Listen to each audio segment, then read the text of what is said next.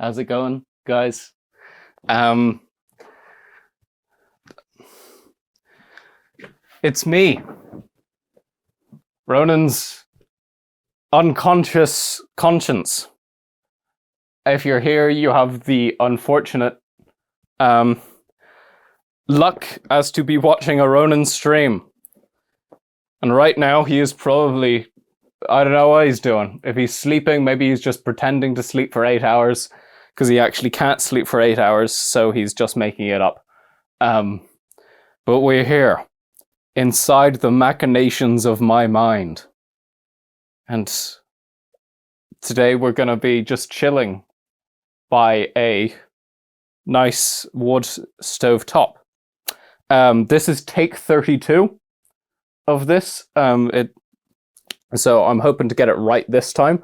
I'm going to roll up my sleeves because, one, I want to show off all of my muscles, but two is I've decided to record this in the middle of summer.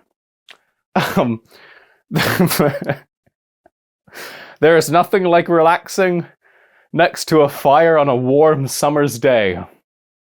I'm boiling already. I'm sweating so much. There was no other option. The sun sets at like 10 p.m. tonight. I have no other options but to record this at 2 p.m.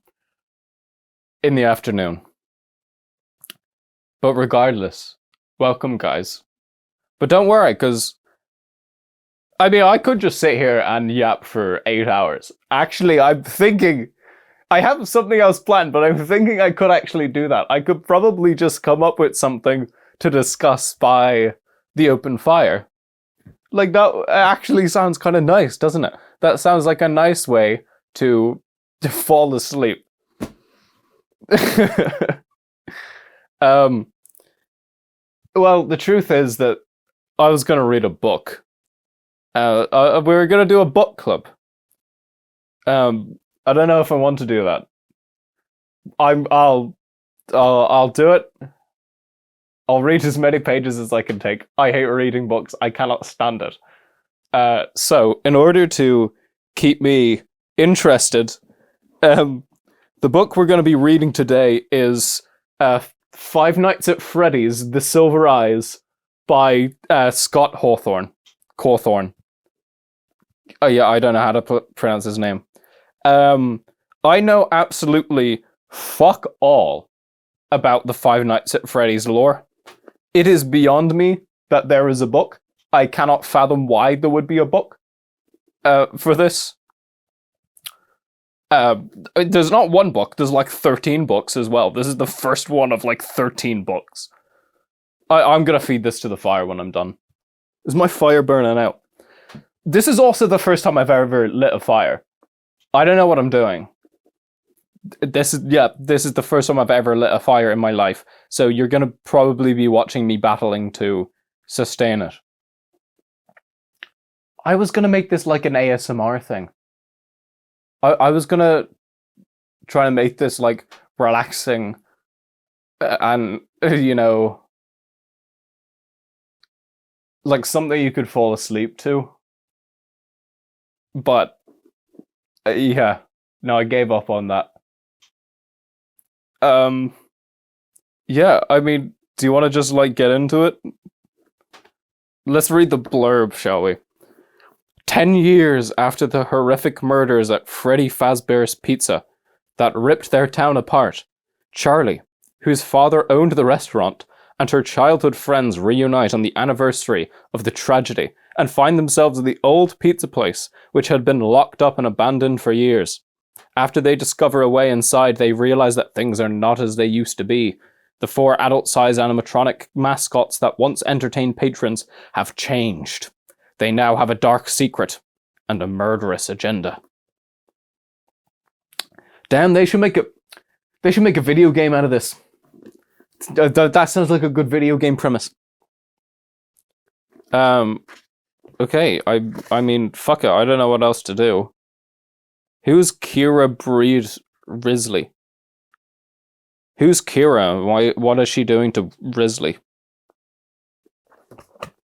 Okay, oh, brilliant, look!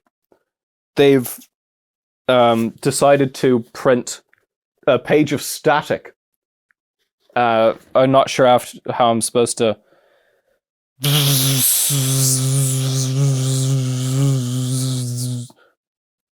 I admittedly do not know how to make a static noise.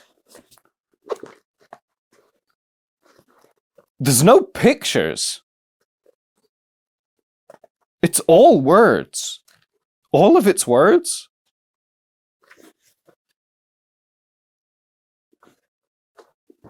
I'm actually gonna have to read.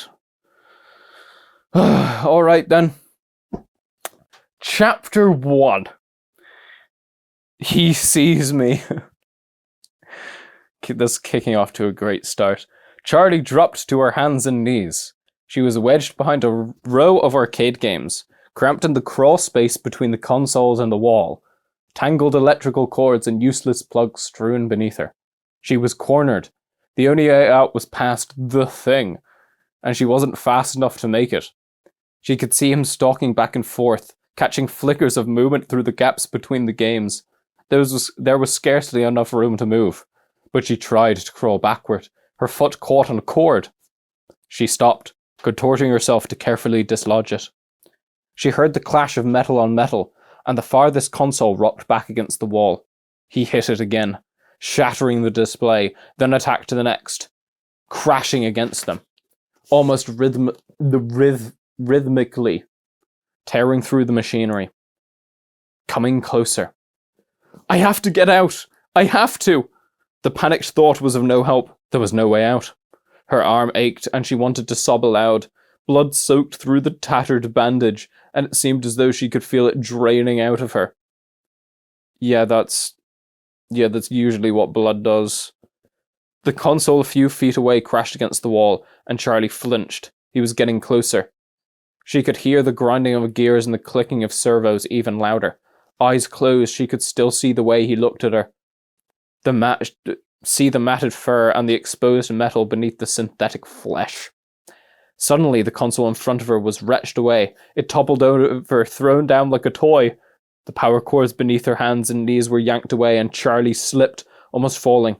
She caught herself and looked up just in time to see the downward swing of a hook.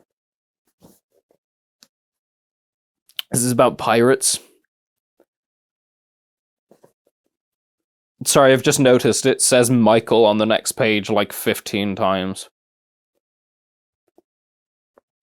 Welcome to Hurricane, Utah. What? Oh, is it a town?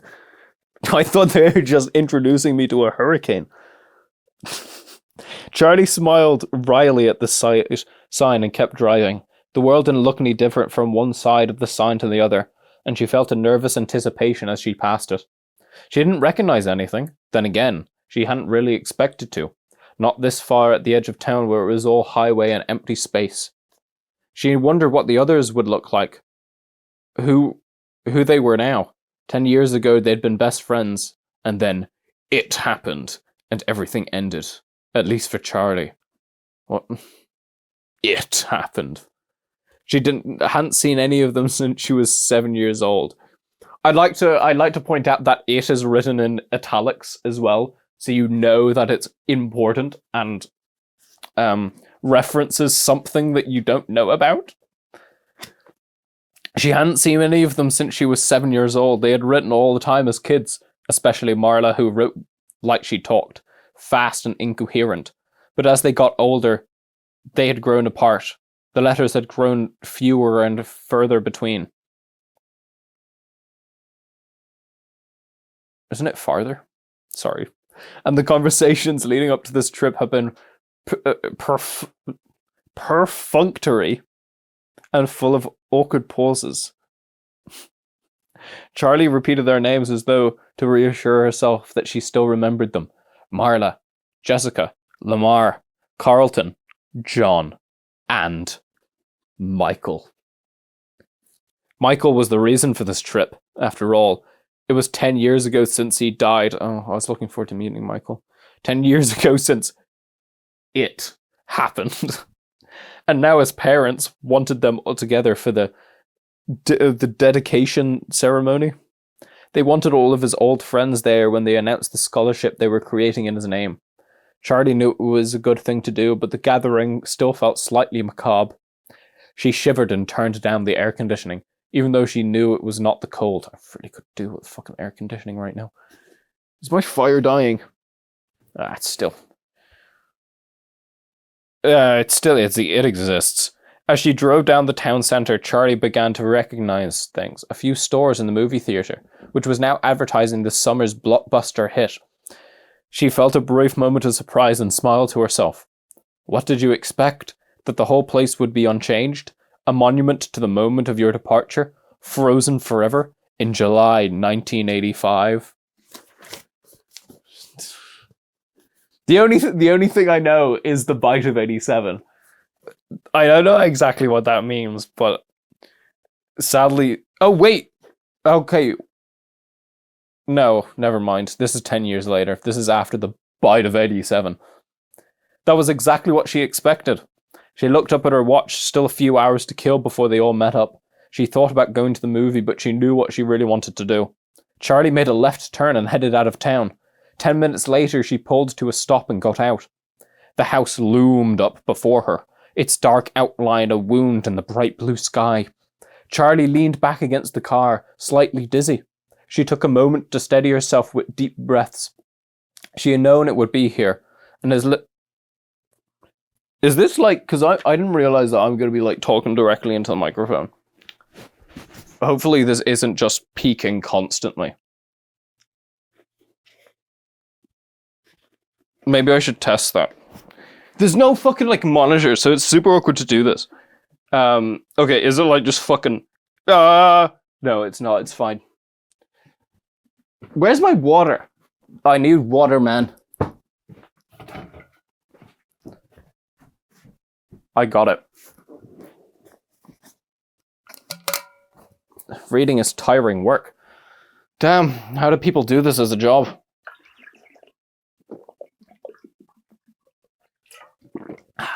Ten minutes later, she pulled to a stop and got out. The house loomed up before her. Its dark outline. A wound in the bright blue sky. Wait, didn't I already say that? Charlie leaned back against the car, slightly dizzy. She took a moment to steady herself with deep breaths. She had known it would be here. An illicit look through her aunt's bank books a few years before I told her that the mortgage was paid off and that Aunt Jen was still paying property taxes. It had only been 10 years, but there was no reason it should have changed at all. Charlie climbed the steps slowly, taking in the peeling paint. The third stair still had a loose board, and the rose bushes had taken over one side of the porch, their thorns biting hungrily into the wood. The door was locked, but Charlie still had her key. She had never actually used it. As she took it from around her neck and slid it into the lock, she remembered her father putting its chain around her neck, in case you ever need it. Well, she needed it now. Well, she still has it. The door opened easily and Charlie looked around. She didn't remember about the first couple of years here. She had only been 3 years old, and all the memories had faded together in the blur of a child's grief and loss, of not understanding why her mother had to go away, clinging to her father every moment, not trusting the world without her, around her unless he was there, unless she was holding tightly to him, burying herself in his flannel shirts and the smell of grease and hot metal and him.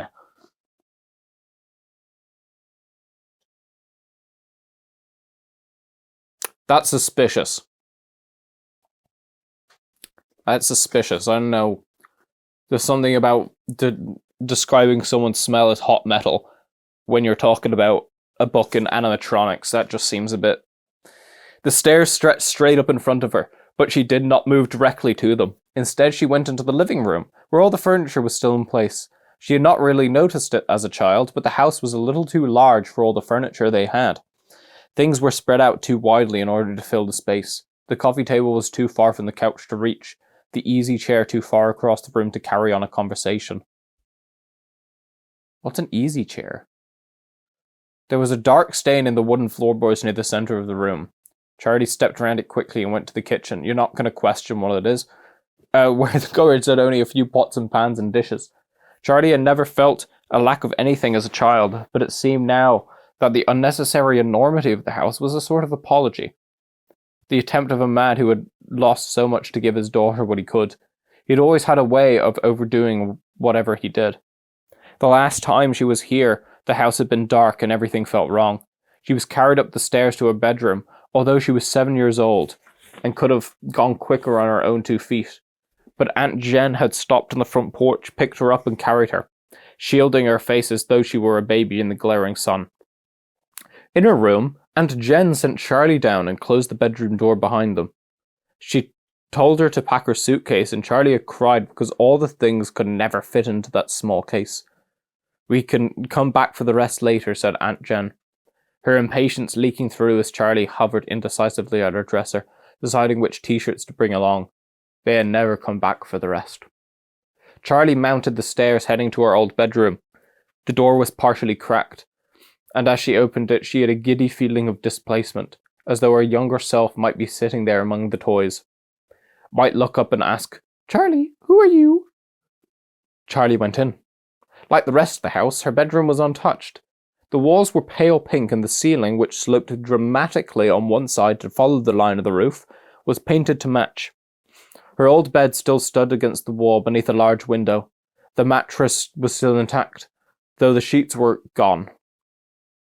The window were slightly cracked open and rotting lace curtains wavered in the gentle breeze from outside. There was a dark water stain in the paint beneath the window, where the weather had gotten in over the years, betraying the house's neglect. Charlie climbed onto the bed and forced the window shut. It obeyed with a screech, and Charlie stepped back and turned her attention to the rest of the room, to her father's creations. Wait, is Charlie the one who dies at the start? I wasn't paying attention. Yeah, no, Charlie dies at the start. Just don't get emotionally attached to the character, because we know that she dies. Or is Charlie a dude? Does it say? I don't know, I just assumed it... Maybe we'll find out. That'll be the plot twist. Their first night in the house. Charlie had been afraid to sleep alone. She did not remember the night, but her father had told her about it often enough that the story had taken on the quality of memory. She sat up and wailed until her father came to find her, until he scooped her up and held her and promised her that he would make sure she was never alone again. Again, that's like very suspicious. He promised her he would make sure she was never alone again. I don't know, like, that could just be a nice thing, but that just seems odd. For some reason. It's like a normal thing to say, but in the context of the book, it just seems... There's something going on, right? There's something going on. The next morning, he took her by the hand and led her to the garage, where he set to work keeping that promise. The first of his invention was a purple rabbit. Come on, man. Like, I don't even know what's going on. This is page 7. Okay, I'm making a bet right now. It's Charlie's dad. Charlie's dad fucked everything up, or did whatever, and built all of the, all the robots. He built Freddy Fazbear.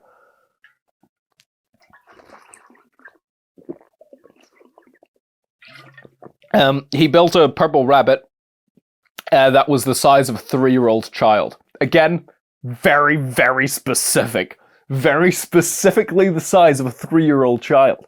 Are you saying a 3-year-old child could fit inside of this? Is that what you're saying? He had plush fur, shining eyes, and a dapper red bow tie. He didn't do much, only waved a hand, tilted his head to the side, and said in her father's voice, "I love you, Charlie." But it was enough to give her a night watcher, someone to keep her company when she could not sleep.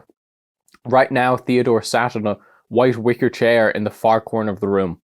Charlie waved at him, but not activated. He did not wave back. Okay, so Theodore's still there. Theodore didn't go and eat a 3-year-old child, apparently. After Theodore, the toys got more complex. Some worked and some did not. Some seemed to have permanent glitches. while others simply did not appeal to Charlie's childish imagination. She knew her father took those back to his workshop and recycled them for parts, though she did not like to watch them be dismantled. But the ones that were kept, those she loved, and those were here now, looking at her expectingly. Smiling, Charlie pushed a button beside her bed. It gave way stiffly, but nothing happened. She pushed it again, holding it down longer, and this time, across the room, and with the weary creak of metal on metal, the unicorn began to move. What unicorn? The unicorn. Charlie had named Stanley for some reason she can no longer remember.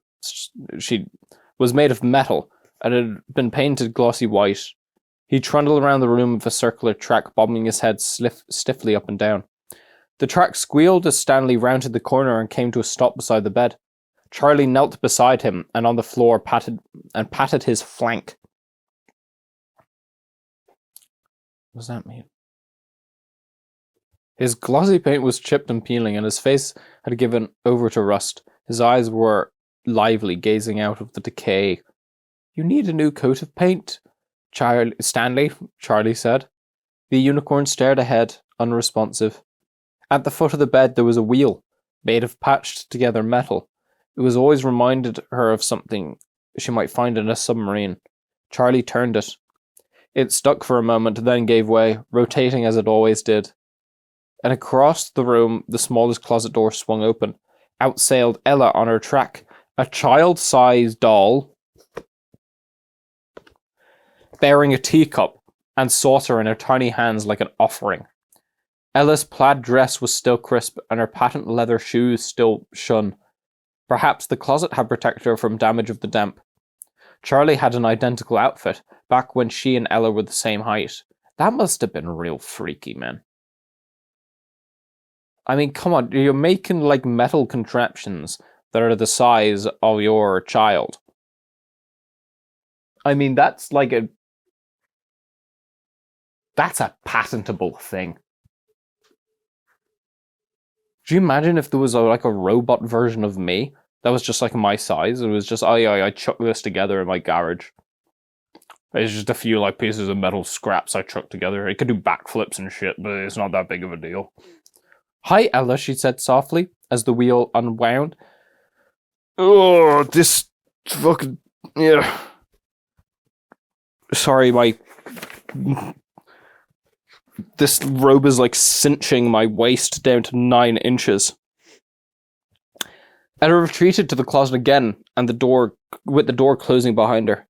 Charlie followed her. The closet had been built to align with the slant of the ceiling, and there were 3 of them. Ella lived in the short one.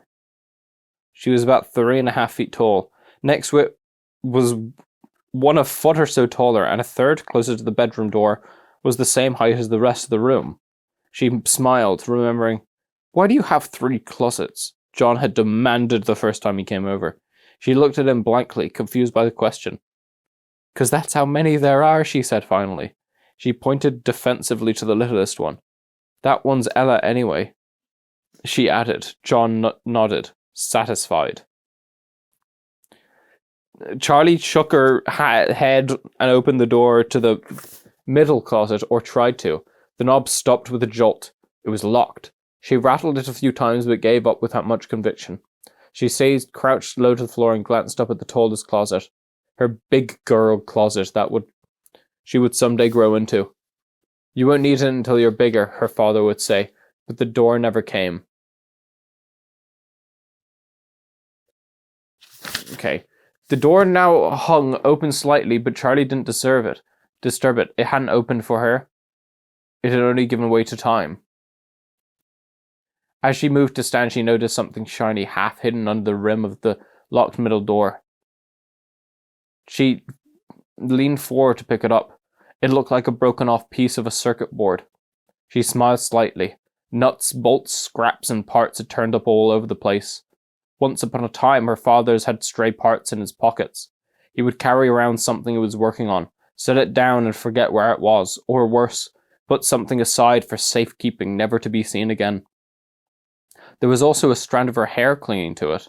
She unwound it carefully from the tiny lip of metal it was stuck on. Finally, as though she had been putting it off, Charlie crossed the room and picked up Theodore. His back had not faded in the sun like the front of the body, and it was the same rich dark purple she remembered. She pressed the button at the base of his neck, but he remained lifeless. His fur was threadbare, one ear hanging loose by a single rotting thread, and through the hole she could see the green plastic of his circuit board. Charlie held her breath, listening fearfully for something. The rabbit said with a barely audible halting noise, and Charlie set him down, her face hot and her chest pinched tight.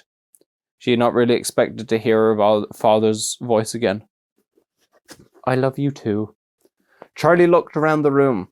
When she was a child, it had been her own magical world, and she was possessive of it. Oh shit, my fire's dying. Here, give me a second. How the fuck do you do fires?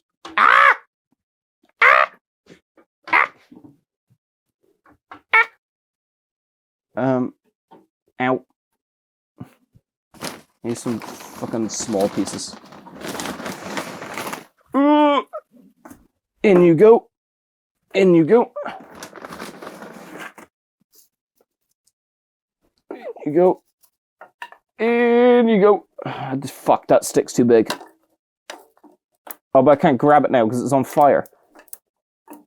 Fuck. Go in. Go in. Ah!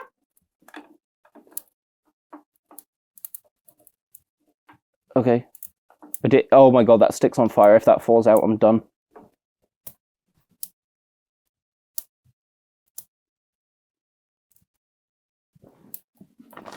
Jesus, I should have been putting more.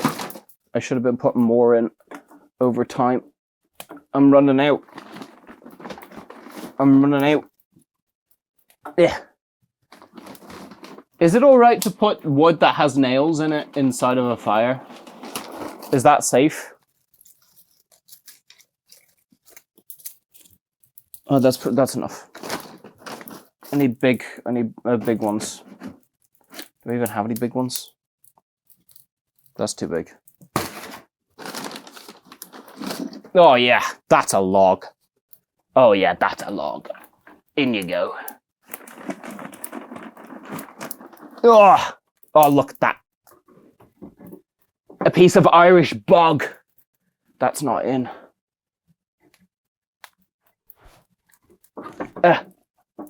How long do you think I could stick my hand inside of a wood burner? Okay, I need to turn down the fire. Ow. Okay, wait. I'll let that catch. Ah, there we go. Good, keeping my body continuously melting for another fucking 4 hours. I said another. It was been like 30 minutes. Where did I go? She went out the back door to the driveway and stopped in front of the garage that had been her father's workshop. Half buried in the gravel a few feet away was a piece of metal, and Charlie went to pick it up. It was jointed in the middle, and she held it in her hands, smiling a little as she bent it back and forth. An elbow joint, she thought. I wonder who that was going to belong to. She was gonna... I don't know how to tell you this, Charlie, but your dad was gonna turn you into a robot. Your dad was gonna put you inside of a machine. He was gonna go fucking insane and put you inside of a machine, because that made sense to him. I'd like to go inside of a machine. I think I'd be good, like, lawnmower or something. No, I won't be a good lawnmower. I'd like to be put inside of the camera on a Google car. She had stood in this exact spot many times before. She closed her eyes and the memory overwhelmed her. She was a little girl again, sitting on the floor of her father's workshop, playing with scraps of wood and metal as though they were toy blocks, trying to build a tower with the uneven pieces. The shop was hot and she was sweaty, grime sticking to her legs as she sat in her shorts and sneakers. She could... Oh, it's a she. Okay. Yeah, I don't know. Yeah, we figured it out, guys. She could almost smell the sharp metallic odor of the smoldering iron. Her father's holy shit. I need a... Ah! How the fuck are you supposed to change this thing when it heats up to fucking 800 degrees Celsius?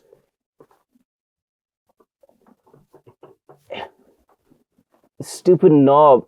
I need to like get rid of the air so you burn slower. There you can have a little bit of air. You can have a little bit of air. There you go. Enjoy your air. Okay. What was it doing? Stanley's face was still unfinished, one side white and shining and friendly with a gleaming brown eye that seemed almost to see. The other half of the toy's face was all exposed, circuit boards and metal parts. Charlie's father looked at her and smiled, and she smiled back. Beloved, in a darkened corner behind her father, barely visible, hung a jungle of metal limbs. A twisted skeleton with burning silver eyes.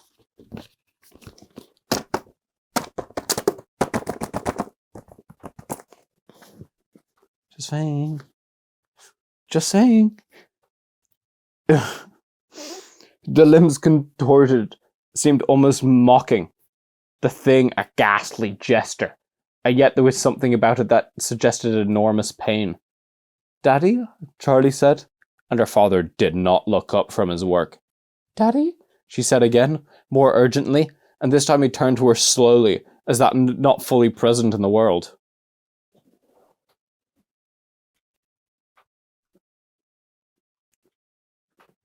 What do you need, sweetie? She pointed at the metal skeleton. Does it hurt? She wanted to ask the question, but when she looked into her father's eyes, she found she could not. She shook her head. Nothing. He nodded at her with an absent smile and went back to his work. Behind him, the creature gave another awful twitch, and its eyes still burned. Oh my. Yeah, it wasn't even discreet about it, was it? It was pretty on the nose that, yeah, this is going on. I thought I was smart. Apparently not.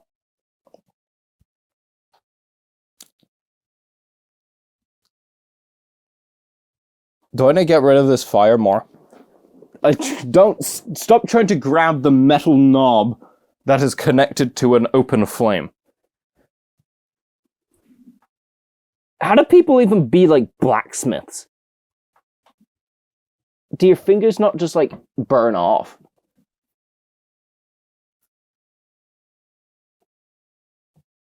Oh, I can't even twist that anymore.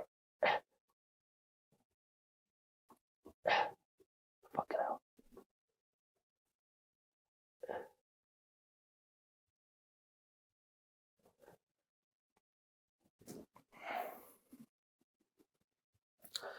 Okay. Charlie shivered and drew herself back to the present. She glanced behind her, feeling exposed. She looked down, her gaze fixed on something. 3 widely spaced grooves in the ground. She knelt. Thoughtful, she ran her fingers over one of them. The gravel was scattered away, the marks worn heavily into the dirt. A camera tripod of some sort? It was the first unfamiliar thing she had seen. The door to the workshop was open slightly, inviting, but she felt no desire to go inside. Quickly, she headed back to her car, but she stopped as soon as she settled into the driver's seat. Her keys were gone, having probably fallen out of her pocket somewhere inside the house. It can't be good. That cannot be good. She retraced her steps, merely glancing into the living room and kitchen before heading up to her bedroom. The keys were on the wicker chair beside Theodore the rabbit. She picked them up and jangled them for a moment, not quite ready to leave the room behind. She sat down on the bed. Stanley the unicorn had stopped beside the bed, as he always did, and as she sat, she patted him absently on the head.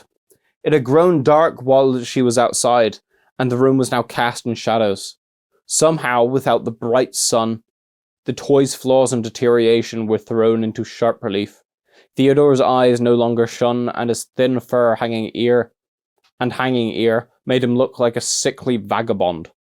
When she looked down at Stanley, the rust around his eyes made them look like hollow sockets. And his bared teeth, which she always thought of as a smile, became the awful knowing grin of a skull. Charlie stood up, careful not to touch him, and hurried down towards the door. But her foot caught on the wheel beside the bed. She tripped on the tracks and fell sprawling to the floor.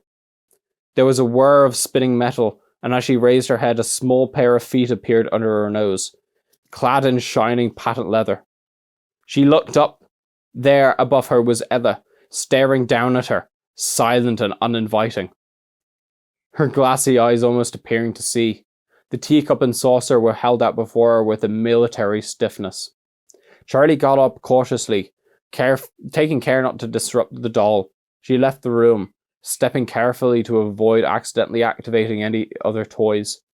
As Charlie went, Ella retreated to her closet, almost matching her pace. Charlie hurried down the stairs, seized by the urgency to get away. In the car, she thumbed the key 3 times before sliding into place. She backed too fast down the driveway, running recklessly over the grass of the front yard, and sped away.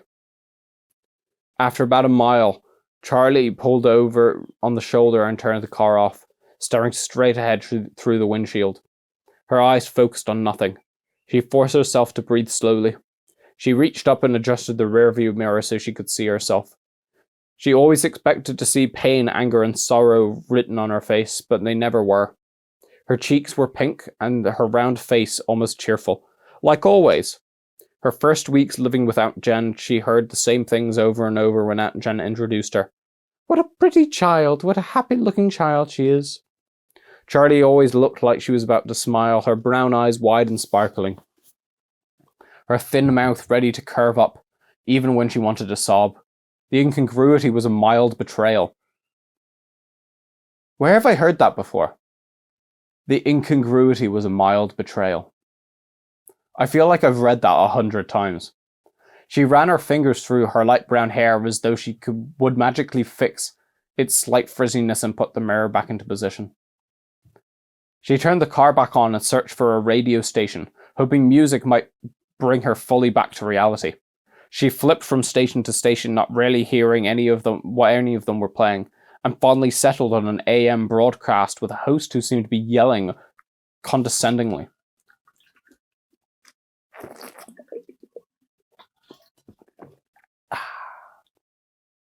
She had no idea what he was talking about, but the brash and annoying sound was enough to jar her back into the present. The clock in the car was always wrong, and she checked her watch. It was almost time to meet her friends at the dinner they had chosen near the centre of town. Charlie pulled back into the road and drove, letting the sound of the angry talk radio host soothe her mind. When she reached the restaurant, Charlie pulled into the lot and stopped, but did not park. The front of the diner had a long picture window all across it. She couldn't see straight inside. Though she had not seen them for years, it took her only a moment to spot her friends through the glass. Jessica was the easiest to pick out from the crowd. She always enclosed pictures with her letters, and right now she looked exactly like her last photo. Even seated, she was clearly taller than either of the boys and very thin. Though Charlie... good lord. Though Charlie could not see her whole outfit, she was wearing a loose white shirt with an embroidered vest. She had a brimmed hat perched on her glossy, shoulder-length brown hair with an enormous flower threatening to tip it off her head. She was gesturing excitedly about something as she spoke. The 2 boys were sitting next to each other, facing her. Carlton looked like an older version of his red-headed childhood self. He still had a bit of a baby face, but his features had refined, and his hair was carefully tousled and held in place by some alchemical hair product. He was almost pretty for a boy. Damn, fucking Carlton is catching shade right now. He wore a black workout shirt, though she doubted he ever worked out in a day in his life. What the fuck does she have against Carlton? What? Okay, wait, let's see how... He slouched forward on the table, resting his chin in his hands. Beside him, John sat closer to the window. John had been the kind of child who got dirty before he even went outside. There would be paint on his shirt before the teacher handed out the watercolors, grass stains on his knees before they came near a playground, and dirt under his fingernails just after he washed his hands. What the fuck, man? Why is Charlie such a prick towards Carlton and John? Charlie knew it was him because it had to be, but he looked completely different. The grubbiness of childhood had been replaced by something crisp and clean.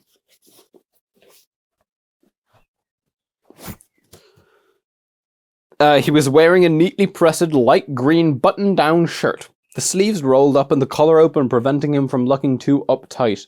He was leaning back confidently in the booth, nodding enthusiastically, apparently absorbed in whatever Jessica was saying. The only concession to his former self was his hair, and sticking up all over his head. He had a 5 o'clock shadow, a smug adult version of the dirt he was always covered in as a child. Charlie smiled to herself. John had been something like her childhood crush, but before either of them really understood what that meant, he gave her cookies from his Transformers lunchbox, and once in kindergarten, he took the blame when she broke the glass jar that held coloured beads for arts and crafts.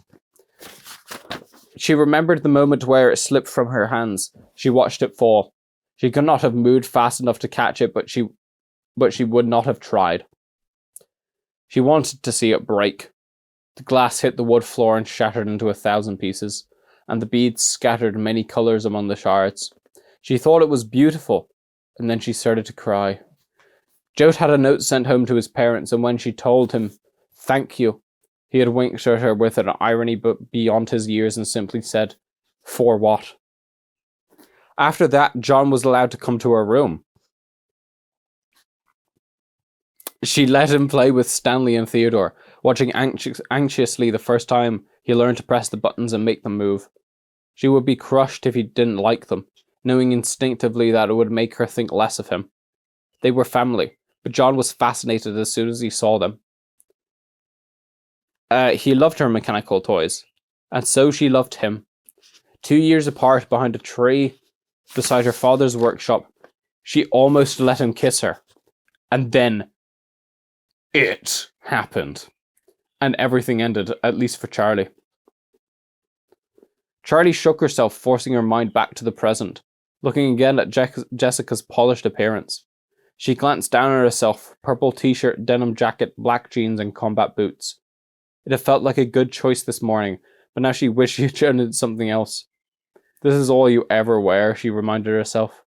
She parked and locked the car behind her, even though people in Hurricane did not usually lock their cars. She went into the diner to meet her friends, and for the first time in 10 years. The warmth, noise, and light of the restaurant hit her in a wave as she entered. For a moment she was overwhelmed, but Jessica saw her pause in the doorway and shouted her name. Charlie smiled and went over. "Hi," she said awkwardly, flicking her eyes at each of them but not fully making contact. Jessica scooted over on the red vinyl bench and patted the seat beside her. "Here, sit," she said. "I was just telling John and Carlton about my glamorous life." She rolled her eyes as she said it, managing to convey both self-deprecation and the sense that her life truly was something exciting. "Did you know Jessica lives in New York?" Carlton said. There was something careful about the way he spoke, like he was thinking about his words before he formed them. John was silent, but he smiled at Charlie anxiously. Jessica rolled her eyes again, and with a flash of deja vu, Charlie suddenly recalled that this had been a habit even before they were children. 8 million people live in New York, Carlton. It's not exactly an achievement, Jessica said. Carlton shrugged. "I've never been anywhere," he said. "I didn't know you still lived in town," Charlie said. "Where else am I going to live? Why, Charlie had been here since 1986, he added, deepening his voice to mimic his father. "Is that even true?" Charlie asked. "I don't know," Carlton said in his own register. "Could be. Dad ran for mayor 2 years ago. I mean, he lost, but still, who runs for mayor?" He made a face. "I swear the day I turn 18, I am out of here." Where are you going to go? John asked, looking seriously at Carlton. Carlton met his eyes just as serious for a moment. Abruptly, he broke away and pointed out the window, closing one eye as if to get his aim true. John raised an eyebrow as he looked out the window, trying to follow the line Carlton was pointing to. Charlie looked too. Carlton wasn't pointing at anything. John opened his mouth to say something, but Carlton interrupted. Or, he said, as he smoothly pointed in the opposite direction. Okay, John... okay. John scratched his head, looking slightly embarrassed. Anywhere, right? He added with a laugh. Where's everyone else? Charlie asked, peering out the window and searching the parking lot for new arrivals. Tomorrow, said John. They're coming tomorrow morning. Jessica jumped in to clarify. Marta's bringing her little brother. Can you believe it? Jason? Charlie smiled. She remembered Jason as a little bundle of blankets with a tiny red face peeking out. I mean, who wants a baby around? Jessica adjusted her hat primly. Why is Jessica wearing a hat indoors? It does seem a bit snobbish, doesn't it? To wear like a brim hat with a big flower on it indoors. Then you're reading something then you're doing it for the fit. Hang on. Oh, fucking hell. I need to go to the window real quick. Ah! I almost took down all of the lighting. That would have been awesome. I am... Okay, I'm going to continue reading. I am literally just going to the window because I am actually overheating. I'm just going to stick my head out. Fucking hell. Okay, I'm next to the window now. Oh. Lovely stuff. Okay, let's just read for like 3 minutes. I'm pretty sure he's not a baby anymore, Charlie said, stifling a laugh. Practically a baby, Jessica said. Anyway, I booked us a room at the motel down by the highway. It was all I could find. The boys are staying with Carlton. Okay, Charlie said. She was vaguely impressed by Jessica's organization, but she wasn't happy about the plan. She was loath to share a room with Jessica, who now seemed like a stranger. Jessica had become a kind of girl who intimidated her, polished and immaculate, speaking as though she had everything in life figured out. Yet she's wearing a fucking hat indoors. For a moment, Charlie considered going back to her old house for the night, but as soon as she thought it, the idea repelled her. That house at night was no longer the province of the living. What? Don't be dramatic, she scolded herself. But now John was speaking. He had a way of commanding attention with his voice, probably because he spoke less often than everyone else. He spent most of his time listening, but not out of a reticence. Reticence? He was gathering information, speaking only when he had wisdom or sarcasm to dispense. Often it was both at once. Does anyone know what's happening tomorrow? They were all silent for a moment, and the waitress took the opportunity to come over for their order. Charlie flipped. Fuck, hang on. Ugh, I'm coming back. I'm coming back. God damn it, it's fucking warm in here.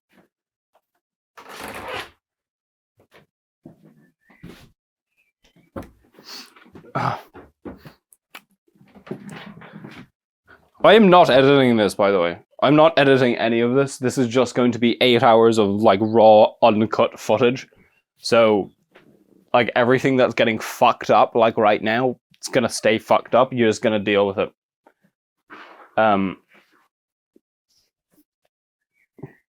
Here, what if I just like move this big ass? Ugh! Ugh! Eve! Eve! Okay. Oh no. Apparently this is broken. Well, that's no good, is it? Oh well, I'm trapped now. I've created a cage. I might just let the fire die. I mean, I was like, oh yeah, like, wouldn't this be so atmospheric to like do it by firelight? But at the same time, it's like fucking, I don't even know. I think it's like 15 degrees right now. Like outside. I'm sticky. I'm sticky. This isn't even like a bathrobe anymore. I'm just wearing it like a fucking torture device. Why am I bleeding? Oh, whatever. Okay. What was I doing?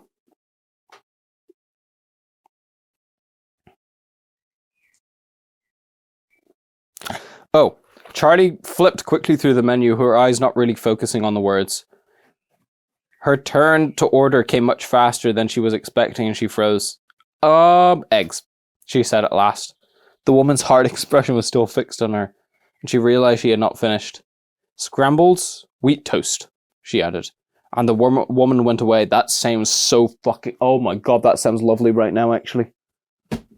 Oh, scrambled eggs on toast. I kind of want to just make that now. I love a little bit of lunch. I love a little bit of lunch.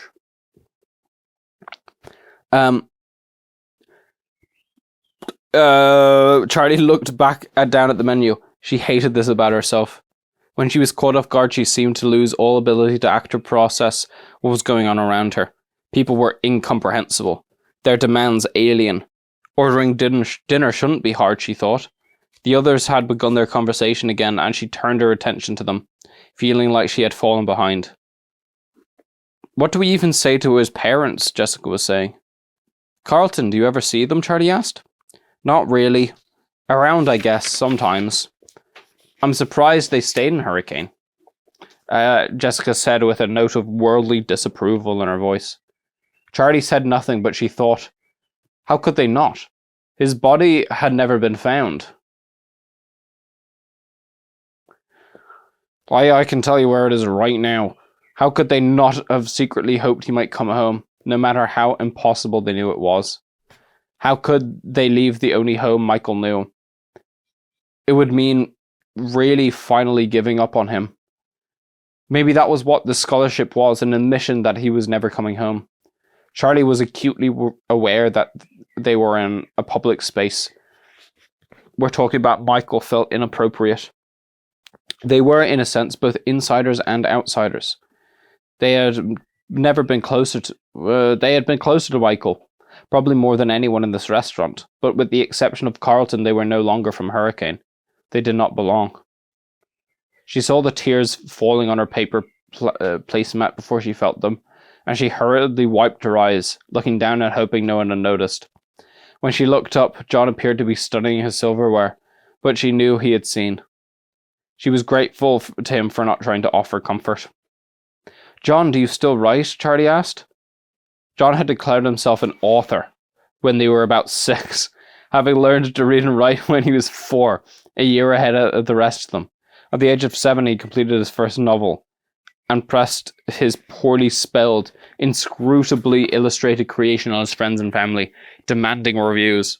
Charlie remembered that she had given him only 2 stars. John laughed at the question. I actually do my E's the right way these days, he said. I can't believe you remember that, but I do actually, yeah. He stopped, clearly wanting to say more. What do you write? Carlton obliged.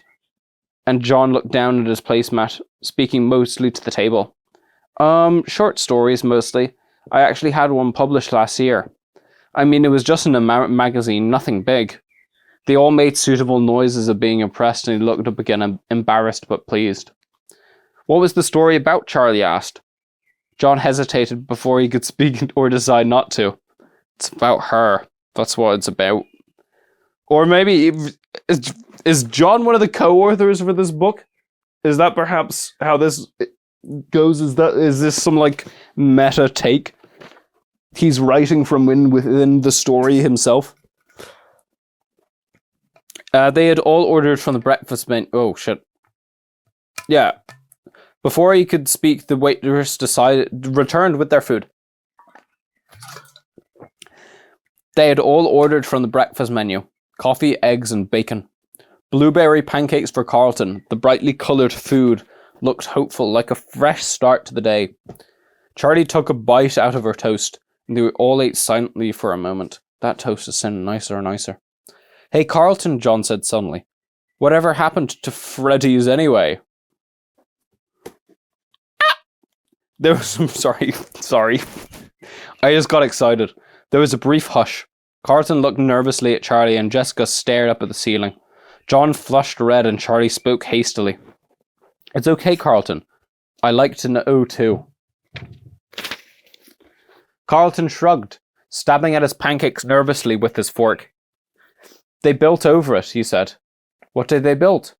Is there something else there now? Was it built over or just torn down? John asked. Carlton shrugged again, quick like a nervous tick. Like I said, I don't know. It's too far back from the road to see and I haven't exactly investigated. It might have been leased to someone, but I don't know what they did. It's all been blocked off for years, under construction. You can't even tell if the building is still there. So it could still be there? Jessica asked with a spark of excitement breaking through. Like I said, I don't know, Carlton answered. Charlie felt the diner's fluorescent lights glaring down on her face, suddenly too bright. She felt exposed. She had barely eaten, but she found herself rising from the booth, pulling a few crumpled bills from her pocket and dropping them on the table.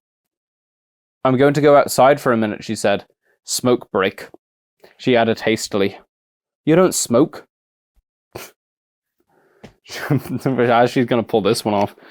She chided herself for the clumsy lie. She made her way to the door, jostling past a family of 4 without saying excuse me, and stepped out into the cool evening.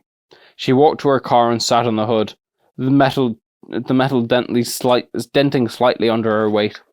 She took in rest of the cool air as if it were water and closed her eyes. You knew it would come up. You knew you would have to talk about it, she reminded herself.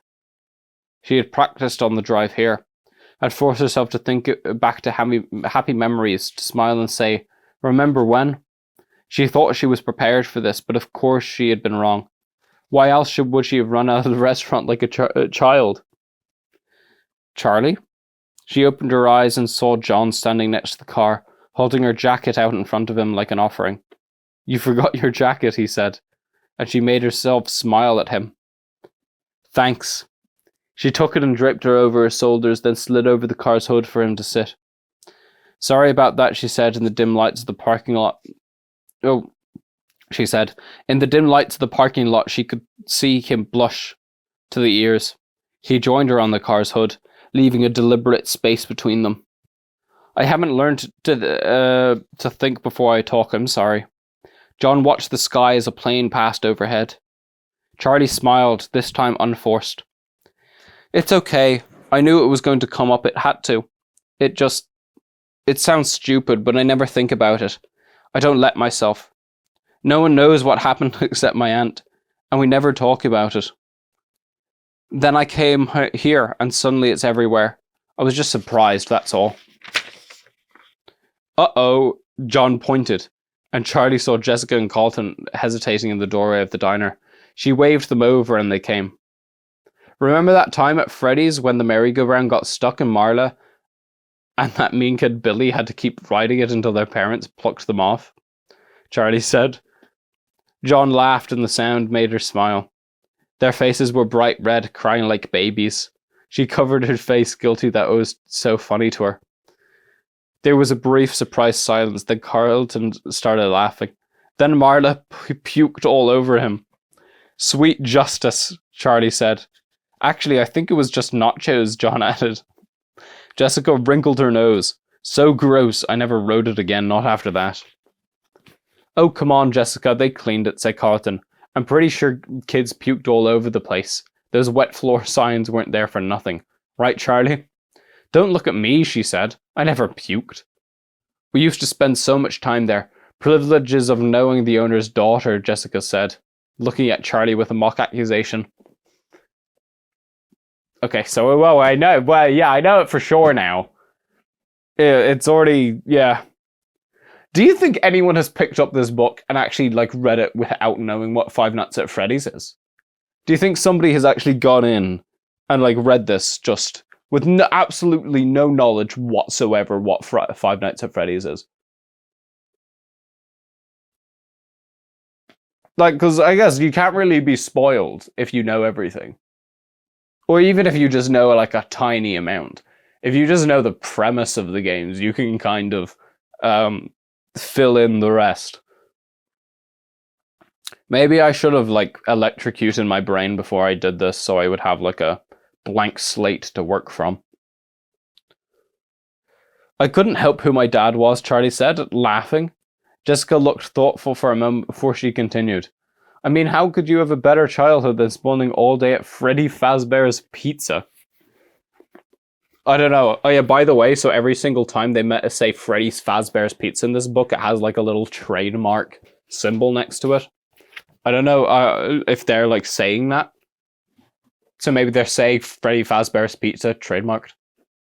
Like as a little side note.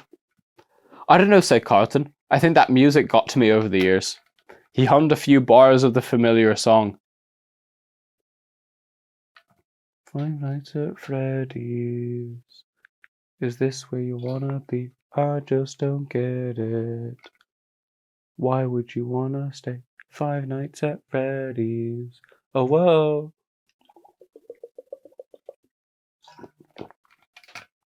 Is this where you wanna be?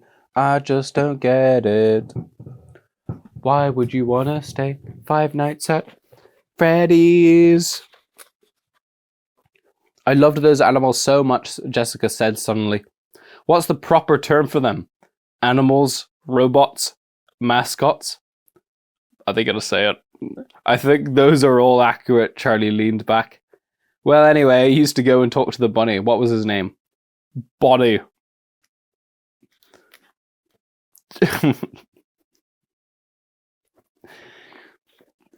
I feel like as if I'm reading the book that, like...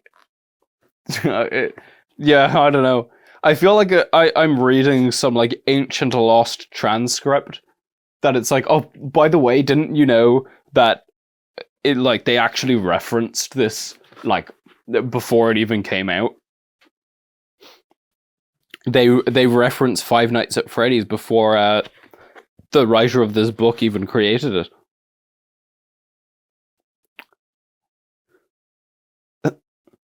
I used to complain to him about my parents. I always thought he had an understanding look about him. Carlton laughed. Animatronic therapy. Recommended by 6 out of 7 crazy people. The 7th person got killed. The 7th person got eaten. Shut up, Jessica retorted.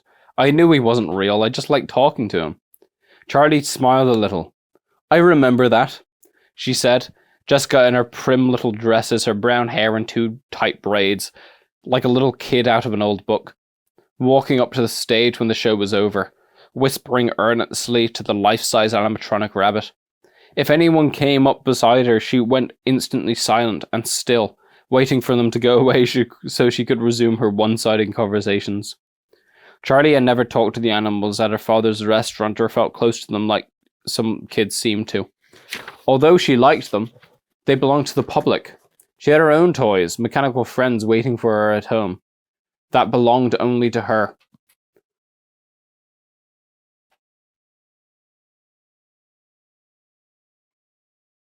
Sorry, I'm doing like maths in my head right now. The middle door was locked. Back in her house, the middle door was locked.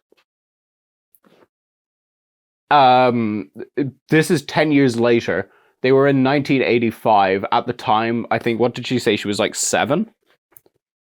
Or something like that. She was very young. They're still in their teens. So if it was 10 years, they would have been around 7 years old.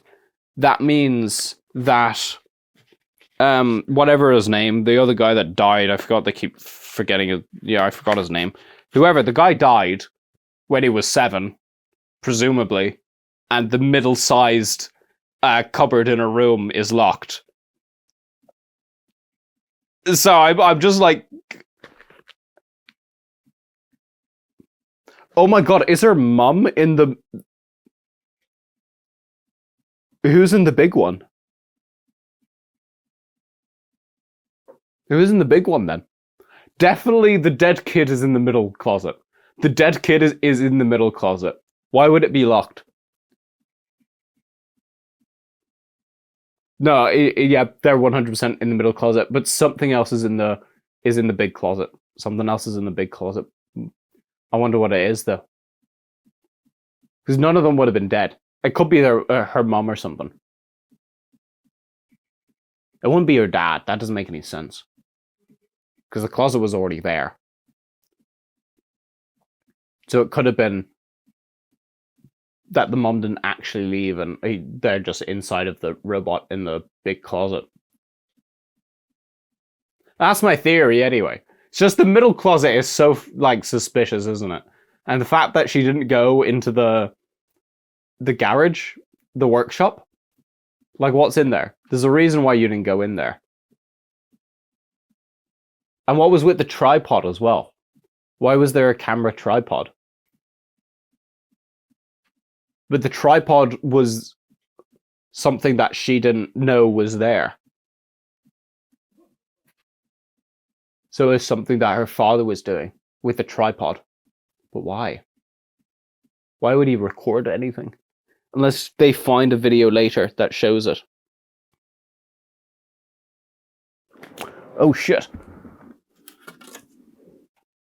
Sorry, this piece of wood had fallen behind the fire, was starting to heat up. Anyway, that's my theory. But that's just a theory. A game theory. Sorry. Where was I? I liked Freddy, said John. He always seemed the most relatable. You know, there are a lot of things about my childhood that I can't remember at all, Carlton said. But I swear I can close my eyes and see every last detail of that place. Even the gum I used to stick onto the tables. Gum, yeah, right, those were boogers, Jessica. Jessica took a tidy step away from Carlton. He grinned. I was 7, what do you want? You all picked on me back then. Remember when Marla wrote Carlton smells like feet on the wall outside? You did smell like feet, Jessica laughed with a sudden outburst. Carlton shrugged, unperturbed. I used to try and hide when it was time to go home. I wanted to be stuck in there overnight so I could have the whole place to myself. Yeah, you always kept everyone waiting, said John, and you always hid under the same table. Charlie spoke softly, and when she did, everyone turned to her, as though they had been waiting. Sometimes I feel like I remember every inch of it. Like Carlton, she said, but sometimes it's like I hardly remember it at all. It's all in pieces. Like I remember the carousel and that time it got stuck. I remember drawing on the placemats. I remember the little things, eating that greasy pizza, hugging Freddy in the summer for his yellow fur getting stuck all over my clothes. But a lot of it is like pictures, like it happened to someone else. They were all looking at her oddly. Freddy was brown, right?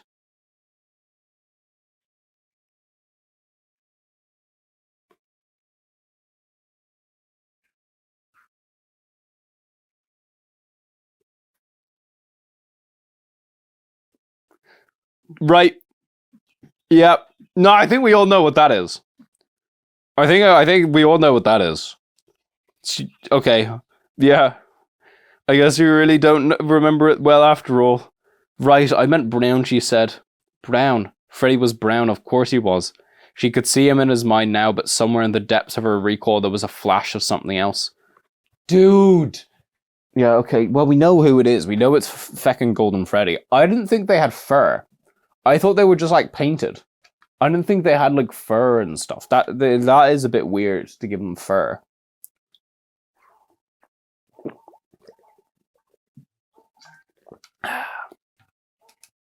Carlton launched into another story, and Charlie tried to turn her attention to him, but there was something disturbing, worrisome about that lapse in memory.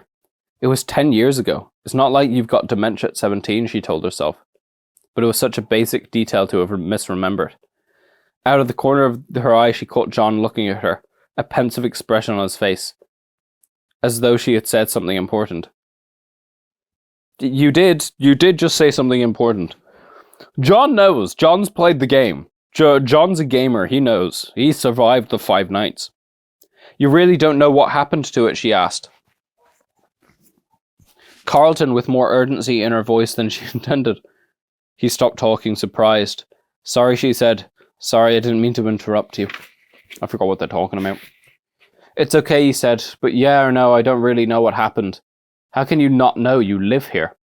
Charlie, come on, said John. It's not like I hang out around that part of town. Things are different. The town has grown. Carlton said mildly, seeming unruffled by her outburst. And I honestly don't look for reasons to go out there, you know? Why would I? There isn't any reason, not anymore. We could go there, John said suddenly, and Charlie's heart skipped. Carlton looked nervously at Charlie. What? Seriously? It's a mess. I don't know if you can even get into it. Charlie found herself nodding. She felt as though she had spent the whole day weighed down by memory, seeing everything through a filter of years. Now she felt stunnedly alert, her mind fully present. She wanted to go. Let's do it, she said. Even if there's nothing there, I want to see. They were all silent. Suddenly John smiled with a reckless confidence. Yeah, let's do it. She dies. She dies. Chapter 2. Charlie pulled to a stop, feeling the soft give of dirt under her tires, and turned off the car. She got out and surveyed the surroundings. The sky was rich, dark blue, the last trails of the sunset streaking off to the west. The parking lot was unpaved, and before them lay a sprawling monster of a building, a rising acre of glass and concrete. There were lamps in the parking lot that had never been used, and no lights shone out into the lot. The building itself looked like an abandoned sanctuary, entombed in black trees amidst the distant roar of civilization. She looked at Jessica in the passenger seat, who was craning her neck out the window. Is this the right place? Jessica asked. Charlie shook her head slowly, not quite certain what she was seeing. I don't know, she whispered. Charlie got out of the car and stood in silence as John and Carlton pulled up beside her. What is this? John stepped out of the car cautiously and staring blank at the monument. Does anyone have a flashlight? Why are they doing it at night? Okay, well, they don't know they're in a horror book. I can't blame them. Carlton held up his keychain and waved around the feeble glow of a penlight for a minute. Great, John muttered, walking away with resignation. Hold on a sec, Charlie said, and went around in her trunk. My aunt makes me carry around a bunch of stuff for emergencies. Aunt Jen, loving but severe. I just got the idea that you could rearrange the letters of Aunt Jen to make a different word.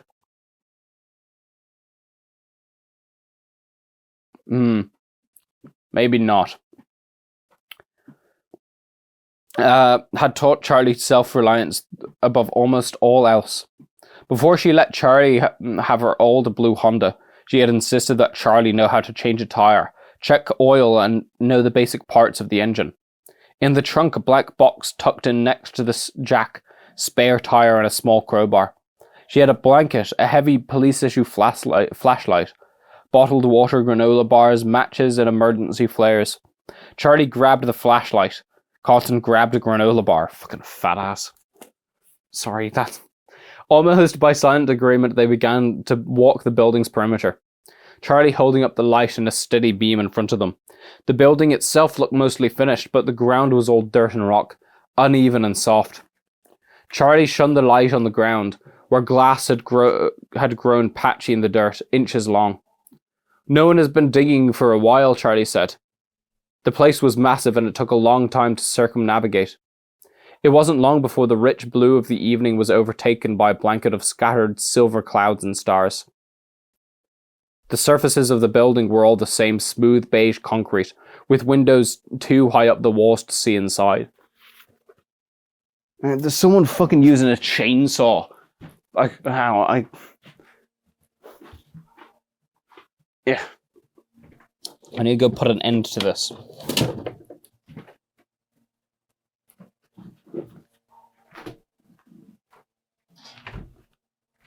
Oh, for feck's sake. Hang on, I need to climb on top of a table. Hop. Up. Up we go.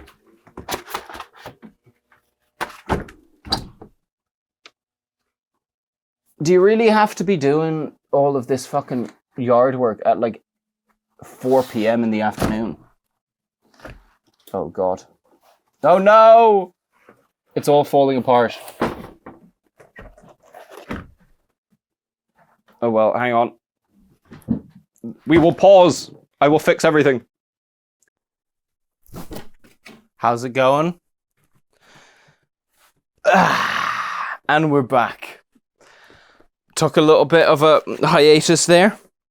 As you can see, the fire is currently dying, and I will not be restarting it because I severely underestimated the...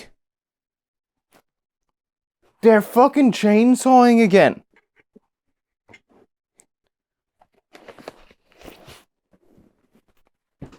Come here.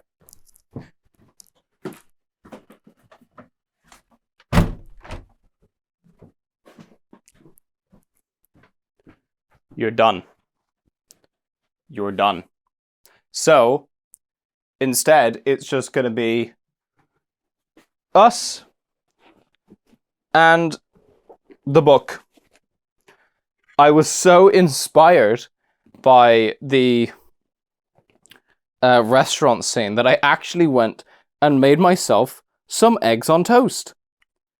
I have not eaten or cooked eggs or even this bread in over a year. I put fucking ketchup on this. I never put ketchup on anything. I was so excited. It just sounded so nice. Like going to a breakfast restaurant. It just sounded lovely. I have no idea where I'm going to eat this. I don't even have a table or anything.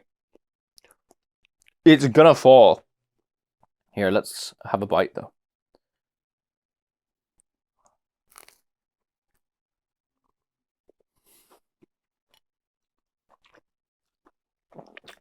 Yeah, that's fucking good. Jesus. I should cook for a living. Why am I doing this? I should just open a place. I mean, at the rates everything's going now, I could charge what, like 15 euro for this.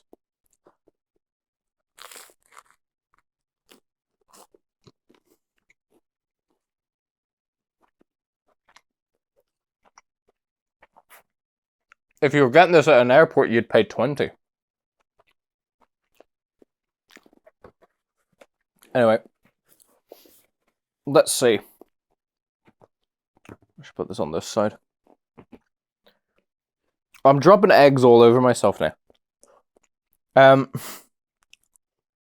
Right, so they just found a monument, and Carlton just ate a granola bar.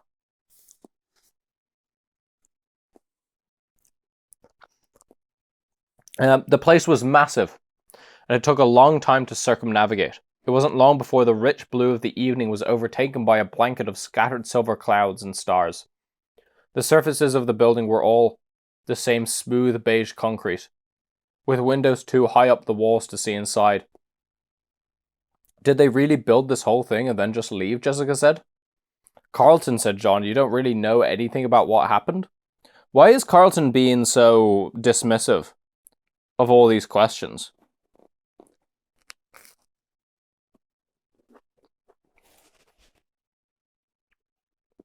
Like, it does just seem a bit, like, slightly suspicious, doesn't it? Like, why is he could just say, oh yeah, no, I've never been there, I don't know what's going on, guys. But instead he's being like, I don't know. I didn't even know that this place was here. I've never even been to Freddy Fazbear's before. I told you. I knew there was construction, but I don't know anything else. Sorry.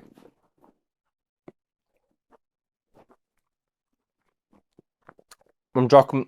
There's so many eggs on the floor. Why would they do this? John seemed almost paranoid, scouting the trees as through, as though eyes might be gazing back at him. It just goes on and on. He squinted, gazing along the outside of the wall, which seemed to stretch endlessly into the distance.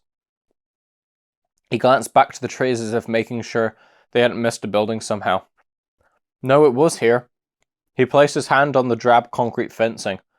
It's gone. After a moment, he gestured to the others and began to walk back the way they came. Reluctantly, Charlie turned back, following the group. They kept going until they could see the cars again up ahead in the darkness. Sorry, guys. I hope there would at least be something familiar, Carlton said exhaustedly. Yeah, Charlie said. She had known it would be, but seeing that Freddy's had been erased to the ground was still a shock. It was so paramount, sometimes in her mind, that she wanted to get rid of it, wanting to scrub the memories, good and bad, from her head as if they had never been. Now someone had scrubbed it from the landscape, and it felt like a violation. It should have been up to her. Right, she thought, because you had the money to buy it and preserve it, like Aunt Jen did with the house. They're literally like on the other side of the hedge. Like, this building is like next to a hedge right now, and they are literally chainsawing the hedge. Of all days.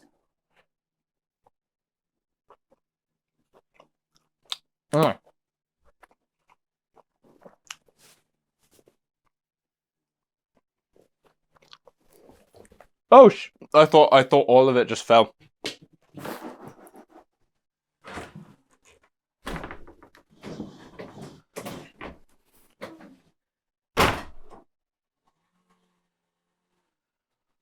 That did not help at all.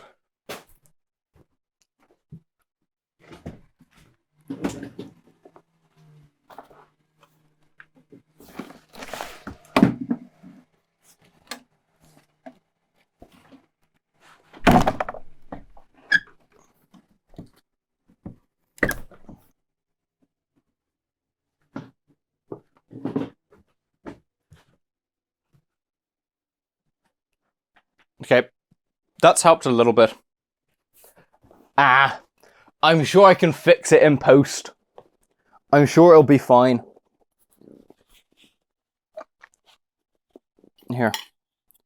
I mean, this was a stupid idea.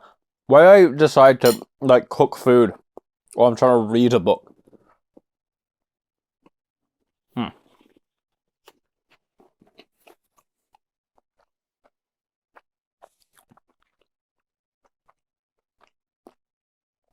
Now someone had scrubbed it for the landscape and it felt like a violation. It should have been up to her. Right, she thought? Because you had the money to buy it and preserve it. Like Aunt Jen did with the house. What? You had that much money? Charlie? John was saying her name and it sounded like he was repeating it. Sorry, she said. What were you saying? Do you want to go inside? Jessica asked. Charlie was surprised they were only now considering this, but then again, none of them was usually prone to criminal activity. The thought was a release, but she took a deep breath, speaking on her exhale. Why not, she said, almost laughing. She hefted the flashlight, her arms were getting tired. Anyone else want to turn? She waved it back and forth like a pendulum. Carlton grabbed it and took a moment to appreciate its weight. Why is this so heavy, he said, passing it off to John. Here you go. It's a police flashlight, Charlie said absently. You can hit people with it. Jessica wrinkled her nose. Your aunt really wasn't kidding around, huh? Ever used it? Not yet, Charlie winked, and made a half-threatening glance at John, who returned an uncertain half-smile, unsure how to react. Yeah, I mean... Sorry, I need to get my eggs. I need to get my protein, guys. There's nothing like eating breakfast at 5 p.m. in the afternoon.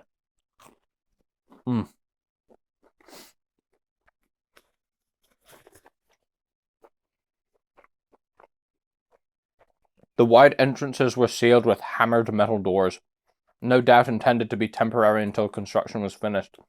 Still, it wasn't difficult to find a way in, since many large mounds of gravel and sand scaled the walls, leading right up to the edges of the large gaping windows. Not trying hard to keep people out, John said.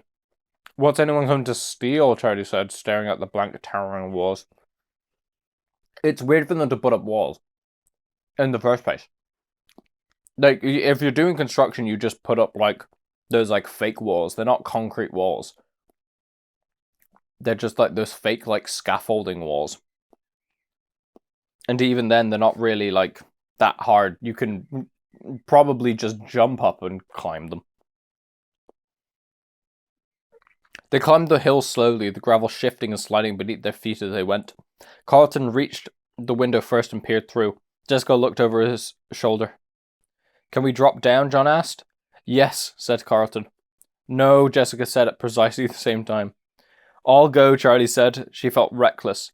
Without looking through to see how far the fall was, she put her feet through the opening and let herself drop. She landed, knees bent. The impact rocked her, but it did not hurt. She looked up at her friends staring below. Oh, hang on, Charlie called, pulling a short stepladder from a wall nearby and sitting under the window. Okay, she said, come down. I thought she just, like, had a stepladder in her pocket for a second. Okay, hang on. Let's get this one.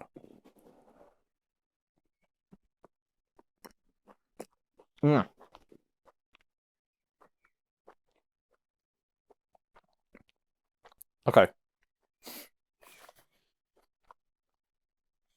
They dropped down one by one. I looked around them.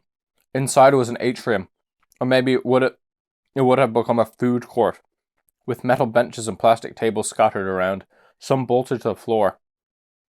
The ceiling rose up high above them with a glass roof where they could see the stars peering down at them. Very post-apocalyptic, Charlie joked, her voice echoing in the open space. Jessica sang a brief, wordless scale suddenly, startling them onto silence. Why? Her verse rang out in pure and clear, something beautiful in the emptiness. Very nice, but let's not call too much attention to ourselves, John said. Right, Jessica said, still very happy with herself. As they walked on, Carlton swept up and took her arm. Your voice is amazing, he said. It's just good acoustics, Jessica said, attempting humility, but not meaning a word of it. They walked the empty halls, peering into each one of the major cavities where a department store might have been. Some parts of the mall had almost been finished, while others were in shambles. Some hallways were littered with piles of dusty concrete bricks and stacks of wood. Others were lined with glass-paned storefronts, lights hanging in perfect rows above their heads. I think I misunderstood where they are right now. I thought they were just, like, going into a construction, like, site, but apparently they're in a mall. Is Freddy Fazbear's, like, in a mall? I thought it was, like, a standalone building.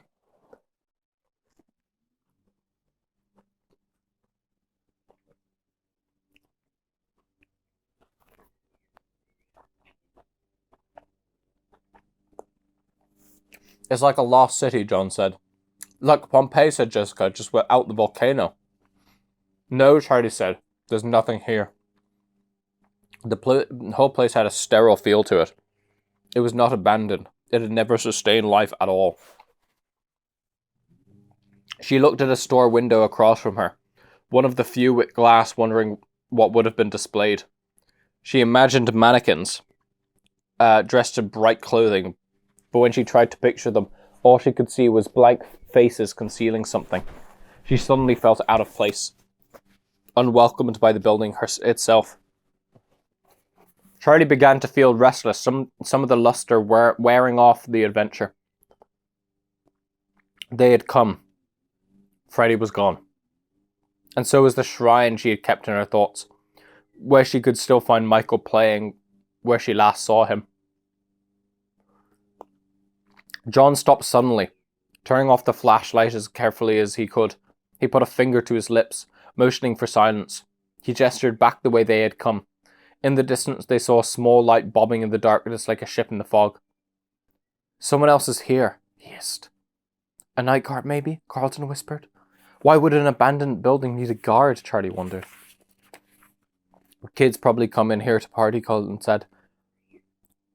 Then grinned. I would have come here to party too, if I had known about it, or if I partied. Okay, well, let's backtrack slowly, John said. Jessica, he started, then making a zip-it motion across his lips. Jessica was about to belt out a tune. She's about to go A minor. Fuck.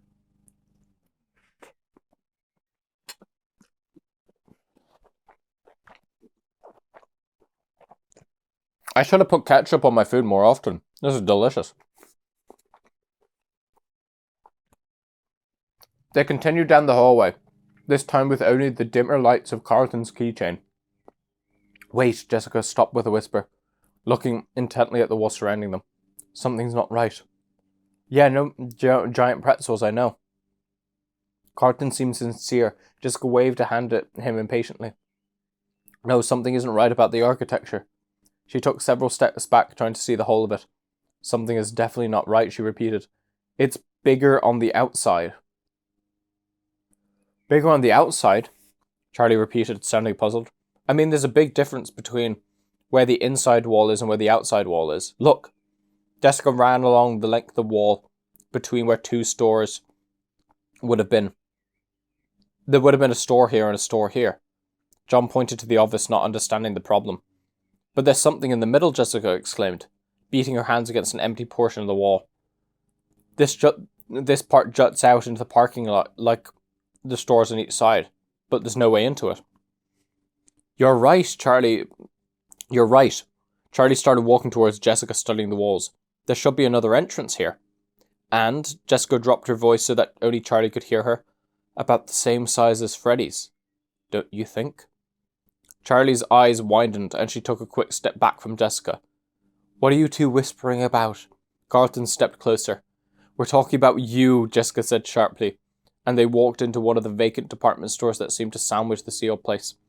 Come on, she said, let's take a look. They started climbing the wall as a group, cluttered around the tiny light.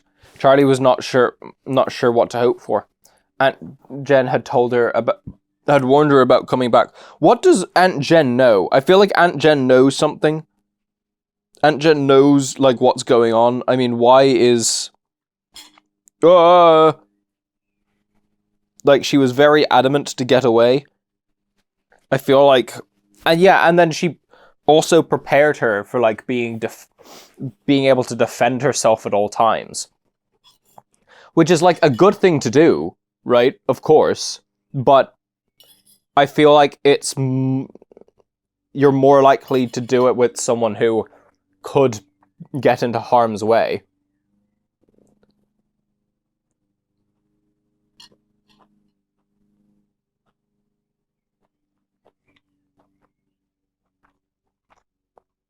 And why would you warn them about going back? Like, no, like my family is not warning me.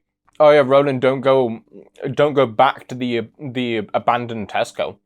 It's like that's very hyper specific, right? I mean, well, maybe because she like hung out there a lot as a child, so it actually makes sense. But I feel like you don't need to warn them about that.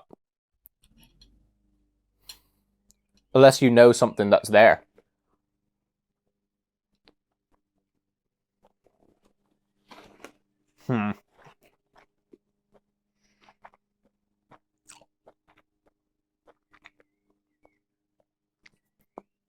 She didn't encourage Charlie to skip the memorial. Not directly, but she wasn't pleased that Charlie was returning to Hurricane. Yeah, so she just didn't want her to go at all. Which I guess it could be from the point of view of, like, oh, you have some, like, childhood trauma, right?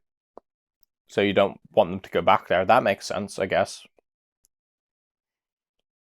But, I don't know. I don't think Scott Cawthorne is that discreet in his writing. Just be careful, Aunt Jen said. Some things, some memories are best left undisturbed. Again, some things, some memories are best left undisturbed. I mean, well, okay, yeah, right. So she's worried that she's going to go back to Freddy Fazbear and then relive memories. So for some reason she's had blocked out memories of what's happened. Because she knew about, well, I think we can all share the knowledge, Golden Freddy exists. Like, she remembered Golden Freddy as just regular Freddy. But nobody else has seen Golden Freddy, judging by their reactions to it. And for some reason, Aunt Jen also knows that she forgot about that, and that her memories is, like, wiped or something. So unless there's some, like science fiction memory wiping, like, CIA secret technique going on,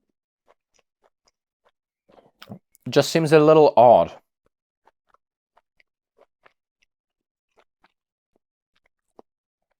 Is that why you kept Dad's house? Charlie thought now.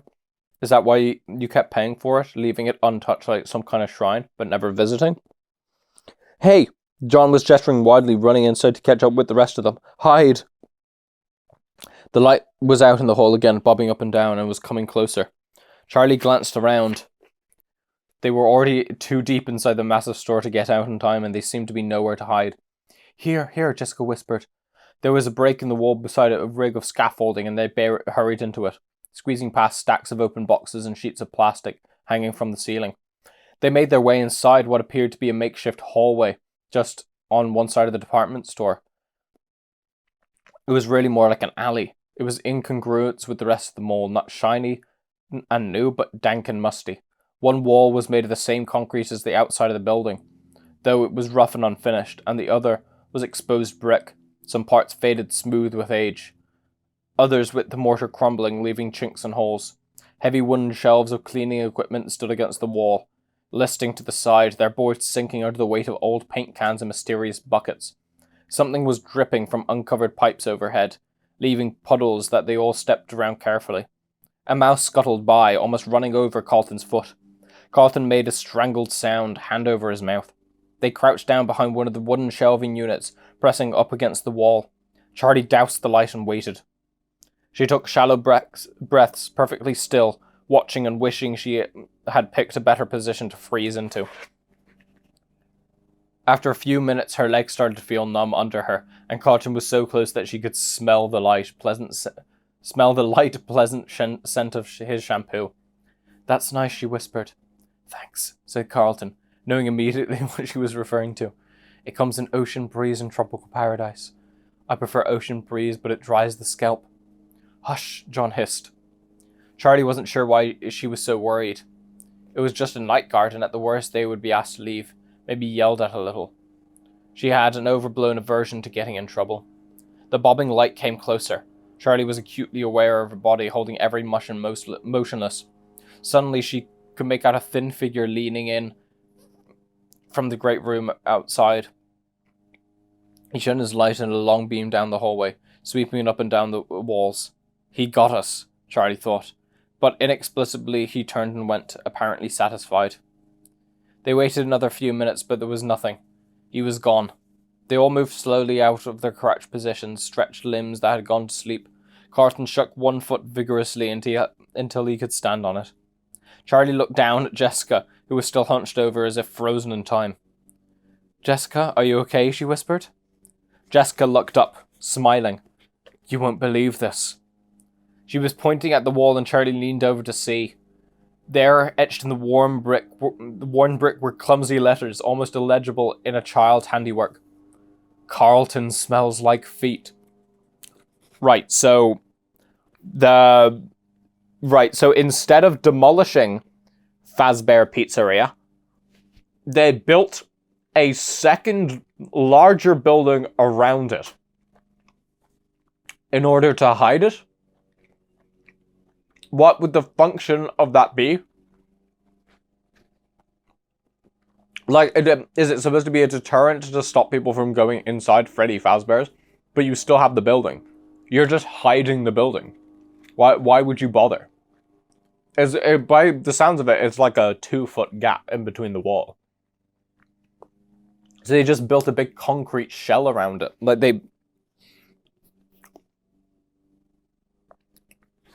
Why?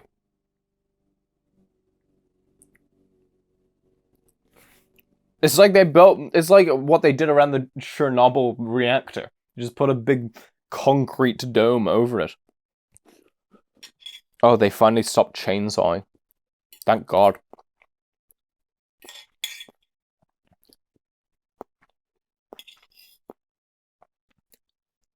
It's a good amount of eggs, but I'm not satisfied.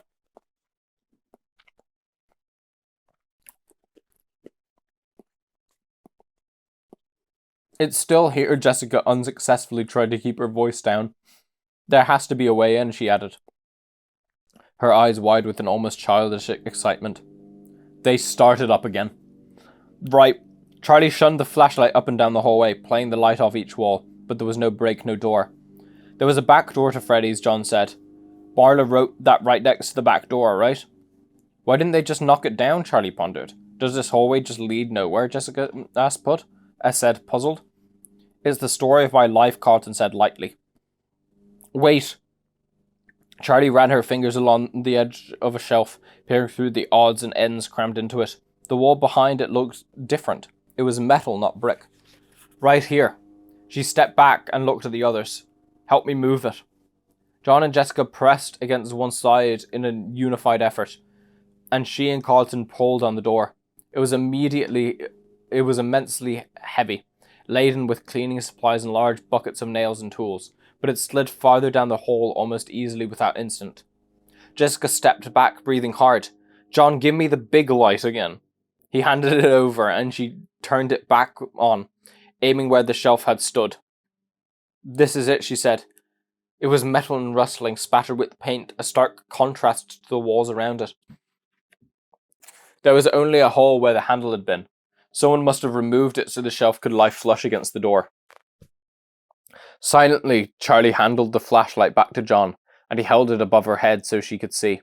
She slipped around the others and tried to squeeze her fingers into the hole where the doorknob once was, trying to pull it open to no avail. It's not going to open, she said. John was behind her, peering over her shoulder. Just a second. He squeezed himself into the space behind her and knocked carefully. I don't think it's locked or anything, he said. I think it's just rusty. Look at it. The door extended all the way to the floor, its bottom ragged and unfinished. The hinges were on the other side, and the edges were caked in rust. It looked as though it had not been opened in years. John and Charlie pulled on it together, and it moved a fraction of an inch. Yay! Jessica exclaimed, almost shouting, then covered her mouth. Sorry, she said in a whisper, containing my excitement. They took turns pulling on it, leaning over one another, the metal scraping their fingers. The door held for a long moment, and then it came loose under their weight, swinging open slowly with an unearthly screech. Charlie looked nervously over her shoulder, but the guard did not appear. The door opened only about a foot wide, and they went in one by one, until all four were through. Inside, the air changed, and they all stopped short. Ahead of them was a dark hallway, familiar to all of them. Is this? Jessica whispered, not taking her eyes from the dark expanse. It's here, Charlie thought.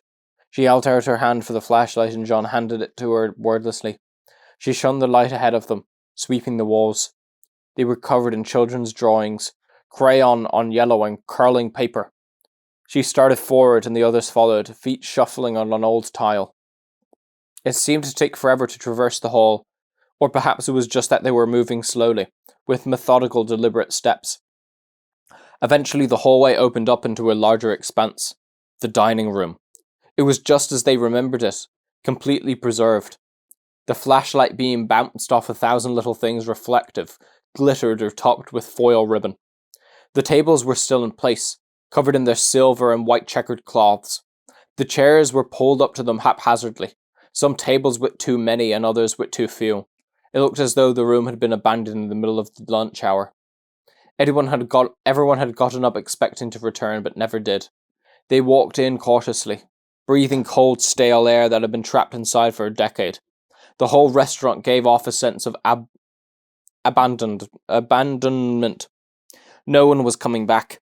There was a small merry-go-round barely visible in the distant corner, with 4 child-sized ponies still at rest from their last song. In an instant, Charlie froze in place, as did the others. Eggs.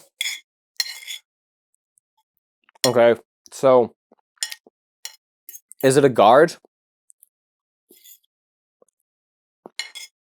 I mean, sure. It kind of makes sense for it to be a guard, of course.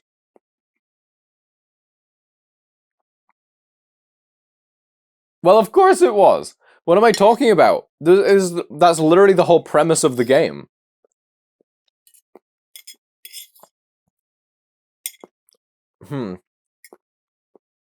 But there's going to be something deeper. Let me shovel this into my mouth real quick. Oh shit! I dropped some eggs down my gown. All right. Let me get rid of this fucking. Oh my god! My back was actually stuck to the chair.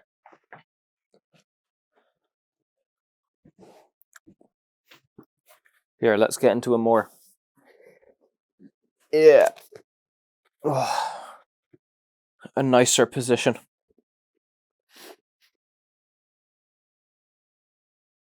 There they were. I stared back from the dark, large and lifeless. An illogical panic pulsed through her. Time held still. No one spoke, no one breathed, as though a predatory animal was stalking them. But as the moments passed, the fear waned, until she was back again. As a child and with old friends, separated from one another for far too long. Behind her, the others were motionless. Hers were the only footsteps. As Charlie walked, she touched the cold back of an old party chair without looking at it, guiding it out of her path. She took one final step, and the eyes in the dark became clear. It was them. Charlie smiled.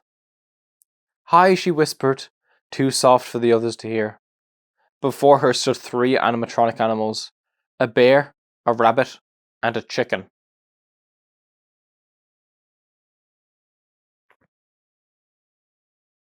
Aren't there supposed to be 4? Where's the other one? All standing as tall as adults, maybe taller. Their bodies were segmented like artists' models, each limb made of distinct squarish pieces, separate at the joints. They belonged to the restaurant, or maybe the restaurant belonged to them. And there had been a time where everyone knew them by name. There was Bonnie the rabbit. His fur was bright blue. His squared off muzzle held a permanent smile, and his wide and chipped pink eyes were thick-lidded, giving him a perpetually worn-out expression. His eyes stuck up straight, crinkling over at the top, and his large feet splayed out for balance. He held a red bass guitar, blue paws poised to play, and around his neck was a bow tie that matched the instrument's fiery color. Chica the chicken was more bulky and had an apprehensive look, thick black eyebrows arching over her purple eyes, and her beak slightly open, revealing teeth, as she held out a cupcake on a platter. The cupcake itself was somewhat disturbing, with eyes set into its pink frosting and teeth hanging out over the cake, a single candle sticking out the top. I always expected the cupcake to jump off the plate. Maybe in another life, Carlton. They seemed taller than I remembered, he added, in a whisper. That's because you never got this close as a kid. Charlie smiled at ease and stepped closer. Fuck.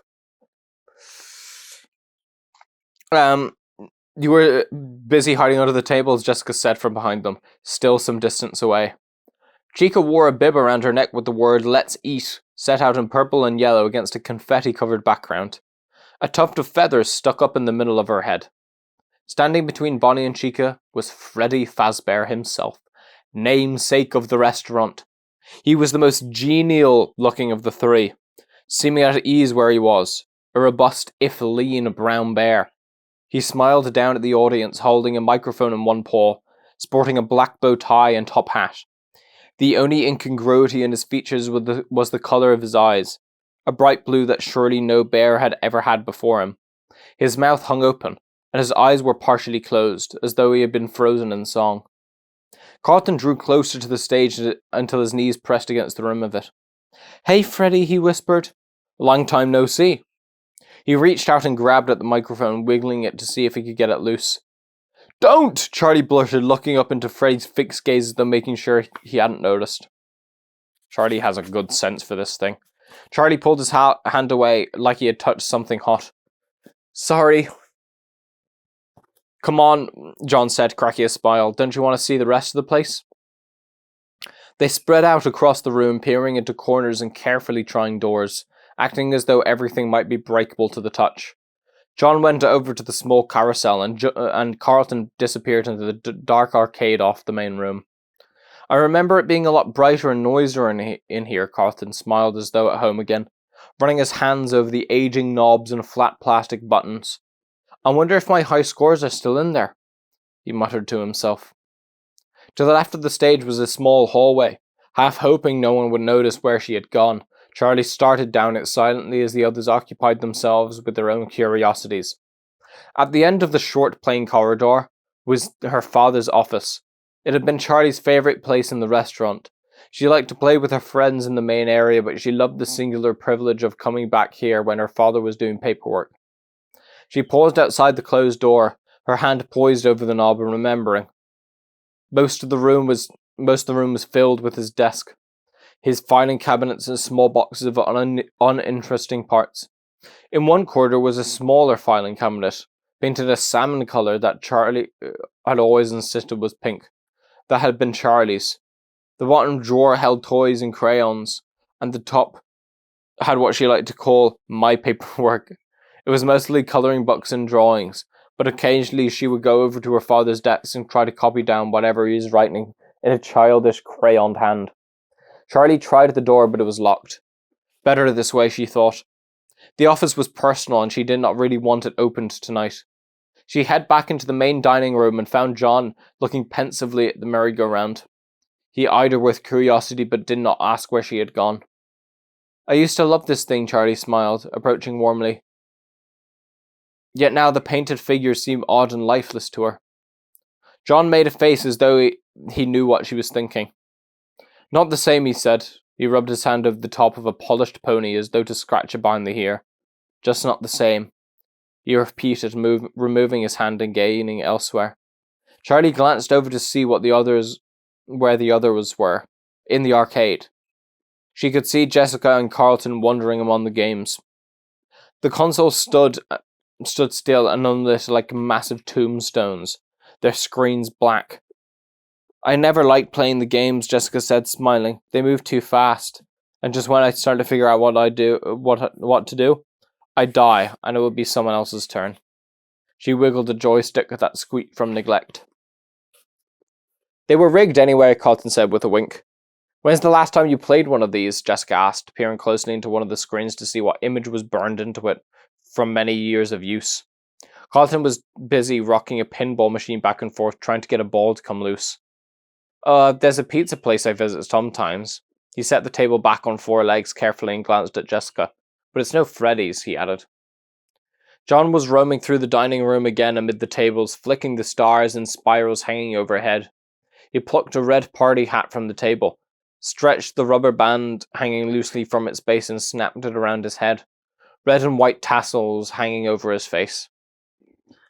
"Oh, let's check out the kitchen," he said. Charlie followed as he bounded off to it. "Where's the security guard in all of this? Like, he was there when they were... I don't even know where it was. Like, they said it was inside the sort of mall. Right? But, like... So, was the security guard in Fazbear's Pizza? Or not? I mean, but he has to be, right? If he has a security room, why is he even walking around? He's got cameras. If he was in his security room right now, he would have seen them.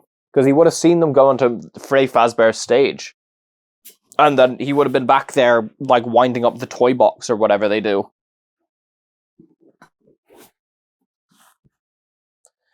I think it would have been funny if they added in one of those, like a world event in Freddy's Fazbear's, where a bunch of just, like, children come into the restaurant and get killed by all of the animatronics.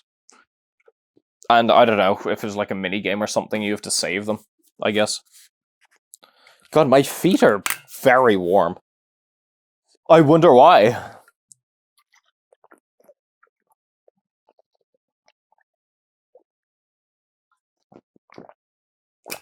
Mm. Oh, delicious. Right, let's see.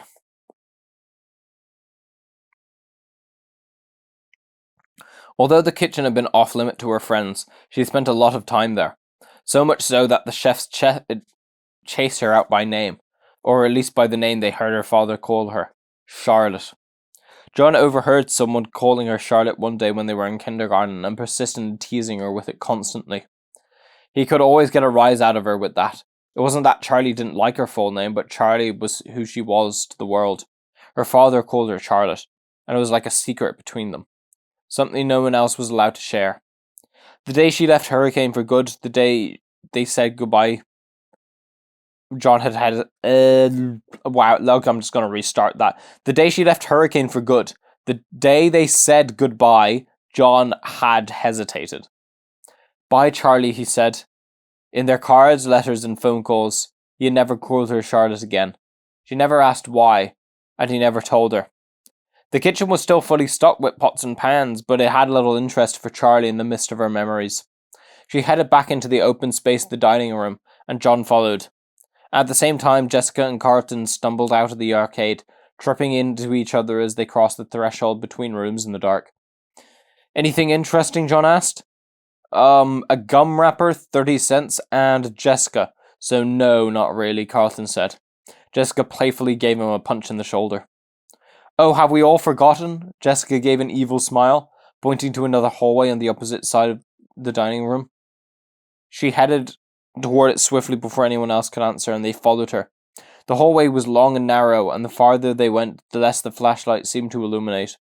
At last, the passage opened out into a small room for private parties, set up with its own tables and chairs. As they entered, there was a collective hush. There in front of them was a small stage, the curtain drawn. A sign was strung across the front. Out of order. It read in neat, handwritten letters. They stood there for a minute, then Jessica went up to it and poked the sign. Pirate Cove, she said. 10 years later, and it's still out of order. Don't touch it, Charlie thought. I had one birthday back here, John said. It was out of order then too. He took hold of the edge of the curtain and rubbed the glittered fabric between his fingers. No, Charlie wanted to say again, but stopped. You're being silly, she chided herself. Do you think he's still back there? Jessica said playfully, threatening to make the reveal with one giant swing on the curtain. I'm sure he is, John gave a false smile, seeming uncomfortable for the first time. Yes, he's still there, Charlie thought.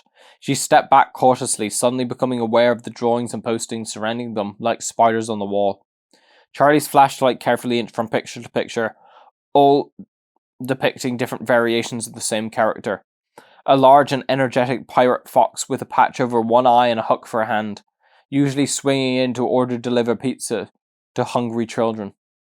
This is the room where you were the one hiding under the tables, Jessica said to Charlie, trying to laugh. But you're a big girl now, right?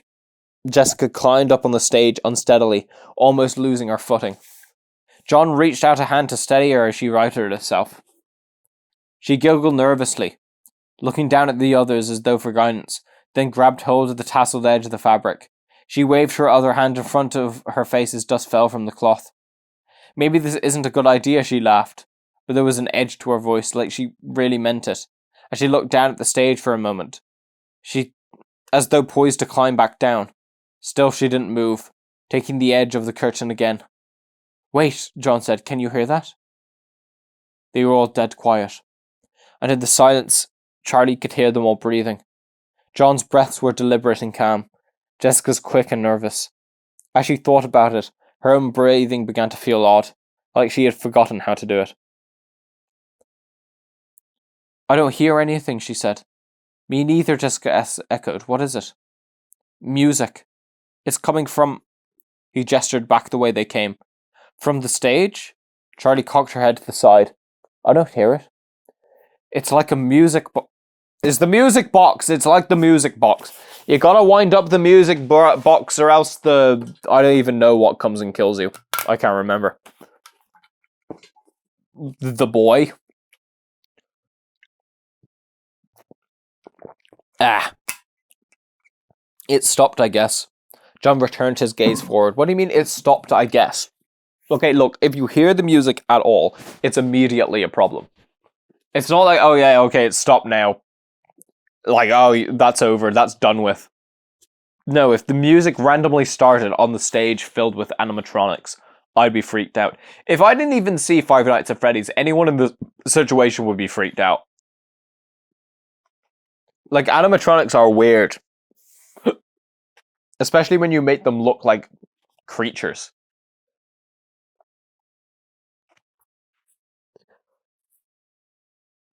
Ugh. Maybe it was an ice cream truck, Jessica whispered. Hey, that wouldn't be so bad right now. Isn't it like the dead of night right now? Why would there be an ice cream truck? Jessica turned her attention back to the curtain, but John began to hum a tune to himself. It reminded me of something, he mumbled. Okay, here I go, Jessica announced. She did not move. Charlie found her eyes drawn to Jessica's hand on the curtain, her pink manicured nails pale against the dark glittery fabric. It was almost like a hushed moment in a theatre crowd, when the lights went dark but the curtain had not yet risen. They were all still, all anticipating. But they were not watching a play, no longer playing a game. All the mirth had gone out of Jessica's face. What does mirth mean? Her cheekbones stood out stark in the shadows, and her eyes looked grim as though the simple thing she was about to do might be of terrible consequence. It really is, though. It is. As Jessica hesitated, Charlie realized her hand hurt. She was making a fist so tight her nails dug into her flesh, but she could not force her grip to loosen. Oh no. A crash sounded from back the way they came, a cascading clanging noise ringing out and filling the whole space. Charlie and John froze, meeting each other's eyes in sudden panic. Jessica dropped the curtain and leaped off the stage, bumping into Charlie and knocking the light out of her hands. Where's the way out? She exclaimed, and John came over to help. They hurriedly searched the walls and Charlie chased the light beam spiraling across the floor. As they were all back to their feet, Carlton came trotting in. Oh, Carlton wasn't even there. I knocked over a bunch of pots in the kitchen, he exclaimed, an apology amid the panic. I thought you were with us. Wait, yeah, okay, wait, so where is the night guard then? If he's going around fecking, like, knocking over pots and pans and shit, the night guard has to be on their case. Oh, yeah. The guard might have heard, Jessica said anxiously. We have to get out of here. They started for the door and Jessica started running. The rest took off after her, picking up speed as they reached, until they were racing as though something were running behind them. Run, run, John called out, and they all burst into giggles. The panic feigned, but the urgency real. They squeezed back through the door one by one and pushed it shut with the same painful squeal. Carlton and John leaning on it until it sealed. They all took hold of the shelf, hefting it back into place and replacing the tools so that it appeared undisturbed. Look good, Jessica said. And John tugged her arm, guiding her away. Ugh. They made their way quickly but carefully back the way they came, using only Carlton's penlight, back through the empty halls and the open atrium to the parking lot. The guard's light did not appear again. He died. He died. They're gonna find his corpse later on. Little anticlimactic, John said with disappointment. Yeah, well, I was hoping they would activate the animatronics a grand total of a sixth of the way through the book. Are you kidding? Charlie said, as she went to her car, already pulling the keys from her pocket. She felt as though something locked deep inside her had been disturbed, and she was not sure if that was a good thing or not. That was fun, John exclaimed, and Jessica laughed. That was terrifying, she cried. It could be both, Carlton said, grinning wildly. Charlie began to laugh, and John joined in. What? Jessica said. Charlie shook her head, still laughing a little. It's just, we're all exactly the same as we were. I mean, we're totally different and older and everything, but we're the same. You and Carlton sound exactly like you did when you were 6. Right, Jessica said, rolling her eyes again, but John nodded. I know what you mean, he said, and so does Jessica. She just doesn't like to admit it. He glanced back at the mall. Is everyone sure the guard didn't see us? We can outrun him now, Carlton said reasonably, his hand resting on the car. I guess, John said, but he did not sound convinced. You haven't changed either, you know, Jessica said with a certain satisfaction. Stop looking for problems where there aren't any. Still, John said, glancing back again, we should get out of here. I don't want to push our luck. See you all tomorrow then, Jessica said as they parted ways. Carlton gave a little wave over his shoulder. Charlie's heart sank a little as Jessica settled herself into the passenger seat, tidily buckling herself in. She had not been looking forward to this. It wasn't that she didn't like Jessica. It was just that being alone with her was uncomfortable. She still wasn't much more than a stranger, yet Charlie was still exhilarated from the night's adventure, and the lingering adrenaline gave her new confidence. She smiled at Jessica. After tonight, they suddenly had something very much in common. Do you know which way the motel is? She asked, and Jessica nodded and reached for the purse down at her feet. It was small and black with a long strap, and on the drive to the construction site, Charlie had already seen her remove a lip gloss, a mirror, a pack of breath mints, a sewing kit, and a tiny hairbrush. Now she pulled out a small notebook and pen. Charlie smiled. Sorry, how much stuff do you have in that thing? She asked, and Jessica looked at her with a grin. The secrets of the purse must not be disclosed, she said playfully, and they both laughed. Jessica started reading Charlie the directions, and Charlie obeyed, turning left and right without paying much attention to her surroundings. Jessica had already checked in, so they went straight to our room. A small beige box of a room with 2 double beds covered in a shiny brown spreads. Charlie set her bags on the bed closest to the door, and Jessica went to the window. As you can see, I splurged on the room with the view, she said, and flung the curtains open dramatically to reveal 2 dumpsters and a dried-out hedge. I wanted to have my wedding here. Right, Charlie said, amused. Jessica's prim demeanour and fashion model looks always made it easy to forget that she was smart as well. As a child, she remembered being slightly intimidated every time they got together to play, before realizing after the first few minutes how much she liked Jessica. She wondered if it was hard for Jessica to make friends, looking the way she did, but it wasn't the kind of thing you could really ask someone. What does that mean? Is it hard for you to make friends, judging by the way you look? Is there some sort of energy behind that? I mean, is she insinuating that, like, people who look attractive can't have friends? Oh, fuck. Right.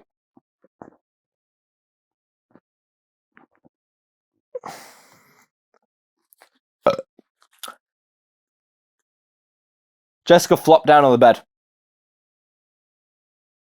lying across to it, facing Charlie. So tell me about you, she said confidently, mocking a talk show host or someone's nosy mother.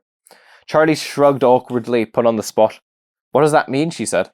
Jessica laughed. I don't know. What an awful thing to ask, right? I mean, how do you answer that? How about school? Any cute boys? Charlie lay down across the bed, mimicking Jessica's position. Cute boys, what are we, 12? Well, Jessica said impatiently. I don't know, she said, not really. Her class was too small. She had known most of the people in it since she moved in with Aunt Jen, and dating anyone, liking them like that seemed forced and altogether unappealing. She told Jessica as much. Most of the girls, if they wanted to date, they date older guys, she said. And you don't have an older guy, Jessica teased? Nah, Charlie said. I figured I'd wait around for our batch to grow up. Right, Jessica burst out laughing before quickly thinking of something to share. Last year there was this guy, Donnie, she said. I was gaga for him. Like, really. He was so sweet to everyone. He wore black all the time, and he had this black curly hair so thick, I could think about when I sat behind him was burying my face in it. I was so distracted I ended up with an A- in trigonometry. Yeah, there's the subtle flex in there. He was super artistic, a poet, and he carried around one of those black leather notebooks, and he was always scribbling something in it, but he would never show anyone. She sighed dreamily. I figured if I could get him to show me his poetry, I could really come to know his soul, you know? So did he ever, Charlie said. Oh yeah, she said, nodding emphatically. I asked him out finally, you know, because he was shy and he was never going to ask me. And we went to the movies and made out a little. And then when we went and hung out on the roof of his apartment building, I told him all about how I want to study ancient civilizations and go on archaeological digs and stuff, and he showed me his poems. And did you come to know his soul? Charlie asked, excited to be included in girl talk, something she felt like she never really got to participate in before. Charlie nodded eagerly, but not too eagerly. She calmed herself as Jessica scooted forward on the bed to whisper. The poems were awful. I didn't know it was possible to be both melodramatic and boring at the same time. I mean, like, just reading them made me embarrassed for him. She covered her face with her hands. Charlie laughed. What did you do? What could I do? I told him it wasn't going to work out and went home. Right after you read his poetry? I still had the notebook in my hand. Oh, that's fucking that's fucking evil. Then again, if someone were to read my poetry and didn't like it, then fuck them. Oh no, Jessica's, that's awful. You must have broken his heart. I know I felt so bad, but it was like the words just came out of my mouth. I couldn't stop myself. Did he ever speak to you again? Oh yeah, he's perfectly nice. And now he takes statistics and economics and wears sweater vests. You broke him. Charlie threw a pillow at Jessica, who sat up and caught it. I know, he'll probably be a millionaire stockbroker instead of a starving artist, and it's all my fault. She grinned. Come on, he'll thank me someday. Charlie shook her head. Do you really want to be an archaeologist? Yeah, Jessica said. Huh, said Charlie. I thought... She shook her head. Sorry, that is really cool. You thought I want to do something in fashion, Jessica said. Well, yeah. It's okay, Jessica said. I did. Too, I mean, I do. I love fashion. But there's only so much of it, you know? I think it's amazing to think about how people lived thousands of years ago. Or 2,000. Or 10. They were just like us. But so different. I like to imagine living in other times, other places. Wonder who I could have been. Anyway, what about you? Charlie rolled over onto her back, looking up at the ceiling. The tiles were made of loose, stained styrofoam. Why is the styrofoam roof? What? The one above her head was askew. I hope there aren't any bugs up there, she thought. I don't know, she said slowly. I think it's really cool that you know who you want to be. But I've just never had that kind of plan. Well, it's not like you have to figure it out now, Jessica said. Maybe, Charlie said, but I don't know. You know what you want to do. Charlie's known since he could hold a pencil that he wanted to be a writer. And he's already getting published. Even Carlton. I don't know what he has planned, but you could see that there's a scheme brewing behind all this kidding around. But I just don't have that kind of direction. It really doesn't matter, Jessica said. I don't think most people know at your age. Plus, I might change my mind or not get into college or something. You never know what's going to happen.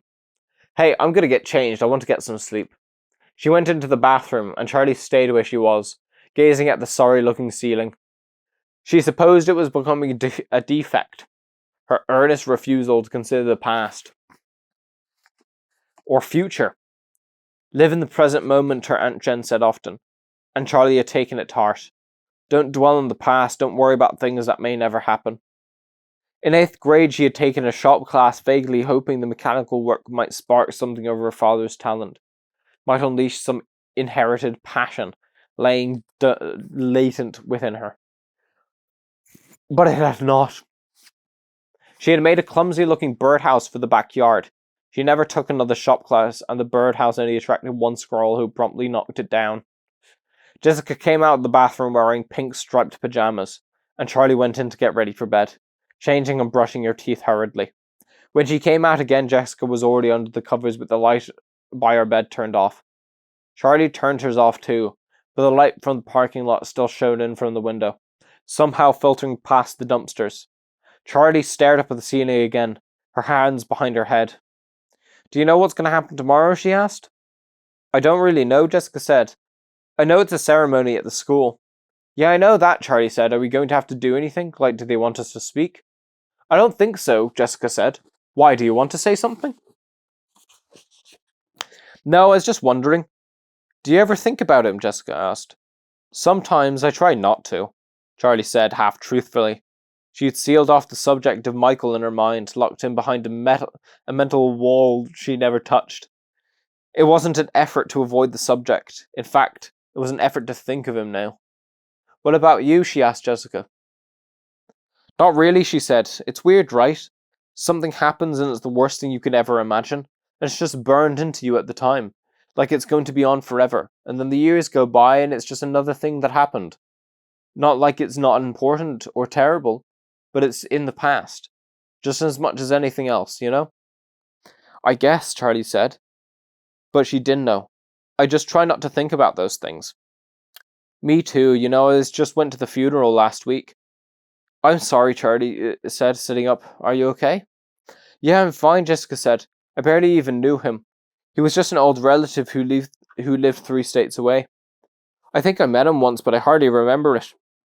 We mostly went for my mom's sake, but it was at an old-fashioned funeral parlour, like in the movies with an open coffin. We all walked by the coffin. When it was my turn, I looked at him, and he could have been sleeping, just calm and restful, like people always say dead people look. There was nothing that could pointed out to me that made me think he was dead. If you asked me, every feature of his face looked the same as if he were alive. His skin was the same, his hair was the same as if he were alive, but he wasn't alive. And I just knew it. I would have known it immediately even if he wasn't, in a coffin. I know what you mean. There is something about them when they're... ... Charlie said softly. It sounds stupid when I say it, but when I looked at him, he looked so alive, and yet I just knew that he wasn't. It made my skin crawl. That's the worst thing, isn't it? Charlie said. Things that act alive but aren't. What? Jessica said. I mean things that look alive but aren't, Charlie said quickly. We should get some sleep. Did you set the... That is a weird thing to say. That's the worst thing, isn't it? Charlie said. Things that act alive but aren't. What? I mean... No, she's deadass referring to all of, the weird mechanical puppet children that she had in her room. But it's just kind of weird to say it anyway. It's also not relatable whatsoever. No one else has that. Do you think someone else has that? What do you think the percentage of people who have watched,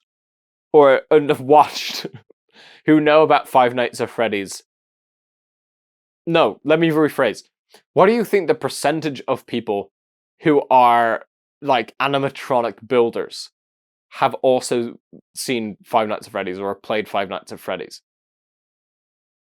There has to be some major overlap there, right? And there has to have been at least one of them that got a little inspired. What do you even call that? Can you be an animatronic builder? That seems like such a specific job. Would you not just, what would you call that? Like a robotist? But, I mean, that's even more of a broad term. Someone who builds animatronics. That actually sounds kind of like a fun job. Because I guess you'd probably get some, hyper-specific, order. And then you have to design a literal machine out of it. And then you also have to figure out how to put children's souls inside of it. I wonder if they cover that in college. They have any animatronic courses for college? I gotta figure out what to do, man. I mean, why do you think I'm here right now? It's because I'm unemployed. You think someone who has a job could do this? I don't even like reading. I don't read at all. I hate reading. My eyes are literally unfocusing as I'm trying to do this. I'm surprised I can read this. There's a couple words that seem very difficult, but... Okay, what are they doing? They're going to sleep. Charlie knew sleep was still a long way off. She knew what Jessica meant, probably better than Jessica did. The artificial shine in her eyes that followed you as you moved. just like a real person's would.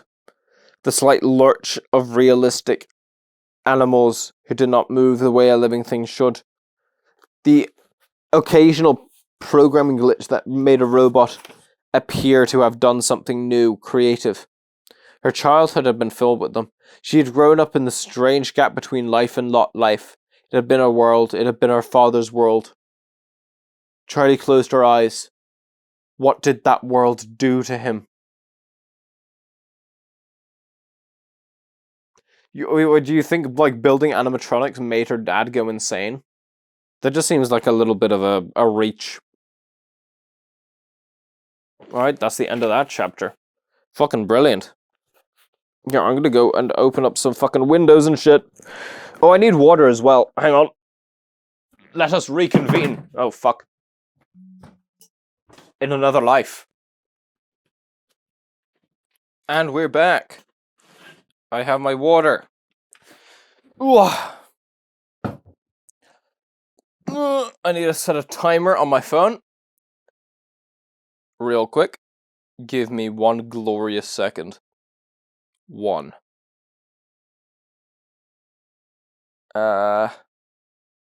One. Actually, I'll do an hour and 15. There we go. Beautiful stuff. Ugh, okay. Chapter 3. Is this still on? Okay, yeah, fine. Thud, thud, thud. Charlie startled out of sleep, disoriented. Something was banging on her door, trying to force its way in. Oh, for goodness sake, Jessica said grumpily, and Charlie blinked and sat up. Right, the motel. Hurricane, someone was knocking on the door. As Jessica went to answer it, Charlie got out of bed and looked at the clock. It was 10 a.m. She looked out the window at the bright new day. She had slept worse than usual. Not nightmares, but dark dreams that could not quite remember. Things that stuck with her just beyond the back of her mind. Images she could not catch. Charlie! Someone was screeching. Charlie went to the door and found herself immediately enveloped in a hug. Marla's plump arms gripping her like a vice. Charlie hugged back, tighter than she meant to. When Marla let go, she stepped back grinning. Marla's moods had always been so intense they were contagious, spreading out to whoever was in her path. When she was gloomy, a pal fell over. When she was gloomy, a pal fell over all her friends.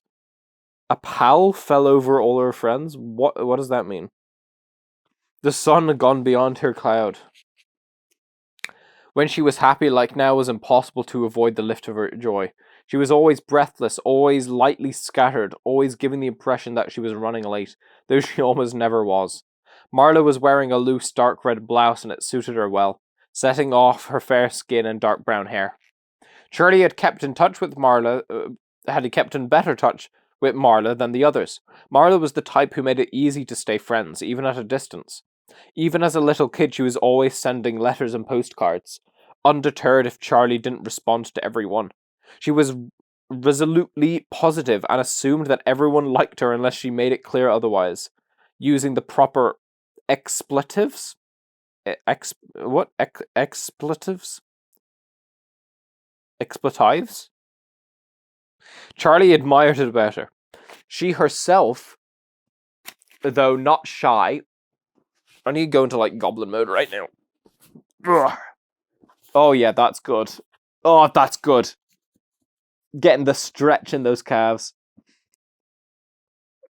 Charlie admired it about her. She was herself. Though not shy, she was always calculating. Does that person like me? Are they just being polite? How do people tell the difference? Marla had come to visit her once, when they were all 12. She had charmed Charlie's aunt and had made fast friends with her school friends while still making it abundantly clear that she was Charlie's friend and she was there only to see Charlie. Marla's gigantic smile turned serious as she studied Charlie, peering at her as if trying to spot the differences since they last met. You're as pale as ever. She took Charlie's hand in her own. And you're all clammy. Don't you ever get warm? She dropped Charlie's hands and proceeded to study the motel room skeptically, as though uncertain exactly what it was. It's the luxury suite, Jessica said without expression, as she searched for something in her bag. Her hair was sticking up in all directions, and Charlie stifled a smile. It was nice to see something about Jessica in disarray for once. Jessica found her airbrush and held it triumphantly. Ha! Take that, morning frizz!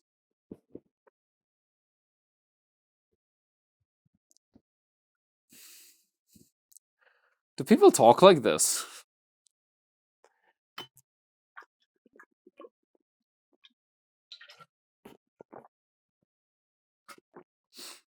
I feel like if I was in this situation, I would have woken up and just not spoken a word for the first hour. My brain has to turn on before I'm able to. Well, not able to. It's just more so. I don't want to accidentally be a dick. What am I even talking about now? Come on in, Charlie said, realizing she and Marla were still in the doorway, the door wide open. Marla nodded. 1 sec. Jason! Oh, sorry. She shouted out the door. No one emerged. Jason! A young boy came trotting up the road. He was short and wiry? Darker skinned than his half-sister. His Batman t-shirt and black shorts were made for someone twice his size. His hair was cut close to his head, and his arms and legs were streaked with dirt. Were you playing in the road? Marla demanded. No, he said. Yes, you were. Don't do that. If you get yourself killed, Mom's gonna blame me. Get inside. Marla shoved her little brother inside and shook her head. Relatable.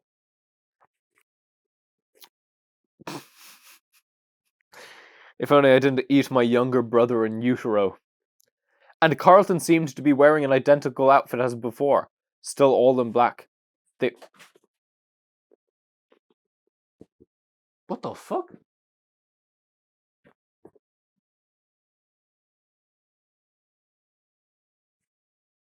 Okay. Just sounded like someone sent a postcard in through the window.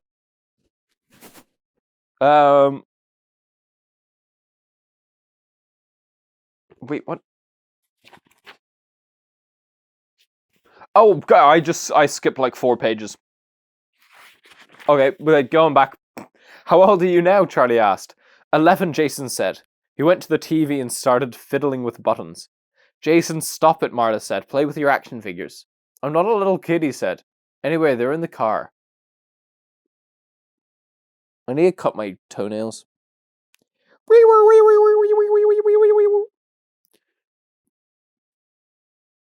But he stepped away from the television and went to look out the window. Marla rubbed her eyes. We just got here. We had to leave at 6 this morning. And someone, she said, pointedly glancing over her shoulder at Jason, wouldn't stop fiddling with the radio. I am so tired. She didn't seem tired, but then she never did.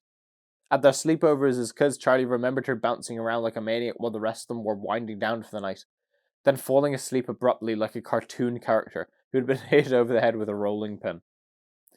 We should get ready, Jessica said. We're supposed to meet the guys at the diner in an hour. Hurry, Marta said. We have to change too. I didn't want to get all gross while we were driving. Jason, you can watch TV, Charlie said. And he looked at Marla.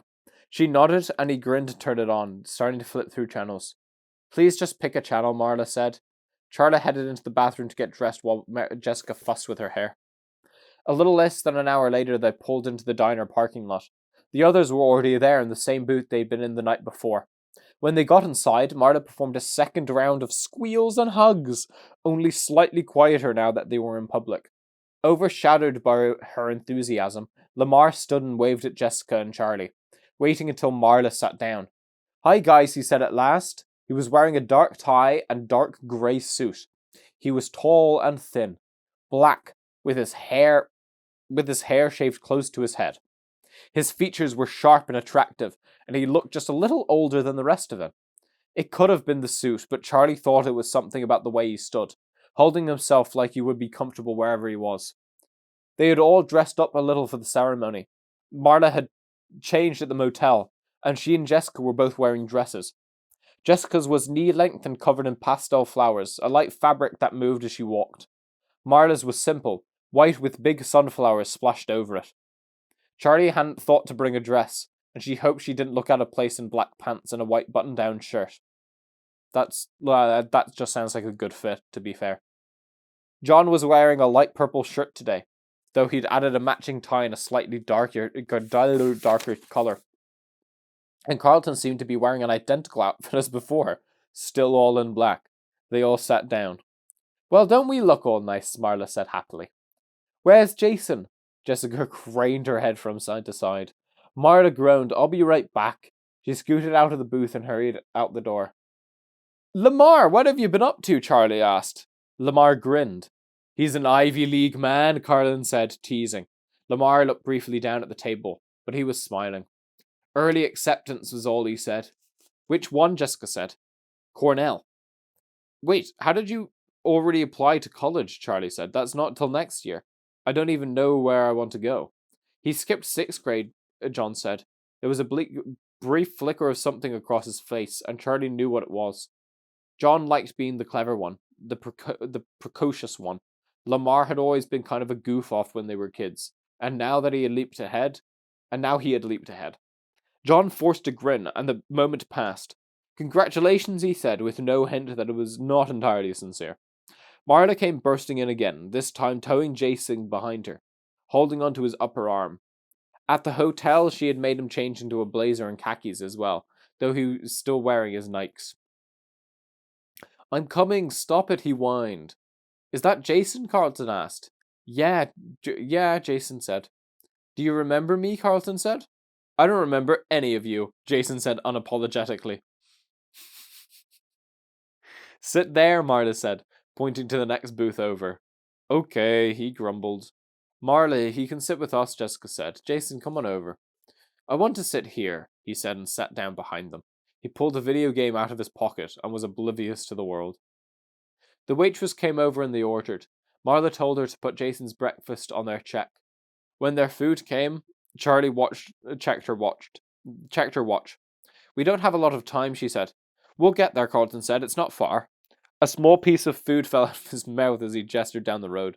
Have you been back to the school? Lamar asked, and Carlton shrugged. Again, Carlton just not capable of giving answers. I pass it sometimes.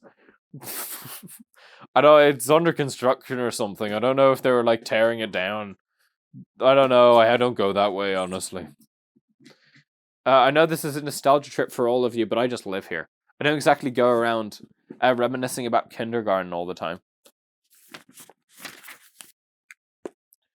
They were all quiet for a second. The beeps and pings of Jason's video game filling the silence. Good man, Jason. Hey, did you know Lamar is going to Cornell next year? Jessica said to Marla. Really? Well, aren't you ahead of the pack? She said. John's not gonna like that. Lamar looked down at his place. When he looked up, he was a little flushed. All part of the 5-year plan, he said. They laughed and his blush deepened. It's kind of weird to be back here, he said, hastily changing the subject. I think it's strange that I'm the only one who still lives here, Carlton said. Nobody ever leaves Hurricane. Is it strange, though? Jessica said thoughtfully. My parents, you remember my mom's from New York. What?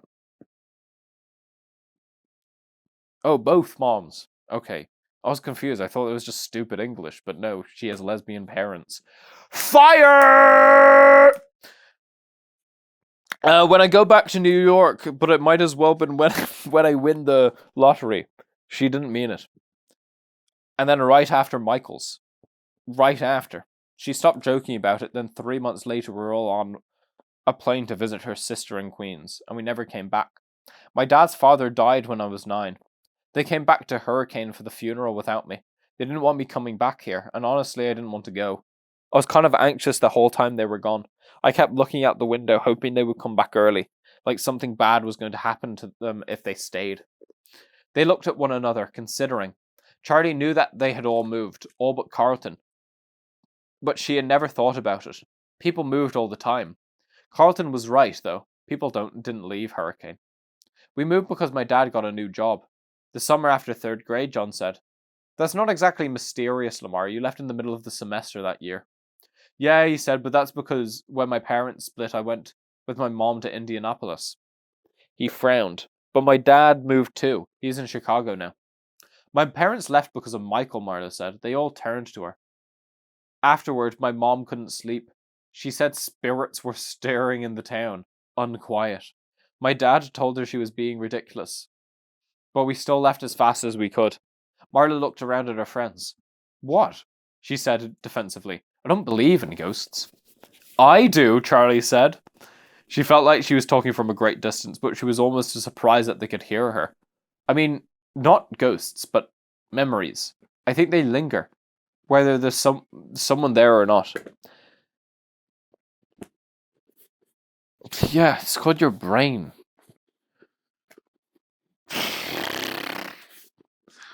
I really hope Carlton doesn't die. I really like Carlton. Carlton's chill. The house, her old house, was imbued with memory, with loss, with longing. It hung in the air with humidity. The walls were saturated like the wood had soaked in it. They had been there before she came, and it was there now. It would have been forever if it had to be, but there was too much, too great and vast a weight for Charlie to have brought it with her. That doesn't make any sense, Jessica said. Memory is in our brains.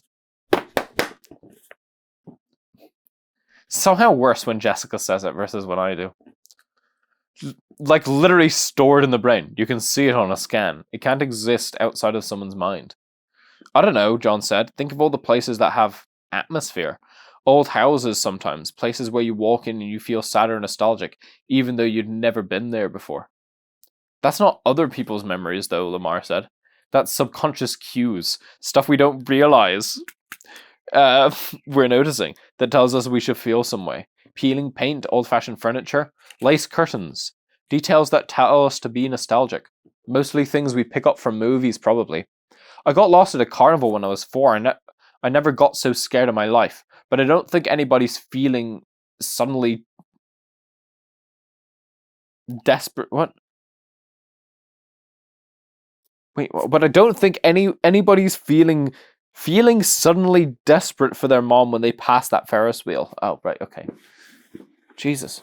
Words are hard to read sometimes. My back is actually like peeling off of this couch. I'm gonna rotate. Oh! I'm gonna rotate to here. Hi, guys. Now I'm actually facing you.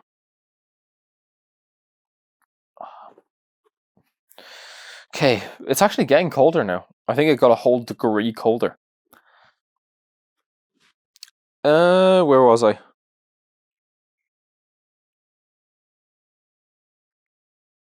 Maybe they are, Marta said. I don't know. Sometimes I have little moments where it's like there's something I forgot, something I regret or that I'm happy about, or something that makes me want to cry. But it's only there for a split second, then it's gone. Maybe we're all shedding our fear and regret and hope everywhere we go.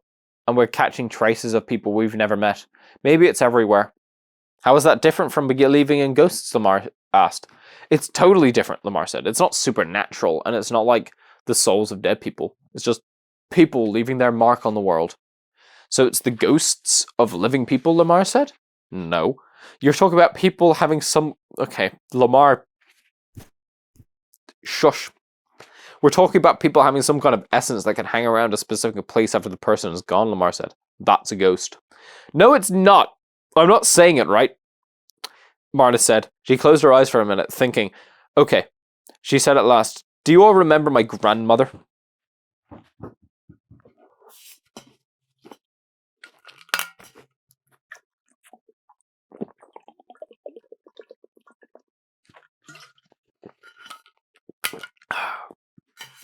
Talking is thirsty work.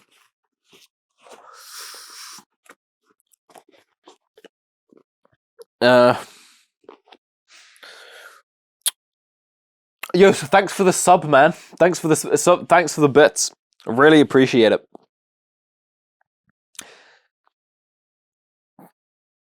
I do, said Jason. She was my grandmother too. She was my dad's mom, not yours, Marta said. Anyway, we were only a year old when she died. I do remember her, Jason said quietly. Okay, Marta said. So she collected dolls from the time she was a kid. She and my grandfather used to travel a lot after he retired, and she'd bring them back from all over the world. And she had them from France, Egypt, Italy, Brazil, China, everywhere. She kept them in her own special room, and it was full of them. Shells and shells of dolls, some tiny and some almost as big as I was. I loved it. One of my earliest memories is playing in that room with the dolls. I remember my dad would always warn me to be careful, and my grandmother would laugh and say, toys should be played with. I had a favourite, a 21-inch red-haired doll in a short, shiny white dress like Shirley Temple. I called her Maggie. She was from the 1940s and I loved her. I told her everything, and when I was lonely, I could imagine myself in that room, playing with Maggie. My grandmother died when I was 6, and when my dad and I went to see my grandfather after the funeral, he told me I should pick a doll to keep from the collection. I went to the room to get Maggie, and as soon as I walked through the door, something was wrong. It was as though the light had changed, become darker, harsher than it used to be. I looked around, and the lively, playful poses of the dolls now seemed unnatural, disjointed. It was as though all of them were staring at me. I didn't know what they wanted. Maggie was in the corner, and I took a step towards her, then stopped. I met her eyes, and instead of painted glass, I saw a stranger. I turned and ran. I raced down the hall as though something might be chasing me, not daring to look back until I reached my father's side. He asked if I had picked a doll, and I just shook my head. I never went back in that room. Everyone was silent. Charlie was transfixed, still seeing little Marla running for her life. What happened to the dolls? Carlton asked, only half breaking the spell. I don't know, I think my mom sold them to another collector when my grandfather died. Sorry, Marla, Lamar said. It still just tricks the mind. You missed your grandmother, you were frightened of death, and dolls are inherently freaky. Charlie broke in, wanting to head off the argument. Is everyone done eating? We have to go soon. We still have plenty of time, Colton said, looking down at his watch. It's like 5 minutes away. Something else fell out of something else fell out of his mouth, landing next to the first bit of food. He's still eating. It's been like 5 pages. He's still eating. Okay, he's still chewing the same mouthful of food. John looked around the table from person to person, as though we were waiting for something. We have to tell them, he said, looking at Charlie. Oh yeah, we totally. Oh, I was like, oh what? Is there like a secret they haven't told them about? And I was like, oh yeah, okay. They went into Frazbear's. I forgot that I'm part of the secret. I'm in it. I'm in on it, guys. I'm part of the posse. I'm part of the group. Tell us what, Jason piped up, peeking over the back of Marla's seat. Shh, Marcia said half-heartedly, as she was looking at John. Tell us what? John dropped his voice, forcing everyone to lean in closer. Charlie did it too, eager to hear, even though she knew exactly what he was going to say. We went to Freddy's last night, he said. Freddy's still there? Marla exclaimed. Too loud. Shh, Jessica said, making frantic hand movements. Sorry, Marla whispered. I just can't believe it's still there. It's not, Carlton said, raising his eyebrows and grinning enigmatically at Lamar. It's hidden, John explained. They were supposed to knock it down to build a mall, but they didn't. They just built around it. Entombed it, John corrected. And you got in, Lamar said. Charlie nodded. Confirmation. No way. What's it like? Marla asked. Exactly the same, John said. It was like everyone vanished, Charlie said softly. I want to go too. You have to take us, Marla said. Jessica cleared her throat hesitantly and they all looked at her. I don't know, she said slowly. I mean, today, should we? We have to see it, Lamar said. You can't tell us this and not let us see it. I want to see it, Jason chimed in. What's Freddy's? Oh god, I hope they bring Jason, and I hope Jason the 10-year-old child gets killed. Wait, he's not even that young. Presumably. Even if he was a baby at the time, they're around 17 or 18, he would have been... So he should be like... 10 or 11. Like, yeah, maybe even a little bit higher. That's not like child. He's still gonna die though. They ignored him. His eyes were wide and he was hanging on to every word. Maybe Jessica's right, John said with reluctance. Maybe it's disrespectful to go tonight. There was a moment of pause. Oh yeah, they're going to visit the funeral of like... Is it disrespectful? They don't know that he died in Freddy's though. They never found the body. They don't even know he's dead. So it's not really disrespectful to go, unless that building actually is somewhat connected to it somehow. There was a moment's pause and Charlie knew they were waiting for her to talk. She was the one who was really afraid of offending. They needed her permission. I think we should go, she said. I don't think it's disrespectful. It's almost a way of honoring what happened. She looked around the table. Jessica was nodding. Charlie wasn't sure if it was much of an argument, but they didn't need to be convinced. They wanted an excuse. Marla twisted herself to look back at Jason's plate. Are you done eating? She asked. Yup, he said. Marla pointed to the game in his hand. You know, you can't play that with that during the ceremony, she said. Yup. I'm serious, Jason. I'm locking it in the car. Why don't you just lock me in the car, he muttered. I'd love to, Marla said under his breath as she turned back to the group. Okay, we can go. They headed to the school in a caravan. The boys in Carlton's car, Marla following, and Charlie bringing up the rear. We should have carpooled, Jessica said idly, staring out the window. It hadn't occurred to Charlie. I guess, she said. On the other hand, I'm not sure I want to ride with Marla and Jason, Jessica said plainly. How could you have carpooled? There's like 5 of them. Where's my water? Oh, there it is. Jesus Christ. There's not an inch of moisture in my mouth.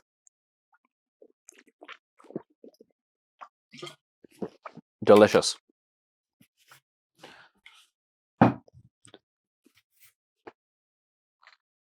They were kind of intense. When they arrived, the parking lot was already jammed full. Charlie parked on a side street in what she hoped was a legal spot, and then walked to the school along the familiar sidewalk. Jessica shivered. I've got goosebumps. It's weird to be here, Charlie said. The school looked unchanged from the outside, but the fence was new and slick, a black plastic-coated chain link. The whole town was like this, a mix of old and new, familiar and not. The things that had changed seemed out of place, and the things that had remained the same made Charlie feel out of place. It must be so strange for Carlton to live here, she thought. I know this is a nostalgia trip for all of you, but I just live here, he had said. Somehow, Charlie was not sure she believed that.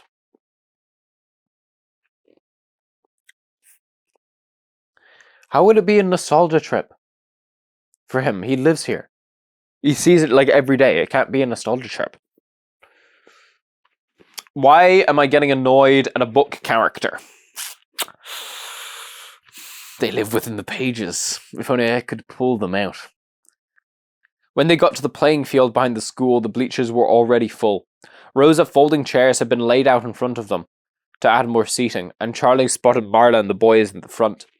Oh, great, she said. I don't want to sit in the front row. I don't mind, Jessica said. Charlie looked at her. Of course you don't, she said. You're you. Yeah, she said instead. No big deal. Half the town must be here. She observed as they made their way to the group where 2 seats had been saved.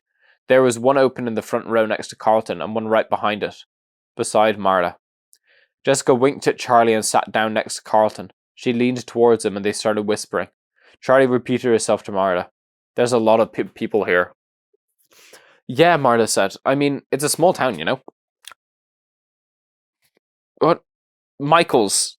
It was a big deal. Plus, his parents still live here. People remember.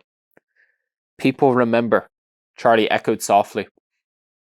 There was a small raised stage set up in front of them, with a podium and 4 chairs. Behind the chairs was a screen. A screen was suspended. Projected on it was larger-than-life picture of Michael. It was a close-up, just his face. It was not the most flattering picture. His head was thrown back at an odd angle, his mouth open in laughter, but it was perfect. A joyful moment. snatched up and kept, not curated. He looked happy. Darn it, Marla said softly. Charlie looked at her. She was dabbing her eyes with a tissue. Charlie put an arm around her. I know, she said. The sound system came on suddenly with a whine that slowly faded. 4 people walked on stage, a heavy-set man in a suit who went straight to the microphone, an elderly woman and a couple, a man and a woman. The man in the suit stepped up to the podium and the elderly woman sat down in one of the 4 chairs. The couple stayed back, but they did not sit. Charlie knew they must be Michael's parents, but she did not recognize them. When she was young, they had just been parents, a species that was for the most part unremarkable. She realized suddenly that she didn't even know their names. Michael's parents had not gone out of their way to interact with their son's friends, and Charlie had literally spoken to them as Michael's mom and Michael's dad, as if those were appropriate forms of address. The man at the podium introduced himself as the school's principal. He said a few things about loss and community. Are we not going to get a nice little... I realized that I did not have the volume for my timer set on. I have just found out that I got charged €24 by Adobe, which shouldn't have happened because I cancelled it yesterday. So they still just fucking took my money. Okay. Why am I angry now? Well, of course I'm angry. I'm trying to enjoy a book and I just lost €20. Whatever. I just need to put the volume on my my timer on before my camera runs out of charge. He talked briefly about Michael's kindness, his artistic talent, and the impression he made, even as a small child, on everyone he met. It was true, Charlie reflected. Michael had been an unusually charismatic child. He wasn't exactly a leader, but they all found themselves wanting to please him, to make him smile. And so they often did the things they knew he wanted to do, just to make him happy. The principal finished and introduced Michael's parents, Joanne and Donald Brooks. They stood at the podium awkwardly, each looking from face to face in the crowd, as if they were not sure how they had gotten here. Finally, is it Joan? Michael's parents, Joan. Is it Joan? Joanne. Is it Joanne or Joan?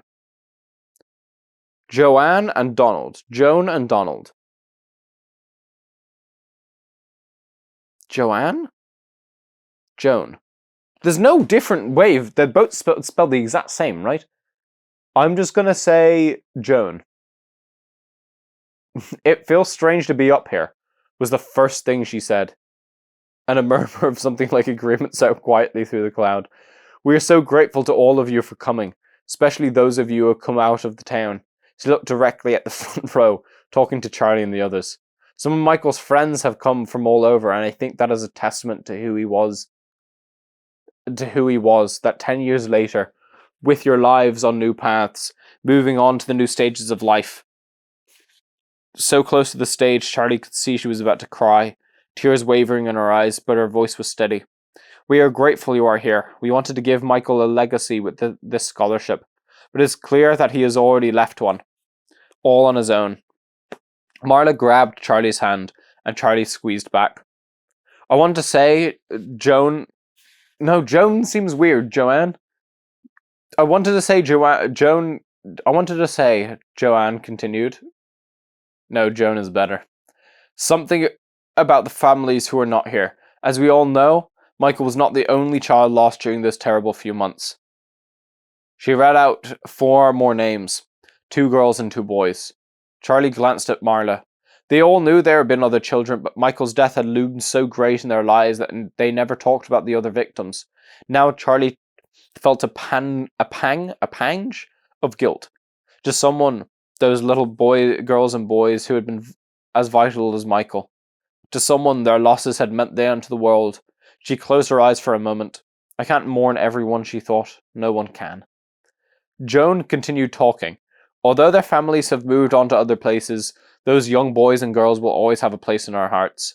Now I would like to speak to a young man who is particularly close to my son. Carlton, if you would. Oh! We all watched in surprise as Carlton stood and climbed up behind the podium. Joan hugged him tightly. I still feel like it feels like it's not Joan or Joanne. Joanne is... I don't want to... Okay, no, I'm... Okay, whichever one comes naturally is the one I'll use. Whichever one just like fits the moment better. That's what I'll use. He cleared his throat, looking over the heads of the crowds, then crumpled the paper up again and put it back in his pocket. Oh, he did the whole thing. Oh, I have a speech written about this, but I don't need it. And then puts it back in. And then now he's going to either deliver the worst thing you've ever heard, or he's obviously just been renditioning the entire speech off in his head for the past 13 and a half nights. I don't remember as much about Michael as I should, he said finally. Too much of those years is a blur. I know we met when we were still in diapers, but I don't remember that, thankfully. There was a soft titter through the crowd. I do know that as far back as I have memories, Michael is in them. I remember playing superheroes, drawing, which he was much better at than me, and as we got older, I remember, well, playing superheroes and drawing. What I really remember, though, is that my days were always more exciting when he was in them. He was smarter than me, he was the one who was always coming up with new ideas, new ways to get in trouble. Sorry about those lamps, by the way, Miss Brooks. If I had jumped the way Michael said, I probably would have only broken one. Donald laughed, a gulping, desperate sound. Charlie shifted uncomfortably and pulled her hand from Marla's with an apologetic half-smile. Their grief, naked, was too much to watch.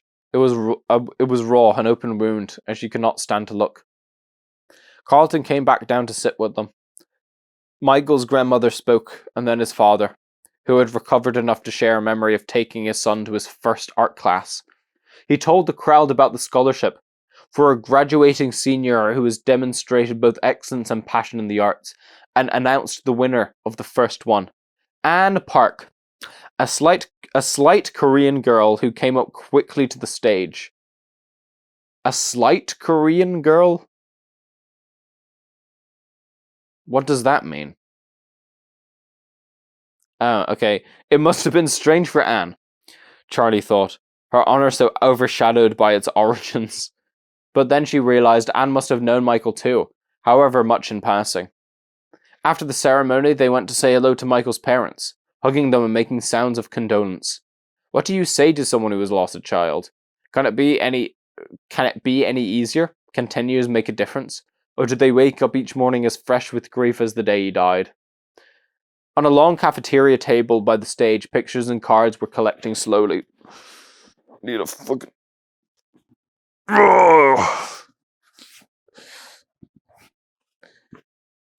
Oh yeah, that's the position. People had brought flowers, notes to Michael's parents or to him. Things they remembered, things they wished they had said.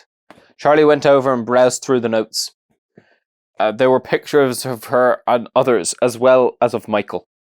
It shouldn't have surprised her, but they were all together constantly.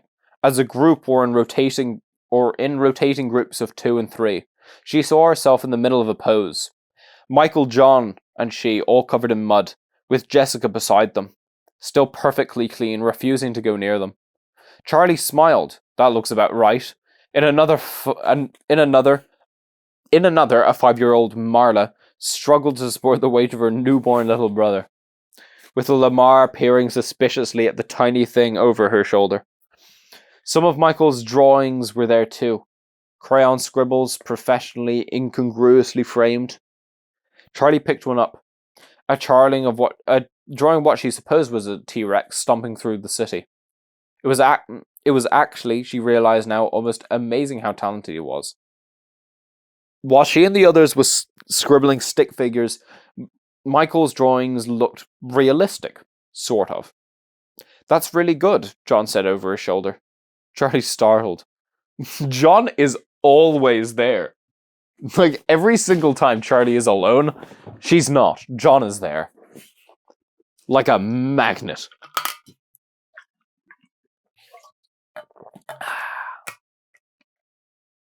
Yummy stuff. You scared me, she said. Sorry. Charlie looked back at the drawing. Whatever it was better than what she could draw now. Suddenly her chest tightened, gripped with loss and rage. It wasn't just that Michael died young, it was what that truly meant. He had been stopped in his tracks. Years, decades of life snatched and torn violently from him. She felt herself well up with youthful indignation, as if she were a child again, wanting only to whine.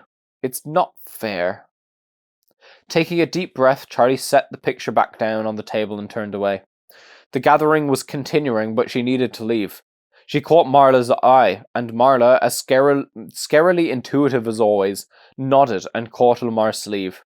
From their various vantage points, they all headed for the parking lot. No one seemed to notice their departure, which made sense, except for Carlton. They were all strangers here. In the lot, they stopped by Marla's car. She had somehow called down a miracle and found a space right next to the school. Can I play my game now? Jason said immediately.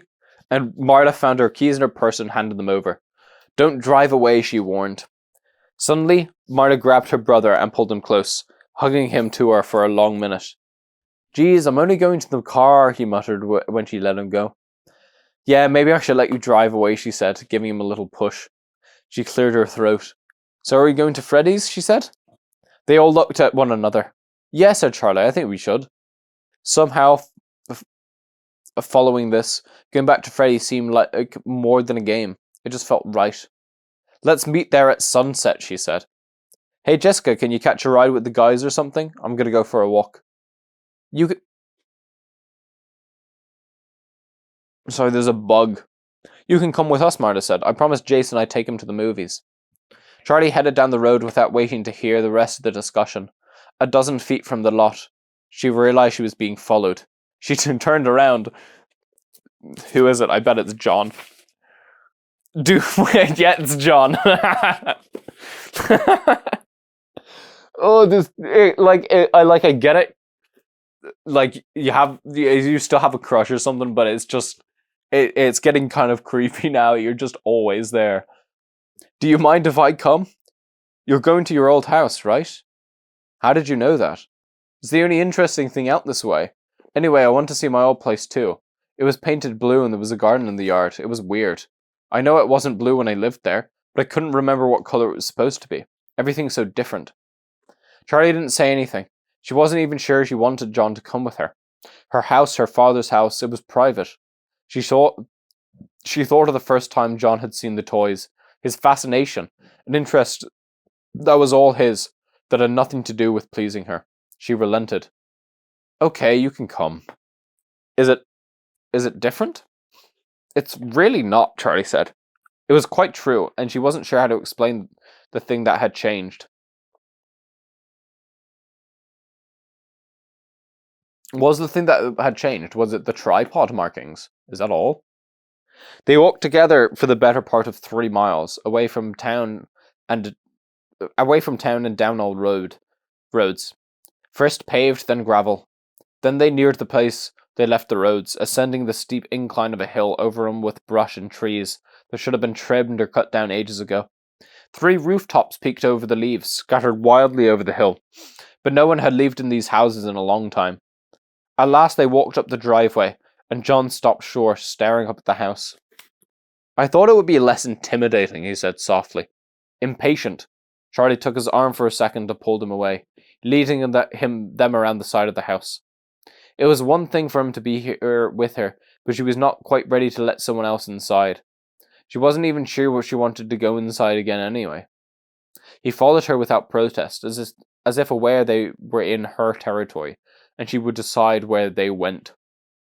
The property was large, more than a lawn. There was wood surrounding the wide space of the backyard, and as a child, Charlie had often felt like she was in her own little realm, ruler of all she surveyed. The grass had gone wild, weeds growing feral and up to their knees. They walked the perimeter. John peered into the woods, and Charlie was struck by her whole old childhood fear, like something out of a fairy tale. Don't go into the woods alone, Charlotte, her father warned. It was not sinister, just a parent's warning. Don't get lost. Like telling her not to cross the street without holding someone's hand, or to not touch the stove when it was hot. But Charlie took it more seriously. She knew from her storybooks, as all children did, that the woods contained wolves and were dangerous things. She caught John's sleeve. "Don't," she said, and she pulled back from the woods, not asking why. Instead, he went to a tree in the middle of the yard and put a hand on it. "Remember that tree?" he asked, smiling. Something a little wicked in his voice. "Of course," Charlie said, walking over. "It's been here longer than I ever was." But he was looking at her, waiting for more, and suddenly she remembered. It had been a sunny day. Springtime. They were 6. Oh, it was when they snogged underneath the tree. Yeah, that's what they're... John was visiting and they were playing hide and seek, half supervised by Charlie's father, who was in his garage workshop, absorbed in his machines. The door was open, so he would notice if someone screamed, but short of that, the outdoors was their own. John counted to 10, eyes covered, facing the tree that was home base. The yard was wide and open, and there were not too many places to hide. So Charlie, buoyed up by the excitement of the game, dared to hide beyond the forbidden edge of the woods, just barely past the tree line. John searched the other places first, behind her father's car, in the corner where one part of the garage jutted out, the space between the porch where the child could just barely crawl. He realized where she must be, and Charlie braced herself to run as he began to walk the edges of the yard, darting into the woods and out again, looking behind trees. When at last he found her, she took off, tearing across the lawn to the home tree base. He was just behind her, so close he could almost touch her, and she sped on, staying just out of reach. She hit the tree, almost slamming into it, and John was right behind her, bumping into her a second later, too fast to stop. They were both giggling hysterically, and when they stopped at the same moment, still gasping to catch their breath. "Hey, Charlotte," John said, stressing her name in the mocking tone he always used. "Don't call me that," Charlie said automatically. "You ever seen grown-ups kiss?" He picked up his stick and started digging the tree bark, like he was more interested in that than her answer. Charlie shrugged. "Yeah, I guess so. Want to try it?" He still wasn't looking at her. His face was streaked with dirt, like it often was, and his hair was sticking out in all directions. A twig caught in it above his forehead. "Gross," Charlie said, wrinkling her nose. Then after a moment, "Yeah, okay." John dropped the stick and leaned towards her, his hands behind his back. Charlie closed her eyes, waiting, still not entirely sure what she was supposed to do. "Charlotte!" It was her father. Charlie jumped back. John's face was so close to hers that she banged into him with her forehead. "Ow!" he yelled, clapping a hand to his nose. Charlie's father came from the side of the tree. "What are you up to, John?" He pried John's fingers away from his nose. "You're not bleeding, you'll be fine," he said. "Charlotte, closer to the house, please." He then pointed his finger, directing them forward. "John, it looks like your mom is here anyway." He walked ahead of them, towards the driveway where her car was just pulled in. "Yeah, okay." John trotted off toward the driveway, turning once to wave at Charlotte. He was grinning like something wonderful had happened, although Charlie was not quite sure what it was. "Oh my," Charlie said, now covering her face. Sure, it was bright red. When she looked up again, John was grinning the same satisfied 6-year-old grin. "You know, my nose still hurts when it rains." "What?" Touching a finger to it. "It does not," Charlie said. She leaned back against the tree. "I can't believe you tried to kiss me. We were 6. Even the littlest hearts wants what it wants," Charlie said in a mock romantic voice, but then there was an edge of something real in it, something not well hidden enough. Charlie realized, suddenly, that he was standing very close to her.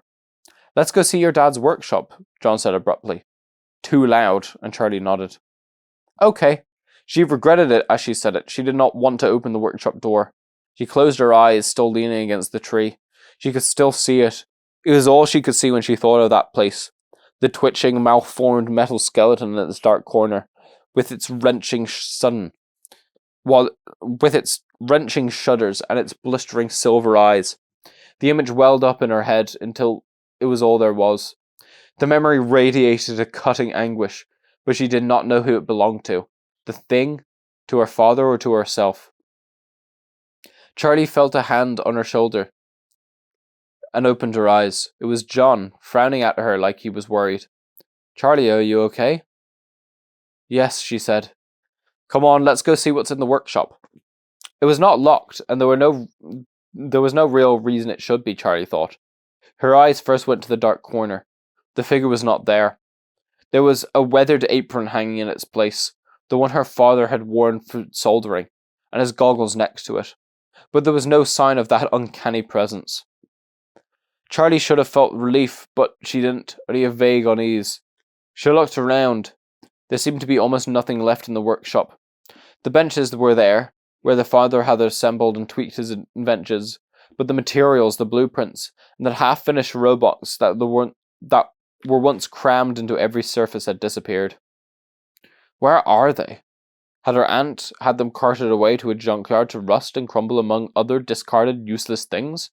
Or had her father done it himself, so no one else would have to? The concrete floor was littered here, and there were scraps. Whoever had done the cleanup had not been thorough. Charlie knelt and picked up an oddly shaped scrap of wood, then a small circuit board. She turned it over. Whose brain were you, she wondered. But it did not matter. Not really. It was battered and worn, and the etched copper too badly scratched to repair, even if someone wanted to. "Charlie," John said from across the workshop. He was in the dark corner. If the skeleton had been there, it would have reached out to touch him. But it's not there. "What?" "Come see what I found." Charlie went. John was standing beside her father's toolbox, and he stepped away as she came over, giving her space.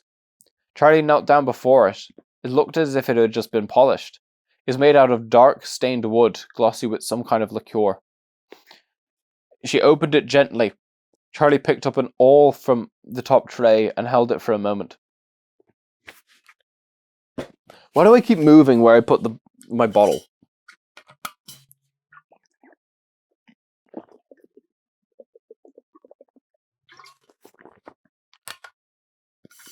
Okay, well, naturally, it's there.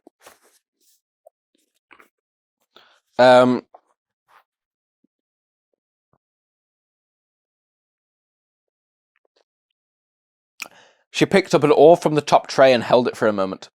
The rounded wooden handle fitting into the palm of her hand as if it was made for her to use. She could barely fit her fingers around its base. She picked up the tools one after another, lifting them from their places. The toolbox had wooden spaces carved out to fit the precise shape of each item. All the tools were polished and clean, their wooden handles smooth and their metal unrusted. They looked as though they had just been used that morning, wiped down and put away meticulously, like someone still cared for them. That's suspicious.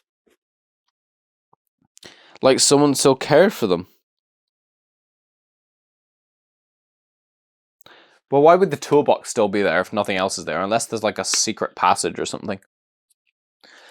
She looked at them with a fierce, unexpected joy, as if something she had fought for was returned to her. But her joy felt wrong, misplaced. Looking at her father's thing set her off balance. Something in the world was not as it should be. Seized suddenly with an unfounded fear, she thrust the awl back into its place in the box. Dropping it like something burned, she closed the lid, but she did not stand. Memory overtook her and she closed her eyes, not fighting against it. Her feet were wedged in the dirt, and two large and callous hands covered her eyes. Suddenly there was a bright light and Charlie squinted, squirming impatiently to see what was before her. 3 complete and gleaming figures towered before her, motionless, the sun reflecting off every edge and contour. They were blinding to behold. "What do you think?" She heard the question, but could not answer it. Her eyes had not adjusted. The 3 masses of metal standing metal all looked familiar in structure, but Charlie had grown accustomed to seeing more than there was. Imagining the final result. For some time now there had been 3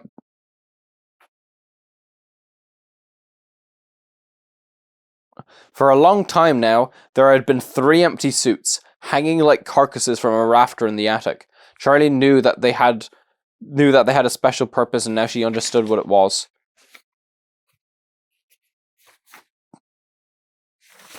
Two long beams protruded from the top of the head of one of the hulking masses. The head itself, it was solid and skull-like. The beams looked as though they had been violently thrust there. "That's the rabbit," Charlie squealed, proud of herself. "You aren't scared of it?" the voice asked. "Of course not. He looks like Theodore." "Theodore, that's right." Yeah, she referred to them as empty suits.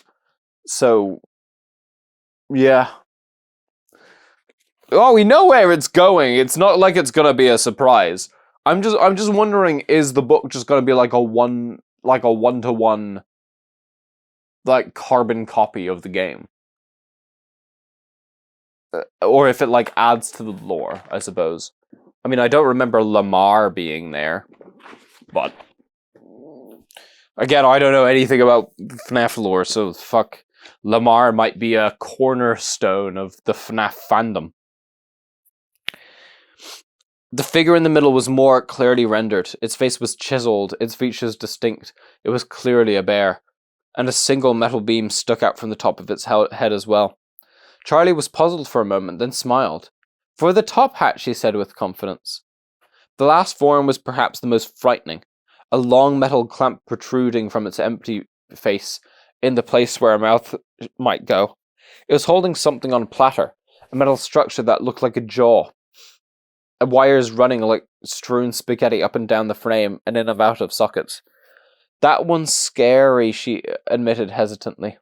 "Well, this part will look like a cupcake," her father pressed. Her father pressed down on the top, and the jaw snapped shut, making Charlie jump and then giggle. Suddenly, her laughter stopped. She had been so distracted she'd forgotten. "I'm not supposed to stand here. I don't stand here." Her hands were trembling. How could she have forgotten? The corner. She looked at the ground, unable to lift her eyes, unable to move.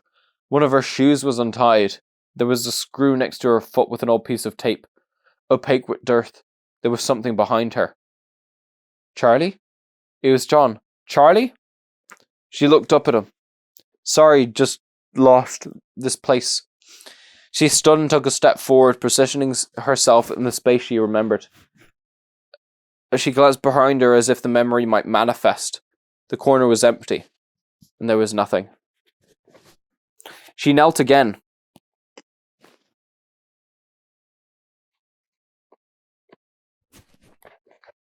Sorry.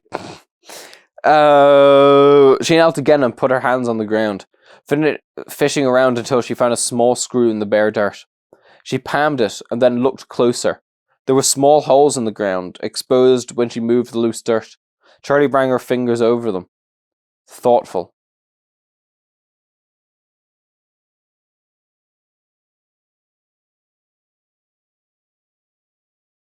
Small holes in the ground? What, like a trapdoor, perhaps? "Charlie, I have to tell you something." There was something urgent in John's voice. Charlie looked around the workshop and stood up. "Can we go outside?" she said. "I can't breathe in here." "Yeah, of course," he said. He followed her out into the yard and back to the hide-and-seek tree. She was tired, a wrung-out exhaustion deep inside. She would be fine in a minute, but she wanted a place that held only silly childhood memories. She sat down in the grass, leaned against the trunk and waited for John to talk. He settled himself cross-legged in front of her, a little stiffly, smoothing his pants, and she laughed. "Are you worried about getting dirty?" "Times change," he said with a wry smile. "What do you have to tell me?" she asked, and his face grew serious. "I have to tell you something. I should have said something a long time ago. When something happens like that, you don't trust your memory. Don't trust your own mind." "What are you talking about?" Charlie asked. "Sorry," he took a deep breath. "I saw someone that night. The night Michael disappeared." "What do you mean?" I actually just got a shiver down my spine. That's not even scary. Remember when we were sitting at the table by the stage and the animals started going crazy? "I remember," Charlie said. It had been bizarre, their movements upsetting. They were moving too fast, bending and spinning, cycling through their limited programmed moves over and over. They seemed frantic, panicked. Charlie was mesmerized. She should have been afraid of them, but she was not. She saw in their juddering motion a kind of desperation. She was reminded for a moment of dreams of running, dreams where the world depended on her going just 10 steps forward, yet her body could only move in slow motion. Something was wrong, terribly wrong, chaotically violent. The animatronic animals on stage thrashed robotic limbs in all directions, their eyes rolling in their sockets. What did you see? Charlie said to John now, shaking her head as though she could get rid of it. There was another mascot, he said. A bear. Freddy, Charlie interrupted without thinking. No, not Freddy. John took her hands as if trying to calm them both, but he let go before he spoke again. It was standing right near us, next to our table, but it wasn't looking at the stage like everyone else was. That technician came over, remember? And even he was just watching the animatronics. I guess he was just trying to figure out what was happening. I looked over at the mascot and it looked back at me. He stopped. John, what? Then the animatronics on stage stopped moving, and I looked over at them. And then when we all turned back around, Michael was gone, and so was the mascot. Charlie stared at him in disbelief. You saw the kidnapper, she said. I don't know what I saw, John said. It was all chaos. I didn't even think about it. I didn't make the connection. It was just another animal at Freddy's. I didn't think about who might have been inside it. I was a kid, you know? You figure that the grown-ups had already known everything you know. Yeah, Charlie said, I know. Do you remember anything? What the person looked like? Charlie was staring up at the sky as if he was seeing something Charlie could not. Yes, he said, his voice was deliberate, steady. The eyes, they were all I could see, and I could still see them sometimes, like they were right there in front of me. They were dead. What? They were dead, just dull and flat, like they still moved and blinked and saw, but whatever was behind them had died a long time ago. He fell silent. It was growing dark. There was a bright, almost unnatural streak of pink across the western sky, and Charlie shivered. You should go get the car, she said. It's almost time to meet everyone. Yeah, John said, but he didn't move right away, still staring into the distance. John, we have to go, Charlie said. He seemed to come back to himself slowly. Yeah, he said, we should go. He got up and brushed off his pants, then grinned at Charlie. Race ya? He said and took off running. Charlie chased after him, her feet pounding the asphalt and her arms swinging free. End of chapter 3. So, yeah, he saw Golden Freddy. Yeah. If only he made the connection of, oh, this mascot was like yellow. They don't remember any of the mascots, but it could have been the other one. Not Freddy, the other one. Foxy. It could have been Foxy. I suppose we'll find out in chapter 4. But I need to go and... My camera's storage is full. I must go and... thing. So, I'm going to sit in a perfect position. So it's a perfect transition. So nothing happens and I'm suddenly just back in this position. Right? Freeze frame now. And we're back. Right, where do we leave off, lads? Oh, it's nice and cozy. Even without the fire going. Oh, my chips. Bollocks. Yeah.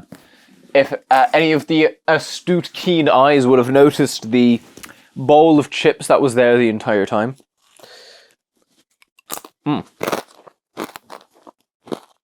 Oh, shit. This is probably going to sound terrible with the mic, is it? Maybe I shouldn't. Nah, fuck you guys. You can deal with my eating chips. Alright, there is more gardening work going on currently. But that's alright.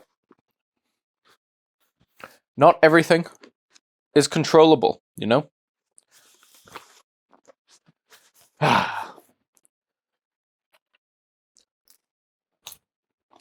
I'm gonna talk with my mouth full of food. Because otherwise, I'm never going to be done. It'd take me fucking like 3 eons to eat one sentence.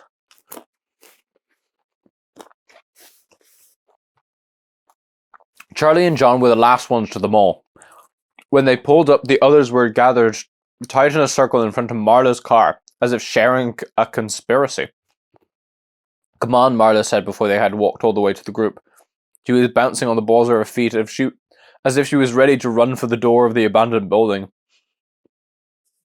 Everyone but Charlie and John had changed their clothing, wearing jeans and t-shirts, things more suited for exploration, and she had a brief moment of feeling out of place. At least she didn't wear a dress, Charlie thought. Let's go, she said.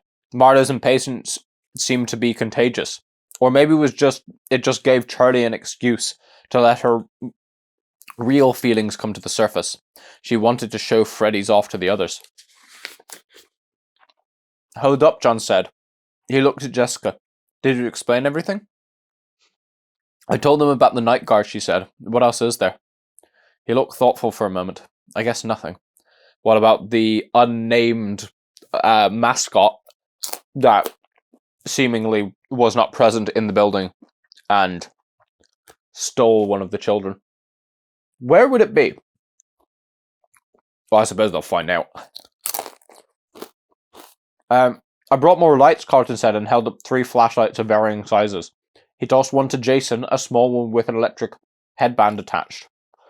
Jason turned it on, fixed it around his head, and began moving enthusiastically in waves and circles. They brought the child with them. That is a good sign. Oh, this is going to be good. Shh, Charlie said, even though he was not making any sound. Marla whispered, turn it off, we can't attract attention, remember?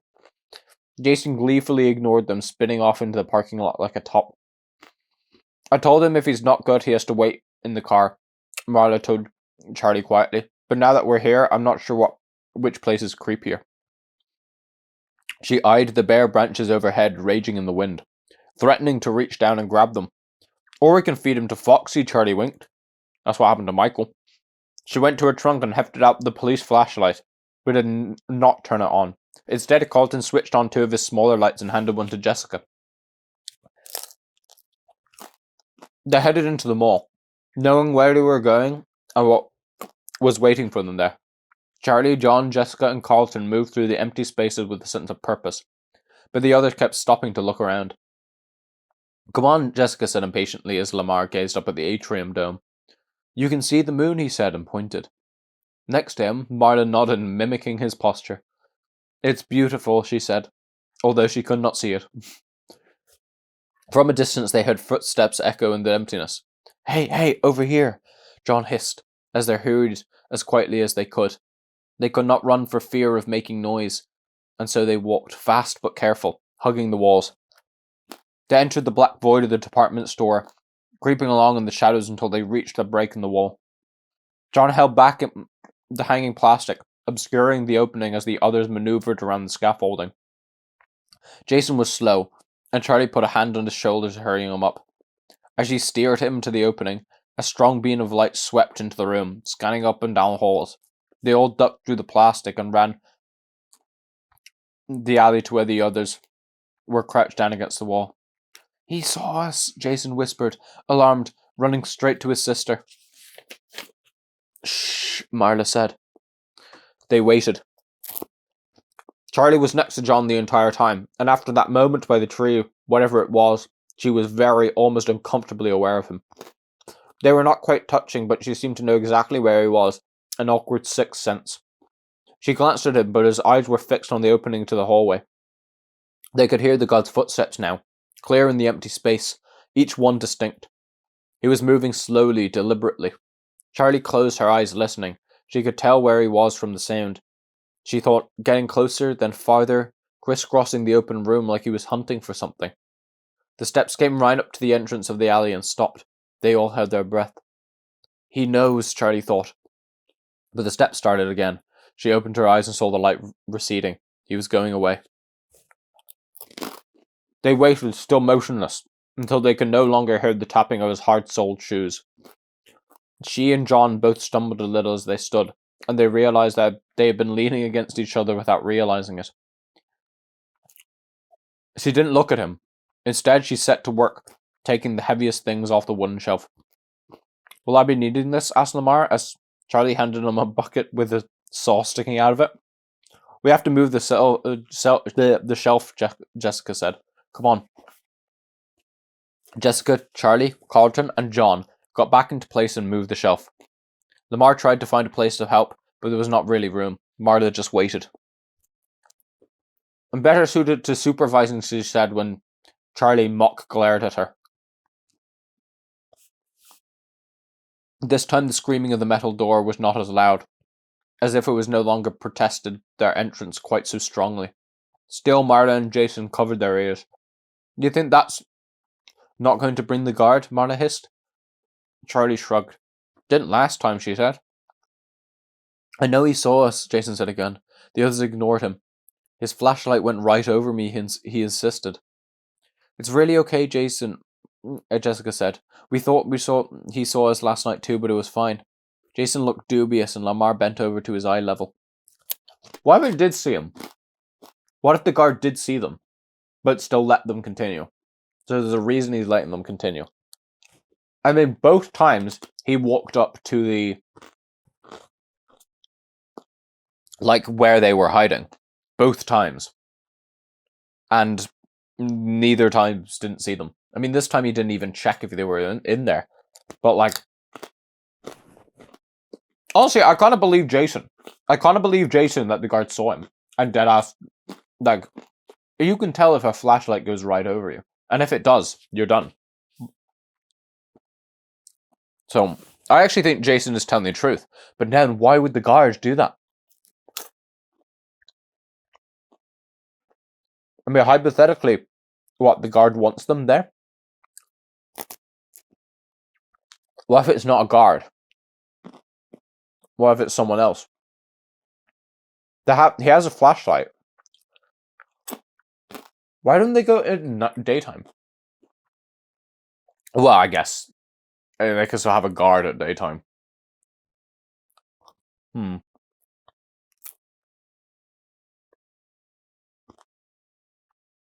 I do wonder.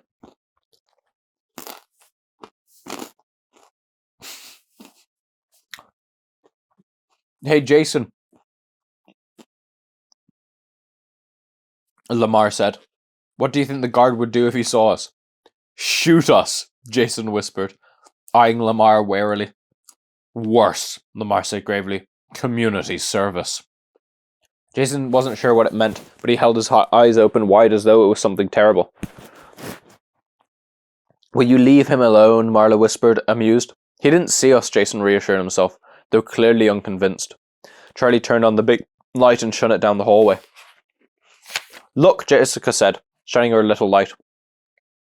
Though well hidden along the grain of the wood, there was a door. There was a door inset. Oh, door inset. I thought it was a door insect. Damn, I was really invested in the door insect for a second.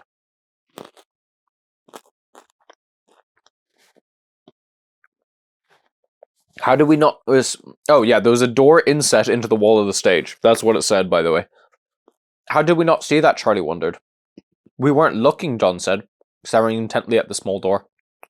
The whole group had gathered, and now Jessica looked around at them with a grin, put her hand on the little doorknob and pulled.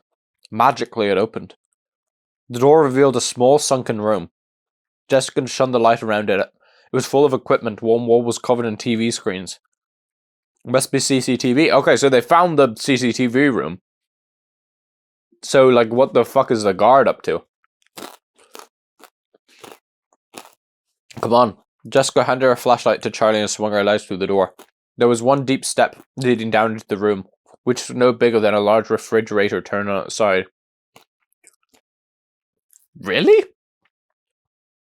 That's fucking tiny. That's not a room. That's a cupboard. That's a little too cramped for me. I'll be looking around here, out here. John saluted, then turned us as though to stand guard. Okay. This is like a clown car, Marla remarked as she jostled against Charlie. The space was too cramped for all of them, but they all crowded together. Jason sat on the step, feeling more uncomfortable by the exit. There were 8 of the television screens across the wall, each one with its own little panel of buttons and knobs, and sticking up beneath them was a panel, almost a table covered in buttons. They were large, black, unlabeled, and spaced out in a regular series. The other wall was blank except for a single large switch by the door. It is literally just a recreation of the room, isn't it? Well, they aren't describing the 2 giant, like, metal sliding doors on both sides. Is there one of those monitors, they have like a big electricity reading written out in a percentage amount? What this do? Jason said and put his hand on the switch. He hesitated just long enough for someone to stop him, then pulled it. The lights came on. What? Carlton looked at the others frantically. They all stared at one another in confused silence. Jason climbed up and poked his head out of the main room. They're on out here too, some of them at least, he said. Why is there the power? Jessica whispered, reaching over Jason to pull the door closed again. How is that possible? Charlie said. This place hasn't been open in 10 years. Cool. Marla leaned forward, studying the monitors as though expecting some sort of answer to be revealed. Turn on the TVs, Jason said suddenly. I can't reach. Jessica flipped on the first TV, and static crackled across the screen. Nothing? Just a second. She twisted a dial, wiggling it back and forth, until an image emerged. It was the stage, centered on Bonnie. The other animals weren't visible. Jessica turned on the rest of the TVs, adjusting them until the pictures became clear, though most were still poorly lit. They still work, Charlie said, almost under her breath. Maybe, Jessica said. Hey, someone to go out there, see if the camera is live. Okay, Marta said after a brief hesitation, wriggling her way to the exit and awkwardly climbing over Jason. A moment later, she appeared on camera, on stage beside Bonnie.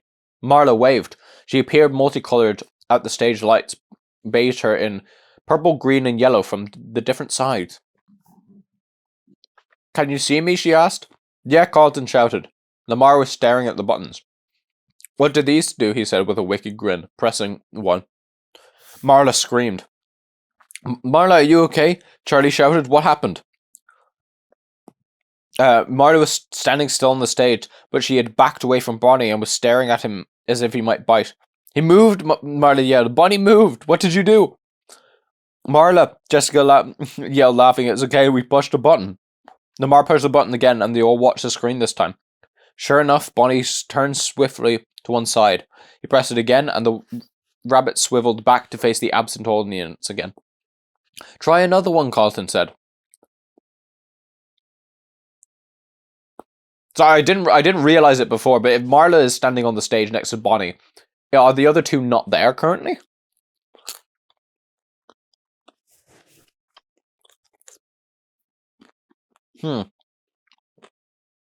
Go ahead, Lamar said, and climbed out the little room to join Marla on stage. He crouched down to inspect Bonnie's feet. They're attached to a swiveling panel, he called. Yeah, Jessica called back, not really listening. Carlton started pressing buttons as the rest of them watched the cameras. After a moment, Charlie left the room as well. It's too stuffy in here, she explained. Jessica's perfume and Carlton's hair gel, both of which smelled nice enough out in the open, were starting to form a sickly miasma. She stepped out into the open to watch them experiment with the animals on stage. Okay, so they are there. Most of the dining room was still dark. There were 3 coloured spotlights suspended from the ceiling, aiming beams of purple, yellow, and green at the stage. The animals were cast now in unnatural colours, and dust in the beams of light shone like tiny stars. So many that it was difficult to see through them. The floor beneath the long tables was dusted with glitter that had fallen from the party hats. As she looked around, she noticed again the drawings that lined the walls of the place, all at the height of children's eyes. They had always been there, and Charlie wondered now where her father had gotten the first ones when the restaurant opened. Had he used her own childish scribblings, Or had he made them himself and snuck them up? Forgeries to encourage actual children to display their art. The thought of her father hunched over his workbench, gripping an unsteady crayon with hands accustomed to manipulating microchips, made her want to giggle. She noticed the flashlight still on the center of the room and went to switch it off. Don't waste the battery, she said in her head, in chorus with Aunt Jen's voice. She turned her attention to the stage. It looked like the others had gotten Chica and Bonnie to go through a series of small, specific movements. They could each swivel their entire bodies back and forth, and their hands, feet, and heads could be moved in various directions, but each movement was separate. Can you make them do a dance, she asked. I don't know, Carlton said, leaning back away from the monitors. All of this must have been used to program the dances. I don't think someone was in here manually controlling everything during the shows. He shook his head with certainty. That would have been impossible. Huh, Charlie said. Everyone quiet, Marla called out, as they all fell silent. For a long moment there was no sound. Then Lamar said, What? Marla frowned, tilting her head to the side, listening for something. I thought I heard something, she said finally. It was like pings of a music box. That was the second time they've heard the music box. I can't remember what the music box is for. It's not in this version, is it? The music box isn't like this. I presume this is from FNAF 1. In which case, there is no music box. I'm pretty sure that showed up in FNAF 2. I think. I'm trying to remember now because I played the VR games. So they had like VR renditions of each one. I can't remember what number 2 was. Number 2 was the one with the big ass hallway in front of you, wasn't it? And they really went overboard with the amount of characters. Or was that FNAF 3?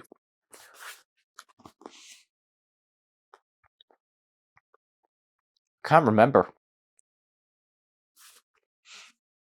I suppose I'll find out. Why isn't Freddy moving? Charlie asked. I don't know, Carlton said. I can't find the controls for him. Jessica said, tapping the monitors. These cameras don't show the whole place. Charlie peered at them, but they were mixed up in no logical order. She couldn't piece together a picture of the whole restaurant. There's 3 cameras on the stage, one on each animal, but there should be one on the whole thing, Jessica was saying. There's an entrance to the kitchen, but not the kitchen itself. You can't see the hallway and the room with the little stage we were at last night. Maybe the cameras are just in the main room, Carlton suggested. Nope, said Jessica. There are cameras everywhere out there. So there's got to be another control room, Jessica said triumphantly. Maybe go down the hall by the other stage. Charlie went back into the main room again. She was feeling restless, less excited by the discoveries than the others, though she was not sure why. She watched the stage. Carlton was still playing with the buttons, Bonnie and Chica jerking in small, disjointed motions as Freddy Fazbear remained motionless. His eyes half closed and his mouth slightly open. Hey, Lamar said suddenly. Marla, the music, I hear it now. Everyone was quiet again, and then Marla shook her head. Creepy, she said, more excited this time, rubbing her hands together as though she was sharing campfire stories. Lamar looked thoughtfully at Freddy. Let's go find the other control room, Jessica said, emerging with a determined look on her face. Okay, Marla jumped from the stage to join them, and they started scanning the rest of the stage, looking for a second door. I'll stay in here, Jason called from the first room. This is so cool. Chica swiveled back and forth rapidly on the stage as he pushed her buttons repeatedly. Lamar went to join Jason. Okay, my turn, he said, leaning on the door. He went in, not waiting for Jason's response. They're going to piss off Chica, and then Chica is going to go eat Lamar and the child. I wonder if Scott has the balls to kill children in a video game. I'd guess that he would have the balls to kill a child in a book.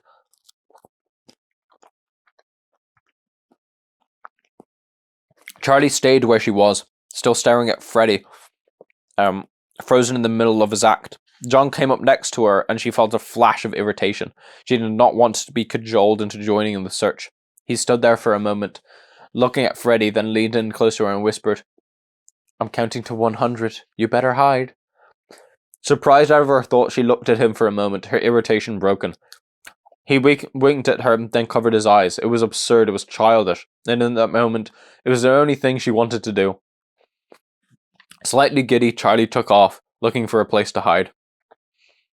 Jason pushed the series of buttons again with increasing frustration. "I'm bored now," he announced. "How can you be bored?" Lamar said. "These aren't working anymore." Jason continued to press buttons, no longer watching the monitors. Lamar studied the monitors. Buddy's head was up and turned to the sides, his eyes appearing to watch the camera. "Fucking hell." "Well, go find your sister then," he told Jason. "I don't need your permission to be bored." Impatiently, Jason climbed up and out in the control room. "Everybody is so sensitive," Lamar muttered. Suddenly realizing he was alone in the control room, he climbed out, but Jason was already gone. Jessica was leading the exploration party, heading towards the little stage they had discovered the night before. Marla looked back and saw Jason skipping to catch up just before they disappeared into the long hall. "Hey, be careful," she called over her shoulder as Jason branched off in his own direction. Lamar caught up to the group and followed them on their way into the hall. Wait, did they just let Jason, go his own way? Yeah, that's a good idea. The main dining hall room is empty now, though Jason could hear Charlie and John's playful shouts echoing from the party rooms that extended off the main building. Left alone, Jason headed up straight for the arcade. Jason's alone. I know these are teenagers. This just seems irresponsible to let a 9-year-old child. I mean, the roof is gonna fall on top of him and crush him. At best. It was more dimly lit than the rest of the place, and without power, the arcade games appeared as towering black monoliths in a forgotten graveyard. The air was stale and thin. Jason went to the nearest console and pressed a few buttons. Some stuck with age, but nothing happened. Plug it in, duh. He ducked behind the games to check, but even though the mounds of wires seemed impossibly tangled, it looked like they were plugged in. Maybe there's a switch for the whole room? He started checking the walls. There was no obvious switch, but as Jason scanned the walls, he became distracted by the children's drawings taped in clusters. Jason was too young to have any memories of his own from being at Freddy's. Even Hurricane itself was no more than a hazy set of impressions. But something about the pictures brought up a sense of nostalgia. They were all the same. Really, the kinds of drawings he and every other kid had done. Figures with circles for bodies and sticks for arms in a multitude of colours. Only a few details showed which figures were the animals. Chica with her beak, Bonnie with his ears. It seemed like there were a bit more attention paid to the drawings of Freddy Fazbear. The children had been a little bit more careful to make his details just right. Jason found himself looking at one drawing in particular. It was the same as the others, maybe a little better. Bonnie the bunny hugging a child. There was no name at the bottom. Jason took the picture off the wall, uncertain why this one in particular interested him so much. John burst into the room with a wide grin and a deep breath, but then, seeing that it was only Jason inside, he quickly returned to a stoic demeanor. "What's up?" He nodded his head, playing it cool, then casually stepped away before silently returning to a sprint. Playing hide and seek like babies, Jason thought. I hope I never fall in love. Wow, Jason was able to... Jason is one astute child. He was able to ascertain that John is in love with Charlie. Smart kid.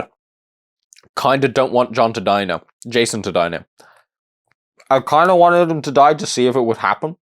If it was even possible. I wanted to see them describe Jason's death in extreme visceral detail. He looked back down at the drawing and squinted as though not seeing it correctly. The child was now facing away from Bonnie. Jason stared for a long moment. Wasn't he hugging Bonnie before? He looked out at the main control room, but Maya was out of sight, looking for the control room. Jason folded the drawing carefully and put it in his pocket. It was suddenly apparent how quiet it had become outside. Jason stepped out timidly and peeked into the dining room. "Guys," he whispered, looking back once, then ventured out to find the group. Jessica, Lamar, Carlton, and Marla were still creeping towards the other half of the building. The spotlight from the dining room didn't reach this far, only assenting edges and corners were specks of glitter. Jessica scanned the wall with her flashlight, looking for breaks in the plaster, and motioned to Marla to do the same. "We have to check for a hidden door," she said. "Why?" "That one wasn't really hidden," Carlton pointed out. "Yeah," Jessica conceded, but she kept the light on the wall, clearly not ready to give up the hunt. They passed 2 bathrooms they had not noticed the night before. "Do you think the plumbing still works?" Carlton said. "I really need to pee." "What are you, 5 years old? I don't want to hear that." Why are you 5 years old that you can't stand hearing someone else piss? When they got to the room with the little stage, everyone stopped. Marla and Lamar went closer to the stage, drawing together slightly as if unaware of what they were doing. Even though Carlton and Jessica had been there the night before, it was as though they were seeing it anew through Marla's and Lamar's eyes. They still had not seen what was behind the curtain. Carlton realized suddenly. "I remember these posters," Lamar said. "I remember this too," Marla said, pointing to the sign that read "Out of Order" strung across the stage. "My whole life I've felt uneasy when I've seen that phrase, even if it's just at a vending machine." "I know what you mean," Lamar said softly. But before he could go on, Carlton interrupted. "Found it." "Maybe," Jessica amended. There was a door, close set into the wall like the one on the stage, not quite hidden, but not meant to be noticed. It was painted black, like the walls of the room. Jessica turned the knob and pulled, but it was stuck tight. "Locked?" Lamar said. "I don't think so." "Let me try it," Marla said. She grabbed the knob and yanked, and it came open, sending her tumbling back. "Impressive," Lamar said. "Yeah, well, taking care of Jason makes me tough." Marla grinned as she knelt down to squeeze through the small door. "What?" "Oh, it's like gapped, okay." It was almost the same as the first room.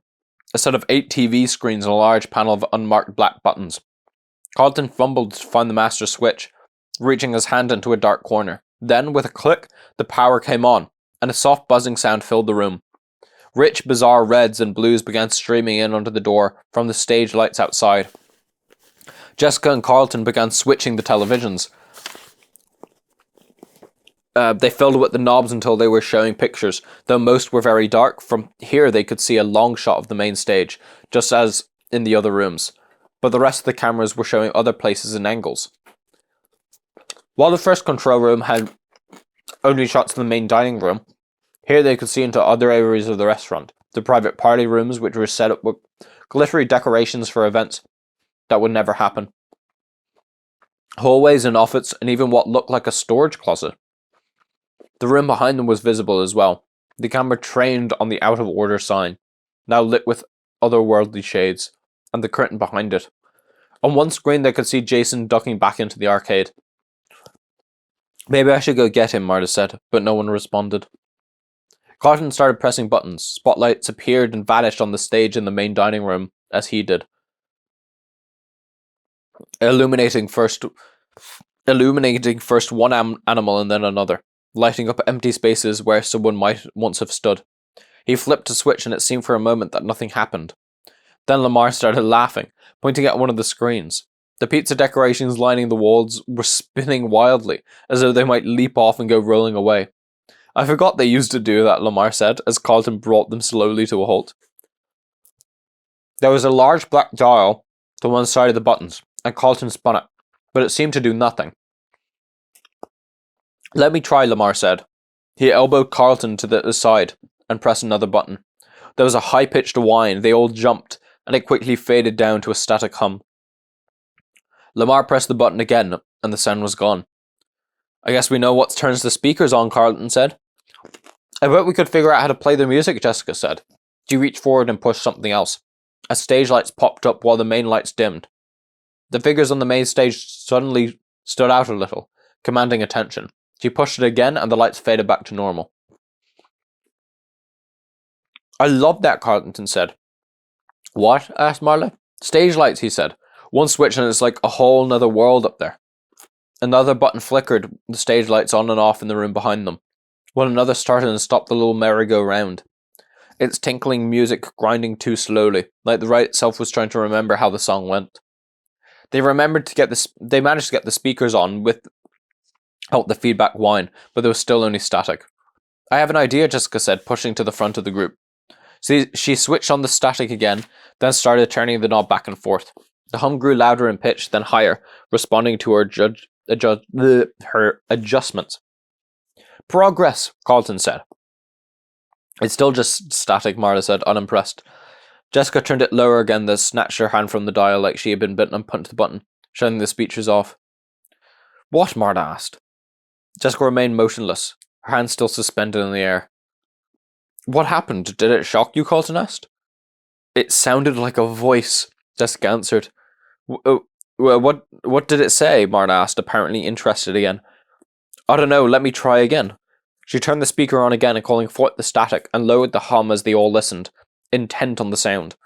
As it sank to a lower register, just below the range of human voice, they all heard it, grinding and broken words, almost too slow and distorted to be considered speech. They looked at one another. What on earth? Martha said.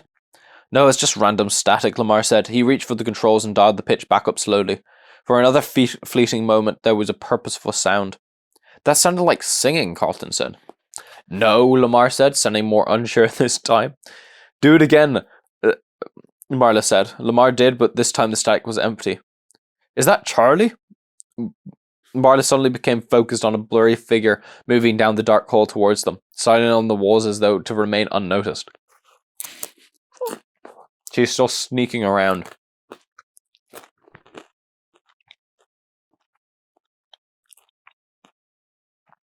Charlie was hurrying, almost skipping and trying to find another place to hide. She glanced behind her, vaguely suspecting that John might be cheating. She moved through the darkness and towards the colourful glow of the small stage curtain, which was throwing eerie reds and blues into the tables and party hats. Going down this passage had always felt like a long and perilous journey, not one to be made alone. She kept her gaze fixed behind her, letting the wall beside her guide her step. She knew John was close, probably creeping up on her in the dark. Suddenly she backed into something, stopping short. She had been moving faster than she thought, or more like the hall was not as long as she remembered. She saw a shadow at the end of the hall. If he turned this way, he would see her. Without thinking, Charlie climbed up onto the platform that she bumped into and ducked behind the curtain, tucking herself between the wall and a large, bulky prop, trying not to breathe. Oh, I wonder what it is. I wonder what stage she's on. Well, she doesn't get hooked now. That's later. Well, that was at the start of the book. Charlie, he called, still far away. Charlie! Charlie felt her heartbeat quicken. There had been boys she liked now and then, but this was something different.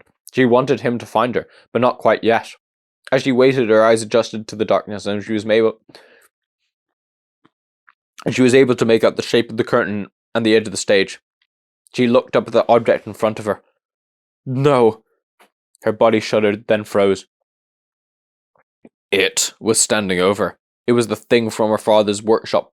The misshapen thing that hung in the corner, shaken by random convulsions as its eyes burned silver. Does it hurt? Now it was still, and its eyes were blank and dull. It was staring straight ahead, insonate, and its arms with its hook hung uselessly at its side. She recognized his eyes, but it was somehow worse now, encased in hollow body parts and matted with red fur, with a stench of oil and glue. He had a name now. They called him Foxy, but she knew better. Charlie shrank away, pressing against the wall. Her heart was racing, and her breath was shallow, not too fast. Her arm had been touching his leg, and now she felt a sudden itchiness from it, like she had been contaminated. She wiped her hand violently against her shirt, and she began to panic. She sprang away from it, pushing off the wall to get away, to move before it saw her, but the edge of the stage caught her foot. She stumbled forward, momentarily becoming entangled in the curtain. She struggled to get free when suddenly the thing's arm jerked up, and the hook slashed at her arm. She ducked away too late and it cut her. The pain was shocking, like freezing water. She tripped backward and felt herself falling for a few seconds, and then she was caught. It was John. He had caught her. She tried to nod, but she was shaking. She looked at her arm. There was a cut above the elbow, almost 4 inches long. It was bleeding freely as she covered it with her hand. The gaps between her fingers welling over as her own blood leaked through. What happened? Marla asked, rushing up behind her. Charlie, I'm so sorry. I must have hit a button that caused it to move. Are you okay? Charlie nodded, a little less shaky. I'm fine, she said. It's not that bad. She moved her arm around experimentally. See? No nerve damage. She said, I'll be fine. Yeah, no nerve damage. You're grand.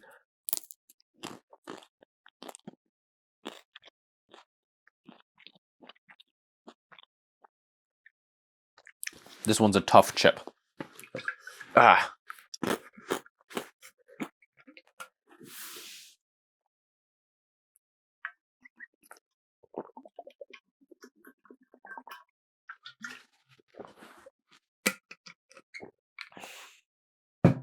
Lovely stuff.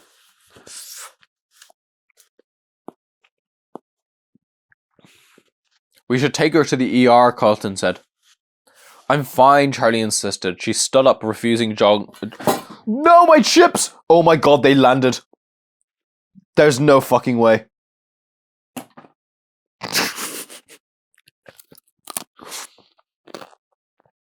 I'm fine, Charlie insisted. She stood up, refusing Jong's help, and braced herself on the stage for a moment. She heard her Aunt Jen's voice in her head. How much blood have you lost? You don't need to go to the hospital. She could move her arm just fine, and she would not bleed to death from this. She felt dizzy, though. Charlie, you look like a ghost, John said. We need to get you out of here. Okay, she said. Her thoughts were scattered, and the injury hurt less than it should have.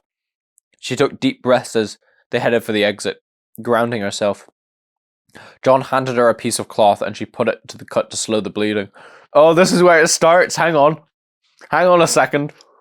Yeah, at the start she was bleeding, wasn't she? At the start she had a bandage and she was bleeding from her arm. Okay. Yep. Okay. Thanks, she said, looking at him. Something was missing. Was that your tie, she asked? And he shrugged. Do I look like a tie person? She grinned. I thought it looked good on you. Jason, Marla yelled as they passed their arcade. Move it or I'm leaving you behind. Jason ran to catch up. Is Charlie okay? He said anxiously. Marla caught her breath and put her arm around him. She's fine, she reassured him. They walked briskly down the same corridor they then entered through. She could actually easily get tetanus from that. I mean, she got cut by like a old mechanical hook that hasn't moved in 10 years. She could easily get tetanus from that. Jason looked back as he was being guided out, studying the pictures on the wall once more before losing sight of them. The colour lights from the stage were fading, and the flashlight was throwing shapes and shadows on everything, making the drawings difficult to see. But Jason could swear he saw the figures moving in the pictures. They all hurried back through the empty building and out to the parking lot, not keeping watch for the guard. When they made it out of the car, Lamar, who had grabbed the big flashlight, flipped it on and shone it at Charlie's arm.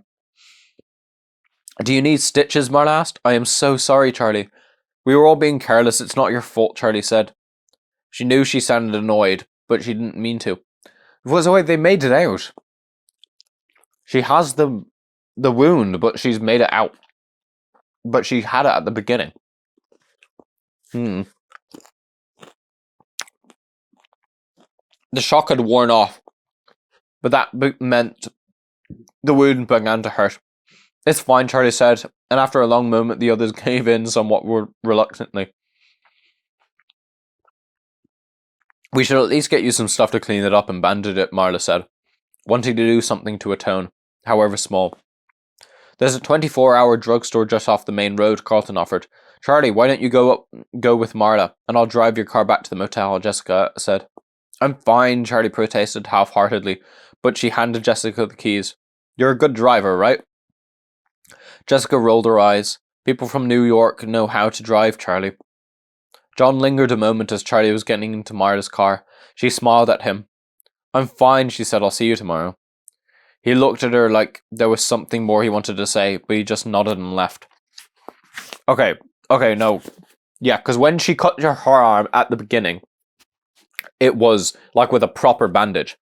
I think it said proper bandage. Like, I'm pretty sure it said bandage, right? So yeah, that happens later. But this is where it begins.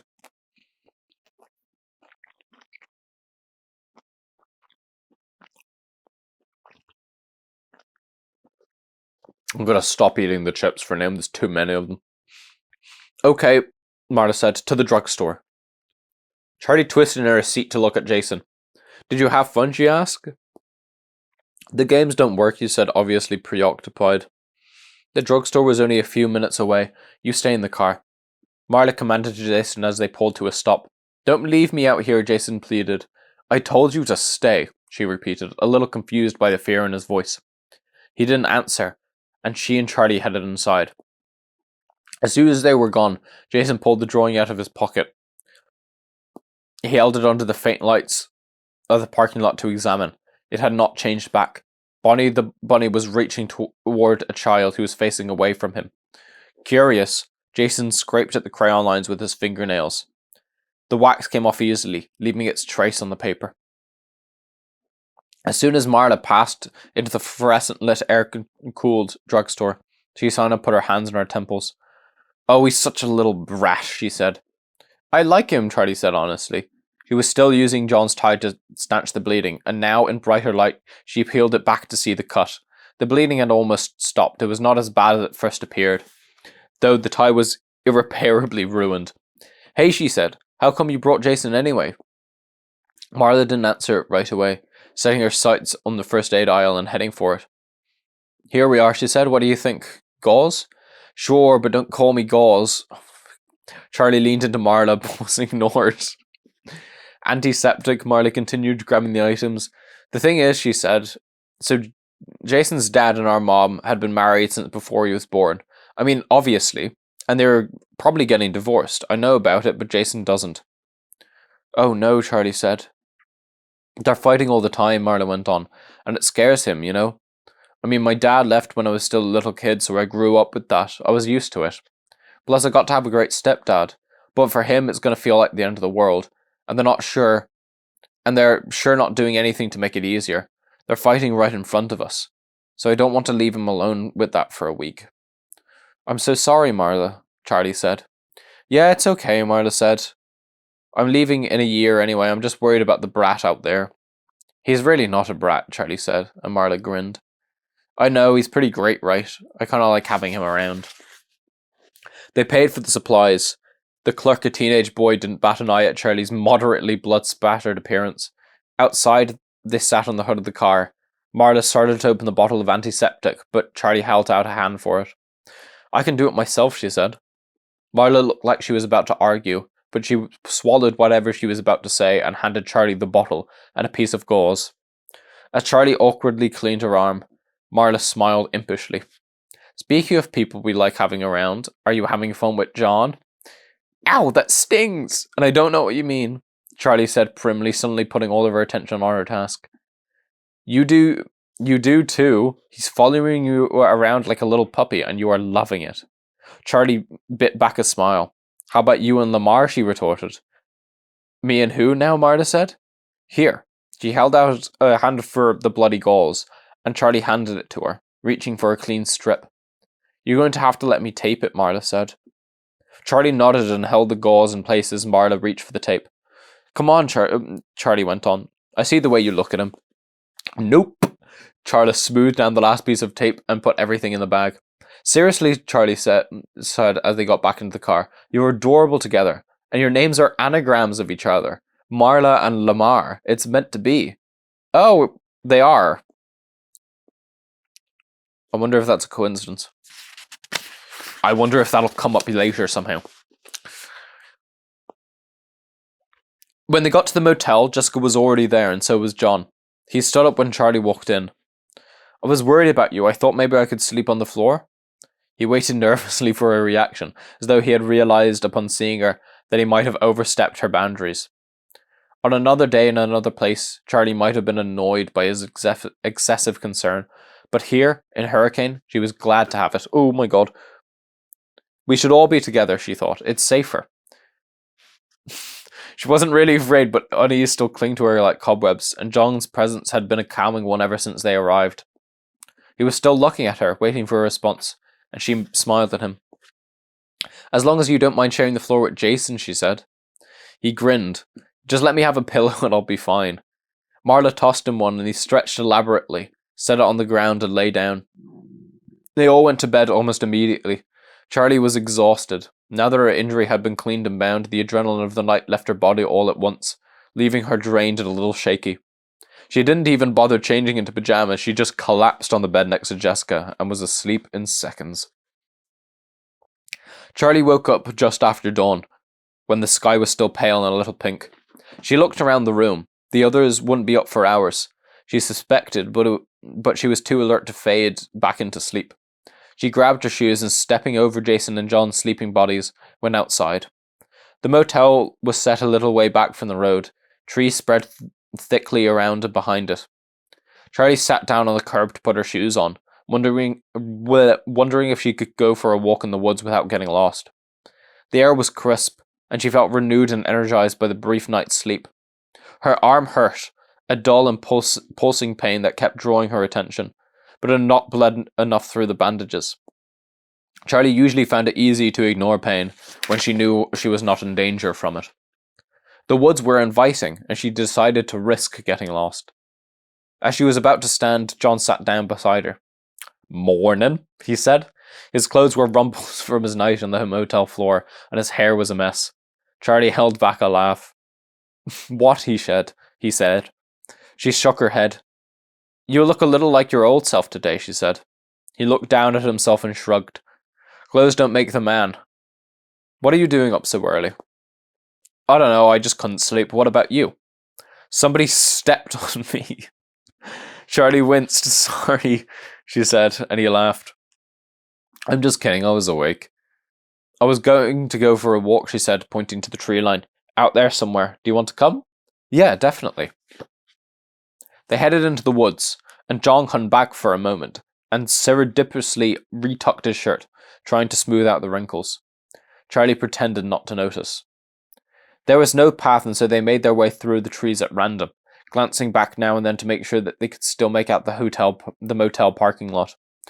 John stumbled over a fallen branch, and Charlie reached out with her good arm to catch him before he fell. I need to move that. I'm going to pour all of my chips down into the wood basket.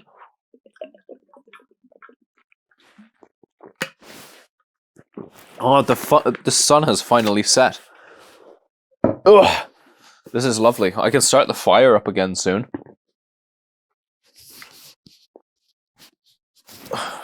I should open up the... Yeah, I'm just thinking to myself. Leave me alone.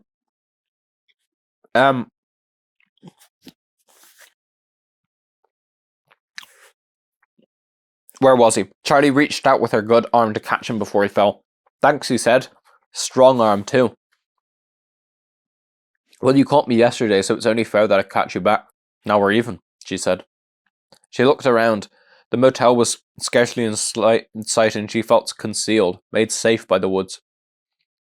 She could say anything here, and it would be all right. She leaned back against a tree, picking idly at the bark behind her.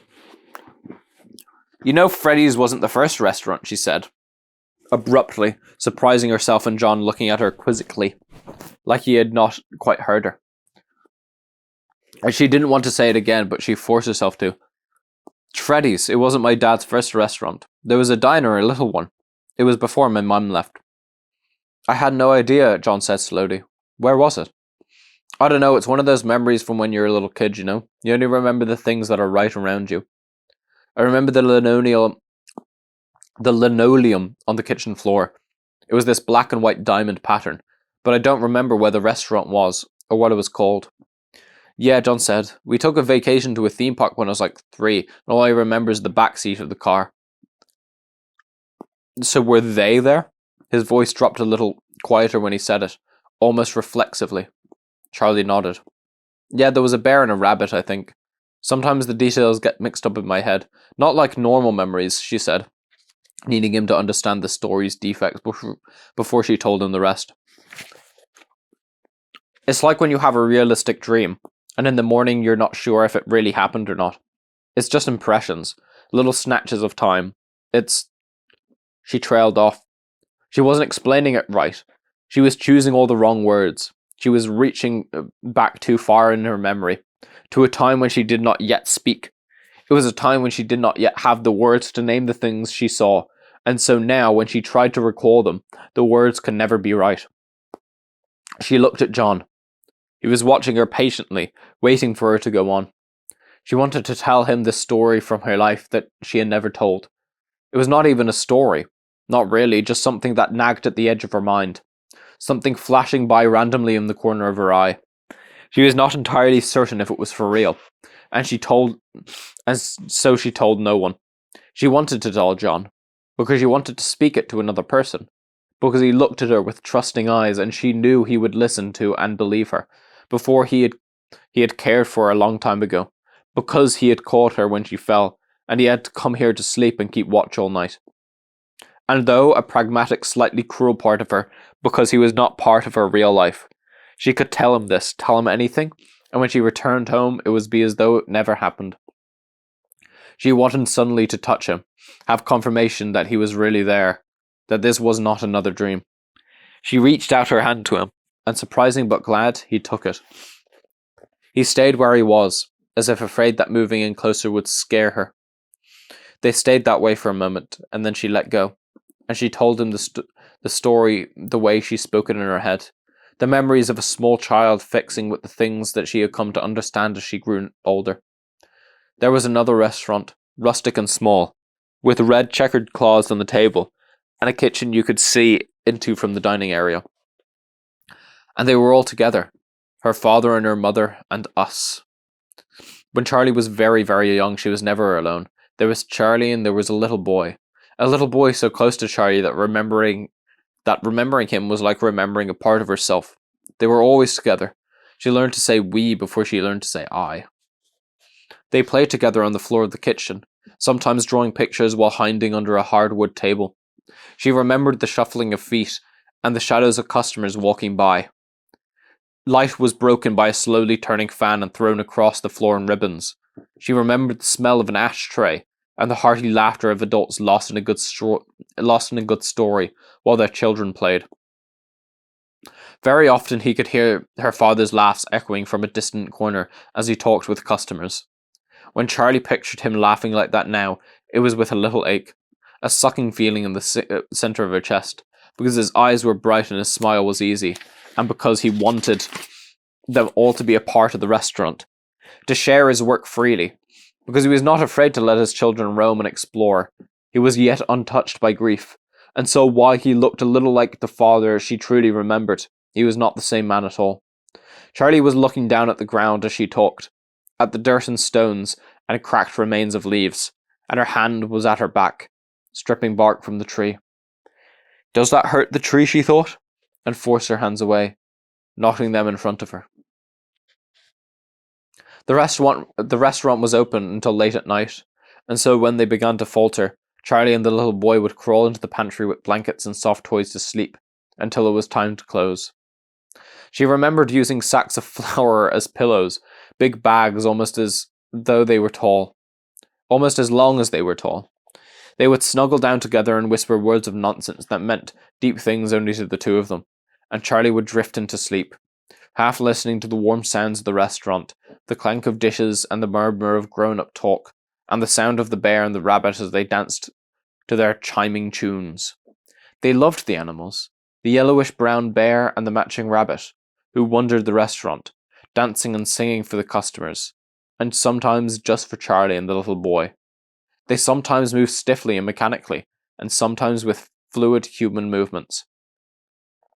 Wait, are there people in costumes, or are they... Because they could be people in costumes. Because back when she was in the attic, I think she referred to them as costumes, right? So now in this old restaurant, it could be people in costumes and like not the animatronics.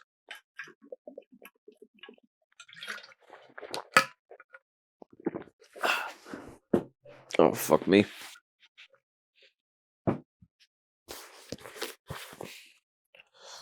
Where was I? Yep.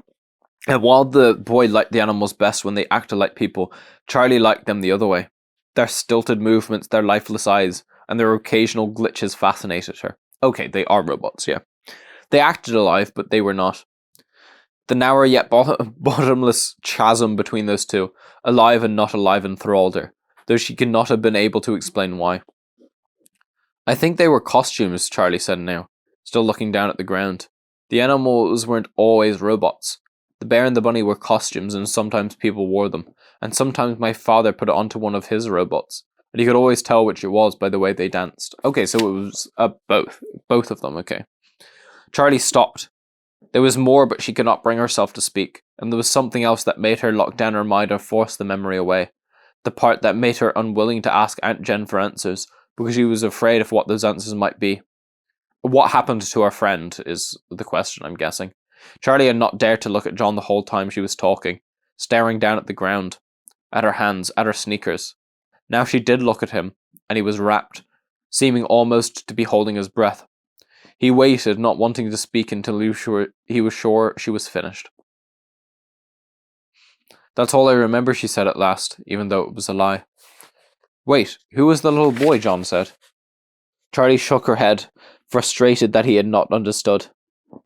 He was mine, she said. I mean, he was my brother. We were the same.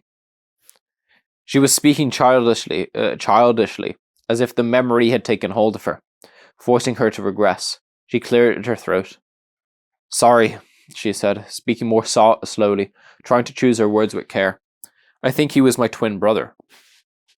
Oh. She saw John open his mouth, about to ask the question, what happened to him? But there must have been something in her face, something warning, because he held it back and instead asked and said, do you think that place was around here? I mean, I guess it could have been anywhere, another state even. I don't know, Charlie said slowly, looking over her shoulders, then up at the trees. This all feels the same. It feels like I could walk around any corner and it could be there. Her voice began to break. I want to find it, she added suddenly, and as soon as she said it, it was what she wanted to do. Well, what do you remember about it? John said enthusiastically, almost lunging forward like an eager dog on a lead. He must have been dying to go looking from the moment she mentioned the place. Charlie smirked but shook her head. I don't really remember much, she said. I don't know how much help I can actually be. Oh no, the chips are gone. Like I said, the things I remember are just little scraps. They're not information. It's just like a picture book. She closed her eyes, ready to see the place in her mind's eye. The floor would shake. She lifted her head as the thought became clear. A train? She asked as though John would know. I remembered this thunderous sound every day. It was the biggest sound I'd ever heard. I don't mean loud. I mean you could feel it in your whole body, like it was rumbling right through your chest. It must have been close to some tracks then, right? Yeah, Charlie said, with a spark of hope. There was a tree out front. It looked like an old, angry monster, hunched forward and wizened, with two giant gnarled branches reaching out like arms. Whenever we left for the night, I hid my face in my father's shirt so I wouldn't have to see it as we walked by. What else? John asked. Were there stores or other restaurants? No, I mean, I don't think so, I'm sorry. She scratched her head. It's gone. It's not enough, John said, a little frustrated. Could be anywhere. A train and a tree. There must be something else you can remember. Anything? Jesus, why is John pressing so much to find this place? No, Charlie said. The more she pushed herself to remember, the harder it got. She was grasping blindly, and it was like trying to get a hold of living creatures, as if the memories saw her coming and slipped away. She tossed out fragments as she managed to catch them. The tablecloths, red and white checked, and made of real cloth, not plastic. She remembered grabbing at one, unsteady on her feet, and the whole table setting, falling down on top of her. Plates and glasses shattering around her as she covered her head. Charlotte, are you okay? Her father's voice seemed clearer than ever. There was a squeaky floorboard in the corner of the diner that Charlie liked to push on. Make it sing as if it made music. There was a picnic table out back where they used to sit in the sun, one leg of it sinking in the soft ground. There was a song her parents used to sing in the car whenever they came home from a trip. They would burst into it when they were a little away from home. And then they'd start laughing, as if they'd done something clever. It's nothing helpful, Charlie said, just kid stuff. She felt a little lightheaded. She had spent so many years avoiding these memories. Her mind shied away from it as if from snakes. Having done it, she felt strange and a little guilty, like she had done something wrong, but she also felt something that might have been joy, in the thing she never allowed herself to think of. The memories of that time were unsafe. There were traps and snares wrought into every substance, but there were precious things among them. Sorry, she said, I can't remember more. No, that's really impressive. I can't believe you remember that far back at all, he said. I didn't mean to push you, he added a little sheepishly, then looked thoughtful. What was the song? I think it was the same one they danced to at Freddy's, she said. No, the one your parents sang in the car. Oh, she said, I don't know if I remember it. It wasn't really a song, you know. It was just a little line. She closed her eyes, picturing the car, trying to envision the backs of her parents' heads as though they were still in the back seat. She waited, trusting her mind to give it up, and after a moment it did. She hummed it, just 6 notes. We're back in harmony, she sang, and they'd, harmonize. She added, embarrassed by her parents even now. John's expression was blank for a moment as the words at first seemed meaningless, but then his eyes lit with promise. Charlie, there's a town north of here called New Harmony. There's no fucking way. There's no fucking way that's the connection. Huh? Was all she said for a moment. She listened to the words in her head, wanting them to set off an inspiration, trip a memory, but they did not. I feel like that should ring a bell, but it doesn't. I feel like that should ring a bell, but it doesn't, she said. Sorry, I mean, it doesn't sound wrong, but it doesn't sound right either. She was disappointed, but John still had that thoughtful look on his face. Come on, he said, extending his hand. Charlie wiped her cheek and took a shaky breath, then looked to him. She nodded with an exhausted smile and got to her feet. Should we wait for everyone to wake up? John said as they emerged into the parking lot after a brisk walk back. No, Charlie said with an unexpected vehemence. I don't want everyone there for this. She added in softer tones, just the thought of the whole group going along made her anxious. It was too risky, too private. She had no idea what they might find or what it might do to her, and she couldn't abide the thought of making those discoveries with an audience. Okay, John said, just us then. Just us.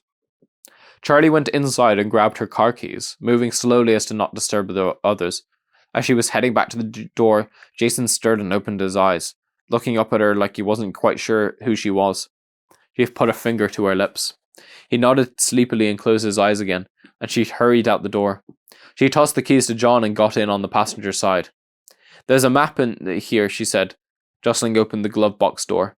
The map fell out amid a pile of hand warmers and emergency food rations. Your aunt strikes again, John smiled. Charlie held the map just a few inches from her face. New Harmony was close, only about half an hour away. Think you can navigate, he asked. Aye, Captain, Charlie said. Turn left out of the lot. They drove back through the town and out the other side, the houses farther and farther between as they went. Each one stood solitary, connected only by sagging power lines. Charlie watched the telephone poles and the dipping wires repeating hypnotically as if they would go on forever, then blinked, breaking the spell. Ahead of them, the mountains rose up ancient and dark against the clear blue sky. They looked more solid than anything else around them, more real, and maybe they were. They had been here, watching, long before the houses, long before the roads, and they would be here, long after they were all gone. Nice day, John said, and she looked at him, tearing her gaze from the view. Yeah, Charlie said, I kind of forgot how beautiful it is out here. Yeah, he said, It was quiet for a moment, then looked at her sideways, and Charlie couldn't tell if he was being shy or just keeping his eyes on the road. It's weird, he said at last. When I was a kid, the mountains kind of scared me. When they were driving in the dark, they were like some monstrous beast looming over us. He laughed a little bit, but Charlie did not. I know what you mean, she said, then grinned at him. I think they're pretty much just mountains, though. Hey, she said suddenly, you never told me what your story was about.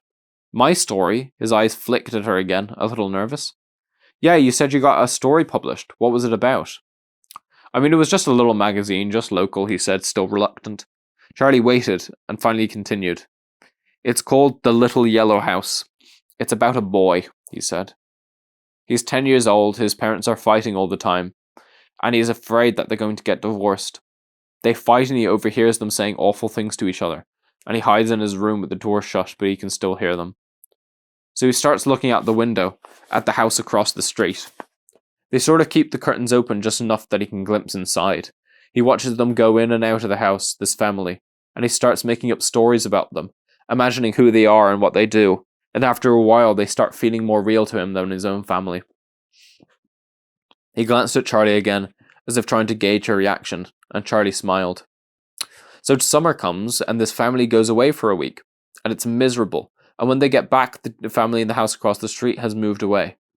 There's nothing left, just a for sale sign hanging in front. Charlie nodded, waiting for him to continue, but he looked at her a little sheepishly. That's the end, he said. Oh, she said, that's really sad. He shrugged. I guess I'm working on something happy now, though. What's that? He grinned at her.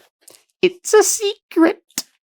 Charlie smiled back. It felt good to be out here, good to just be driving out into the horizon. She cranked the window down and put her arm out into the air, enjoying the feeling of the rushing wind. It's not wind rushing, it's us, she thought. What about you? John said. What about me? Charlie said, still happily playing against the wind. Come on, what's the life of Charlie like these days?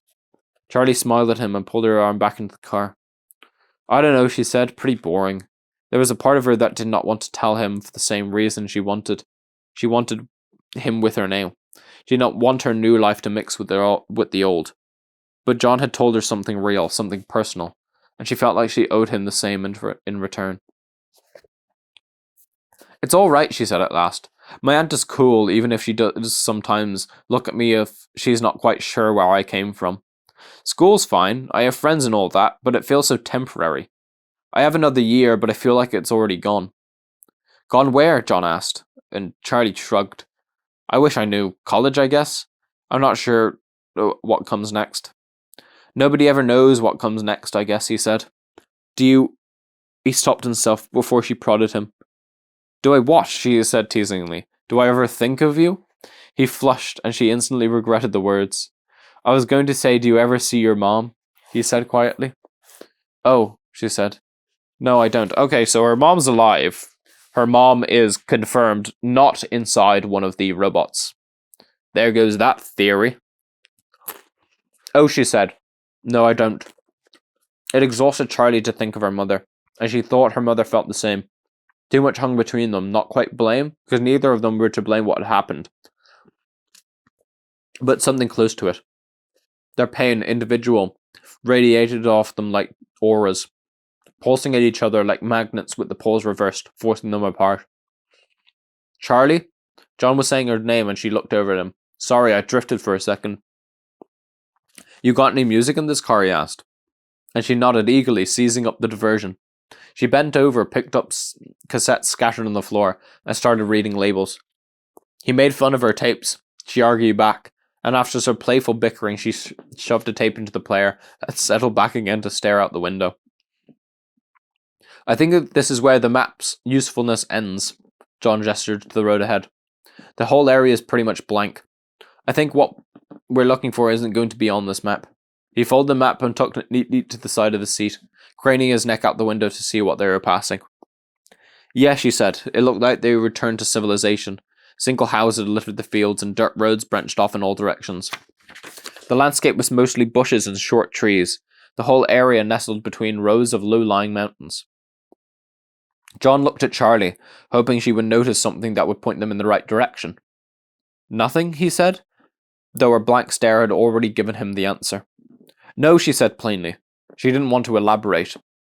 The houses became fewer and more scattered, and the fields of dry brush seemed to stretch wider, giving the whole area a feeling of desertion.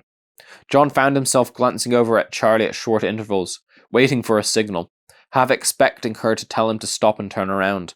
But Charlie just stared into the distance, her eyes fixed on nothing, resting her cheek in her hand. Let's go back, she said finally, sounding resigned. We could have missed something, John said. He slowed down the car, looking for a spot to make a U-turn. We missed a lot back there. Maybe it's down one of those dirt roads. Oh, shit. Charlie laughed. Really, you think we missed a lot? She grew up thoughtful. No, none of this feels right. Nothing rings a bell. She felt a tear spill onto her cheek and she wiped it away before John could notice. Okay, no worries, Charlie said abruptly, pulling herself back from reverie. Let's grab a bite, just you and me.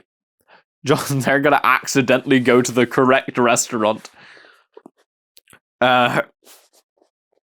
Charlie is what?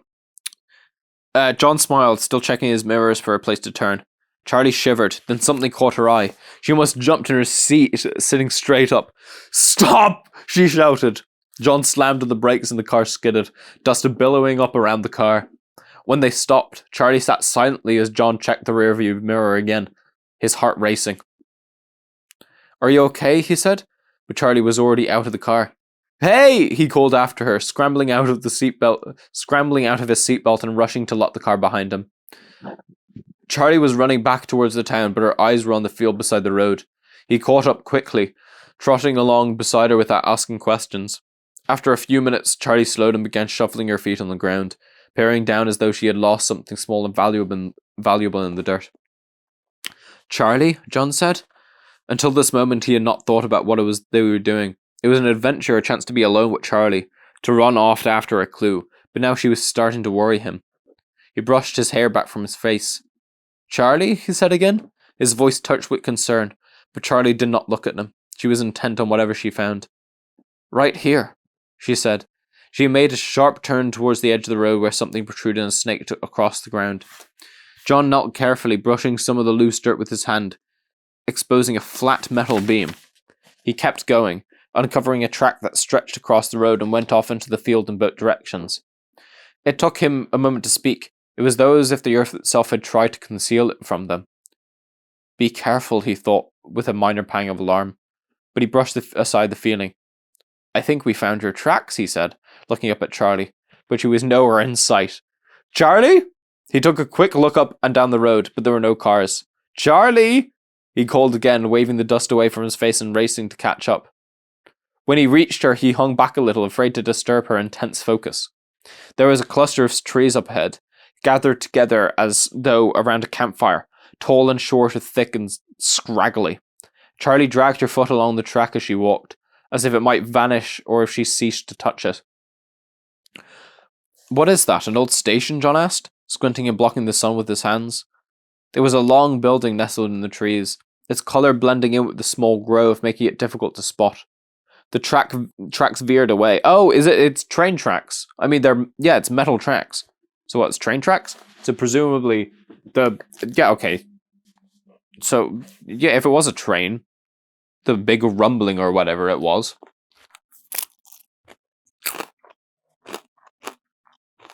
There has to be a road. Charlie strayed almost randomly, heading away from the building. John hesitated. But he gestured toward the building, then followed her, looking back to make sure he knew the way back to the car. Before long, the ground leveled out beneath their feet. Old pavement broken with weeds and mounds of crumbling rock stretched across the field in a narrow, almost hidden path, leading once again toward the small building. This is it, Charlie said softly. John approached her carefully, then stood at her side. They walked the road together, dodging around the pillars of grass that shot up from the breaks and holes. The tree was there, the one with reaching arms and a ghastly face, but it was no longer frightening, no longer as Charlie remembered. It must have already been dead as a child, she realized. Its limbs had fallen off, leaving jagged holes where they had been, and they lay where they fell, rotting into the ground.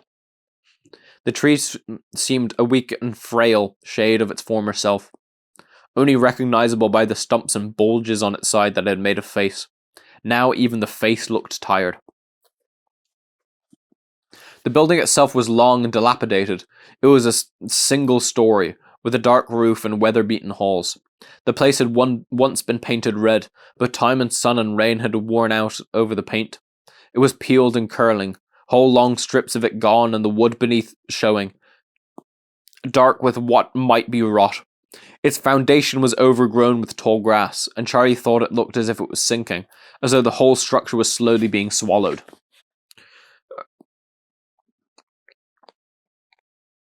I have a chip in the back of my throat.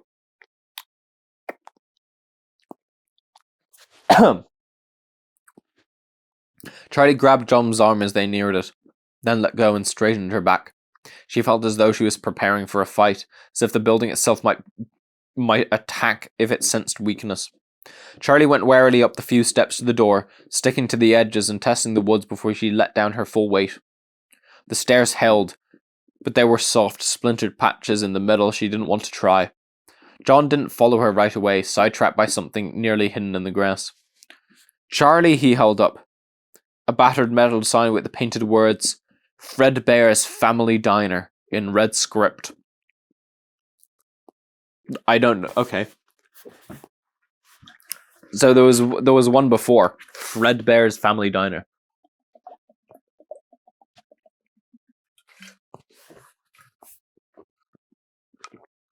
Freddy Fazbear's Pizza. Yeah, Freddy Fazbear's Pizzeria sounds better. Good name change. Charlie gave a gentle smile. Of course this is it. I'm home. John came up the stairs behind her and set the sign down carefully by the door, and they went inside. The door swung open easily. Light steamed in through the windows on all sides, revealing emptiness and decay. Unlike Freddy's, this place had been cleared out. The one floor seemed intact, but they had warped from weather. Sunlight was streaming in, unobstructed, and went where it wanted without furniture or people to block its path. Charlie looked up at the ceiling fan. It was still there, but none of its blades were missing. Oh, one of its blades was missing.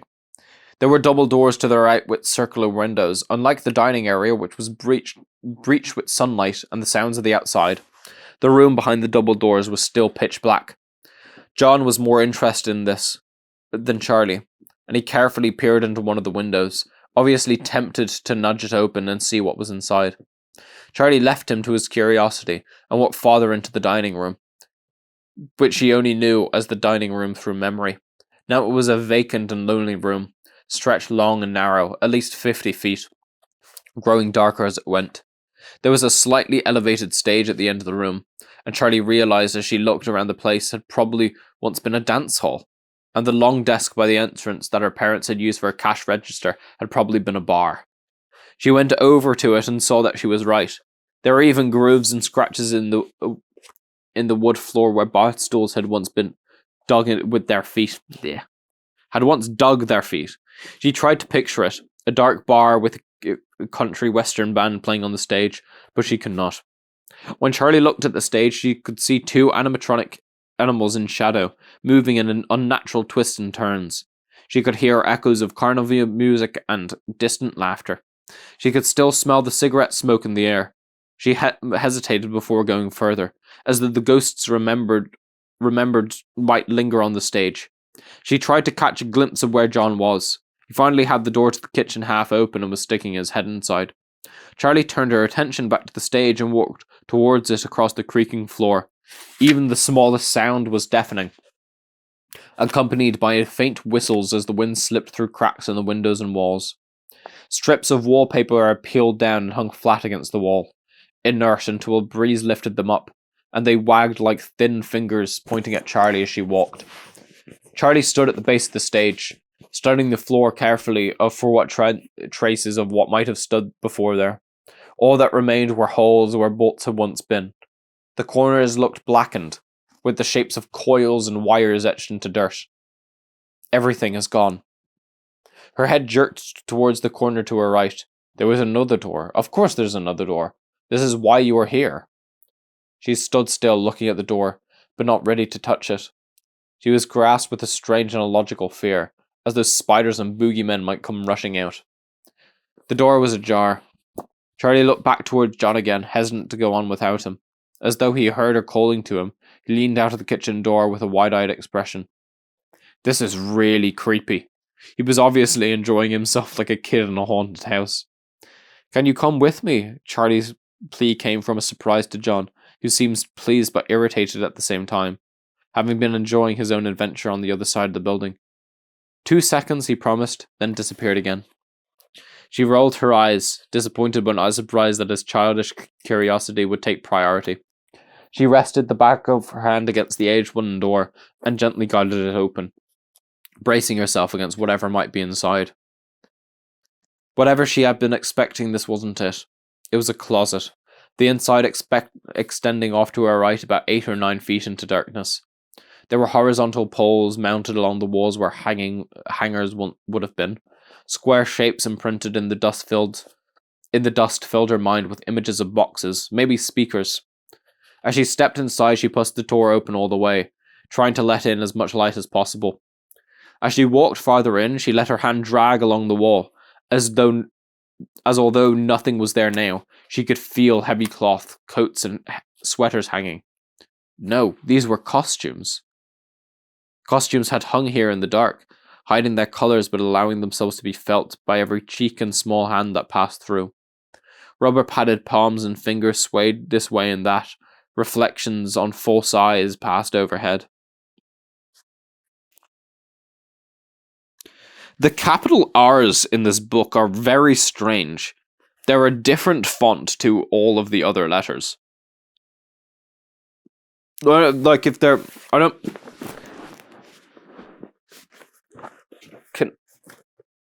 Oh, there's no way in hell you can see that. I don't know why I'm trying to show you.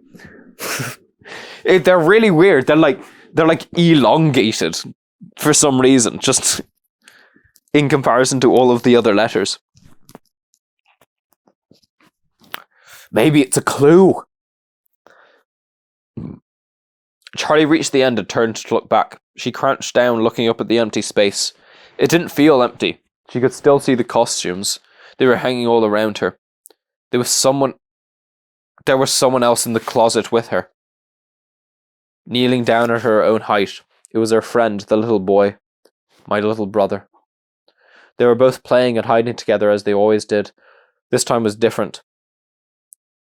The little boy looked up towards the door suddenly, as though they had been caught doing something that they shouldn't have been doing. Charlie looked up as well. There was a figure in the door. It looked like one of the costumes was standing on its own, but it was motionless, so still that Charlie wasn't sure what she was seeing. Wait, is this actually happening, or is this like a flashback? Hang on, I need to go backwards.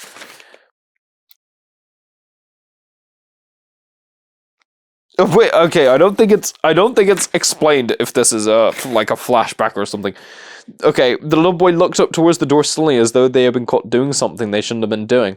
Charlie looked up as well. There was a figure in the door. It looked like one of the costumes was standing on its own, but it was motionless, so still that Charlie wasn't sure what she was seeing. It was the rabbit, the yellowish-brown rabbit they loved, but it did not dance or sing, just stood there. It stared at them, unblinking. They began to squirm under its gaze, and the little boy screwed up his face to wail. Charlie pinched his arm, seized with an instinctual sense that they must not cry. The rabbit looked back and forth from one to the other, with those all too human eyes, ponderous as though weighing and measuring them in some way that Charlie could not understand. Like it was making a momentous decision. Charlie could see its eyes, its human eyes, and she was cold with terror. She felt the fear in her brother as well, felt it echoing between them, reverberating and growing because it was shared. They could not move, they could not scream, and finally, the creature inside that patchwork ragged yellow suit reached forward for the boy. There was a moment, one single moment, when the children still clung together, gripping hands, but the rabbit snatched the boy to his breast, yanking them apart, and fled. From that moment, the entire memory shattered. Okay, it was obviously a memory. There wasn't just like another child in there. The entire memory shattered with piercing and unrelenting screams. Not her brother's, but her own. People rushed her out. Her father picked her up and held her, but nothing could console her. She screamed and screamed louder and louder. Charlie snapped back from her dream, the sound still high and painful in her ears. She was crouched down in silence. John stood at the door, not daring to interrupt. She did not remember much of what had happened next. Everything was dark. It was all a blur of images and facts she had pieced together later. Things she might remember and others she might have imagined. She was never in the restaurant again. She knew her parents shuttered the doors immediately, and they moved to the new house. And Charlie's mother left a little while after that. Charlie did not remember her saying goodbye, although she knew her mother must have. Her mother must have not left without a goodbye, but it was just lost in the mist of time and grief like so much else. She remembered the first time she stood in the doorway of her father's workshop, the first day they were alone and everything. It was the day he began to build her a mechanical toy, a little dog who tilted its head from side to side. She smiled when she saw it finished, and the father looked at her the way he would look at her for the rest of his life, as although he loved her more than life itself, and though his love made him unbearably sad. She knew, even then, that something vital inside him had broken, something that can never be repaired. Something he seemed to look right through her, as if he couldn't even see when she was standing right in front of him. So wait, what the fuck happened? So it was a memory of the yellow rabbit, presumably Golden Freddy or whatever, I don't know. It's a yellow rabbit. Took her brother. But the yellow rabbit was someone else. Presumably, it not a relation. It wasn't her father. Because why the fuck would the father steal his own son and then I don't know what happened to him. Presumably he's dead, but that wouldn't make any sense. So what's the father's connection in all of this then? If it wasn't the father in the suit, but he's making all of the animatronics, I'm gonna guess the animatronics are gonna be evil. But what if he made the animatronics and then there was someone else who like reprogrammed the animatronics or something? What if it's that? What if he made, like, his father made the animatronics and then someone else took control of the animatronics and then did whatever he wanted with them? And it was the same thing. And it was just hired, that person just happened to be working at the previous one as well. I think that's a pretty decent theory, but that entirely goes off of guessing information exists that does not exist. That's the best I got so far. Jesus, it's fucking like midnight now. Okay. Oh, let's see anyway. Her father never again once spoke her brother's name, and so Charlie learned not to speak it. As though to speak it would send him back to the time and unravel them both. So her father is like ridden with grief, right? So it wouldn't make sense that he did anything. But like it's undeniable that he made the animatronics, right? I like nothing. The animatronics haven't done anything yet, but just based on the context of the book, like I know that they will do something. It's just, I don't know. I might be able to figure it out beforehand. She woke in the mornings and looked for the little boy, having forgotten in her dreams that he was gone. When she turned to where he would be and saw only her stuffed toy, she would cry. But she would not say his name.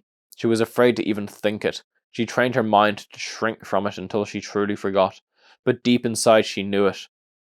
Sammy. A rumbling sound rose, loud and low like a train passing. And Charlie startled. A train? She looked around, her eyes wide. She was disoriented. Not sure if it was the past or present. It's okay, I don't think it's anyone near here. Might just be a big truck. John took Charlie's arm and pulled her to her feet. Did you remember something? He whispered. He was trying to catch her gaze, but she was focused elsewhere. A lot. I really hope that she puts 2 and 2 together here. Because in both situations, she just had a flashback in which a unnamed mascot stole a small child, and she is currently with another person who had an identical situation happen to them. John's hand on her arm was an anchor, and she clung fast to it. This is real, this is now, she thought, and she turned to him, seized by a fierce gratitude that he was there with her. She buried her face in his chest as if his body could shield her from what she had seen. She let herself cry. John hugged her tight, one hand on her head, cautiously stroking her hair. They stayed that way for long moments, and at last she calmed, her breathing deep and even again. John loosened his grip on her, and as soon as she did, Charlie stepped back, suddenly aware of how close they had been. John's hands were still suspended in midair from where Charlie had been. After a moment of shock, he lowered one and used the other to scratch his head. So, he hoped for an answer to fill the silence. A rabbit, Charlie said calmly, looking towards the door. A yellow rabbit. Her voice became graver as the image was still fresh in the mind. The one I saw the night Michael disappeared, the bear. I'm pretty sure he was yellow too. I thought you said it was like the others, Charlie said. I thought it was, but everyone said Freddy was brown that night we first met up. I just thought I was remembering it wrong. I mean, I really don't have a great memory for back then, you know? I don't even remember what color my old house was, but then you said he was yellow too. Yeah, they were yellow, she nodded. It was an answer he was expecting. I think it's connected. The animals from here and the one I saw at Freddy's. And the one that took my brother, Charlie thought. She took a final look around the place. Let's go back. I want to get out of here. Okay, John said. As they headed to the door, a small object caught Charlie's eye, and she snatched it up. It was a twisted piece of metal, and as John watched, close by, she stretched it out and let it snap back together with a large crack, like a whip. John jumped. It's a spring. It's a spring. I wonder if it's a spring. It's a spring.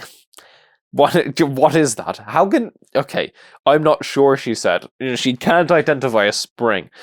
She slipped it into her pocket. John was watching her like there was something he wanted to say.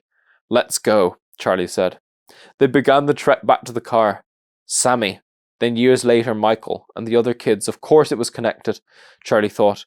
Lightning might strike twice, but not murder. Can you drive again? She asked after a long period of silence. The only sound so far that had been her shoes crunch through the dry grass.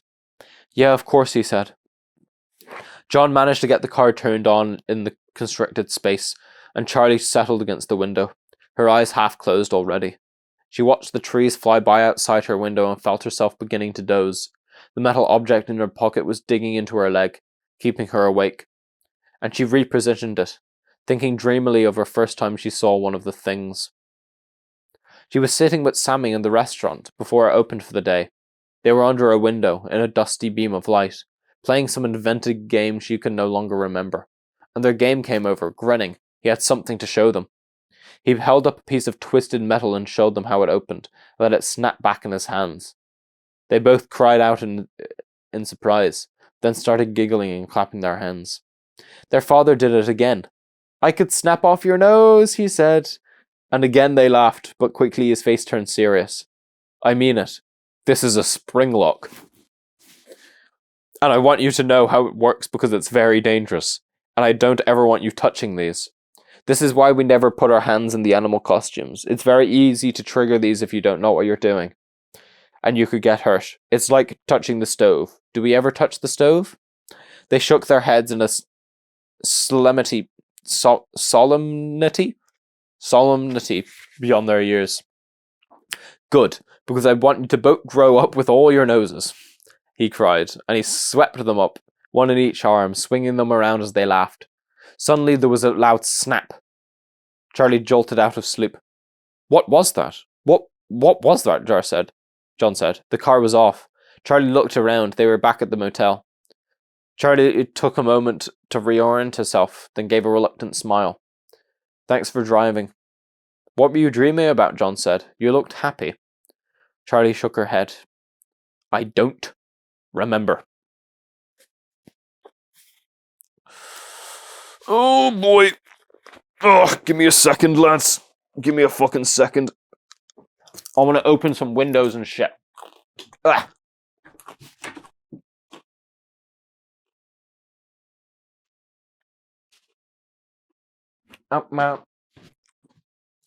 Oh no! Oh no, there's a Freddy Fazbear outside!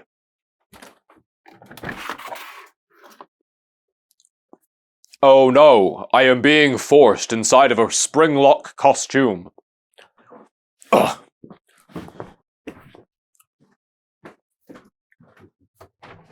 Okay, I really need to take a piss, but I don't know if that's gonna show up on the... You know, fuck it, who cares? There's no camera on this thing. Okay, I need firewood as well, because I want to start the fire again. But it's dark, and I don't know where the firewood is. So I can go find it, I suppose. Am I going to have nightmares tonight? I mean, I'm going to spend this whole time, though, I'm going to actually just start seeing, like, fucking robotic animatronics walking around. Ugh.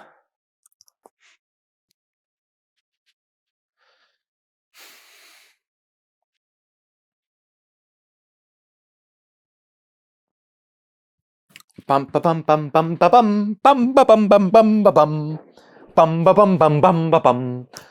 I don't even need the fire. It's like warm enough as it is. Do I have enough? Do I have enough wood? Actually, I could get the fire started. That'll be nice.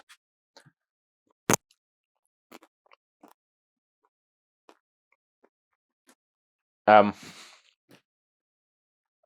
have a big bag of fire starter there. I need some bigger logs. These don't look big, sadly.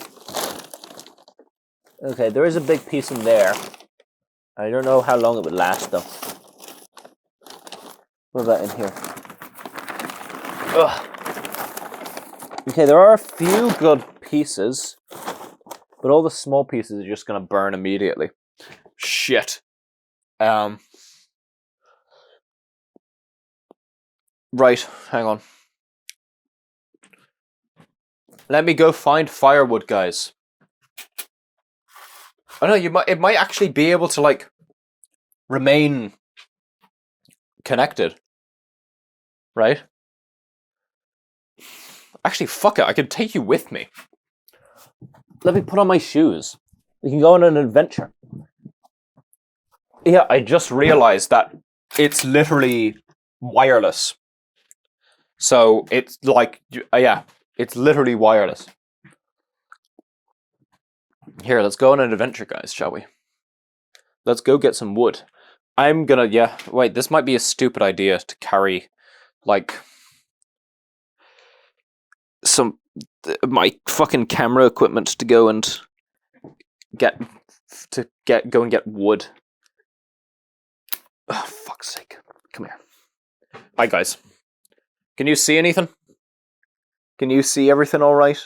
Oh, you're not going to be able to see anything outside anyway. There's no, like, flash function or light function on this thing. Let's go, okay. Yes, I know, this was a rudimentary thing because it was daytime and I didn't want daylight. Okay, I'm just gonna open the fucking door so I can take this down.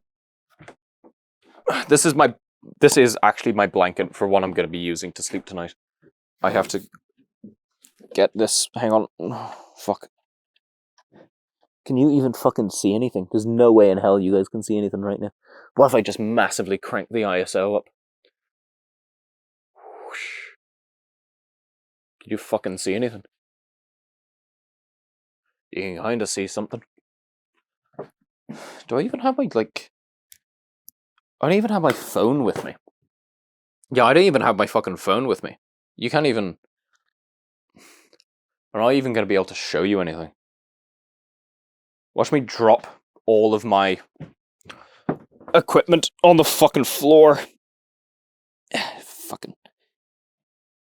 Yeah, I should go on a fucking, like, hike like this as well. That'll be sick. Ugh. Sorry, there's like a fucking... There's a spring lock mechanism. There's a spring lock mechanism in the door, and I'm trying to undo it so it's not locked, so I can take the blanket down. But it's fucking jammed in place. Yeah.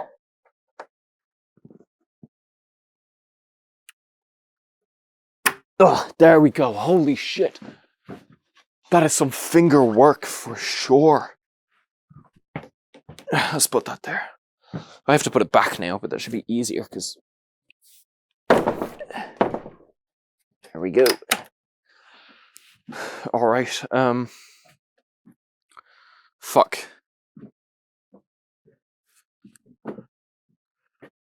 Shit. Hang on. Hang on, guys. I need to go and find my phone. I need to go find my phone so I can actually have light, because I can't see myself to even get that stuff. Okay, I will give you... This is your final sight of me as I disappear into the darkness. What if this is legitimately the last time you see me and I actually just like end up dead in a ditch in like 3 months? You'll find out about it on the worldwide news. Okay. Fuck. 2 seconds, lads. Oh, fuck. No, you know what? I'm taking... No. Do I? No. So I have the microphone here. I have the microphone here, and it's gonna be super fucking... Oh, you know what? Fuck it. It's gonna disconnect. Fucking awkward. So I'm gonna leave it there.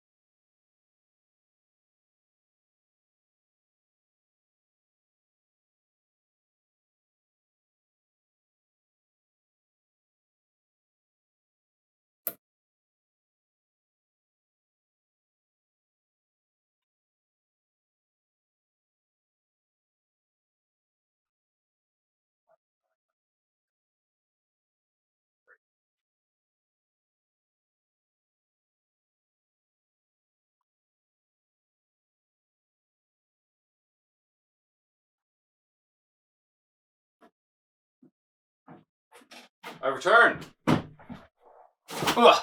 I returned, and I have grapes. And I have my flesh. Sorry, you probably could not see a thing.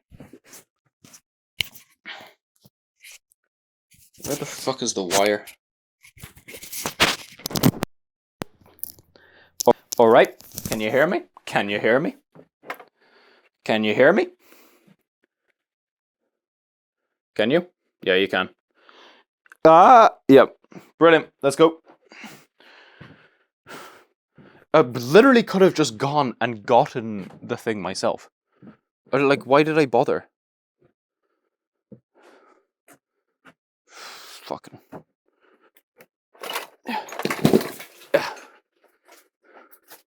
Why is this incapable of focusing?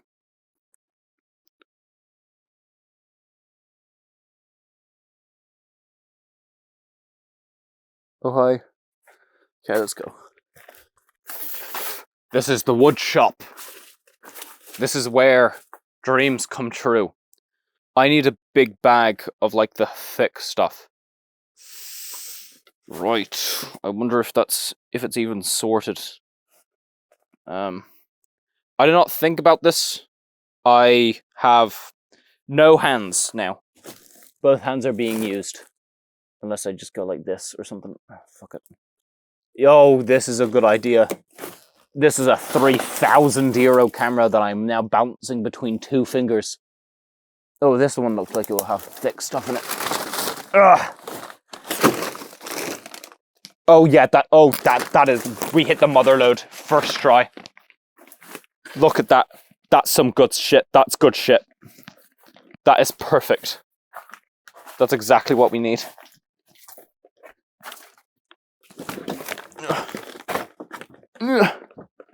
Okay.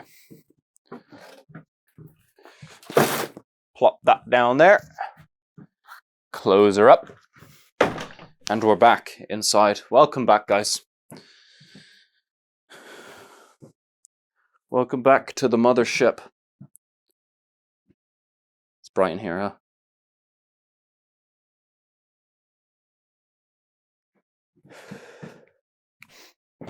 Let me pop you back on there. Back onto your designated position.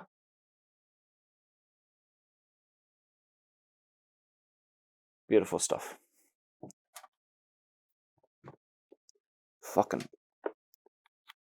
Where's your charging port? Guys, where's your charging port? I can't find your charging port. Is it there?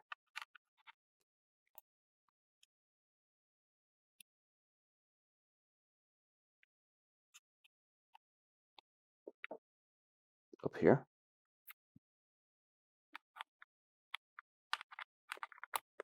Fuck you! I genuinely cannot see shite. Where did I even put my phone? I immediately lost it. Torch. Sorry, I need to plug you in because the battery on this thing is abysmal. There we go. It's on the bottom. Okay. So, you are now going to witness me attempt to light a fire. Yeah.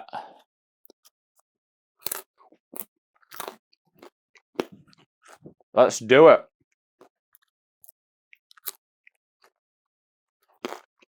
I should open one of these doors.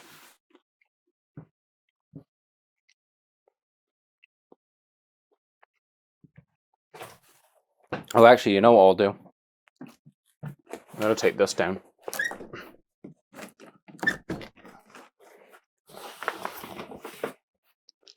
Take this down. That's probably a fire hazard anyway. I don't want to put that there. I'll put that there. Oh, this opens inwards. Oh shit, I don't want to do that now, actually. Why have I done that? No. I wanted to have a little bit of airflow, you know? So what I could do is this.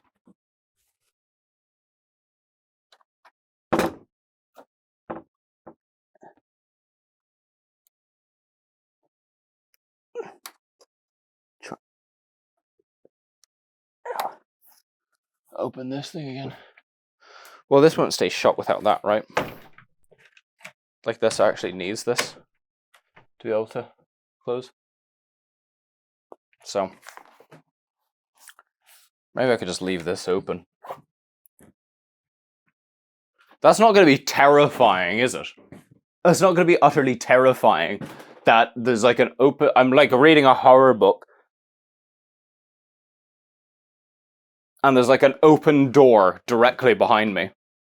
That... you guys are going to like see something and I'm not going to see it, right? You're going to see something like creeping up behind me. You're going to be screaming at me. And then I'm going to die live on camera.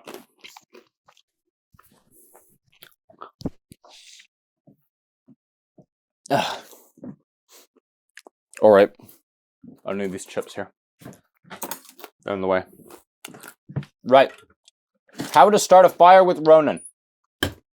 First of all, get paper. Get all this fucking paper. And rip it! You don't need too much paper. Just make like... fuck. Just make like a roll like this. And just make a fucking like bundle. Easy shit. Easiest shit you'll ever do.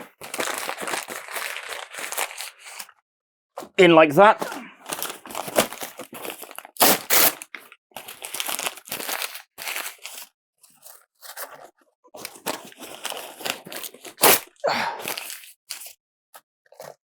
Actually, I'll show you what I'm doing now. Come here. You guys can join in on the fun. Fucking, come on. There we go.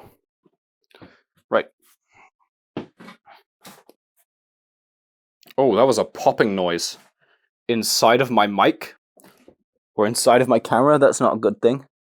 So here, look, you see what I've done? Just chucked a bunch of fucking like fire in there. Now, I'm going to use a fire starter because I'm a bitch. You actually don't need a fire starter. It just makes things significantly quicker. So, like, why not? And it's cheap. So, I'm literally just going to put a fire starter in there like that. In there. And then we're going to go.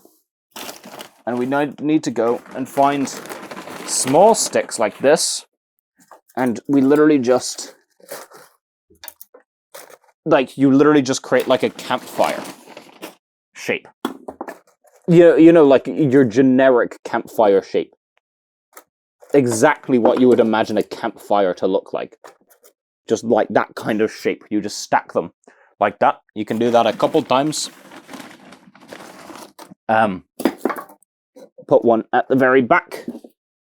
And put one there. So you have really nice airflow. There's a lot of airflow between the sticks, but they also go everywhere.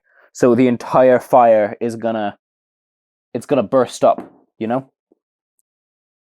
Like the entire fire is gonna be really bright. Like everywhere. And then it's good if you can get a slightly bigger one to just chuck in the center. That's always a good thing. To just put like there, just a slightly like chunkier one. I like doing it this way. Because then the bigger one gets really hot and that catches fire and it makes it easier to get the even bigger ones started. So let's go. Just, yeah. And get that fire starter going. Reach all the way into the back. Put your hand directly next to the fire, like I am doing, and get the stuff in the background on. This is dumb. That's right next to my fingers. Okay, I did it. Fuck! Can I touch this? I can. Yeah, be careful that your sticks don't just like roll out. That's also stupid and dangerous. Ideally, you should have done the back first and not do what I'm doing. But it's not going to kill me. So then we're just going to let that go for a little bit. Don't close it actually, just leave it like a little bit open, so it gets a ton of air going in. So it lights really fast. So it just gets really fucking fast.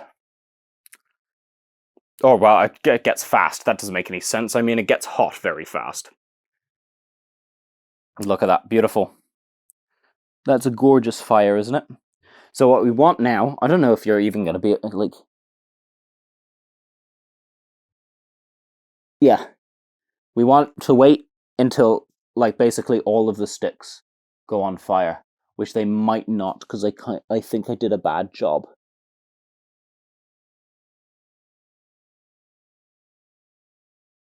I need those other sticks. Yeah, one of the sticks is resting on the metal teeth. Hang on. There you go. I needed to make that fall down. Hang on. Fucking... I did a shite job, actually. Here I am, literally telling people how to make a fucking thing. Because I've accidentally... The stick over there wasn't on fire, so... Or wasn't actually close to the fire, so it didn't catch fire. And now I've smothered the fire. But as soon as one of those sticks catches fire, we'll be all good, and it'll go to all of the other ones.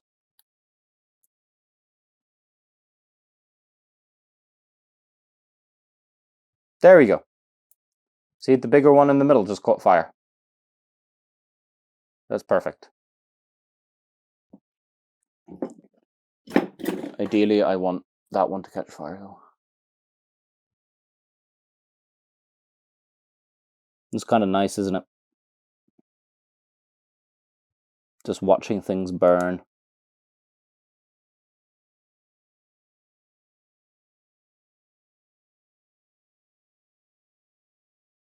There we go, see? Now I got that stick. And now the fire can go from that stick to other sticks.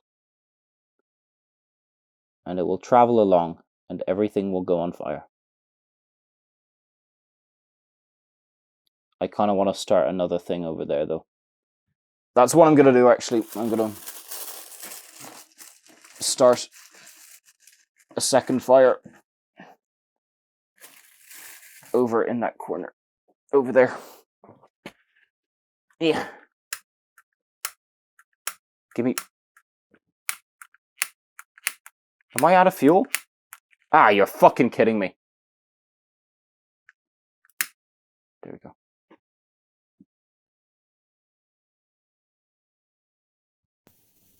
Start a fire over there. On that side. I didn't just like melt the nozzle of it, did I? Okay, great. Now we can just let that go for a little bit. And then... Yeah, don't close it. Just let the air get into it. And then after like 15 minutes, or about like... When that gets like really fucking hot, then you can start putting in the big pieces. Well, the slightly bigger pieces. And then we go even up from there. That actually looks really fucking... That actually looks fine now. Actually, I think I can already do it. Yeah. So, let's get some bigger sticks and chuck them in there. There was a nice briquette here. No, that briquette's too big, sadly. Fucking get... Oh, it's pierced through the bag. That's awesome. That other bag was better. Yeah. Let's get this. These are slightly bigger pieces.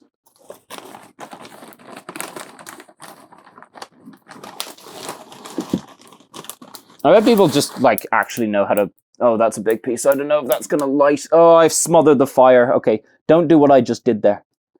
I was meant to put that on the right, but I put it directly on top of it, and now it's just basically just fucking smothered the fire. So, if I'm lucky, it will work out. If I'm lucky. I'm gonna put in a few small pieces over there.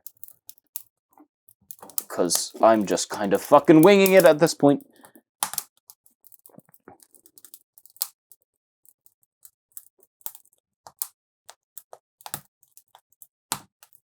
Grand. If I'm lucky, that'll catch fire. Awesome. Let's get back to our book, shall we? We could check on the fire in a few minutes. Make sure it's doing all right. I will put you back on. Charge.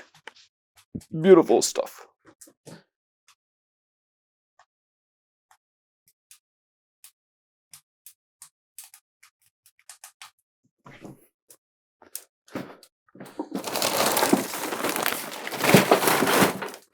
We'll put those there. Now, I got some grapes. Okay, the fire's actually doing really fucking good. Hang on.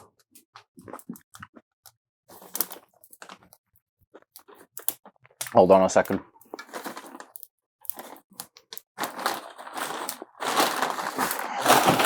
I might throw that briquette in now.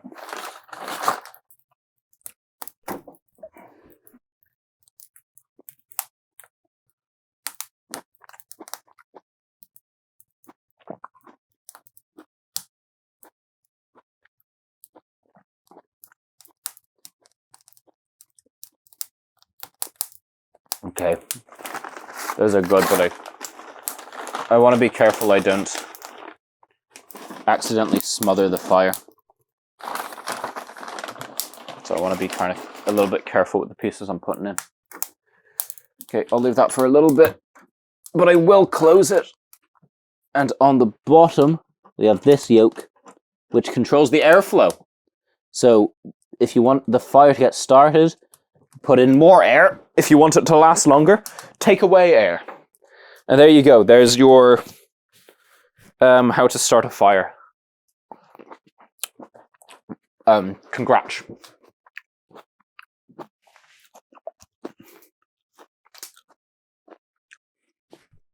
Now, where were we?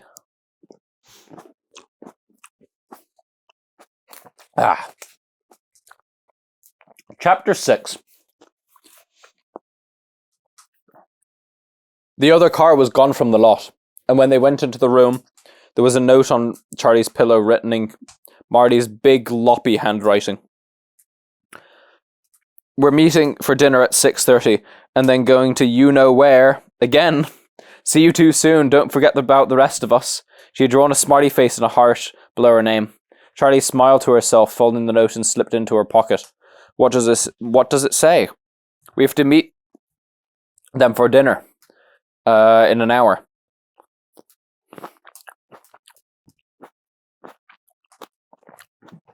I'm still wearing my shoes. You said that. She was still standing in the doorway, waiting for something. What? Charlie said. I need to go change, he said, gesturing at the rumpled clothing he was wearing. Can I take your car? He held up the keys and jangled them. Yeah, of course, just come back for me, Charlie said with a grin. He smiled. Of course, he added with a wink. When the door closed behind him, Charlie let out a sigh. Alone at last. She was unaccustomed to so much company. She and Aunt Jen moved.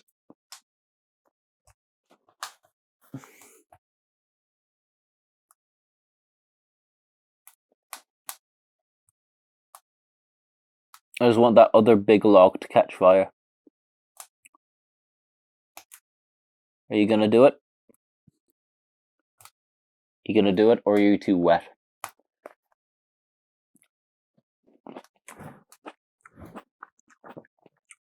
Where's that briquette?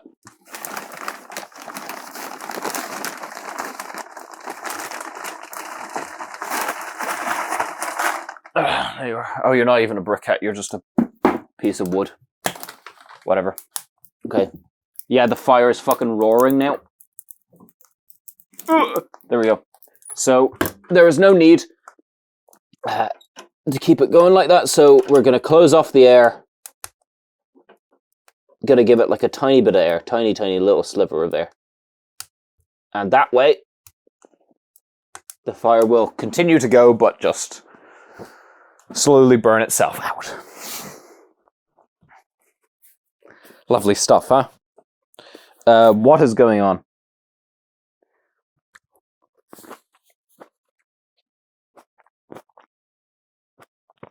She and Aunt Jen moved in their own orbits, meeting gladly from time to time throughout the day, but with the assumption that Charlie could take care of her own needs or would speak up if she could not. Charlie never spoke up.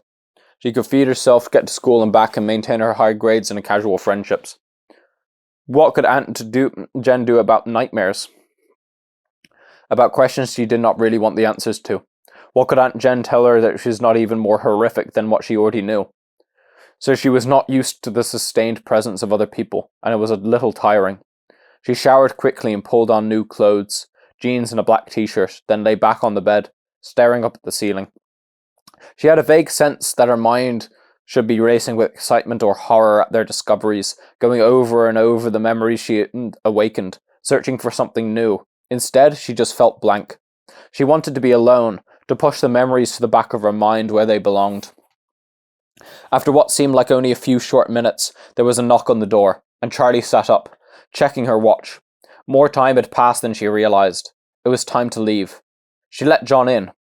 "I have to put on my shoes," she said. She looked up at him as she knotted the laces. He had changed, this time into jeans and a t-shirt, a contrast with the formal clothes she had gotten used to. His hair was still wet, and there was something fresh and bright about him. She smiled a little. "What?" he said, when he noticed. "Nothing," she said. "You still look dirty," she joked as she pushed past him. They got in the car. This time she drove, and when they reached the diner, Charlie turned off the engine and hesitated, not moving to leave the car. Why? How has my microphone found its way all the way up here? It's usually down here, is it not? No, it couldn't have possibly moved. Okay, whatever.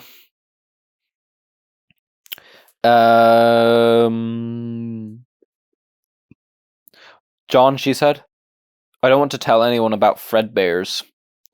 But he stopped himself. "Yeah," he said. "I think we forget that this is your life and not just some adventure. It's fine, I can keep a secret." "It's all our lives," she said. "We were all there. We can tell them later. I just want to sort some of it out for myself right now."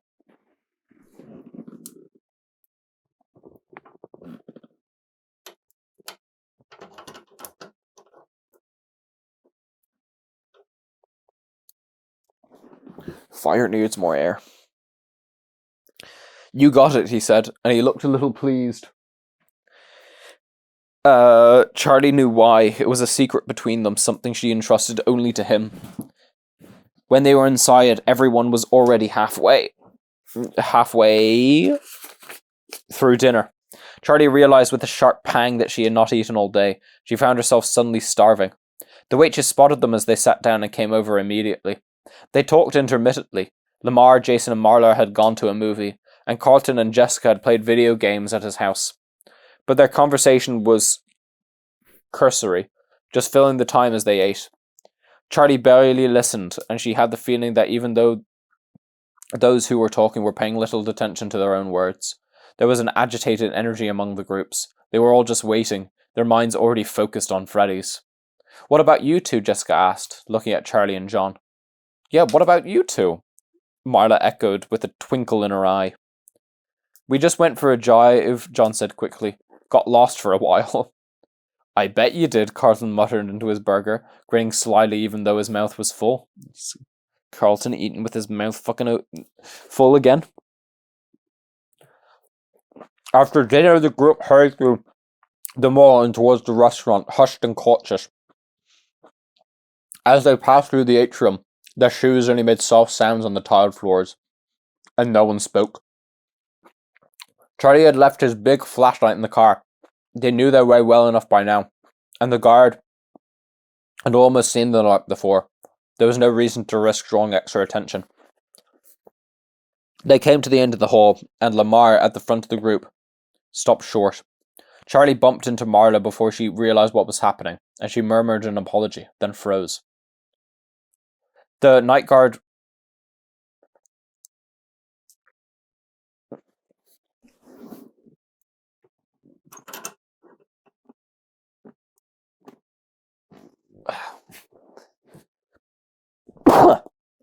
Oh, the night guard was blocking the alley behind Freddy's, his arms folded across his chest. He had no flashlight, and so he had been invisible, hidden in the darkness until they were almost upon him. I had a feeling you wouldn't leave it alone, he said with an odd, uneven smile. Marla whispered something unpleasant under her breath. I could have you arrested for trespassing, he said. Saw you here last night, but I couldn't see where you got to. I guess now I know.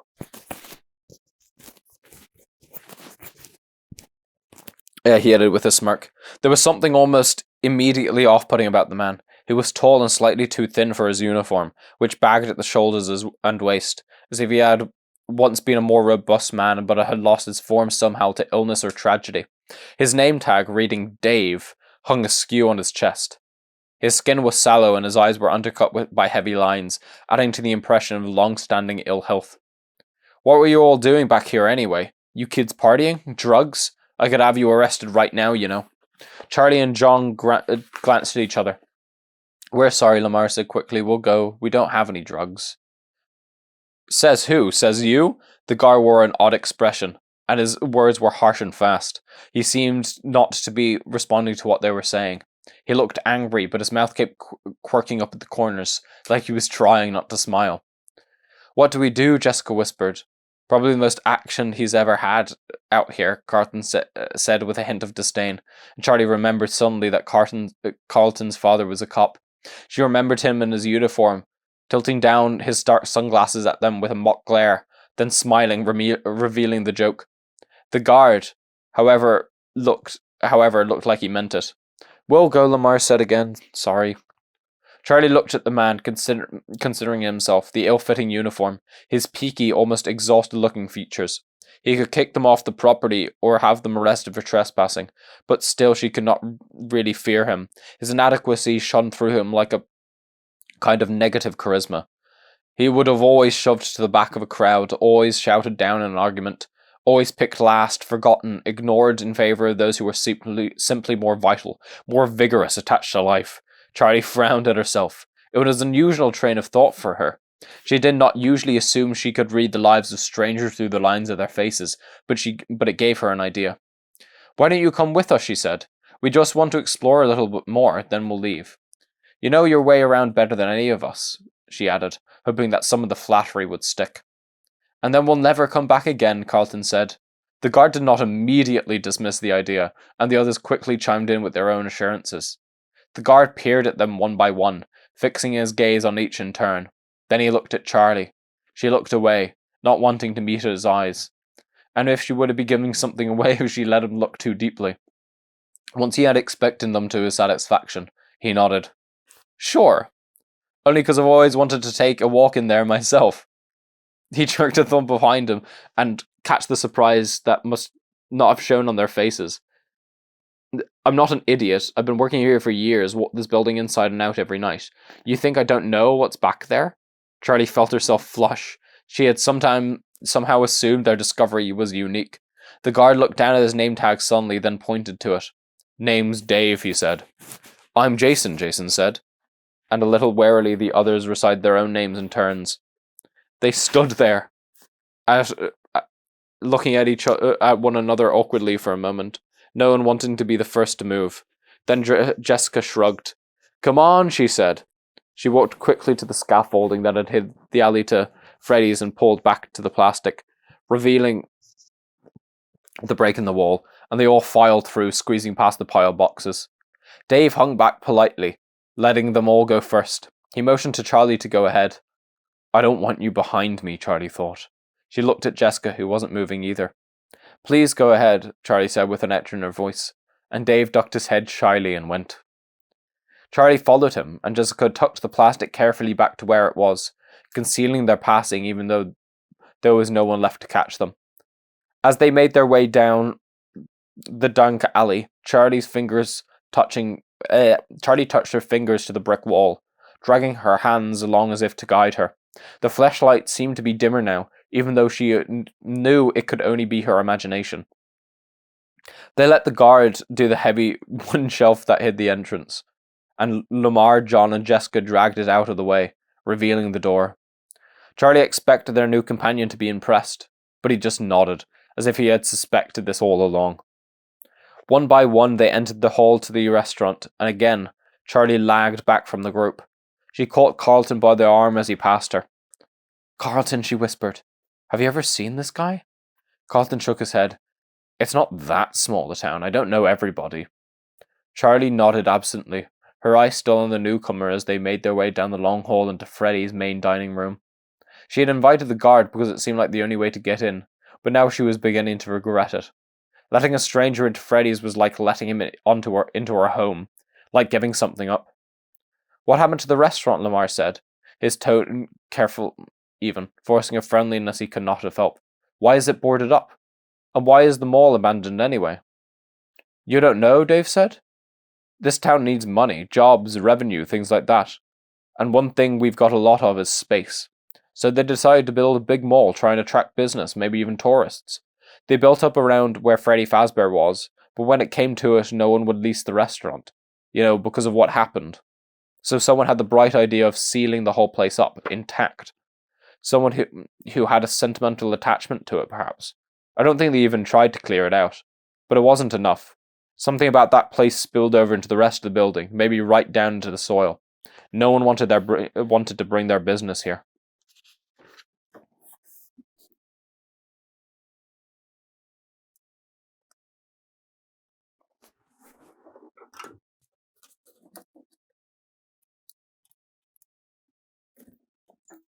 Damn, that briquette is completely useless.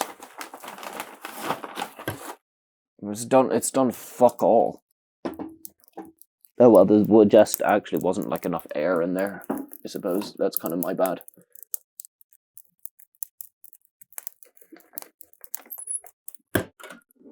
Yeah, I was just restricting the air too much.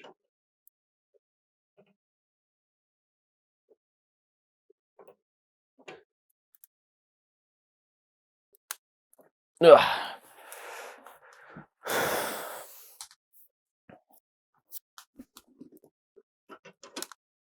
Now you're gonna witness me mess with this fucking fire for like 50 minutes. Are you even...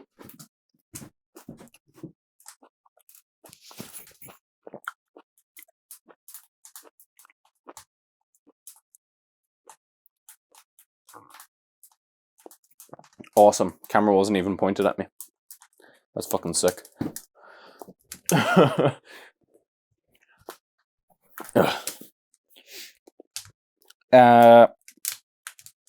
Where was I?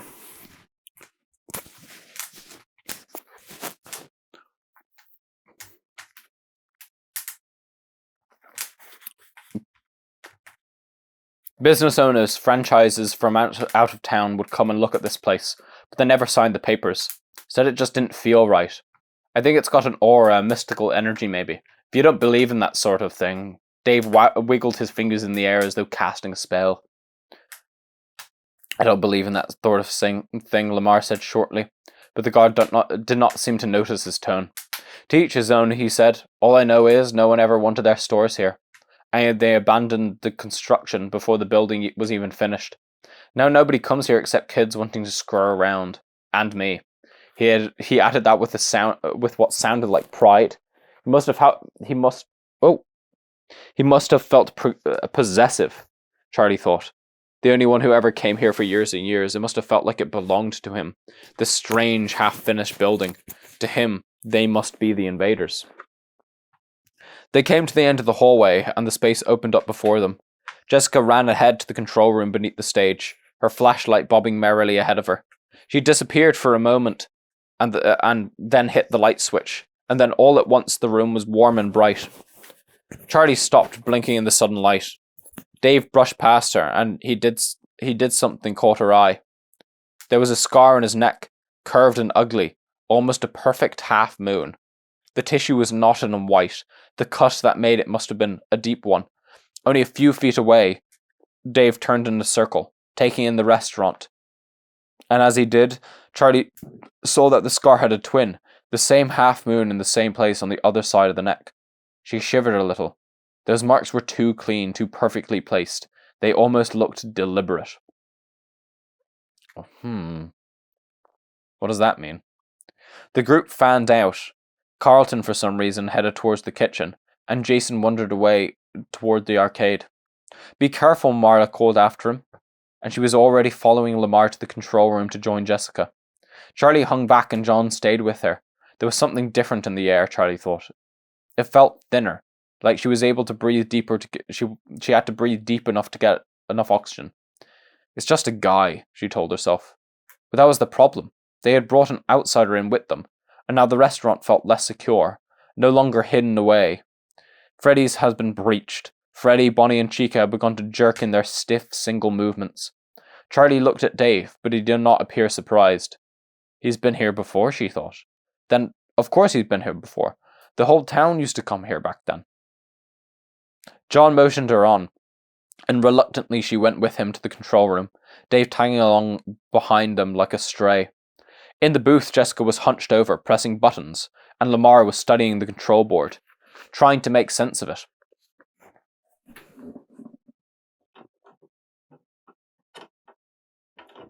Boom, boom, boom, boom.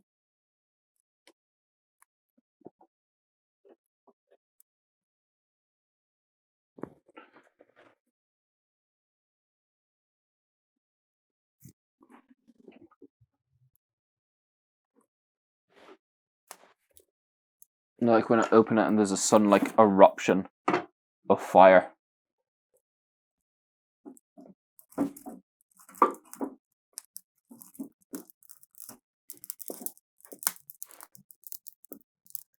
Sorry, I just need to put that.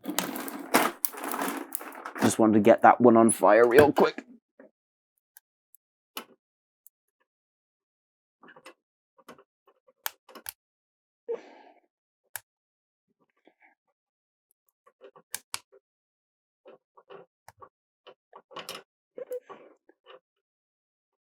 Ah, there we go.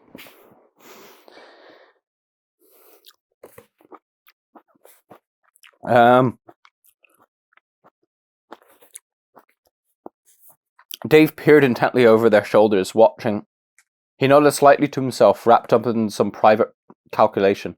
When Jessica stepped back and stretched, he cleared his throat. Could I try? He drew himself up a little, extending his arm graciously. Jessica and Lamar exchanged glances, then shrugged. Why not? Jessica said. They shuffled around so that he could reach the board, and he stared down at it for a long moment without moving, then touched a short series of buttons. A hum rose from the speakers, a long, low tone that did not waver. Whoa, Jessica said, and pointed to the monitors.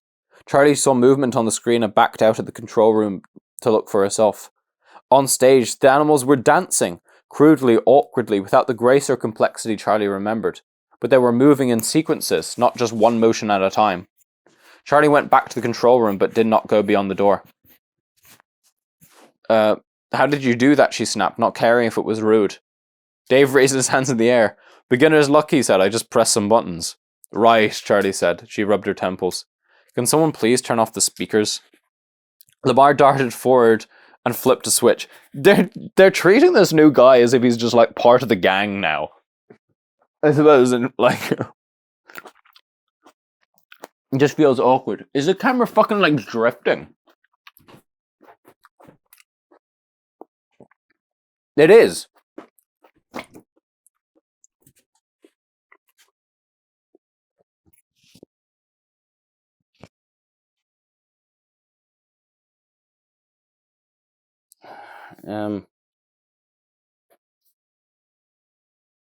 Why are you drifting, man?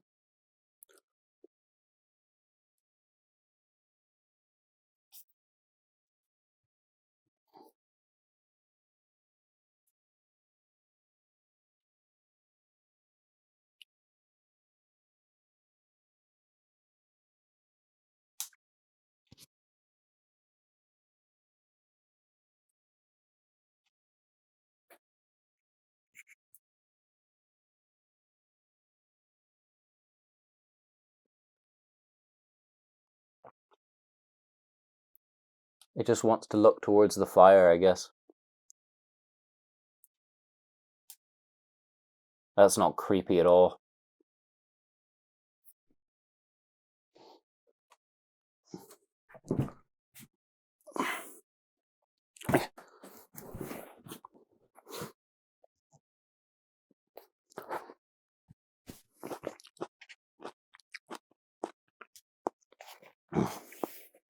So what do? They turned off the speakers. Charlie felt as if she could still hear it, whining away inside her head. She closed her eyes for a moment, and when she opened them, Jessica and Lamar had gone back to working the controls, but there was a caution to their movements, and they glanced at each other every few seconds, as if seeking reassurance. Charlie looked at John. His arms were folded across his chest, and our eyes were trained at the back of Dave's head. In the arcade, Carlton pressed some random buttons on a gaming console, knowing nothing would happen, then turned around, finding himself the subject of an 11-year-old's resentful stare. "What?" he said. "I'm not a baby," Jason said. "You don't have to watch me." "What?" "Jason, I'm not watching you. I'm just hanging out with you. I'm not Marla. Go stick your tongue in an electric socket for all I care." He waggled his eyebrows comically, and Jason laughed. "Okay then, maybe I will," he said. He scanned the baseboards for a socket, then briefly considering calling Carlton's bluff. But when he glanced back, Carlton had already wandered off. Jason bit his lip and rocked on his heels, feeling foolish. After a moment, he went back to the drawings on the wall. There were too many drawings to peruse each one in turn, but Jason suspected he need not need to. As they had the night before, the drawings would come to him. They wanted to be found. All Jason had to do was look. The drawings in the arcade gave up nothing. They were just children's grubby art fading with age. He went back out into the dining room, still hugging the walls and scanning them, hunting for something that was more than crayons. "What are you up to, Jason?" Lamar said suddenly behind him. Jason turned around and studied him for a moment, considering. He liked Lamar, even if his friendliness could be traced easily to his interest in Marla. Lamar had bent down so his head was almost level with Jason's, and Jason leaned toward him and whispered, "The drawings are moving." Lamar drew back, and for a moment of real alarm crossed his face, but it was fleeting. Jason bit his lip, waiting, and Lamar grinned at him, then reached out to pat him on the head. "Okay, Jason, we'll get you the help you need," he said heartedly, and Jason laughed and slapped Lamar's hand away. "Shut up, seriously," Jason said with a hint of sheepishly, and Lamar patted his head again and headed off. As soon as Lamar was a few feet away, Jason rolled his eyes. "What do you think I am, your pet?" He gave his hair a violent tussle, as if he could shake loose whatever Lamar had done to him, then went back to the wall, concentrating. He had made his way all along one wall, and was turning the corner when it happened. A flicker, just out of the corner of his eye, almost shimmering. He stopped. Which one was it? He scanned the pages again, going up and down the wall, carefully, around the place he thought he had seen movement, but there was nothing. He started over, stopping to look at each crayon scribble, and then it happened again. He seized it on it this time, his eyes finding the drawing just as the shimmer of movement stopped. And just as he did, he saw another, so brief he could not have ignored. It was just a trick of the light. Had he not been watching for it? It was above the first and maybe two to the left. His eyes darted back and forth, trying to see both at once. Suddenly there was a third movement in a drawing between the two, this one more noticeable. This time he almost saw the drawing shift before it was still again. Sitting back on his heels, Jason looked at the three drawings, each in turn.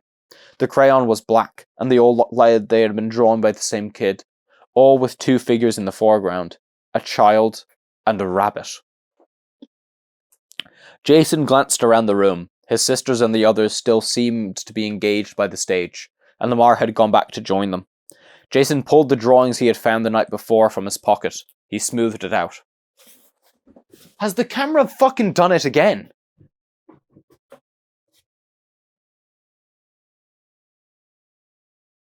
What are you doing? What are you doing, man? Why are you just drifting this way? You are a piece of professional equipment.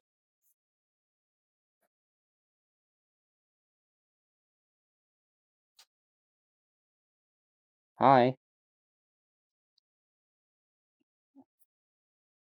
Give me a second now.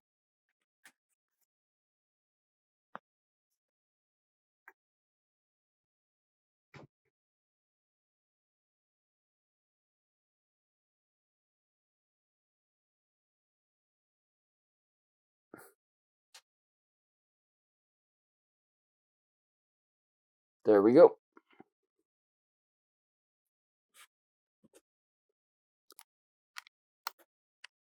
And then you go. Charging once again.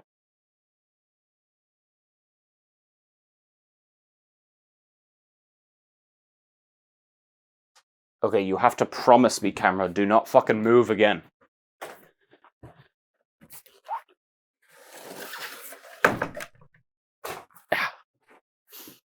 Where'd I put the book?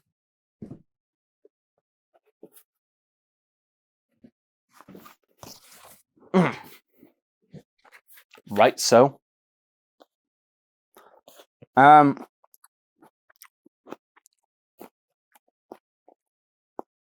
Jason glanced around the room.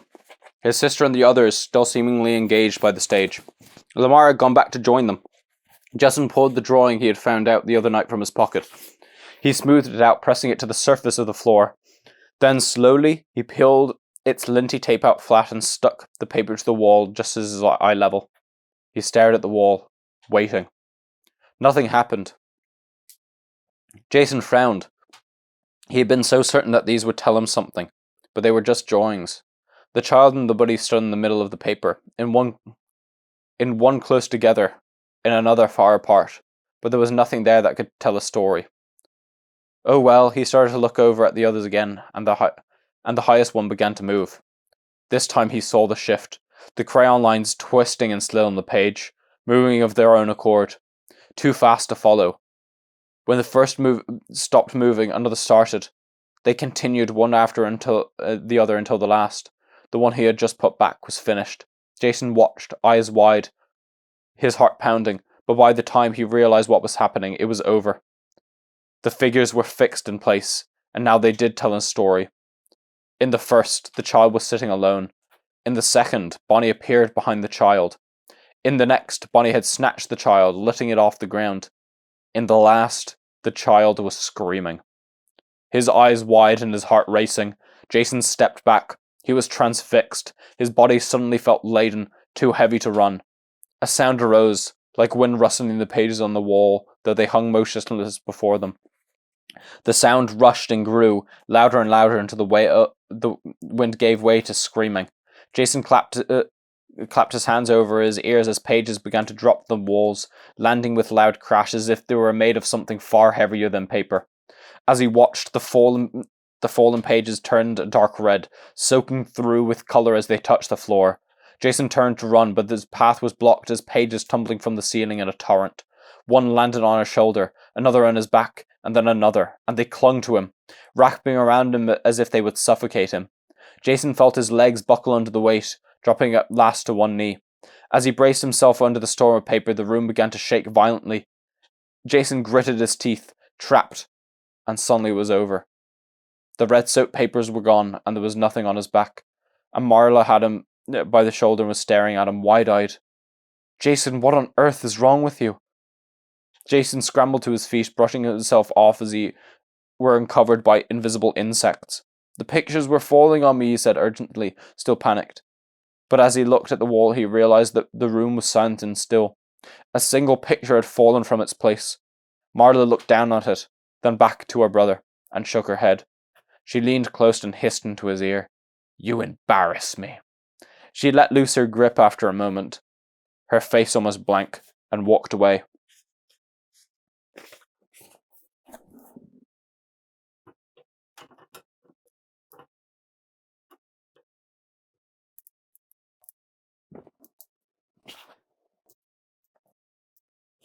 Well, that's what I would do if...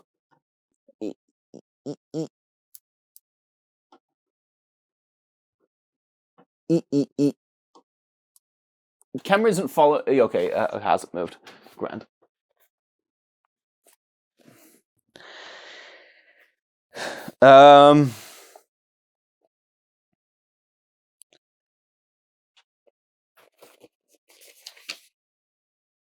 Yeah. Jason got to his feet, but followed quickly. What? Jason stumbled as he got to his feet, but followed quickly as he could, keeping his eyes trained on the walls as they went. In the control room, Dave had his hands on the buttons, his fingers wandering lightly over them without pressing anything. The movements looked careless, instinctual, like a habit. Charlie leaned close to John. "He's been here before," she whispered. "Look at the way he touches the controls." Maybe he's just good with computers, John offered, not sounding convinced. Can you make them dance again, Jessica asked. Dave barely seemed to acknowledge the question. His mouth hung slightly open, and he seemed to be staring at something none of them could see. In the bright lights, they could all see that his uniform was grubby and torn in places. His face poorly shaven, and his eyes a little unfocused. He looked less like a guard than a vagrant, and he looked at them as if he had wandered in ages ago, and they were the newcomers. It took him a moment to register the question. Sure, let's see what we can do, he said. He smiled at her, his mouth askew. His eyes were a little too intent on her face, holding her gaze just a little too long. Jessica swallowed, seized with an instinctive revulsion, and she smiled back politely. All right, Dave said. I've been here a few times before. I think I can work some magic. Charlie and John exchanged glances. You've been here before? John said in a careful, even tone, but Dave ignored him, or did not hear. There was a keypad to the far left of the control board that no one had touched yet, as it did not appear to be connected to anything. Now Dave reached for it and began pressing the buttons quickly, as if he had done 100 times before. He gave Jessica a conspiratorial glance. For special occasions, you can request a dance. He smiled at her again with that crooked intensity. Great, Jessica said, breathing a sigh of relief. Anything to get out of such forced proximity to this man. She looked at Damar. I'm going to go look. Will you take over? Yeah, sure, he said, scooting forward to fill the vacancy as Jessica and Dave made their way out to the show area. On stage, the lights were flashing in patterns, accompanying music that no longer played, and Bonnie's mouth was moving as though in song. His eyelids closed for long blinks, then opened again with loud clicks, his glass eyes moving from side to side.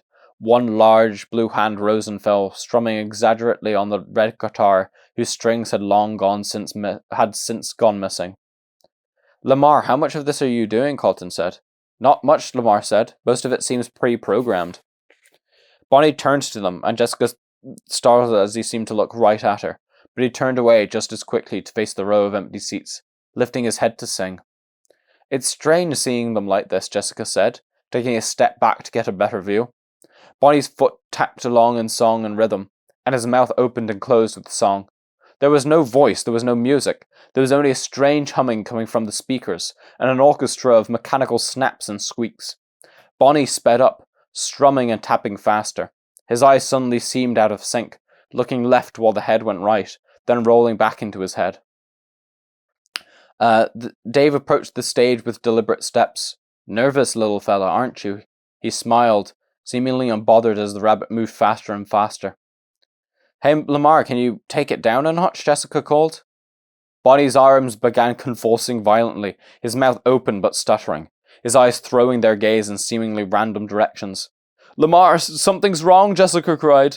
Bonnie's foot jerked upward with the sound like gunshot, yanking free from the bolt that anchored him to the stage.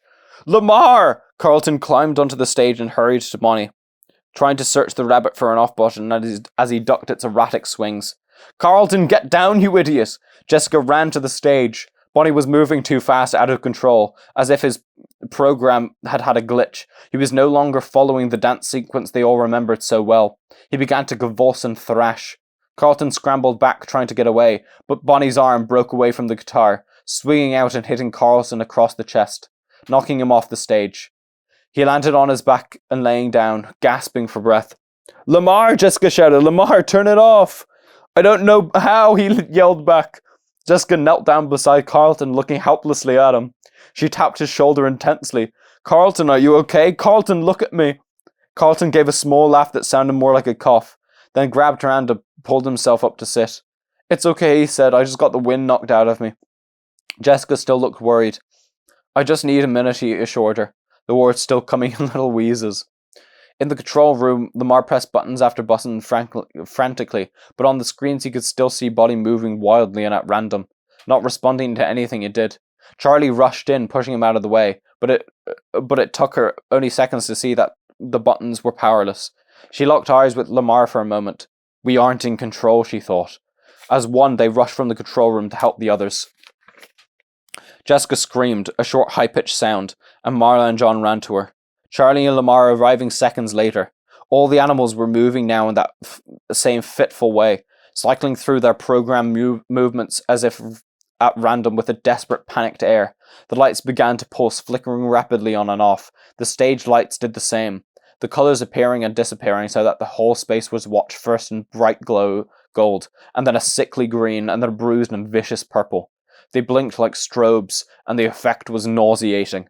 The speakers blared brief bursts of static, cutting in and out like the lights. And beneath the static was the same sound that they had heard the night before, the growling of a voice too low to be human, too indistinct to be speaking words.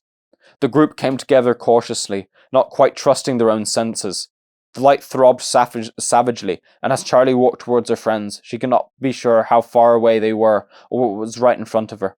They huddled in the middle of the floor, staring at the animals as they rattled and rocked, as if with their own agenda. Carlton got to his feet. Jessica watched him with concern, but he waved her off. "I told you I'm fine," he said, shouting to be heard over the intermittent noise. Charlie stood fixed in place, unable to take her eyes off the animals. "They're trying to get away," she thought. It was a child's thought, and she tried to dismiss it, but it clung as she watched them, scarcely noticing the fitful flickering of the lights and sounds. The animatronic creatures didn't seem like they were glitching. Their movements seemed not mechanical but hysterical. There was something they needed desperately to do, but horribly could not. "Where's Dave?" John said suddenly. Charlie met his eyes with a rising dread. Oh no, they all looked around, but the guard was nowhere in sight.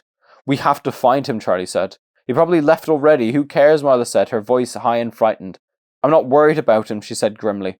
She turned to John. "Come on," she said, setting off towards the hallway to the right of the stage. She glanced at the rest of the room over her shoulders, then followed Charlie at a brisk pace. "We should find the other control room and see if we can stop all this from here," Jessica said crisply, taking charge. "You and Jason go look for Dave," she told Marla. "I'll go with them." Why are they bothering to go and find Dave? Dave in this scenario is a grown-ass fucking adult. And like all of these like teenagers are like, "Oh yeah, we need to go find the security guard." Just get the fuck out of there. Why do they need Dave? What did they need Dave for? Dave saw what was going on and then Dave left. Bunch of twats. "Control room," Carlton said, looking at Jessica. "Control room," she confirmed. They all set off, moving slowly. The strobing lights distorted the space in front of them, seeming to throw up obstacles that were not there, obscuring the ones that were. The effect was disorienting, a constant shifting maze of light and noise. "Ow!" Marla shouted, and everyone stopped short. "Okay, are you okay?" Carlton yelled. "Yeah, I just bumped into the stupid merry-go-round," she called. The speakers were momentarily noiseless, but they shouted across the small distance as if there were a canyon between them. In another hallway, Dave was moving towards a goal. Without the others there to watch, he moved fast, scuttling almost sideways and darting his eyes back over his hunched shoulders from time to time to see if he was not followed. There was a large key ring at the belt of his uniform, but only a few keys hung from it. He selected one, opened a door, and let himself into the restaurant's office. He closed the door quickly behind him, cushioning it against noise even though the group would never hear it this far, or note it between their shouts and the blaring of the speakers. He turned on the overhead light. It was steady, illuminating the room without a flicker. On the far wall there was a tall closet flat against the wall, and he used another key on his ring to open it. Dave stood still in the open door for a long moment, breathing deeply. As he did, his back straightened, and his hollow chest seemed to expand, drawing an uncharacteristic confidence from what he saw. An odd, thin smile on his lips. Then he reached out with his fingertips, saving the moment, and brushed yellow fur. Okay, I think we get it now. But who the fuck is Dave? In context, who is Dave? I presume Dave... Okay, yeah. Oh, this is gonna be awesome. Oh shit, the child is with them. They're gonna die. Jessica and Carlton hurried down the hall towards the second control room, but Marla and the two boys moved more slowly, sticking their heads into the party rooms, then the arcade. The rooms appeared empty, but in the constantly changing light, Jason thought as they moved on it would be easy to just miss out anything. Having checked the area, Marla and Lamar headed back into the main room. "Where are Jessica and Carlton?" Lamar shouted over another burst of garbled noise. Jason stopped and looked back, and in a fleeting instant he saw it. A rabbit, outlined in the hole for a split second as the light flashed on him, then vanishing and appearing again in his place in the party room that they had just left. "Marla!" Jason shouted. "Marla!" His voice was shrill, agitated. She whirled around. "What? Are you okay?" "It was Bonnie. He was there." "What?" Marla's eyes went automatically to the stage. Bonnie was still there, moving back and forth in the same odd, spastic movements. "Jason, look, he's there. He can't move off the stage." Jason looked. Bonnie was there. "I saw him," he thought, looking back down the hallway, but it was empty. Jessica came running up, out of breath. "Is everyone okay? I heard screaming." "We're fine," Lamar said. Jason thought he saw something. "Where's Carlton?" Marla said. She rubbed her temples. "Oh, this light is giving me such a headache." "He's still fighting with the controls," Jessica said. "We should find Charlie and John. I think we need to get out of here." "I think they went that way," Lamar said, pointing to the hall at far left of the room, just past the stage. "Come on," Jessica said. Jason followed as the group crossed the main dining room again, maneuvering cautiously around tables and chairs. He looked back as they reached the hall. Suddenly, Bonnie appeared again, darting out from the arcade and ducking into the hall that led to Pirate's Cove. Jason watched his sister and the others file through the doorway, then slipped away before they could see him go. He ran across the room, intent on following the rabbit, then slowed his pace when he reached the dark hallway. What, he wants to go follow the rabbit? Oh, Jesus Christ. The lights in the little hall were completely out, and though he could see nothing, it was a minor relief from the pulsing strobes. Jason hugged the wall as he moved, trying to scan ahead of him for signs of movement, but it was too dark. His eyes had not adjusted, and after what seemed like ages he came out of the hall and into Pirate's Cove. From a distance he could hear his sister's voice calling his name. "Guess they noticed I'm gone," he thought wryly. He ignored it. Crossing the room, he peered down the other hallway, the one that led to more party rooms. But it was so dark that he could scarcely see more than a few feet ahead.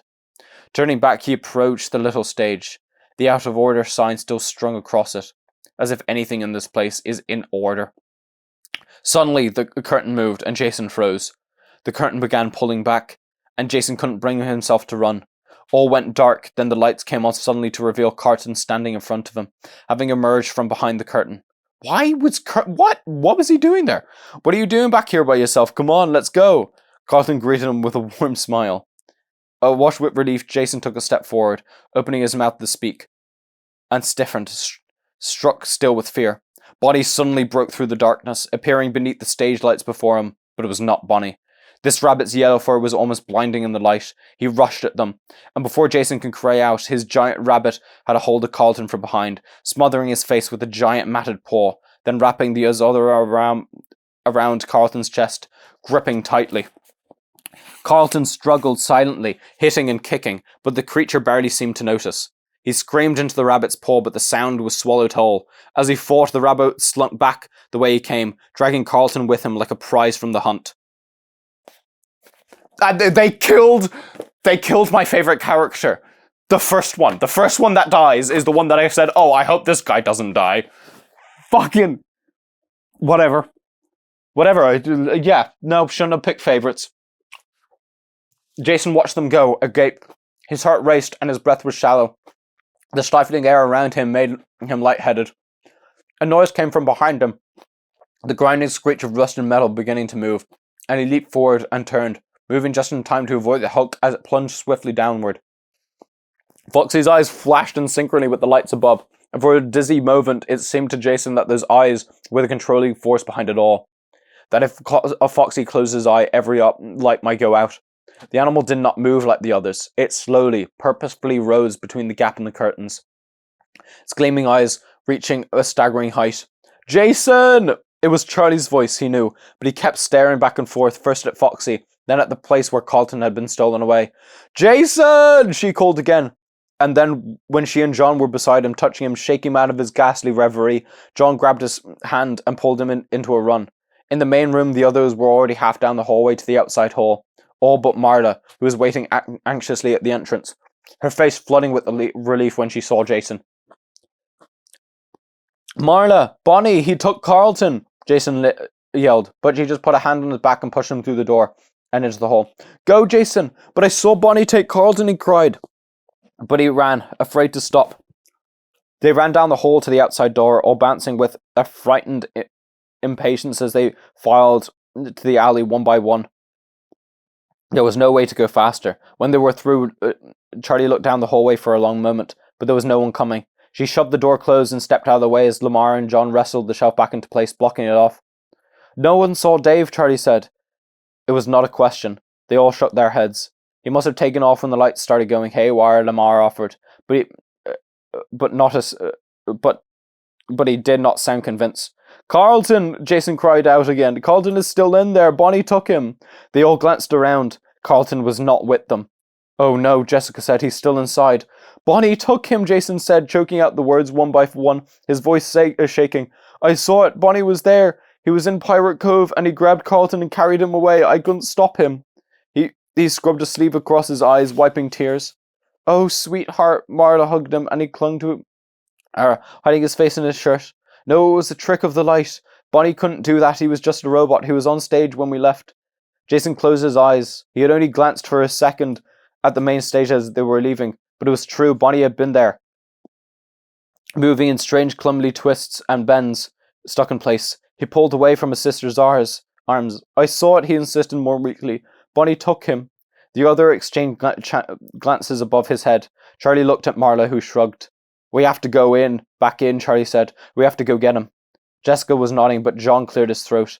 I think we need help, he said. It's not safe in there. Let's get Carlton's dad, Marla said. I'm not taking Jason back in there. Charlie wanted to protest, but she bit her tongue. They were right. Of course they were right. Whatever had just happened was beyond them. They needed help. Fucking leaving Carlton in there.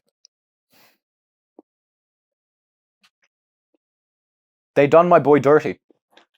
They done my boy dirty. Again, they done my boy dirty. I hope Carlton, kills him. I hope Carlton solos the entire Five Nights at Freddy's cast.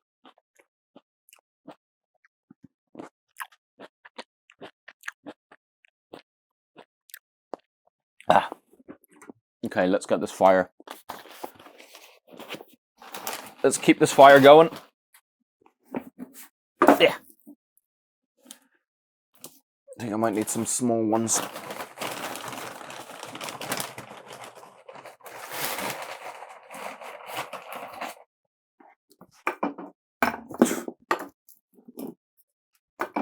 Oh, for fuck's sake.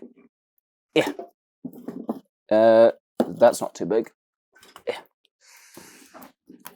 That's too big.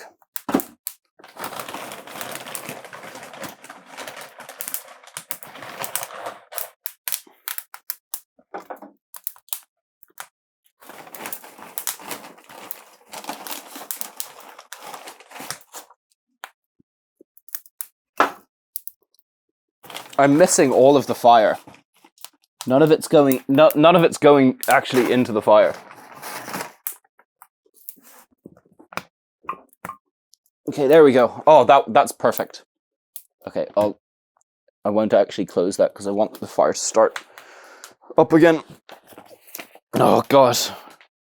Yeah, so Carlton's dead, got snatched by a big guy in yellow. Kinda wish that your boy, the little child, was able to identify, hey, this guy is not the color of Bonnie and is instead yellow. But no, I guess, was not capable of such a feat. Where's my phone? Where's my feckin' phone? I didn't throw it in the fire, did I? Ah, here it is. I need to set another timer. We'll go for A.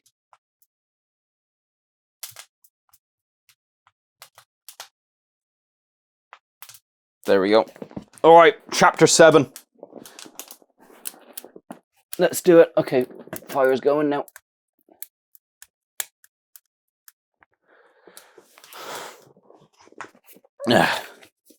They had made their way back through the corridors of the abandoned ball, not bothering to be cautious with their footsteps or the beams of their lights. So much for being sneaky, Charlie said darkly, but no one responded. By silent consensus, their pace quickened steadily. By the time they reached the parking lot, they were almost running. Spotting her car as they came out the front door, Charlie felt an almost physical relief to see it, like it was an old friend. Someone should stay here, she said, pausing with her hand on the door handle. We can't leave Carlton. No, Marla said firmly, we're leaving now. They looked at her in surprise for a moment. Suddenly, she was talking to them all the way she talked to Jason. Sister knows best. Lamar and Jason exchanged glances, but no one said anything. We're going into town, all of us, she added, giving Charlie a warning look, and we're finding help. They hurried into their cars as Charlie took the wheel. John got into the passenger seat, and she smiled tightly at him. Jessica climbed into the back a moment later, and Charlie felt a minor disappointment. She had wanted to talk to him alone. We're running for help, it's not a date. She scolded herself, but that hadn't really been the point. He felt safe. Excuse me, I'm just adjusting my robe. She looked over at him, but he was staring out the window. They pulled out of the lot, following Martha's car as she sped into the darkness. When they reached the town, Marla yanked her car to the side of the main street and stopped, and Charlie followed suit. Before the car had fully come to a halt, Jessica leaped out of the back seat and started running. Marla followed a step behind. They stopped in front of the movie theatre, and only then did Charlie see that there was a cop in uniform beneath the marquee, leaning back against his black and white car. His eyes widened at the sight of the young women barreling towards him, and he took an involuntarily step back as Marla started talking without pausing for breath. Please, you've got to come. Marla was finishing as the others caught up. The cop looked a little bewildered. He had a shiny pink face, and his hair was so short that it was entirely covered by his hat. Is this an actual emergency, he said? You may not realize it, but pranks can get you into real trouble. Jessica rolled her eyes and stepped forward, closing the distance between them. We're not playing a prank, she said crisply. Crisply. And Charlie remembered suddenly how tall she was. Our friend is trapped in that abandoned shopping mall, and it's your job to help us. The shopping mall? He seemed confused, then looked in the direction they'd come from. That shopping mall? His eyes widened, and then he frowned at them reproachfully, looking remarkably like a disappointed parent despite this youth. What were you doing up there in the first place? Charlie and Marla exchanged glances, but Jerica didn't blink. Deal with us later, he's in danger, and you have to help us, officer. She leaned in and peered at his name tag. Officer Dunn, do you want me to go to the fire department? Despite her fear, Charlie almost laughed. Jessica said it as if she were in a store threatening to take her business elsewhere. It was so absurd, it should have gotten no more than a puzzled glance, but Dunn reached for his radio hastily. No, he said, hang on. He pressed a button and the radio emitted a short burst of static. Charlie felt a brief chill at the sound, and as she looked around, she saw John stiffen and Jason take a tiny step closer to Marla. Not seeming to notice their reactions, Dunn barked incomprehensible sounds into his radio, talking in cop code. And Charlie suddenly had a flash of memory, of running around the yard, whispering into walkie-talkies with Marla. They could never understand each other on the cheap toys her father had found at the drugstore bargains. But they didn't mind. Actual communication was never the point. Charlie, come on, Jessica shouted at her. And Charlie came back to herself. Everyone was heading towards the cars and piling back in. Marla pulled out in front and the cop followed her. Then Charlie bring up the rear. Why doesn't he have the siren on? Jessica said. His voice was thin and brittle, as if her only choices were sharp tongue or tears. He doesn't believe us, John said softly. He should have the siren on, Jessica said, and this time it was almost a whisper. Charlie's knuckles were white on the steering wheel as she stared straight ahead at the cop's red taillights. When they got back to the mall, Jessica dashed ahead, forcing the rest of them to run behind her. Charlie didn't mind. It felt good to run. Purposeful. Lamar was talking to the cop as they ran, shouting over the noise of their thudding feet. The restaurant is all boarded up, but there's a door left open, he said, the words spoken by his uneven breathing. Bind the plastic. If you move it. Dark alley. Carlton smells like feet.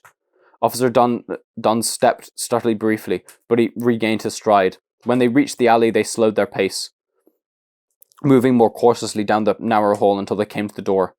Right here, John said, and Dunn moved forward to help with the shelf. They drew it back too fast, the contents rattling and wobbling. The shelf pitched backwards, and tables, cables, and paint cans full of nails crashed into the floor. Ow! Yelled John as a hammer bounced off his foot. They all watched as the thing scattered away, some rolling and vanishing down the dark corridor. What? Jason wailed as they all looked up from the spill. He was pointing at the door. What is this? Marla gasped. The door had chains strung across it from top to bottom, 3 enormous padlocks holding them all together. The links were bolted into the metal frame of the door, and they were heavy, too heavy to cut without special tools. It was all rusty, the whole thing looked as though it had been there for years. Charlie walked up to the door and touched the chain, as if to make sure it was real. This wasn't here, she said, the words sounding insane even as she spoke. We have to get him out, Jason cried haltingly, his hands covering his eyes. Bonnie is going to kill him, and it's my fault. What's he talking about? The police officer said, looking at them with new suspicion. Who is Bonnie, and why is he going to hurt your friend? It's a robot, Charlie said quickly. The robots from Freddy Fazbear are still there, and they still work. Freddy Fazbear's? Don's face flushed, and he looked at the door again. I used to go there as a kid, he said softly, his tone caught between nostalgia and fear. He caught himself quickly and cleared his throat. He came to life, Jason insisted, no longer making the effort to hide his tears. Dunn bent down to his height, his tone softening. What's your name? He asked. We have to get him out, Jason repeated. His name is Jason, Marla said, and Jason glared at her. Jason, Dunn said. He put a hand on Jason's shoulder, glancing at the others with an obvious suspicion. He thinks we made him say that. Charlie realized. Jason wriggled in Dunn's grasp, but the officer did not let him go. Jason, did they tell you to say this? What's going on in there? Irritated, Jason pulled free and took a large step back. That's what really happened, he said firmly. Officer Dunn exhaled, a long, slow vent of frustration, then got to his feet, shedding his kid-friendly act. So the robots took your friend, he said. I know what you're trying to pull, said his tone. We were in there, Charlie stated flatly, keeping her voice level, as if saying it calmly and plainly enough might convince him that they were not telling lies. Our friend didn't make it out. The officer looked again at the change. Look, he said, apparently deciding to give them the benefit of the doubt. I don't know how you got in there in the first place, and right now I don't want to know, but the machinery in there is old. It hasn't been touched in 10 years. Chances are it's pretty spooky. Heck, I wouldn't want to go in there. So even though I can't blame you for being freaked out, I can guarantee you those robots aren't in there moving by themselves. That place is dead, and it needs to be left alone, he said with a forced chuckle. Jason set his jaw, but he didn't say anything. I think you all need to go home, Dunn finished, the statement sounding more like a threat than advice. They looked at one another. After a moment of uncomfortable silence, Jessica looked at Charlie. These chains weren't here before, right? She faltered, looking back at her friends for confirmation like she was beginning to doubt her own memory. No, Charlie said instantly, they weren't. We aren't leaving, and we need your help. Fine, Dunn said shortly. What's his name? He produced a notebook seemingly from nowhere. Carlton Burke, Jessica said, and she was about to spell it out for him. Then suddenly Officer Dunn put down his pen and closed his eyes, his nostrils flaring. He glared at them, no longer looking quite so young. I'm going to give you one more chance. Tell me exactly what happened. He spoke slowly, emphasizing spaces between his words. He was in control again, no longer out of his depth. They tried to explain it all at once, talking over one another. Jessica's voice was loudest and calmest, but even she could not keep her anxiety from bleeding through. Charlie hung back quiet. Tell me exactly what happened. Where were they supposed to start? With the night? With the week? With Michael? With the first time her father picked up a circuit board? How was anyone ever to respond to something like, tell me what happened? The cop was nodding, and he picked up the radio again, but this time he spoke comprehensively. Nora? Call Burke. It's his kid. I'm up at the old mall site. There was an answering burst of static, and the officer turned his attention back to them. Come on, he said. Come on, where? Off the property. Marla started to protest, but Dunn interrupted. I'm escorting you off the property, he said. He pulled the baton from his belt and pointed with it. Come on. Lamar said. Give me a second. My mouth is like so fucking dry right now.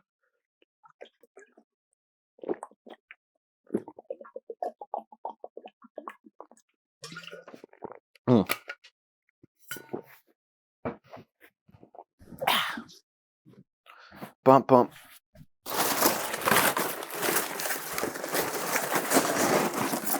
Oh, it's fucking cardboard.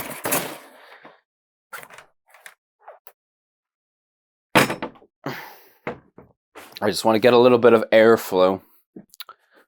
I want my back to be cold and my feet to be toasty. Come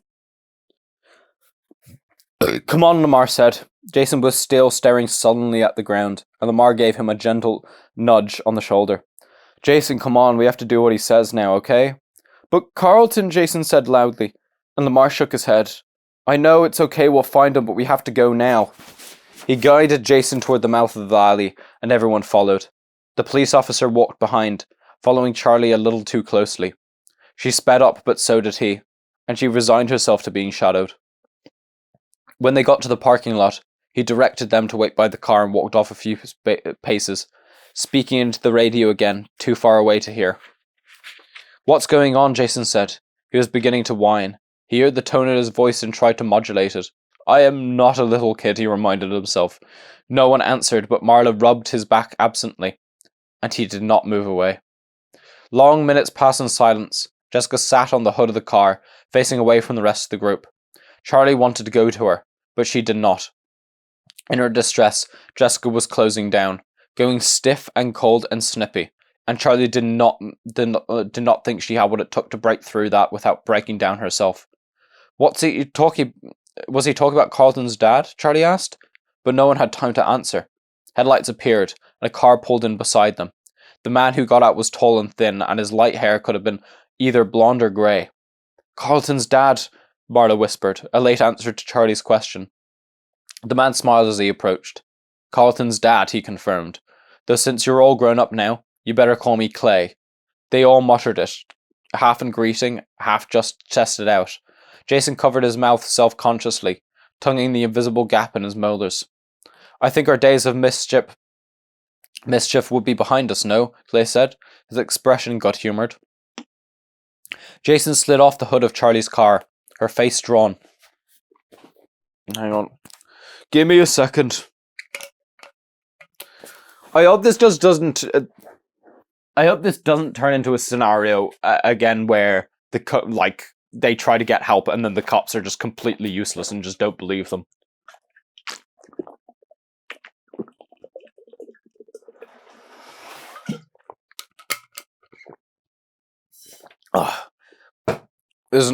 It's incredibly frustrating. Could you stop moving?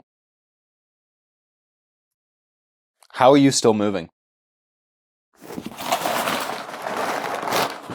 Stay.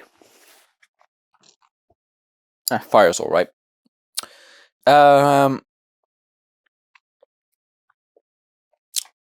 so sorry he's missing, she said tightly. I don't know what happened to him. He was right behind us. Bonnie kidnapped him, Jason burst out. I saw the rabbit took him. Clay started to smile, then stopped himself when he saw their faces. Oh, kids, I'm sorry. You haven't been around in a while. I'm afraid Carlton is playing a joke on you. All of you. What? Oh, come on, with you guys back in town. He couldn't resist, Clay said. Whatever happened, I guarantee he set it up. He'd probably pop off in the bushes any minute now.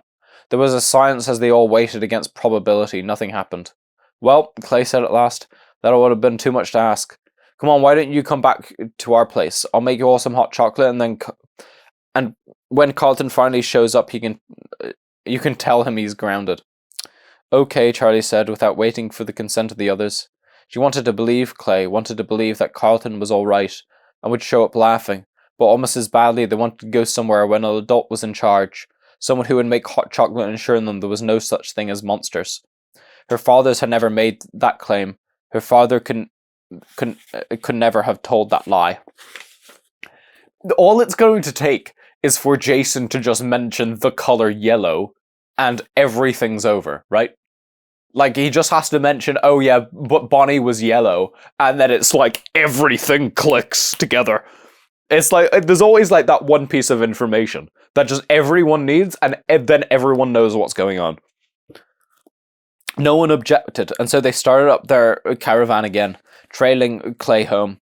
They all settled into their accustomed places. Charlie, John, and Jessica in Charlie's car, and Marla, Jason, and Lamar in Marla's. In the rear view mirror, Charlie saw Officer Dunn's car, still right behind them. Is he just going this way, or is he making sure we go where we're told, she wondered. But it didn't really matter. They weren't planning on flight. At Carlton's house, they filed in through the front door. Charlie looking back in time to see the police car drive on by. He was following us. As they climbed the steps, John leaned in to whisper in her ear. I didn't realize how rich they were when I was a kid, he said, and she stifled a laugh.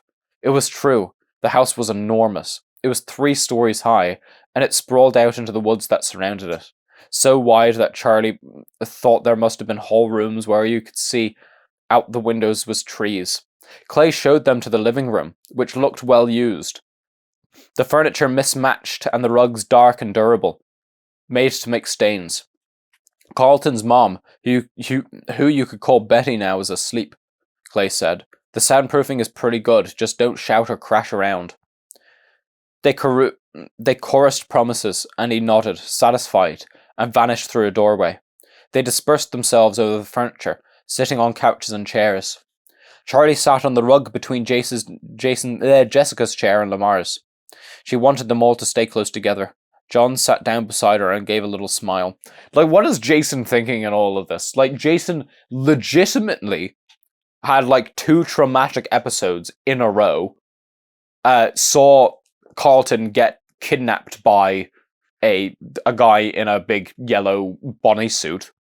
And then, like, everyone's just, like, sitting around having hot chocolate now. And he's sitting in the corner fucking, like, tweaking. He's freaking out right now.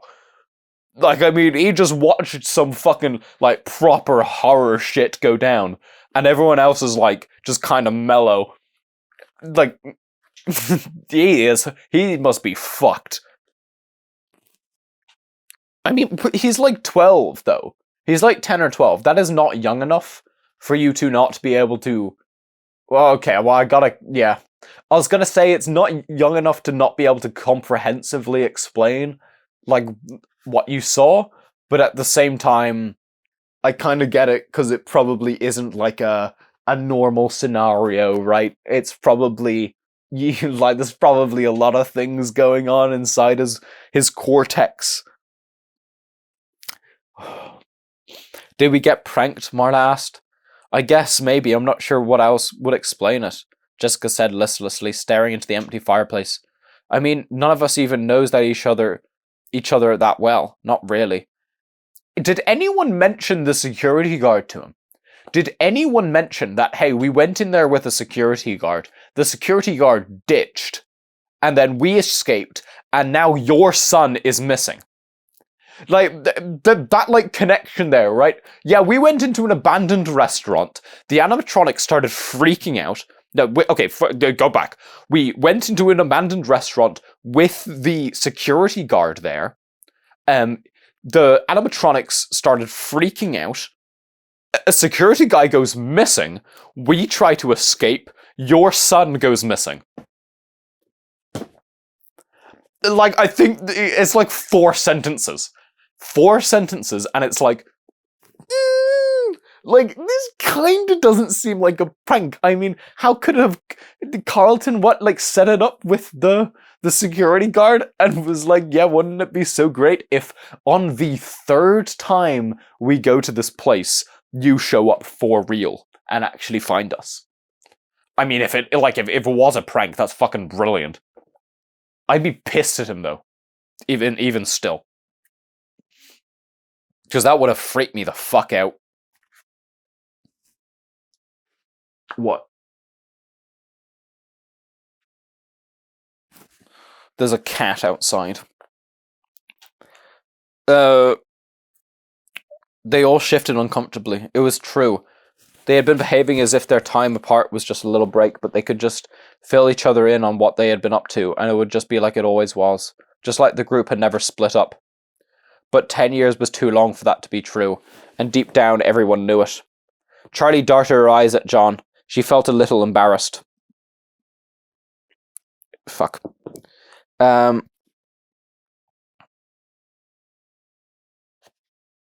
she could not have expressed why. Clay came back, carrying a tray of steaming mugs and a bag of little marshmallows. Here you are, he said jovially. Hot chocolate for everyone, even me. He set the tray down on the coffee table and took a seat in a battered green armchair that seemed to fit him like a coat. As accustomed to his body as it was to his form, they reached forward and took the cups. Only Jason reached for the marshmallows. Okay, Jason's like calmed down now. Clay looked around from face to face. Look, I know you don't believe me, but Carlton does things like this. Although, I have to admit, this is probably the weirdest. It's not right making you relive all that stuff when you were kids. He stared into his mug from a long moment. I need to have another talk with him, he said quietly. Believe me, my son has a strange sense of humor. You know, for high school, we sent him to a place in the next town over. No one knew him. He managed to convince his classmates and his teachers that he had a twin brother at the school for the first month of class. I didn't know how on earth he managed it, but I didn't find out until he got tired of the act and started getting calls from school that one of my sons had gone missing. Charlie smiled weakly, but he was not convinced. This was different. This is different, Marla said, as if reading Charlie's thoughts. Jason saw him disappear. He was terrified. It's cruel if it's a prank. Marla shook her head with anger and scratched her nails against the porcelain cup. If it's a prank, she repeated in a softer tone. If it's a prank, she repeated in a softer tone. She looked at Charlie, her face stormy, and Charlie knew that if Carlton had in fact set all this up, Marla would never speak to him again. Their happy reunion was over. Yes, Clay said, I know, but he doesn't see it that way. He took a sip of cocoa, searching for words. The twins, they had totally different personalities. Sean was this outgoing, cheerful guy. He was on the debate team. He played soccer for goodness sake. Carlton had never gotten near a sports game without being forced. I don't know how he kept it up. Still, Marla said, but she sounded less convinced. The worst part was, Clay went on, talking more to himself than to the teenagers. Sean had a girlfriend. She really liked him too, but he was just playing the part. Poor girl had been dating a guy who didn't even exist. I think he was surprised when he realized how upset people were. He gets carried away and just assumes everyone is having as much fun as he is. Charlie looked at John, and he met her glance anxiously. We don't know each other, not really. Maybe he did set it up, she said aloud. Maybe, Jessica echoed. I saw him, Jason said loudly, before anyone could respond. He stormed out of the room, disappearing through a doorway. Marla stood automatically and moved to follow him, but Clay put up a hand. Let him go, he said. He needs some time to himself. I want to talk to the rest of you. I know you were just kidding around, but I don't want to hear you kids joking about Freddy Fazbear's. You know, I wasn't the chief back then. I was still a detective, and I was working on those disappearances. To this day was the worst thing I've ever had to see. It's not something to joke about. He looked at Charlie. His grey eyes were hard, and the lines of his face were immobile. He was no longer the friendly father figure, but the police chief, staring as if he could see right through her. Charlie had a sudden urge to confess, but he had nothing to confess to. I'm especially surprised at you, Charlie, Clay said, quietly. Charlie blushed, shame rising up in her with the flush of heat. She wanted to protest, to explain herself, to say anything that might soften the eyes that seemed to bore into her skull. Instead, she ducked her head and muttered an indistinct apology. Lamar broke the silence. Dr. Burke? Clay, did they ever find out who did it? I thought they arrested somebody. Clay didn't respond for a long moment. He was still looking at Charlie, and she felt as if he was trying to tell her something, or else read something in her face. Clay? Marla asked, and he seemed to come back to him. He looked around the group, his expression dark. Yes, we did arrest someone. I did, in fact, and I'm as sure now that he was guilty as I was then. So what happened? Lamar asked. There was a hush among the group, as if something very important was about to happen. There were no bodies, Clay Burke said. We knew it was him. There was no doubt in my mind. But the children had disappeared. They were never found, and without their bodies... He stopped talking, staring off into the middle distance of his scarcely aware that they were there. But kidnapping, Charlie said. They disappeared. She was suddenly furious, appalled at the obvious injustice. How can this man be walking around somewhere? What if he does it again? What if he was walking around somewhere? What if he is literally back in Freddy Fazbear's right now? She felt Marla's hand on her arm, and she nodded, settling back, trying to calm down, but the anger was still there, seething from the surface of her skin. Clay was looking at her with something like curiosity in his eyes. Charlie, he said, justice penalizes the guilty, but it also must protect the innocent.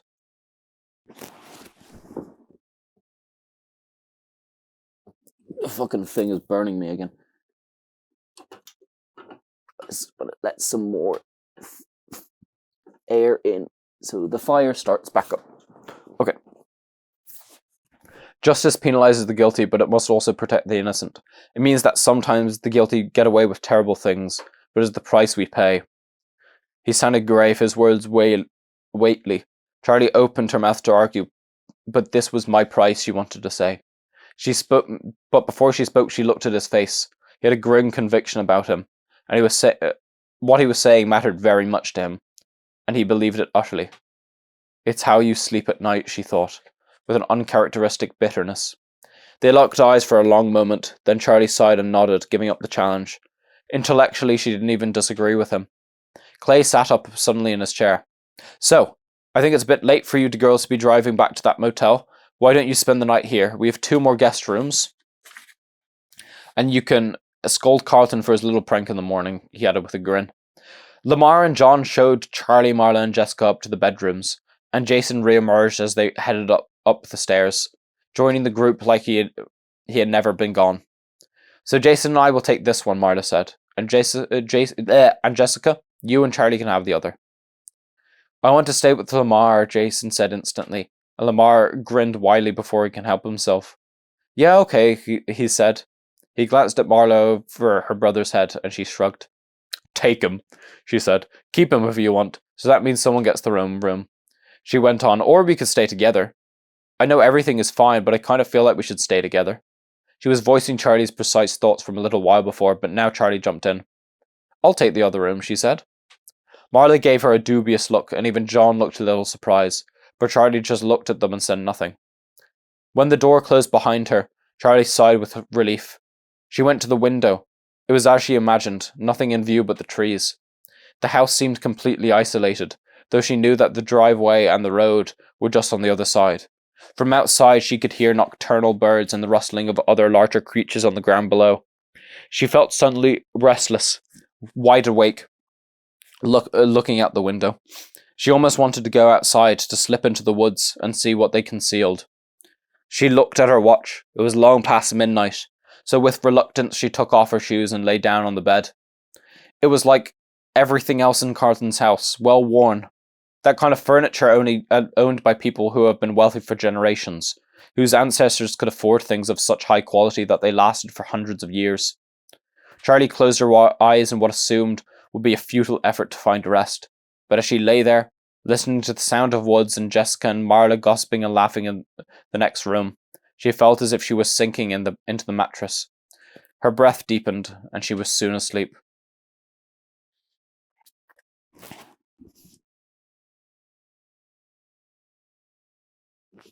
Yeah. She woke suddenly, startled from sleep. She was a little girl again, and her father was asleep in the next room. It was summer and the windows were all open. It had started to rain, and the wind rushed into the room in great gusts, blowing her bedroom curtains in a frenetic dance and ushering in a fine mist. But that was not why she awoke. There was something in the air, something unshakable that gripped her. Something was very wrong. Charlie climbed out of bed, lowering herself onto the floor. Beside her bed stood Stanley the unicorn, patient and deactivated, staring at her with lifeless eyes. She patted his nose, as if giving him comfort might bring it to her as well. Quickly she snuck past him and out into the hallway, uncertain what compelled her. She crept down the hallway past her father's room to the stairs and ducked down beside the wooden banister, as if its open slats could protect her from anything at all. She held fast to it as she made her way down the staircase, letting the rail take her weight as she avoided the boards that creaked. One by one she took the steps. It felt like ages, like years might pass before she reached the bottom. And when she arrived, she might be an old woman, her whole life spun out in the descent of these stairs. At last, Charlie reached the edge of the stairs, and she looked down to see what had changed. Her body was no longer small, nightgown clad and barefoot, but her teenage body, tall, strong, and fully clothed. When she straightened from her fearful crouch, she stood taller than the banister. She looked around at her childhood home, startled. This is me, she thought. Yes, this is now. Something banged in front of her. The front door was wide open and thudding irregularly against the wall, caught by the wind. The rain was whipping in, soaking the floor and lashing the coat rack that stood beside it, rocking it back and forth like it weighed nothing at all. Leaves and small branches were scattered at the floor, ripped from the trees and swept in, but Charlie's eyes went on to her old, familiar shoes, her favourite. They were placed neatly beside the mat, black patent leather with straps, and she could see the rain pooling inside and ruining them. Charlie stood still for a moment, transfixed, too far for the rain to reach, but close enough for the haze to slowly wet her face. She ought to go to the door and close it. Instead, Charlie backed away slowly, not taking her eyes from the border of the storm. She took a step, then another, then her back hit something solid. She whirled around, startled, and saw it. It was the thing from her father's workshop, the terrible twitching thing. It stood on its own, bent and twisted with a narrow, reddish canine face and an almost human body. Its clothing was rags, its metal joints and limbs stark and exposed, but Charlie registered only its eyes, the silver eyes that flashed at her, on and off, over and over, in and out of existence. Charlie wanted to run, but her feet could not move. She could feel her pulse in her throat choking her, and she struggled to breathe. The thing convulsed, and in slow jerking moments its hand rose up and reached out to touch her face.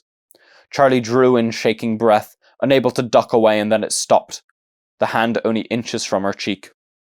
Charlie braced herself, her breath shallow and her eyes screwed shut, but the touch of metal and ragged cloth on her skin did not come. She opened her eyes. The thing had gone still, and the silver light in its eyes was dimmed nearly out. Charlie backed away from it, watching warily, but it did not move, and she began to wonder if it had shut down, run out of the finite current that powered it. Its shoulders were hunched forward, hapless, and it stared dully past her as if it were lost. Charlie felt a sudden stab of sorrow for this creature, that the same feeling of lonely kinship she felt in her father's workshop so many years ago. "Does it hurt?" she had asked. She was old enough now to know the answer. All at once, the thing lurched to life. Charlie felt her head go light as it took an awkward step towards her, hurling its body forward as if it had just learned to walk. It had turned frantically from side to side as its arms jerked up and down with dangerous abandon. Something shattered. It was a lamp. The thing had knocked over a ceramic lamp, and the sound of it bursting on the wooden floor shook Charlie from her stupor. She turned and ran up the stairs, scrambling as fast as her legs could carry her to her father's door, too scared to even call out to him. As she clambered up the steps, some part of her realized that they were too big, and she was nearly on all fours, tripping barefoot over the hem of her nightgown. She was a little girl again. She realized in a bursting moment of self-awareness, and then it was over. And being a little girl was the only thing she could remember. She tried again to scream for her father, but he was already there. She did not need to call him. He was standing in the hall, and she grabbed at his shirt tails as she crouched behind him. He put her hand on his shoulder, steadying her, and for the first time, her father's touch did not make Charlie feel that she was safe. Peeking out from behind her back, Charlie could see the thing's ears, then its face, as it climbed the stairs in its fitful, jerking steps. Her father stood calm, watching it, as it climbed the final stair. And then Charlie's father grasped her hand and disentangled it, gently forcing her to let him go. He went forward to meet the thing in large, even strides, but as he reached out, Charlie could see that his hands were shaking. He touched the thing, but his hands on either side of its face for a long moment, as if he were caressing it, and its limbs stopped, head still, moving gently from side to side. It looked almost bewildered, as if it, too, had awakened to something strange and frightening. Charlie's father did something she could not see, and the thing stopped moving. Its head drooped, defeated, and its arms fell to its sides. Charlie backed up towards her room, feeling her way along the wall behind her, not daring to look away from the thing until she was from safety behind her door. She looked out one last time into the hallway. She could just barely see the glint of its eyes cast down at the floor. Suddenly, the little silver eyes flickered. The head did not move, but in a slow, calculated arc, the eye swung to meet Charlie's gaze. Charlie whimpered, but she did not look away. And then the head snapped up with a crack, like something breaking. Charlie startled out of sleep, an involuntary shudder running through her. She put a hand to her throat, feeling her heartbeat there, too quick and too hard. She darted her eyes around the room, putting together where she was one piece at a time. The bed, not her own, the room dark. She was alone. The window, the woods outside. Carlton's house. Her breath slowed. The process had only taken seconds, but it disturbed her to be disoriented. She blinked, but the afterburn of the silver eyes was still with her, glowing behind her eyelids as if they had been real. Charlie stood and went to the window, thrust it open and leaned out, desperate to breathe in the night air. Did that happen? The dream felt like a memory. Felt like something that had happened just moments ago. But that was the nature of dreams, wasn't it? They felt real. And then you woke up. She closed her eyes and tried to catch the thread, but it was too difficult to tell what was the dream and what was not. She shivered in the breeze, though it was not cold, and brought herself back inside. She looked at her watch. Only a couple of hours had passed, and it was still hours more until daylight, but sleep felt impossible. Charlie put on her shoes and shuffled quietly through the hall and down the stairs, hoping not to wake her friends. She went out to the porch, sitting down on the front steps and leaning back to look up the sky.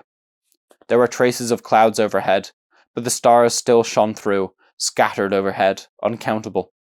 She tried to lose herself in them as she did as a child, but as she gazed up at the pinpoint lights, all she could see were eyes looking back at her. There was a noise behind her and she jumped. Whirling to press her back against the railing, John was standing by. Oh, John's back again! Why is John always there? He has a sixth sense for this. They stared at each other for a moment like strangers, and then Charlie found her voice. Hey, sorry, I didn't wake you up again. Charlie shook his head and came to sit beside her. No, not really, I heard you go out. Or I figured it was you. I was awake, though. Jason snores like a guy about 3 times his size. Charlie laughed. I had a weird dream, she said. John nodded, waiting for her to go on, but she did not. What did people think of my father? She asked instead. John leaned back and looked at the stars for a moment, then pointed. That's Cassiopeia? Cassiopeia? He said, and she squinted in the direction of his finger. It's Orion, she corrected. John, I'm serious. What do people think about him? He shrugged uncomfortably. Charlie, I was a little kid, you know. Nobody told me anything. I was a little kid once myself, she said. Nobody tells you anything, but they talk in front of you like you're not there. I remember your mom and Lamar's mom talking, making bets on how long Marla's new stepdad would stick around. What did they come up with? John said. Your mom was banking on 3 months. Lamar's mom was more optimistic. I can tell you know something, she said quietly, and after a moment he nodded. Some people thought he did it, yeah, he admitted. What? She stared at him, eyes wide, scarcely breathing. They thought what? John glanced at her nervously. I thought that's what you were asking, he said. Charlie shook her head. Some people thought he did it. I meant, what did they think of him as a person? Did they think he was odd or kind? I don't know. She trailed off, lost in the magnitude of this new truth. People thought he did it. Of course they did. It was his restaurant. The first child to vanish was his child. In the absence of confession or conviction, who else would anyone think of? Charlie shook her head again. Charlie, Jod said hesitantly. I'm sorry, I just assumed you must have known people would think that. Though if not then now. Well, I didn't, she snapped. She felt a hollow satisfaction when he drew back, hurt. She took a deep breath. I know it sounds obvious, she said in an even more tone. But it just never even occurred to me that someone would ever think he was responsible. And then afterward, after he committed... But that would have only reinforced their suspicions when he realized what she realized as she said it. Some people thought it was because of the guilt, John said, almost to himself. It was, Charlie felt anger welling up inside her, the dam about to break, and she held it back, biting off words in short, sharp bursts. Of course he felt guilt. It was his restaurant, his life's work, his creations, and it was all turned into a massacre. Don't you think that's enough? Her voice sounded vicious, even to her own ears. Apologize, she thought, but she ignored it. People thought he did it. He wouldn't, he couldn't. But if he had, how would she have even known? I knew him, she thought fiercely. But did she? She loved him, trusted him, with the blind devotion of a 7-year-old girl. Even now she understood him with the knowing and not knowing that comes with being a child, when you focus on your parents as if they're the center of the earth, that thing on which your survival depends. Only later do you realize their flaws, and their scars and their weaknesses. Charlie had never had the dawning moments of realization as she grew older that her father was only human. She never had the chance. To her, he was still mythic, still larger than life, still the man who could deactivate the monsters. He was also the man who made them. How well did she really know him? The rage was gone, had ebbed back to wherever it rose from, and she was empty of it. Her insides dry and vacant. She closed her eyes and put a hand to her forehead. I'm sorry, she said, and John touched her shoulder for a brief moment. Don't be. Charlie put her hands over her face. She did not feel like crying, but she didn't want him to see her face. She was thinking of things that were too new. Too awful to think of in front of someone else. How would I have known if he did it? Charlie. John cleared his throat and repeated her name. Charlie, you know he didn't do it, right? Mr. Burke said they knew who did it, and they had to let him go. He got away with it, remember? Charlie didn't move, but something like hope stirred inside her. It wasn't him, John said again, and she looked up. Right, of course it wasn't, she whispered. Of course it wasn't him. She said at a normal pitch. Of course not, he echoed. She nodded, bobbing her head up and down like she was gathering momentum. I want to go back to the house one more time, she said. I want you to come with me. Of course, he said. She nodded again, and then turned her face back up to the sky. Right, so it wasn't the father. The father wasn't the one that did it. It was obviously the guy that they let go. Did they not, know what he was doing? Okay. One of the things was he had, 2 scars. But both here and here, right? And they were both, hook shapes? Apparently. Or they're both half crescent moons. Is what she said. What would have caused that? They're deep scars. Maybe it was from the spring locks? I mean, well, it was him. There's no mystery. I think it's just, who is Dave? Who is Dave in relation to them? Because he obviously worked at their previous restaurant as well to be able to do the things that he did, and then also at the new restaurant. So their father must have actually... Their father did have guilt, maybe. Because, there was no other way. Both of your restaurants had the exact same incident, and in both cases, the person was working there and had access to that suit. I feel like the father would have been smart enough to put those things together. Anyway, I need to go and offload the recording of this. I will be back momentarily. Take a screenshot of this. Awesome. Hello. Welcome back, everyone. Lovely stuff. I think I might let the fire die. It's still going very strong. I'll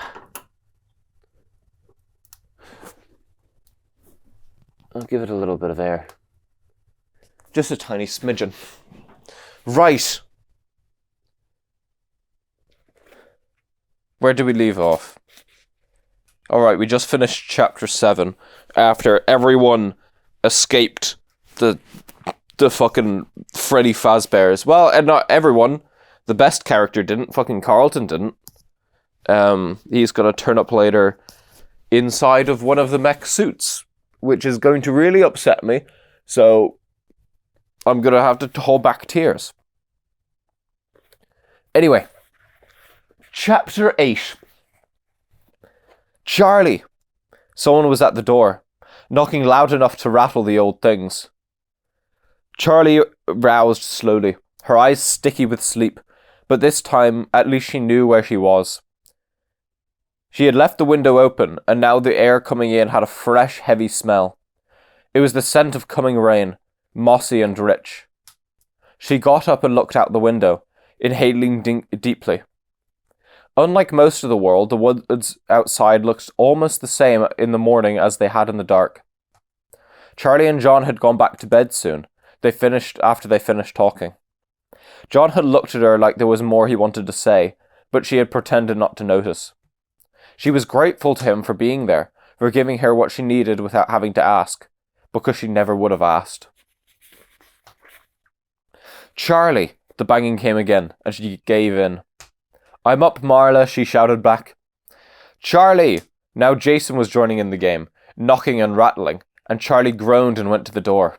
Yeah, I think they realised that Carlton is not back. I set him up, she said, mock glaring out at them. Charlie! Jason shouted again, and this time Marla shushed him. He grinned up at Charlie and she laughed and shook her head. Believe me, I'm awake, she said. Marla was fully dressed, her hair a little damp from the shower, and her eyes were bright and alert. Are you always like this? Charlie said, her grumpiness only half invented. Like what? Chipper at 6 a.m, she said, and rolled her eyes at Jason, who copied her. Happy to be included. Marla smiled brightly. It's 8. Come on, there's been a talk of breakfast. Has there been talk of coffee? Charlie followed Marla and Jason down the stairs to the kitchen, where she found Lamar and John already seated around a high, modern-looking wood table. Carlton's father was at the stove making pancakes. They're not going to bring up the fact that Carlton isn't there yet? I mean, it's morning, like, where is he?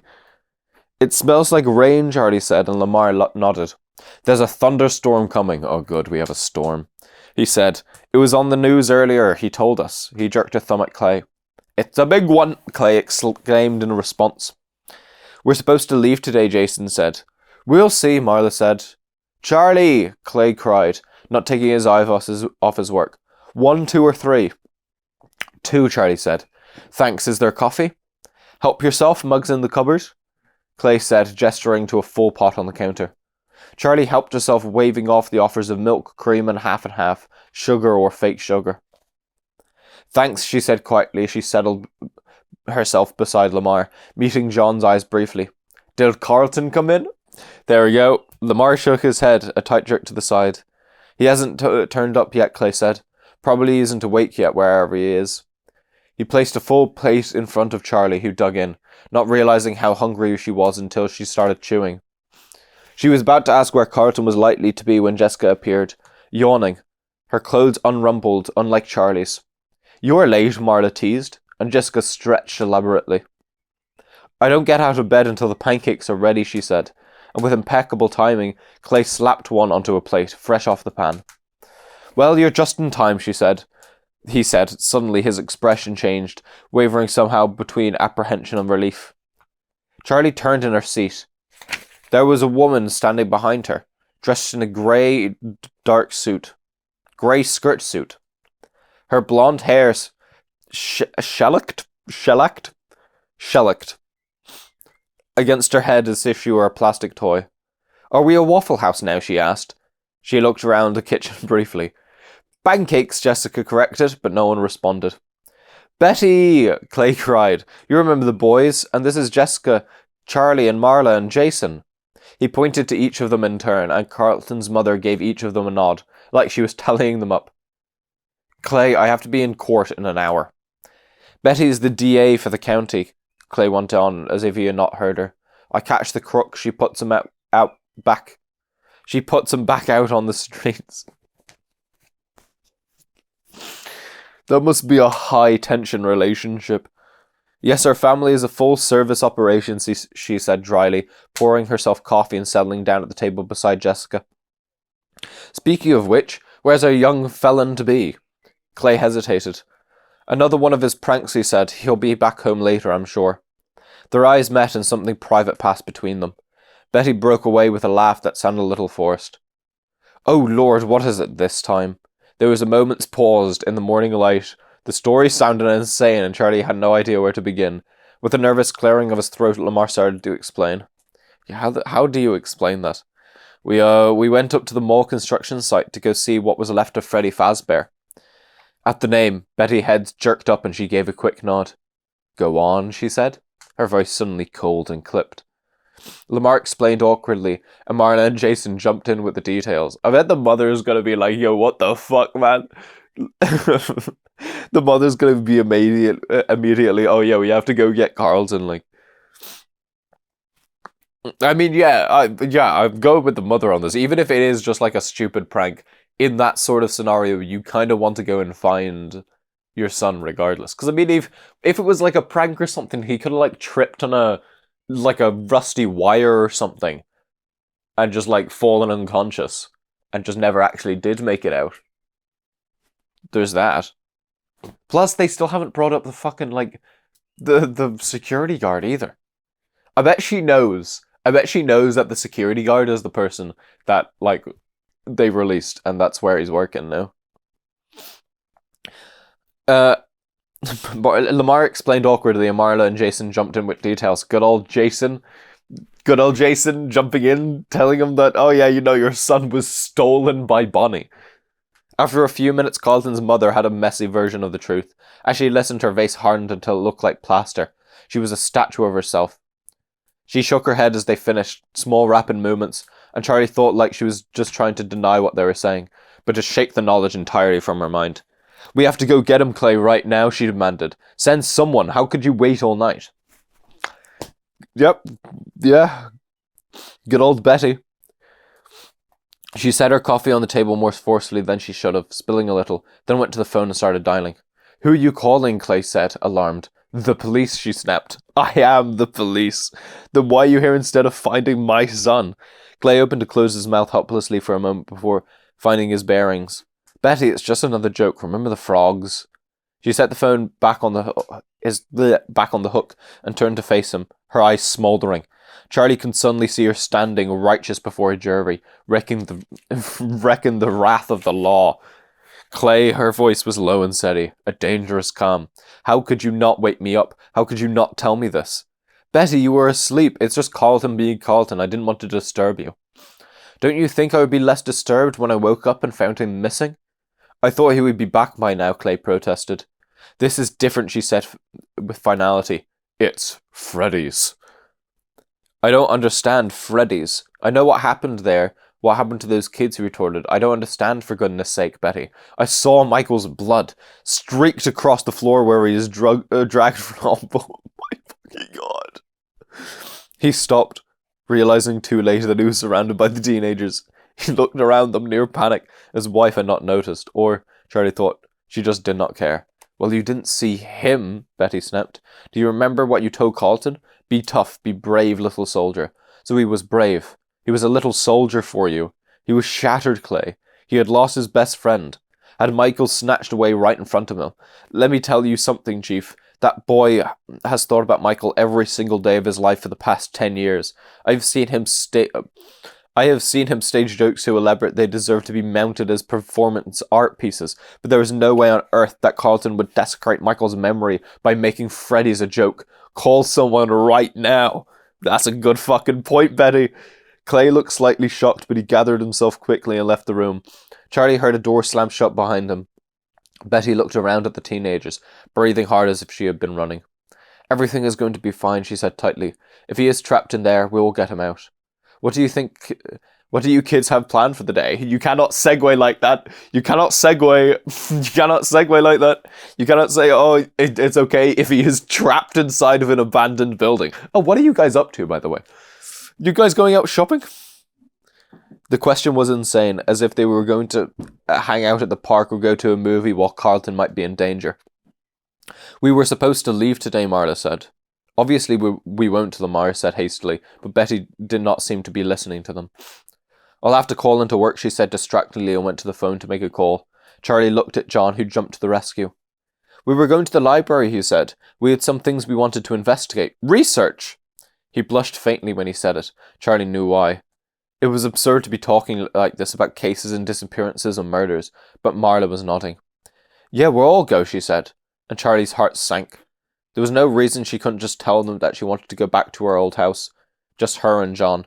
No one would be hurt, but that wasn't the problem. Even sharing the knowledge felt too much like exposure. Carlton's mother hung up the phone, done with her call.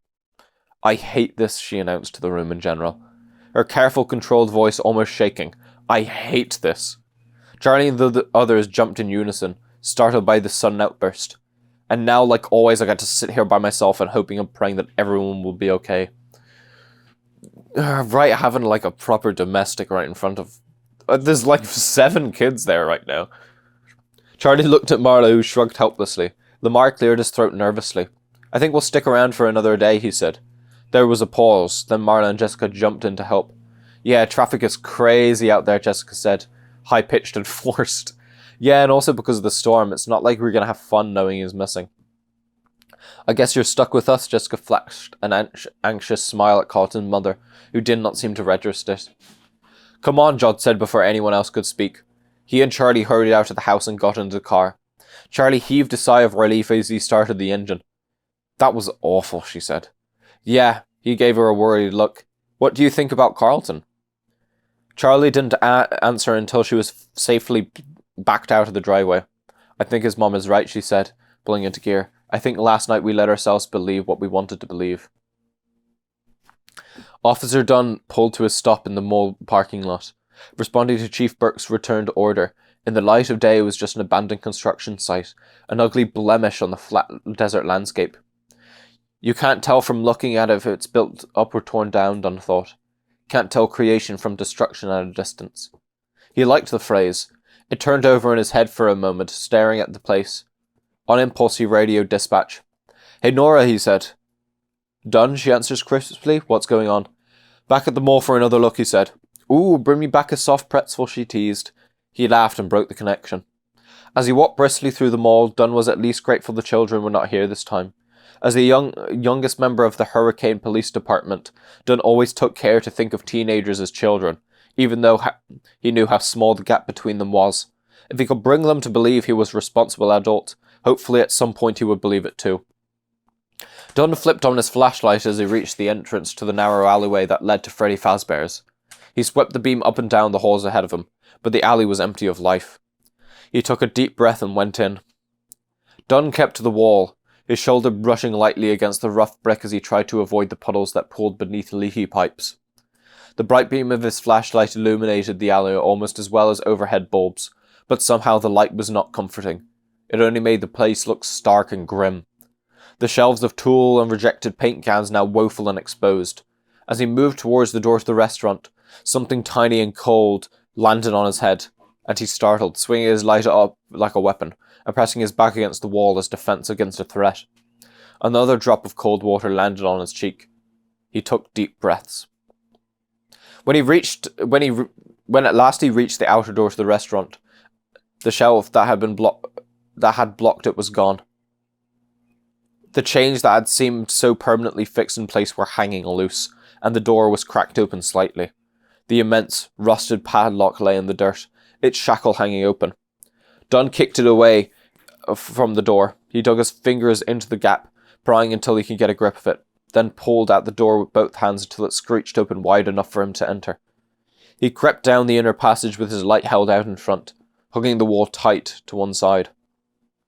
The air seemed to change as he moved closer to the interior of the restaurant, and Dunn felt a crawling chill that penetrated his uniform and fed his growing anxiety.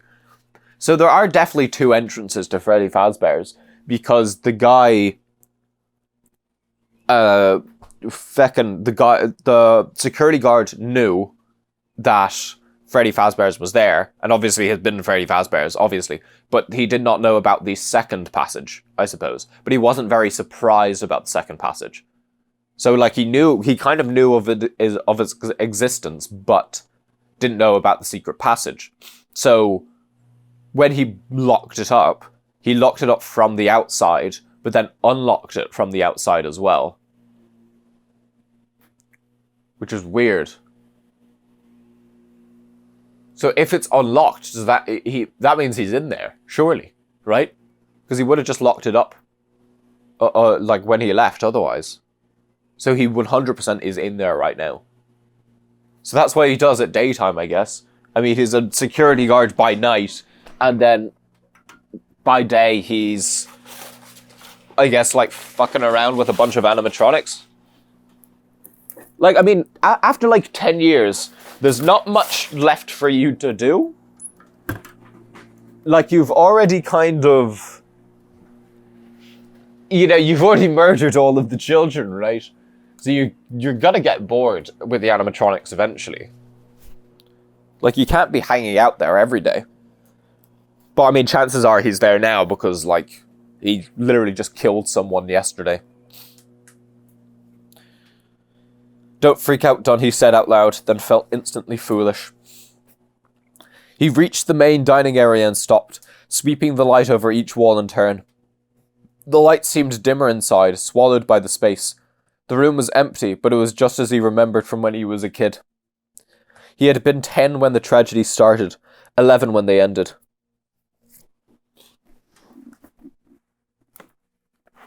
So I'm afraid of that spontaneously combusting. His birthday party was supposed to be at Freddy's, but after the first disappearance, his mother had cancelled it, invited his friends to his house and hired a clown, which proved equally terrifying. Smart move, Mom, John thought. The beam playing over the little carousel which he had never ridden, claiming he was too old for it. Just before the beam of light reached the stage, Dunn stopped, swallowing hard. "The rabbit took him," the kid had said. Dunn shook himself and played the light across the stage. The figures were there just as he remembered, and unlike the carousel, they did not seem diminished in size. They were exactly as he recalled, and for a moment, an almost painful nostalgia swelled in his chest. As he gazed at them, remembering, he noticed that their eyes were fixed oddly forward like they were watching something on the far side of the room. The flashlight trained in front of him. Dunn approached the stage until he was standing only a few feet from it, and he stared up at each of the animals in turn. Buddy was holding his guitar jauntily, as if he might begin strumming whenever the mood struck him, and Chica and a cupcake seemed to be sharing some arcane secret. Freddy, with his microphone, stared out into the distance, unblinking. Something moved behind him, and Dunn whirled around, his heart racing. The flashlight found nothing, and he swept it nervously from side to side, revealing only empty tables. He glanced back nervously at Bonnie, but the rabbit was still frozen in his own inscrutable reverie. Dunn took shallow breaths, holding himself completely still, and listened. His senses kicked into high gear with adrenaline, and after a moment the noise came again, a shuffling sound, this time coming far off to the right. He swept the light instantly forward. There was an open doorway, and beyond it a hall. Crouching down, Dunn made his way down the hall, keeping to the side as though something might come running past. Why am I here alone? He knew the answer. His sergeant hadn't taken the search seriously. In truth, neither had Dunn. After all, it was just the chief's son again making trouble. It's probably just Carlton, Dunn reminded himself. He reached the end of the hall where a door stood ajar, and with one hand Dunn gave the door an inward push, dropping low and to the side as he did. The door swung inward and nothing happened. He pulled the nightstick from his belt. Its heft was unfamiliar, and he had never had much need for it in Hurricane. Now, though, he gripped its hard rubber handle like a lifeline.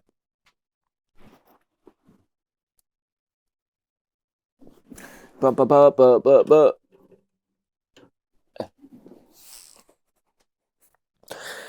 office was not quite empty. Oh, he made it to the office. Okay, good. Maybe if he goes to the cabinet. The office was not quite empty. There was a small desk and a folded-up metal chair leaned against it. A large cabinet stood against one wall, its door just open a crack, Please go have a look, see what's inside. There were no exits other than the one Dunn was standing in. He swept the light up and down the length of the cabinet and took a deep breath. He bounced his nightstick lightly in his hand, reassuring himself of its presence, and carefully assessed the small space. Standing to the side, he used the stick to open the door, moving slowly. It came open easily, and again everything was still. Relieved, Dunn looked inside. The cabinet was empty, except for a costume. Hopefully he figures it out now. Hopefully he puts the all of this information together. He has found a Bonnie costume, and a child said, "Oh yeah, Bonnie took Carlton."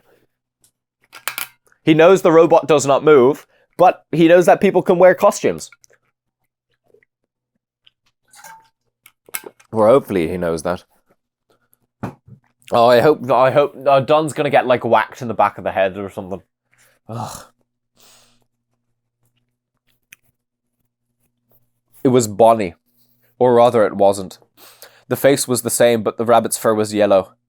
It was slumped lifelessly against the back wall of the cabinet, its eyes dark, gaping holes. The rabbit took him. The kid hadn't been lying then. Carlton must have gotten someone to dress up in this outfit to help him play his trick. He still thinks it's a prank. Still, Dunn's unease did not abate. He did not want to touch the thing. He lowered his light and stuck his nightstick back in his belt, intending to go. Before he could turn, the costume pitched forward, landing on Dunn with the lifeless weight of a heavy corpse. For a moment it did not move. Then all at once, it was writhing violently, grabbing at him with strong, inhuman hands. Dunn screamed, a desperate high sound struggling as the rabbit grabbed his shirt, then his arm. Dunn felt a sudden vicious pain, and a small detached part of his mind thought, he broke my arm. But the pain was washed numb by terror, as the rabbit swung him around and slapped him into the cabinet door, taking Dunn's weight easily as if he were a child. Dunn struggled to breathe. The rabbit's arm was pressed against his neck so tightly that every movement choked him. Just when he thought he was on the brink of passing out, the pressure lifted, and Dunn grasped with relief, clutching his throat. Then he saw the knife.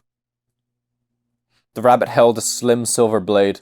Its big matted paws should have been too clumsy, but Dunn knew, as he stared down at it, that the rabbit had done this before, and would easily do it again. Dunn screamed, an indistinct shriek. He had no hope that he would be heard, but it was only a guttural, despairing noise. He breathed deep and did it again, a bestial sound, his whole body vibrating with it, as if this could somehow be defense against what happened next. The knife went in. Dunn felt it tear through skin and muscle, felt it sever things he could not name to plant himself deep in its chest. As he seized with pain and terror, the rabbit pulled him close, almost in an embrace. Dunn's head went light. He was losing consciousness.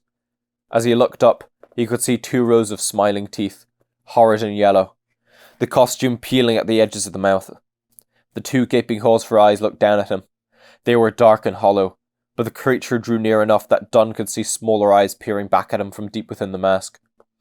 They held Dunn's gaze patiently. Dunn felt his legs go numb, his vision clouding. He wanted to scream again, to somehow voice his final outrage, but he could not move his face, could not raise the breath to cry out. The rabbit held him upright, supporting his weight, and its eyes were the last thing Dunn ever saw. And they fucking killed Dunn! Well, there goes that cop. So now it's gonna take them approximately 8 hours to discover that Dunn isn't answering his radio. But it's gonna be oh, I just thought Dunn was messing around or something. He was part of the prank the whole time. Oh god, these are not going well. This rabbit is killing things too easily. Does the mechanical suit give him strength? I'm presuming he is just because the mechanical suit is bigger. Well, it's a costume, so I don't know if it even is mechanical, but apparently it is a giant paw. But even still, right? If it is just a costume, it should not be that strong, still. It's still in a costume. I understand it's big, but, it doesn't make you, a fucking titan, right? Unless I'm thinking about it wrong, and it actually is he's got the servos or whatever like, doing work for him. I don't know how these things work, honestly. Charlie unlocked the front door to her old house and looked back down the front steps. You coming? John was still standing at the bottom step, staring up at the house. He shivered a little before hurrying to join her. Sorry, he said sheepishly. I had a weird feeling for a second.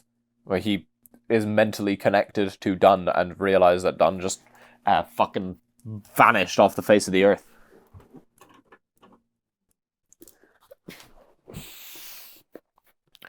They went inside, and John stopped again, looking around the front door like he had just stepped into a sacred place, somehow aware that merited a humbling pause. Charlie bit her tongue, trying not to be impatient. It was how she felt it as well. She might have felt that way now if she were not overwhelmed by a sense of urgency. Wait, I just got... Okay, this was said ages ago, but they found Michael's blood, but they didn't find the body. Like, how on earth could that happen? Like, they found, like, where he was dragged, but they didn't find where the body was. They didn't find any of the bodies. It's gonna be like the blood, like, the blood went all the way up to the animatronics and then stopped, and they lost the trail. It's gonna be some fucking dumbass shit like that.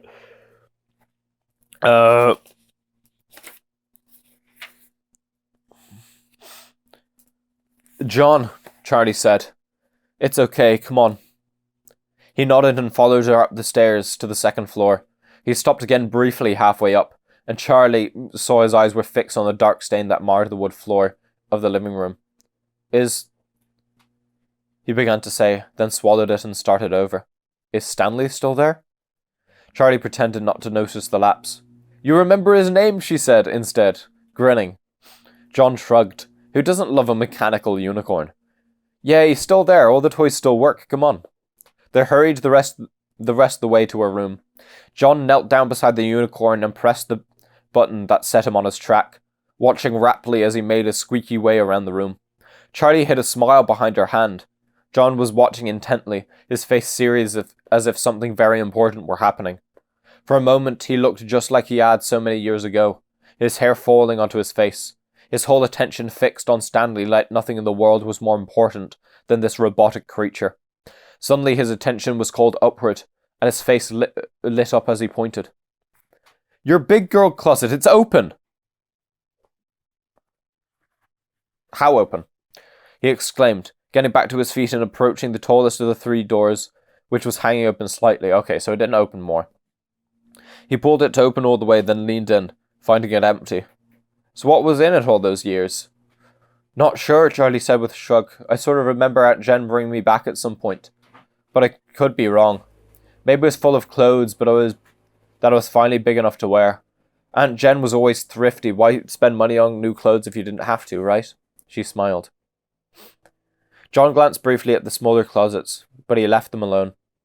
I'm going to see if I can find any photo albums or paperwork, Charlie said, as she nodded absently as Starry rattled back to his starting point.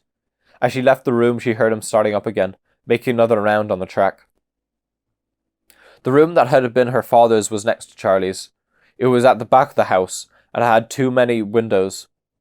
In the summer it was too hot, and in the winter the cold dribbled like a persistent leak. But Charlie had known, without being told, why he used it. From here you could see the garage and his workshop. It had always made sense to Charlie. This was his place, like a part of him always lived here, and he did not like to be too far from his touchstone. A wave from her dream came to her for a moment. Not even an image, just a strange evocative gesture of memory. She frowned, looking out the window at the closed, silent garage door. Or maybe he just wanted to be sure nothing got out, she thought. What if that dream she had where that big, like, mechanical mangled mess wasn't actually a dream? What if it was actually just moving around, like, for real? That would be weird. She broke away from the window, shrugging her shoulders and shaking her hands. Slowing off the feeling? Slouching? Slouching? Is that how you spell slouching? Slowing? I don't know. She looked around the room like her own.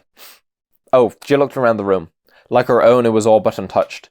She did not open the drawers to his dresser, but for all she knew, it might have been filled with shirts and socks, clean, folded, and ready to wear. His bed was made crisply, covered in a plaid blanket he used as bedspread after Charlie's mother left. But when there was no one to insist on white linen, there was a large bookcase against one wall, and it was still stuffed with books. Charlie went over and began scanning the shelves. Many were textbooks, engineering tomes whose title meant nothing to her, and the rest were non-fiction, a collection that would have seemed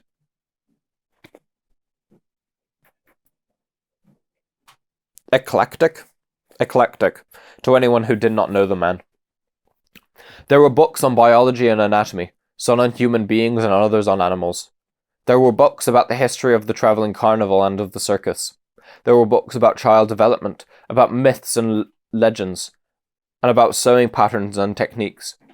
There were volumes that claimed to be trickster gods, about quilting bees, and of football cheering squads and their mascots. On the very top shelf were stacks of file folders, and the bottom shelf was empty except for a single book. A photo album, leather bound and as pristine as time and dust would allow. Charlie grabbed it, and it stuck for a moment, almost too tall for the low shelf it had been given. After a moment it came free, and she headed back to her bedroom, leaving the door open with the sudden sense that if it closed she might never get back in. John was starting on the bed when she returned, looking at Stanley with his head tilted to the side. "What?" Charlie said, and he looked up, still pensive. "I was wondering if he's been lonely," he said, then shrugged. "He's got Theodore," Charlie said, pointed to the stuffed rabbit with a smile. "It's Ella who's all alone in the closet. Watch." She placed the album beside John on the bed and went to its foot, and turned the wheel that set Ella on her track. She sat down beside him, and they watched together, spellbound as of old, as the little doll came out in her crisp, clean dress to blankly offer tea. Neither of them spoke until the smallest closet door closed behind her. John cleared his throat. "So what's in the book?" "Photos," Charlie said. "I haven't looked at them yet." She picked up the album and opened it at random. The top picture was of her mother holding a baby, maybe a year old. She held the child above her head, flying it like an airplane. Her head was thrown back in the midst of a laugh, her long brown hair sweeping out in an arc behind her.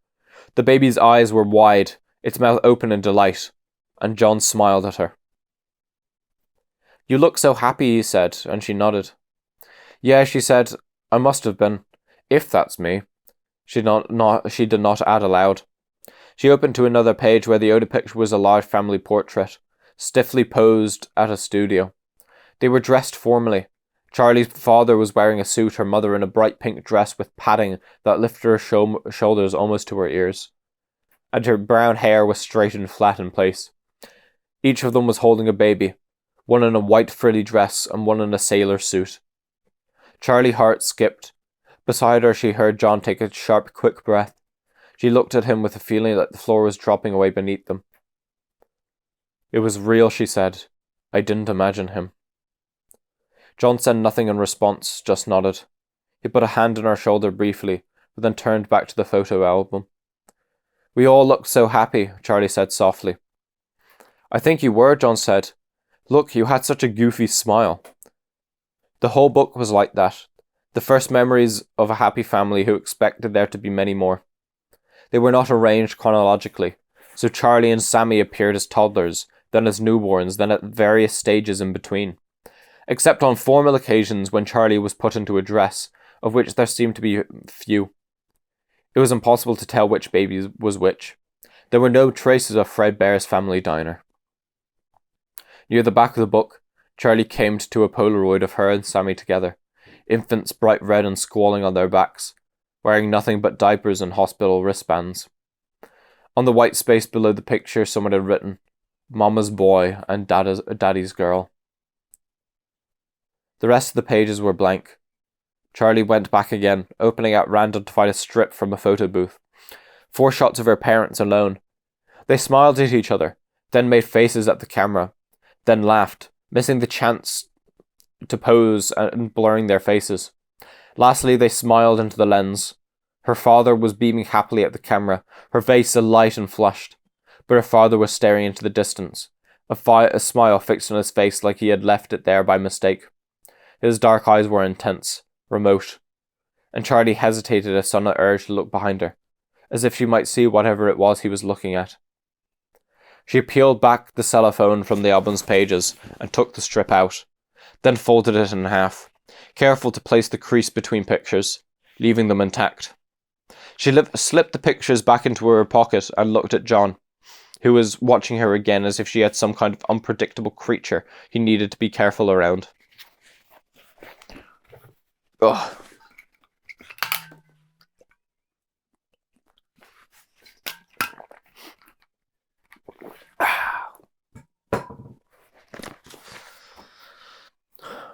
What? She said.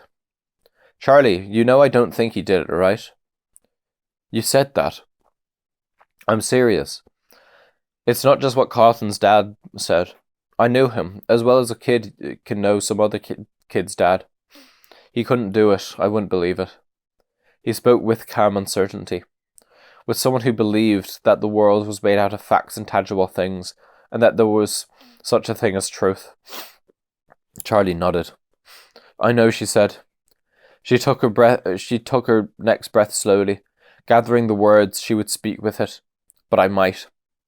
His eyes widened, startled, and she looked up at the ceiling for a minute, briefly trying to remember if all the cracks had been there when she was a child.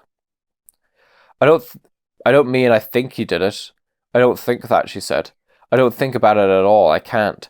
I shut the whole thing off in my mind the day I left Hurricane. I don't think about Freddy's. I don't think about what happened. I don't think about him. John was looking at her like she was monstrous, like what she was saying was the worst thing he had ever heard. I don't understand how you can say things like that, he said quietly. You loved him. How can you ever consider the possibility that he would do something so terrible? Even the people who do terrible things have people who love them. Charlie was looking for words. I don't think he did it, I'm not saying that, she said again. And again, the words hit the air as flimsy as paper. But I remember him dressing up for us in the yellow Freddy suit, doing the dances, miming along with the songs. It was so much a part of him. He was the restaurant. There was no one else. And he was always so distant, like in that picture. There was always something else going on beneath the surface. It was like he had a real life and a secret life, you know? John nodded and looked about to speak, but Charlie rushed in before he could. We were the secret life. His real life was his work. It was what mattered. We were his guilty pleasure, the thing he got to love and sneak away to have time with, something he kept hidden away from the dangers of what he did in his real world. And when he was with us, there was always a part of him that was back in reality, whatever that was for him. Again, John opened his mouth, but Charlie snapped the photo album shut, stood up, and left the room. John didn't follow right away, and as she traversed the short hall to her father's bedroom, she could almost hear him making up his mind. Not waiting for him, she went back to the bookshelf, wanting to get a book out of her hands. The book out of her hands. Like maybe, if it were closed and put away, her mind too would return to its normal order. The book would not fit, and she dropped to her knees to get a better angle, trying to jam the thing back to where it belonged, to get it out of her hands. Is she gonna accidentally open a secret doorway, in the bookshelf now? Oh, this is gonna be awesome. The bookshelf seemed to have sunk down while she was gone, so that it can never be returned, never put right. With a cry of frustration, Charlie shoved the photo album in as hard as she could. The shelf rocked back and forth, and then forward, and a sudden mass of papers and file folders tumbled from above her. Charlie began to cry as pages drifted down around her, covering the floor like snow as she wept. Swiftly, John was there. He knelt down with her in the delicate wreckage, clearing papers away as quickly as he could without tearing them. He put a hand on her shoulder carefully, and she did not move away. He pulled her close and held her, and she hugged him back, gripping so tight she knew she must be hurting him, but she could not let go. She sobbed harder, as if being held, being contained made it safe to let go. Long minutes passed. John stroked her hair, and Charlie still cried, her body shaking with the force of it, shuddering like she was possessed. She was not thinking of what had happened, not flitting from one memory to the next, to mourn for them all. Her mind was all but blank. She held nothing, was nothing, but this feeling of racking sobs. Her face was sore with tension, her chest hurt with all the pain that was being forced out through its walls. And still she cried, as if she would cry forever. But forever was an illusion. Slowly her breathing calmed, and finally Charlie returned to herself and pushed away from John's shoulder, exhausted. Once again, John was left with his arms partially suspended in the air, caught off guard by their sudden emptiness. He tried to move out of the awkward pose without calling attention to himself. Charlie sat back against the side of her father's bed, leaning her head against it. She felt wrung out, stretched thin in age, but she felt a little better. She gave John a tiny smile, and she saw relief pass over his face at this first sign that she might be all right. "Yeah, I'm okay," she said. "It's just this place, it's all this." She felt silly trying to explain, but John scooted back to sit with her. "Charlie, you don't have to explain, I know what happened." "Do you?"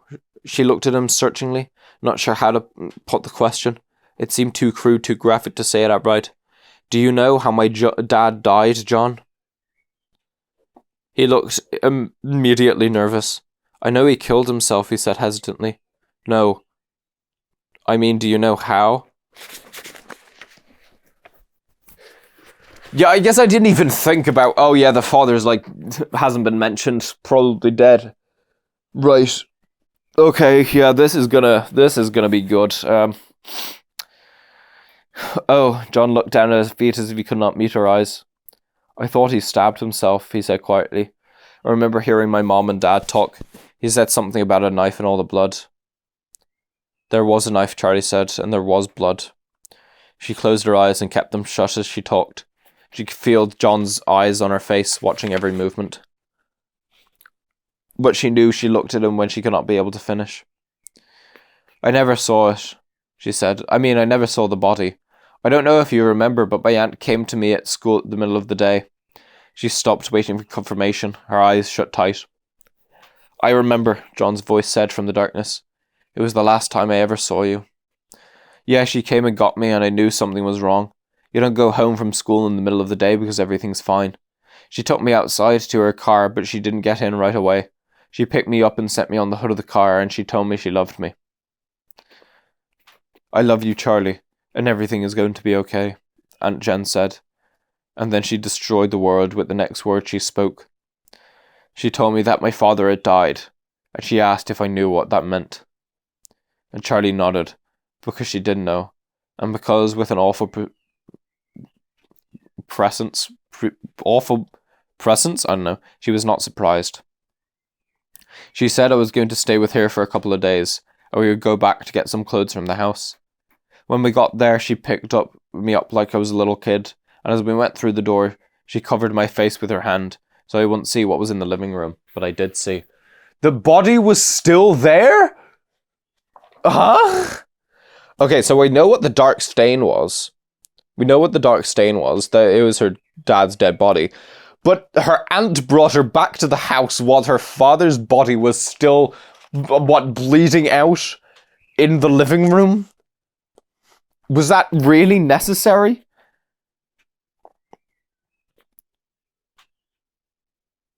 What?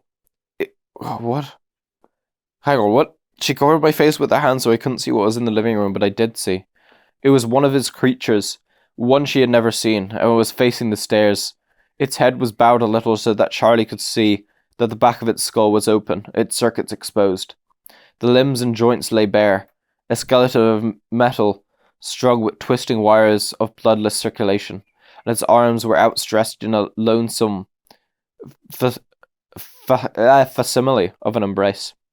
It was standing in the middle of a dark, still pool of some liquid that seemed, though it must have been imperceptible, to be spreading. She could see its face, if it could be called a face. Its features were scarcely formed, crude and shapeless. Even so, Charlie could see that they were contorted, almost grotesque. The thing would be weeping, if it could have wept. She stared at it for ages, though it could have been less than seconds. No more than a glimpse as Aunt Jen swept her up the stairs. Yet she had seen it so many times since then. When she slept, when she woke, when she unguardedly closed her eyes, it would appear to her, the face pressing its way into her mind as if it pressed into the world.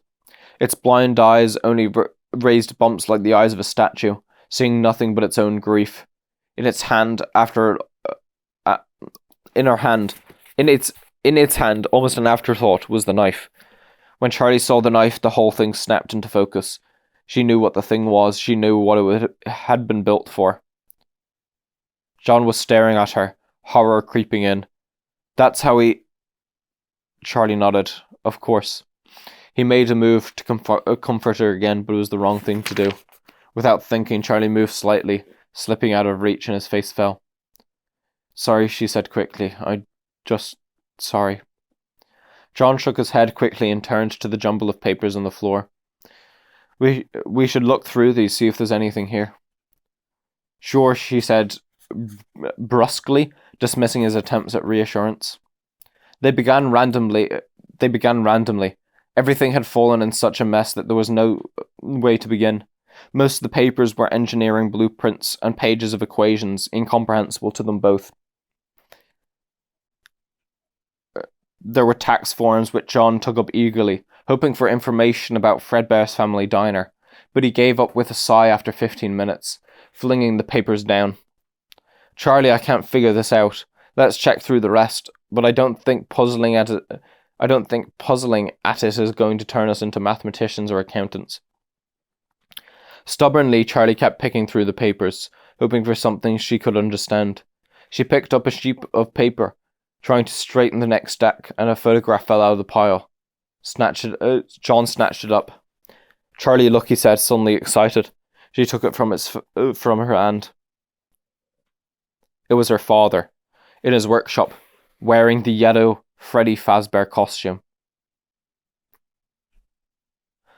The head was tucked under his arm, staring sightlessly into the camera, but Charlie's father was smiling, his face pink and sweaty as if he had been in the costume for a long time. Beside him was a yellow bunny. The yellow rabbit, Charlie said. Jason said there was a yellow rabbit. But your father is in the bear costume. The rabbit must be a robot, Charlie said. Look at the eyes, they're red. They peered closer. The eyes were glinting red, but they weren't glowing, and in a moment she saw why. It's not red eyes, it's red eye. There's a person in there, so who is in the suit? Charlie finished the question for him. We have to go to the library, John said, jumping to his feet. Charlie stared where she was, still staring at the picture. Charlie? Yeah, she said. He held out a hand to pull her up. As they descended the staircase, John hung back briefly, but Charlie did not turn around. She knew what he was imagining, because she was picturing it too. The stain on the floor, slowly spreading. So yeah, her father, yes. See, that's why I said earlier that the father actually had some guilt, right? The father had some guilt because whoever was in the Bonnie costume did both scenarios, and I think he in some way knew what happened, but could not, deal with it, I suppose, so he just ended it. So who was in the Bonnie costume? Could it have been... It wasn't the mother, obviously, because it was the guy at Freddy Fazbear's who was doing all of the shit.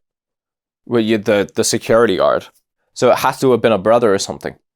It has to have been a brother that Charlie just forgot about. It has to have been. Or like a cousin or something. There's no other... That's literally all I can imagine it being. But yeah, so the father must have in some way known what was going on, right? Or at least suspected something. Because yeah, he has to have understood.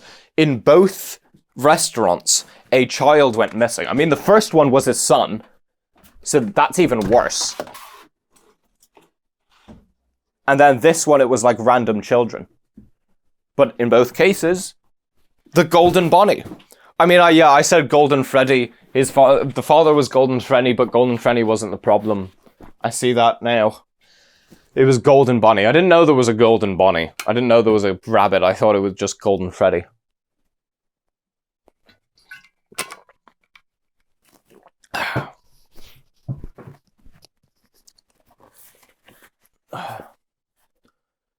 Alright. Charlie drove fast to the library, a grim urgency hanging over her. The promised storm was in the air, the smell of it rising like a warning. In a strange way, the worsening weather satisfied something in Charlie. Storms inside, storms outside. I've never been this eager to get to the library, John joked, and she smiled tightly without humour. Like, they're treating this like this is a fun adventure, but both of them know that the Yellow Bunny abducted a child. They're not taking this seriously. They should tell an adult this, I feel like. I feel like that's really important information to tell, I don't know, possibly Carlton's dad, the chief of police. And now, again, another piece of information that would, like, change everyone's decisions. And probably, like, finish the book, like, 400 pages early. The main library in Hurricane was next to the elementary school where they had gone for the memorial ceremony. And as they got out of the car, Charlie glanced at the playground, envisioning children screaming and laughing as they ran in circles, immersed in their games. She hurried up the steps to the library together, a square modern brick building that looked as if it compared with the school beside it. She only remembered the library vaguely from her childhood. They had gone in infrequently, and Charlie had spent all of her time there sitting on the floor in the children's section. Being able to see over the information desks was slightly disconcerting. The librarian was young, Charlie thought, an athletic-seeming woman in slacks and a purple sweater. She smiled brightly. "What can I do for you?" she said. Charlie hesitated. The woman was maybe in her late 20s. Charlie realised that ever since she returned to Hurricane, she had been paying attention to age, scrutinising each face and calculating how old they would have been when it happened. This woman would have been a teenager. It doesn't matter, she thought. You still have to ask. She opened her mouth to ask for information about Fredbear's, but what came out instead was, "Are you from Hurricane?" The librarian shook her head. "No, I'm from Indiana." Charlie felt her body relax. She wasn't here. "Do you have any information on a place called Fredbear's Family Diner?" Charlie asked, and the woman frowned. "Do you mean Freddy Fazbear's? They used to have one of those here, I think." "No, that's not the one," Charlie said, ready to be endlessly patient with the librarian, who was thankfully probably the only person in town who was somehow unaware of her history. "Well, for town records, things like incorporation and licensing, you would have to go to City Hall, but it's after 5, so not today anyway. I have newspapers all the way back to the 1880s if you want to look at microfilm," she said eagerly. "Yeah, okay," Charlie said. "I'm Harriet," the woman said as she led them to a door in the back of the building. They recited their names dutifully, and she chattered on like a child about to display her favourite toy. "So do you know what microfilm is, right? It's because we can't keep stacks and stacks of paper here. There's no room, and eventually they would rot. So it's a way to preserve them. They take pictures and save the film. It's almost like a movie reel, you know? Very small, so you need a machine to see it." "We know what it is," John cut in as she paused. "We just don't know how to use it." "Well, that's what I'm here for," Harriet declared, and threw the door open. I have never, that seems really cool. I don't think I've ever been to a library that actually, has that sort of thing. The only libraries I've been to are ones where they just have books. You could take out a book and you can read a book. And maybe they have, one of those, history books or something about the town. Maybe there's that. There's never anything, cool. I've never seen anything cool where you can go and, look at records and shit. That might be a fun day out, actually. Just, have a look at a bunch of, old records. I could find out about what I did in the past. Harriet opened the door. Inside was a table with a computer monitor. The monitor sat on top of a little box with a small wheel on each side. 2 handles stuck out in front. Charlie and John looked at her bemusedly and Harriet grinned. "You want the local paper, right? What years?" Charlie counted backward. 1979 to 1982, she hazarded. Harriet beamed and left the room. John leant forward to peer at the machine, rattling the handles a little. Careful, Charlie said jokingly. I think she might be lost without that thing. John raised his hands on his shoulders and stepped back. Harriet reappeared with what looked like 4 small movie reels and held them up. What year do you want to start with? 1979? I guess, Charlie said, and Harriet nodded. She went to the machine and threaded the film through expertly. She flipped a switch and the screen came to life. A newspaper appeared. January 1st, 1979, John announced, leaning forward to read headlines. Politics, somebody won a sports game and there was some weather, and there was a baking giving away free cookies to celebrate the New Year's. Sounds like now, except no cookies. Use these to see more, Harriet said, manipulating the controls. Let me know if you need help switching the reels. Have fun, you two. She winked conspiratorially and closed the door behind her as she left. Charlie positioned herself in front of the machine and John stood behind her, his hand on her chair. It felt good to have him close, like he would stop anything that tried to sneak up on her. This is pretty cool, he remarked, and she nodded, scanning the paper for answers. Okay, let's narrow it down, he said grimly. What's the thing most likely to make the papers? I was looking for an opening announcement, Charlie said. Yeah, but what's going to make the papers? Sorry, he added. I didn't want to say it, but we have to. Sammy, Charlie said. We should have started with Semi. We moved to the new house when I was there. It's got to be 1989. Carefully they switched the reel. Charlie eyed the door as they did, as if nervous that Harriet might catch them making a mistake. When's your birthday, John said, sitting to take her place. Oh yeah, because they're twins. Don't you know, she teased. He screwed up his face in exaggerated mime of thinking. May 13th, he said at last. She laughed, startled. How did you know? He grinned up at her. Because I know things, he said. Why does it matter? You remember being 3 when you moved, but you didn't turn 3 until May, so we knocked out 5 months. Do you remember anything about the restaurant the night Sammy disappeared? Charlie felt herself flinch with an almost physical pain. Sorry, she said, her face too hot. Sorry, you startled me. Let me think. She closed her eyes. The restaurant, the closet, hung full with costumes. She and Sammy, they're safe in the dark until the door opened, and the rabbit appeared, leaning over them with its awful face, its human eyes. Charlie's heart was racing. She slowed her breathing and held out a hand. John took hold of it. She held on tight as if he could anchor her. The rabbit leaning over them, the yellow teeth behind the mask, behind the rabbit. What was behind the rabbit? The restaurant was open. She could hear voices, people. But there were more people in costumes, other performers, robots. No, she almost had it. Scarcely breathing, Charlie tried to coax out the thought, scared to frighten it away. Move slowly, speak softly. She had it. Snatched it from the depths of her mind and held it wriggling over her fingers. Her eyes appeared now. John, I know when it was. Earlier that night, when they were still awake, the closet opened and her mother looked in. She was haloed by the light from behind her, smiling down at her twins, radiant in her long, elegant dress, her flowing hair, her gleaming tiara. Mommy's a princess, Charlie murmured sleepily, and her mother bent down and kissed her cheek. Just for tonight, she whispered, and then she left them in the dark to sleep. She was a princess, she said excitedly. What? Who? My mother, Charlie said. She was dressed up as a princess. It was a Halloween party. John, go to November 1st. John struggled briefly with the consoles, but then it was there. The headline was small, but it was on the front page of the paper on Monday, November 1st. Toddler snatched. Charlie turned away. John began to read aloud, and Charlie cut in, stopping him. Don't, she said. Just tell me if it has anything useful. He was quiet, and she stared anxiously at the door, waiting, tracing the knots in the false wood with her eyes. There's a picture, he said finally. You need to look.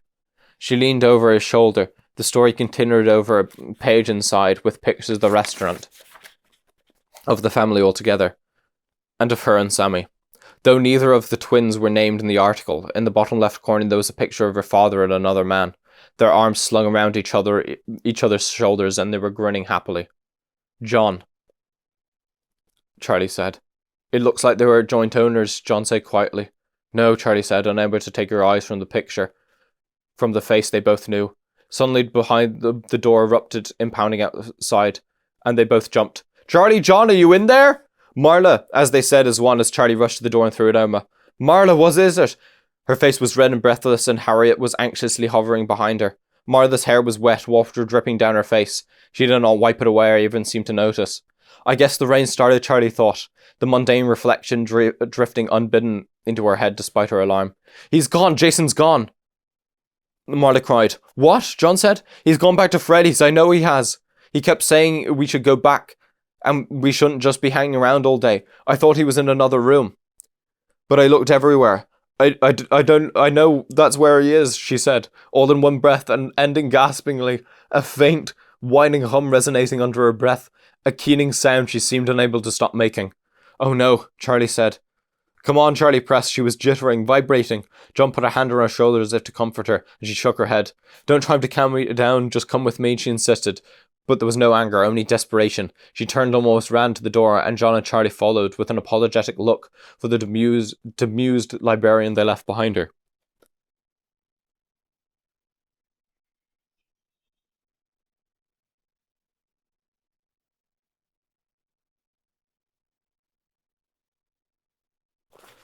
Okay. Okay.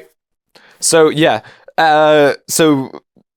Charlie, unable to take her eyes from the picture, from the face they both knew. It's the face of the night guard. It's the face of the night guard. They saw the face of the night guard. 100% that's what they saw. But they won't say that. Carlton opened his eyes. Carlton! Carlton's back! Oh boy, okay, this is good. Carlton opened his eyes disoriented, his head stuffed tight with a massive pulsing ache. He was half sitting, half propped against a wall, and he found he could not move his arms.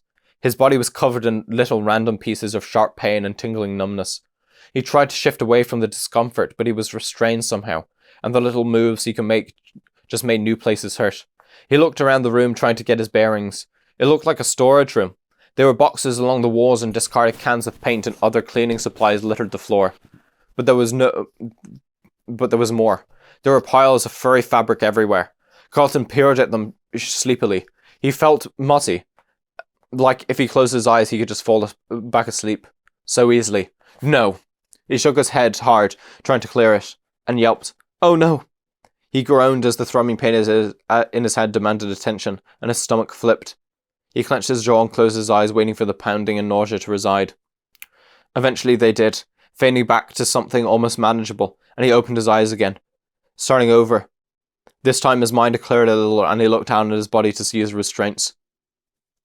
He was wedged inside the heavy, barrel-shaped torso of a mascot costume, the headless top half of some kind of animal. His arms were trapped inside the torso section, pinned to his sides in an unnatural position by some sort of framework.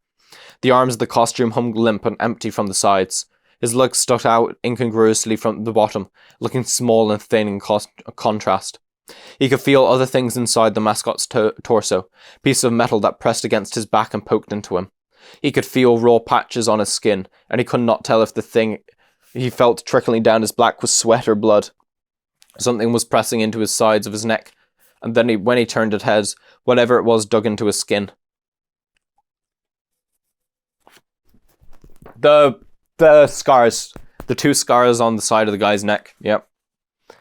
He could see a head of the same colour a few feet away, sitting on a cardboard box, and with a flicker of curiosity he looked at it, but he could not tell what it was supposed to be.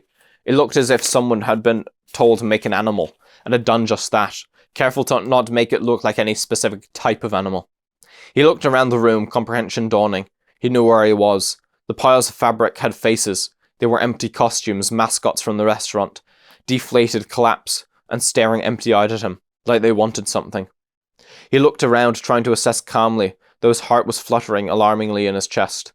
The room was small, a single bulb overhead, lighting it dimly and flickering ever so lightly, giving the place a disquietly impression of movement. A small metal desk fan, brown with rust, gently oscillating in the corner, but the air it blew was heavy with the stale sweat of costumes left unwashed for a decade. Carlton was too hot and the air felt too thick. He tried to stand, but without his arms he could not brace himself. And as he moved, he felt another violent wave of nausea, and a sudden, angry surge of pain in his head. "I wouldn't do that," a raspy voice muttered. Carlton looked around, seeing no one. Then the door opened. It moved slowly, and somewhere beneath his terror, Carlton felt a twinge of impatience. "Who is it? Let me out of this," he said in panicked desperation. The door squealed like an injured animal as if gliding open, almost of its own accord, the frame empty.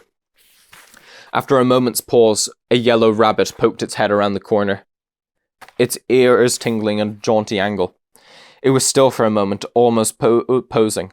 Then it came in with a bouncing walk, graceful, with none of the stiff, mechanistic movements of the animatronic animal.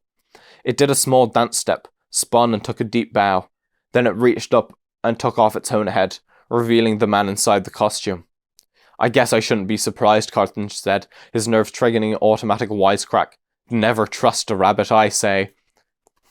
It didn't make sense, it wasn't funny, but the words were coming out of his mouth without any input from his brain. He felt sick.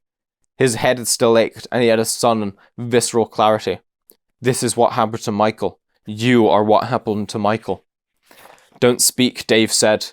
Carlton opened his mouth to answer back, but the smart remark died in his tongue when he saw the guard's face. He had seemed somehow faded when they met, depleted and ineffectual. But now, as he stood over Carlton in his absurd-looking rabbit costume, he looked different. His face was the same. Technically, his jaunt features had sunken eyes, his skin that seemed to have worn thin, ready to snap from strain. But now there was a mean, undeniable strength in him, a rodentine vitality that Carlton recognized. It had occurred to Carlton years before that there were two types of nasty people. There were the obvious ones, like a 6th grade English teacher who yelled and threw erasers at, or the kid in 5th grade who picked fights with smaller children after school. That type was easy, their offences public, brutal and undeniable. But there was also the other type of petty tyrant, those who grew up spiteful, with their small scraps of power, feeling more and more abused by the year, by family who did not appreciate them, by neighbours who slighted them in imperceptible ways, by a world that left them somehow lacking something essential. Before him stood someone who had spent much of his life fighting like a cornered rat, that he had taken on the mantle of a bitter sadism as an integral part of himself. He would strike out against others and revel in their pain, feel righteously that the world owed him his cruel pleasures. The guard's face, with its malevolent delight in Carlton's pain and fear, was one of the most terrifying things he had ever seen. He opened and closed his mouth, then, valiantly, found his voice. "What kind of name for a serial killer is Dave?" he said. I love Carlton so fucking much. I mean, Carlton's the fucking boss. Carlton is the fucking goat of Five Nights at Freddy's. It came out as a trembling croak, lacking even the echo of bravado. Dave did not seem to hear him. "I told you not to move, Carlton," he said calmly. He set the rabbit's head down on a plastic crate and began fiddling with the fastenings at the back of his neck. "It's not an order, it's a friendly warning. Do you know what I've put you in?" "Your girlfriend," Carlton said. "You're amusing," he said with distaste. "But no, you're not wearing a costume, Carlton, not precisely. You see, these dazooms were designed for two purposes. To be worn by men like me," he gestured fluidly towards himself with something that might have been pride, and to be used as working animatronics, like you see on the one at the stage. Do you understand?" Carlton nodded, or began to, but Dave's raised eyebrow stopped him. "I still don't move," he said. "I said don't move," he said. The neck of his costume came open, and he began to undo a second fastening on his back as he talked. "You see, all of the animatronic parts in the suit are still in it. They are simply being held back by spring locks, like this." Dave went to the pile of costumes and selected one, bringing the fuzzy green torso, headless, over to Carlton. He held out the costume, waggling two twisted pieces of metal that would touch the sides of the neck. "These are spring locks," he said, bringing the piece of metal so close to Carlton's face he could not focus his eyes on it. "Watch." He did something, touched some piece of the lock so imperceptibly that Carlton could not see what he'd done, and it snapped shut with the sound like a backfiring car. Carlton stiffened, suddenly taking the order not to move deathly seriously. "That's a very old costume, one of the first ones Henry made. You can trip these spring locks very, very easily if you don't know what you're doing," Dave went on. "It takes almost no movement at all." Henry? Carlton said, trying to focus on what he was being told. He could still hear the snap, as if it had lodged in his mind like a song that kept repeating. I'm going to die, he thought for the first time since waking. This man will kill me. I will die, and then what? Will anyone ever know? He set his jaw and met Dave's. Who's Henry? Carlton is fishing for information right now. He's not just screaming out in fear. He's getting the evil villain to tell his entire evil plan. Carlton's the protagonist. Henry, Dave repeated. Your friend, Charlie's father. He looked surprised. Did you not know that he made this place? Oh, right. Well, Charlie said confusedly. I just always thought of him as Charlie's dad.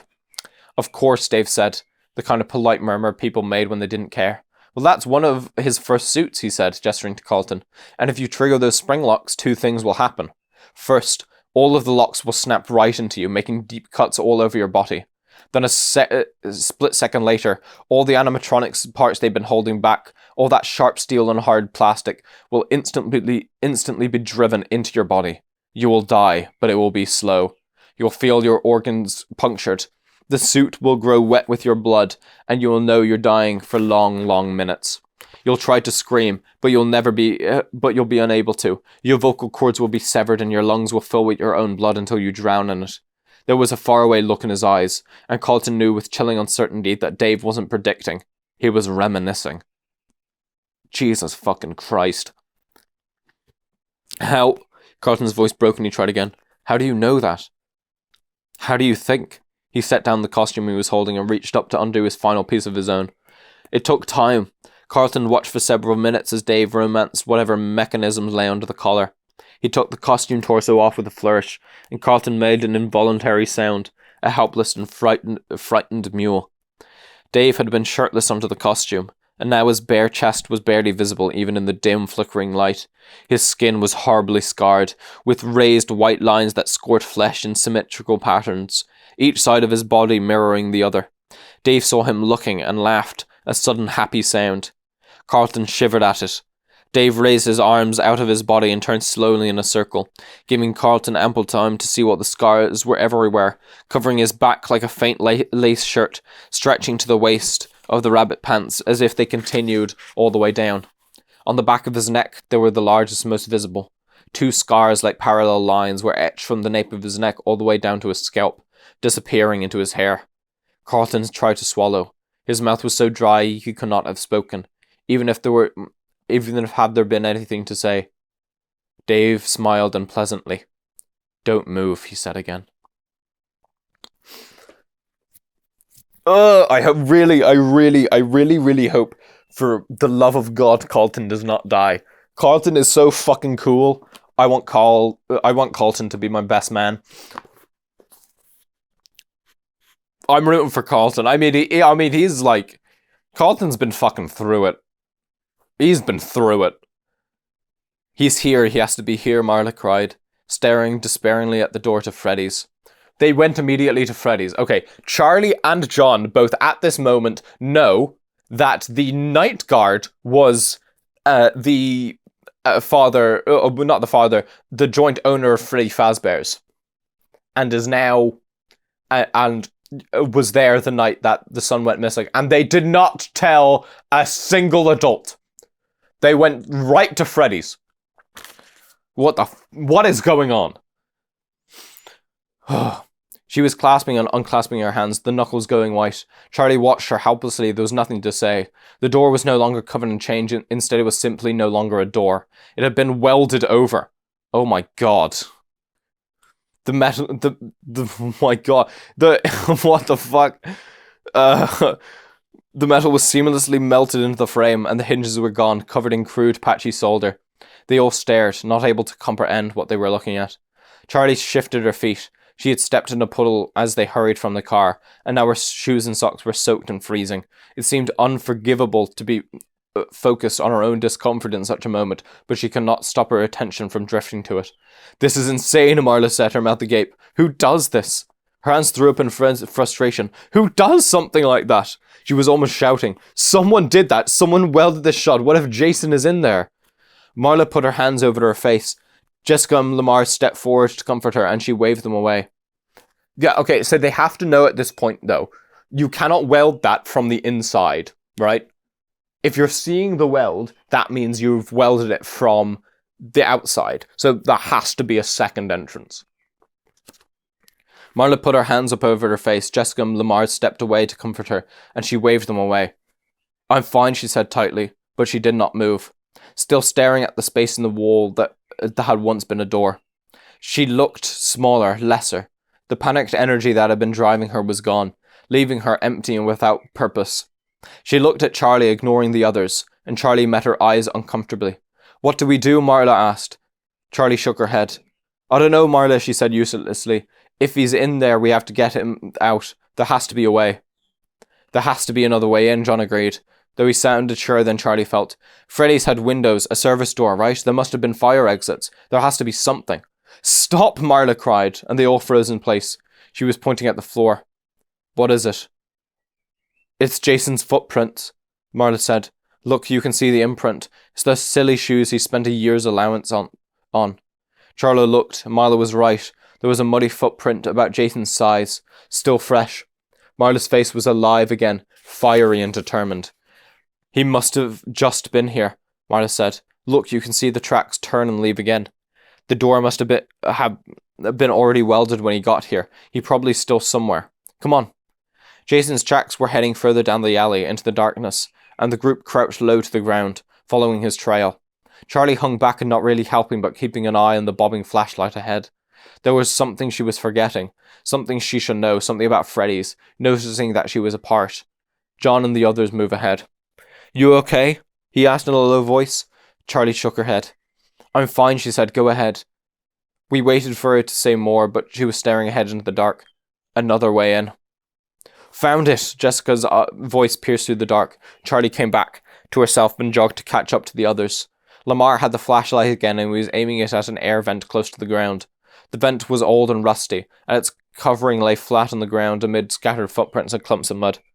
Jason, what are you doing? Marla gasped and knelt beside the vent. What are you thinking?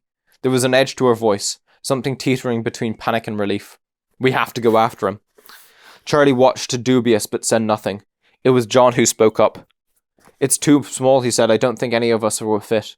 Marla looked down at herself, then around at the others, one by one, calculating. Jessica, she said decisively, come on. What? Jessica looked to the side as if there might be another of her. I don't think I'll fit, Marla. You're the skinniest, Marla said shortly. Just try, okay? Jessica nodded and went to the vent, leaning in the muddy concrete that was in the alley's floor. She studied the hole in the wall for a moment and tried to squeeze in, but her shoulders barely cleared the space, and after a moment she cleared back, out of reach. Marla, I can't fit, I'm sorry, she said. You can fit, Marla said. Please, Jessica. Jessica looked back at the others, and then Charlie saw her face. It was almost white, harshly expressionless. She's claustrophobic, Charlie thought. But before she could speak, Jessica was back in the air vent, twisting herself, trying again to fit. Please, Marla said again, and Jessica shot back out like something had bitten her. I can't, Marla, she said, breathing shallow and fast, as if she was running full out. I don't fit. There has to be another way in. Charlie stepped in, reaching her arm around Marla and Jessica as though breaking up a fight. Charlie closed her eyes, trying again to remember. She pictured the restaurant, trying to see it not as they had the last few days, but as it had been years before. The lights were bright. It was full of people. It used to get hot, stuffy, she said. In summer it smelled like pizza and all French grease and sweaty kids, and my dad would say, that's it. He'd say Hugh's brilliant idea was to put a skylight in a closet. She finished triumphantly. Relieved, she could picture the little supply room with the open roof. She and Sammy would sneak away and sit in there for a few minutes, enjoying the small stream of fresh air that filtered down from outside. So that's it. Let's get to the roof, John said, breaking Charlie's drift into memory. What roof? Marla said, staring at the top of the closed hall. She was no longer in a full-blown panic, reassured by evidence that Jason was still alive, but her anxiety was still palpable. Her glance darted constantly around the little group, as if her little brother might suddenly appear from the shadows. It's been covered over like everything else, Lamar chimed in. Maybe not, Charlie said. The roof of the mall is pretty high. I bet there's a crawl space at least. A crawl space, John said excitedly. You mean a crawl space between the roof of Freddy and the roof of the mall? Up there? He stared up into the darkness for a moment. A crawl space, he repeated, his voice a little meeker. Charlie was busy studying the ceiling of the corridor, measuring it in her head against what had seemed like the outside of the building. It was different, she was sure of it. This isn't the roof to the mall. It isn't high enough, she said, feeling a spark of encouragement. She set off briskly down the hall, not waiting for the others. They followed, trailing behind her, and the space above her suddenly became illuminated as Lamar caught up and cast the beam of the flashlight upward. Charlie was going back and forth, looking from wall to ceiling and back again while trying to picture the space outside. The ceiling of this hall is probably level with the roof of Freddy's. Jessica's voice came from behind Charlie, who startled briefly. She had been so intent on her pursuit she had lost track of her friends. "We have to get up there," Charlie said, turning back to the group expectantly. They looked blankly at her for a second. Then Lamar's arm moved reflexively, like he was about to raise his hand. He caught himself and cleared his throat instead. "I hate to point out the obvious, but," Lamar said, gesturing, about 10 feet ahead of them, a maintenance ladder resting against the old brick. Charlie grinned and hurried to the ladder, waving for John to follow. They grabbed it together. It was a heavy metal and covered with spatters of paint, but it was manageable to carry. When Charlie had a firm grip on one side of the ladder, she turned her face back to the ceiling, searching. "There was probably a hole or a hatch or something," she said. A hole or a hatch or something?" John echoed with a half smile as he lifted the other end of the ladder. "Do you have a better idea? Now come on." She jerked the ladder forward so hard John stumbled and almost fell. They moved slowly with only one flashlight. They could not see where they were going, and examined the walls at the same time. So every few yards they stopped for Lamar to run the light back and forth across the place where the brick wall met the dripping ceiling of the makeshift hallway. Though it slowed them down, Charlie was grateful for the brakes. The ladder industrial metal was heavy. She could have asked the others to switch off, but it was essential somehow that she be a part of the physical process. She wanted to help. Marla's agitation was growing as they went, and after a few rounds of move and scan, she started calling Jason's name softly. "Jason! Jason! Can you hear me?" "He's inside," Jason said shortly. "He can't hear you." His voice was strained with the weight of the ladder. He had the wider end, and he sounded almost snappish. Charlie glared at him. "You don't know that?" "Marla, stop it," Jessica said. "We're doing everything we can." Marla didn't answer. A few minutes later, they came to the end of the alley. "So now what?" John said. "I don't know," Charlie said, puzzled. "I was positive that we would find something."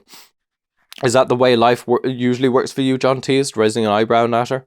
From down the hall, Lamar let out a triumphant cry. "Found it!" Oh. Lamar took off toward him at a run, and Jessica followed a little more cautiously behind, wary of obstacles in the dark. Charlie gave John a wink and picked up the ladder again. He'd hurried to lift his side, and they lugged it back the way they came.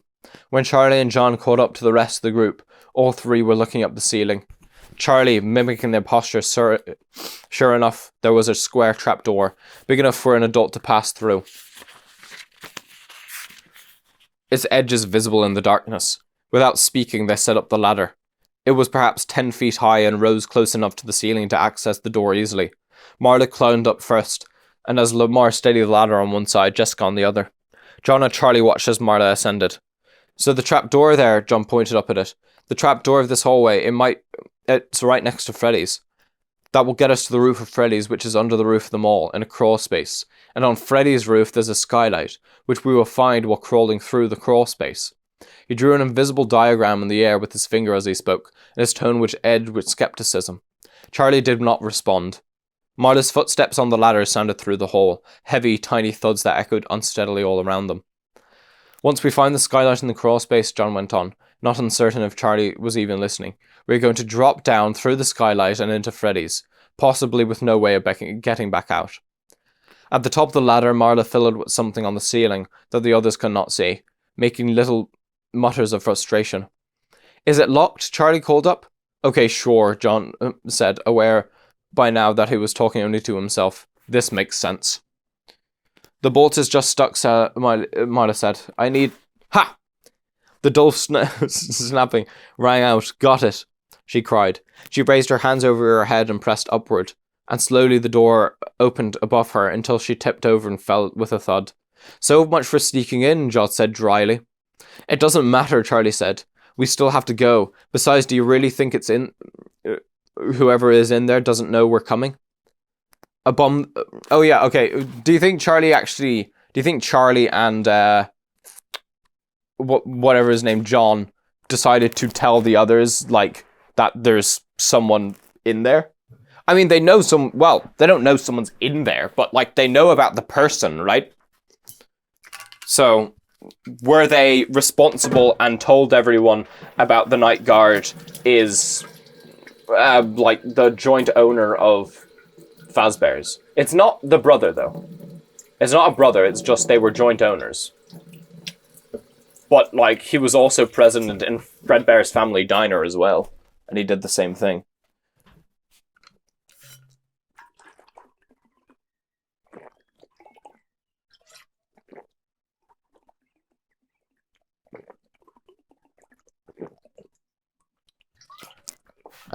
Sorry, I'm drinking.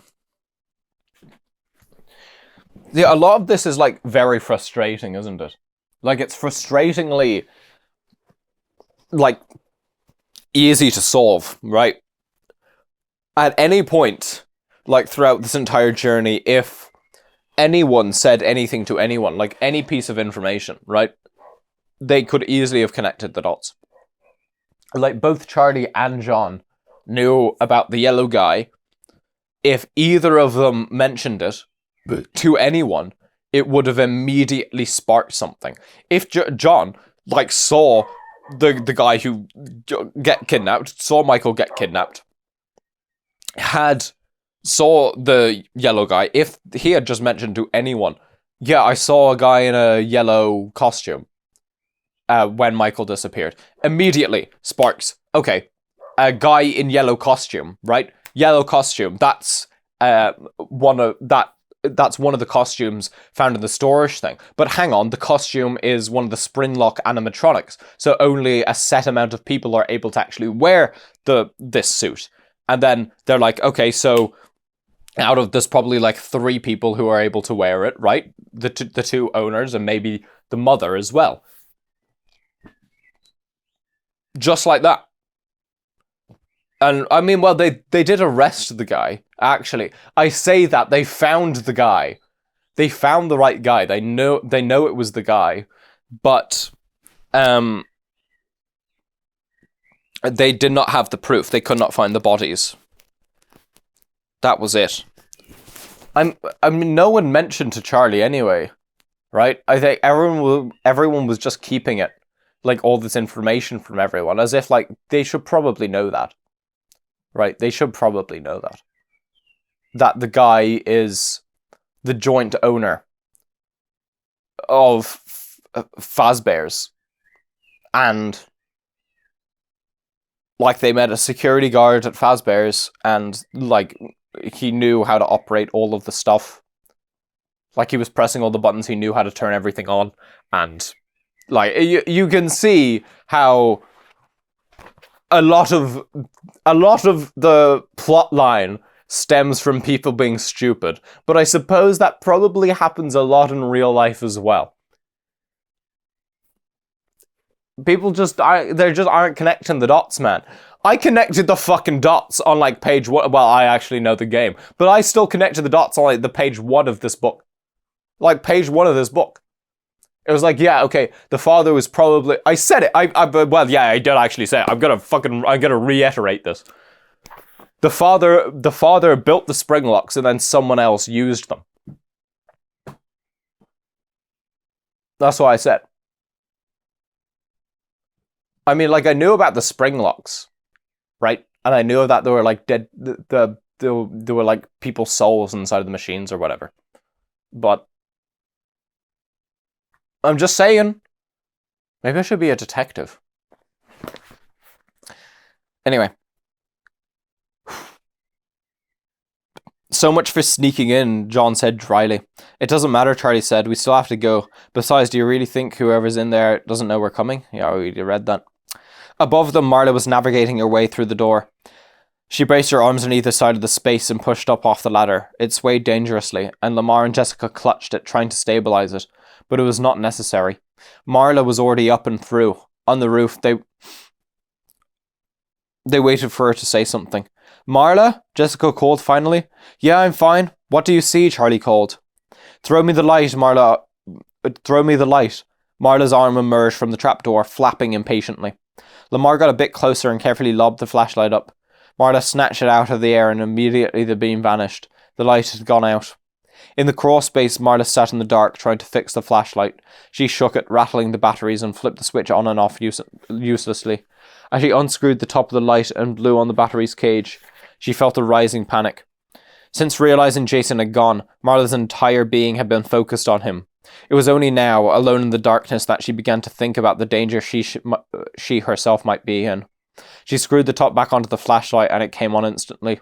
The light flashed in her eyes, briefly clouding her vision.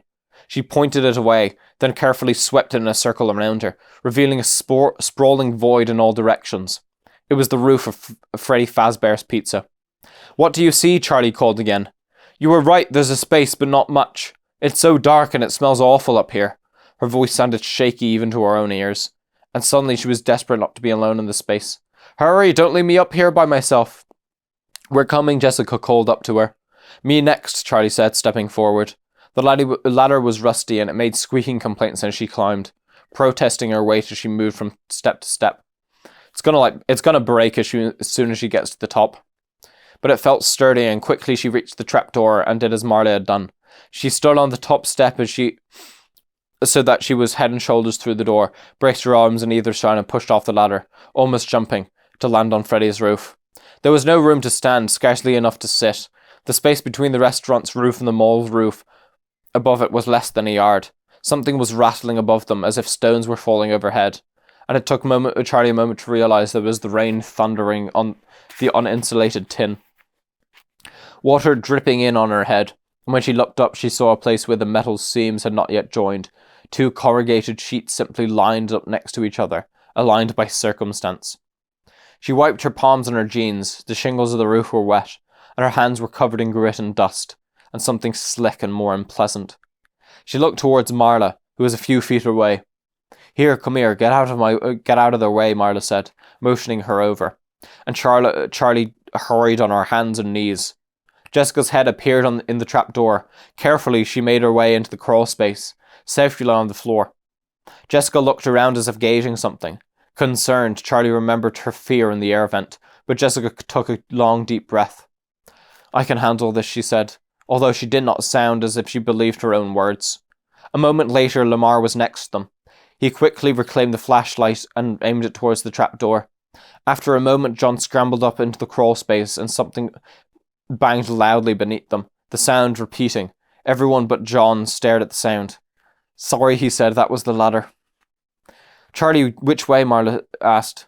Charlie closed her eyes again, retracing her steps as if she had when they searched for a way in. "Straight across, I think. As long as we get to the far side, we'll find it." Without waiting for responses, she started crawling in the direction she thought was right. A second later, light appeared ahead of her. "Thanks," she called softly to Lamar, who was steadying the flashlight, trying to anticipate where Charlie would go. "I don't have anything else to do," he whispered. The crawl space was what I feel like Lamar was just there. Lamar hasn't really been up to anything. He's just kind of in the background. The crawl space was wide. It should have felt spacious, but there were support beams and pipes strewn at random, intersecting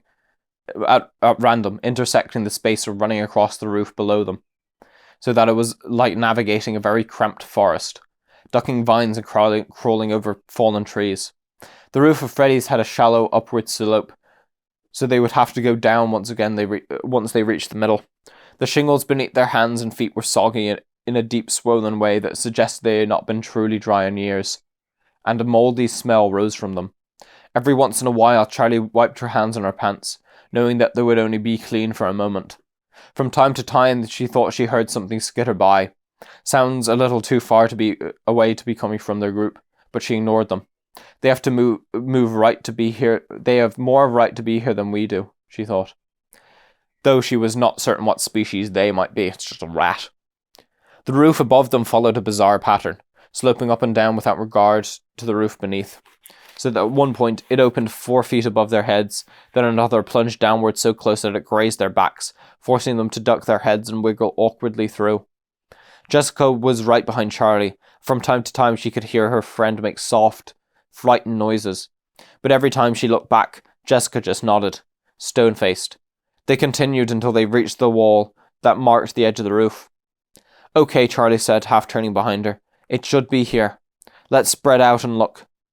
"No, wait, what's this?" Marla said, pointing. Charlie could not see what Marla had spotted, but she followed the direction until she came to it.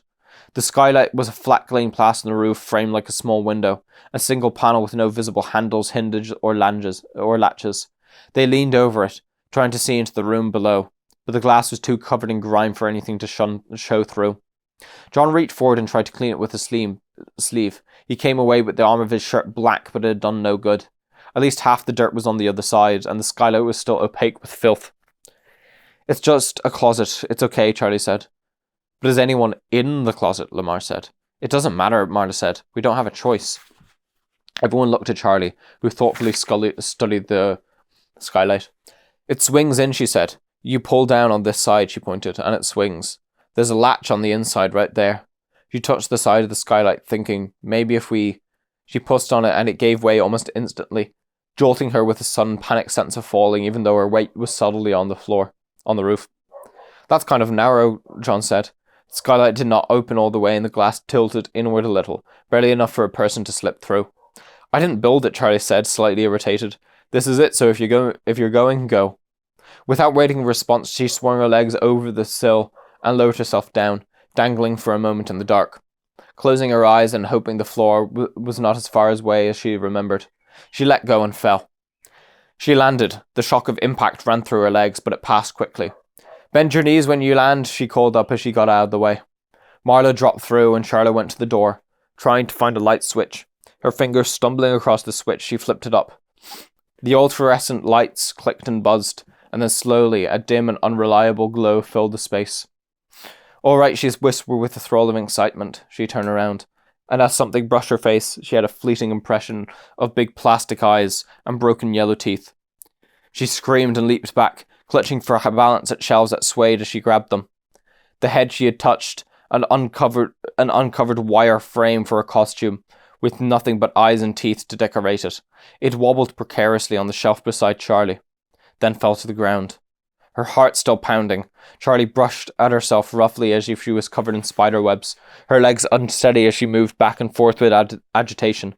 The head rolled across the floor, then came to rest at her feet, looking up at her with its cheerful, sinister smile. Charlie jerked back from the ghastly grin, and something grabbed her from behind. She tried to yank free, but she was stuck. A pair of metal arms wrapped around her. The bodiless limbs clung to her shirt, their hinges biting into the cloth. And as she tried to wrest herself away, her hair was caught too, tangling deeper into the wire until she felt like she was being consumed. Charlie screamed again, and the arms reached out further, seeming to grow as she struggled against them. She fought back with all herself, fueled by terror and a base frantic fury that this thing would hurt her. "Charlie, stop!" Marla cried. "Charlie!" Marla grabbed her arm, trying to stop her frantic movement, using one hand to disengage Charlie's hair from the metal frame. "Charlie, it's not real, it's just robot parts," she said. But Charlie pulled away from Marla, still in panic, and smacked her head into a cardboard box. She cried out, startled as the box overturned.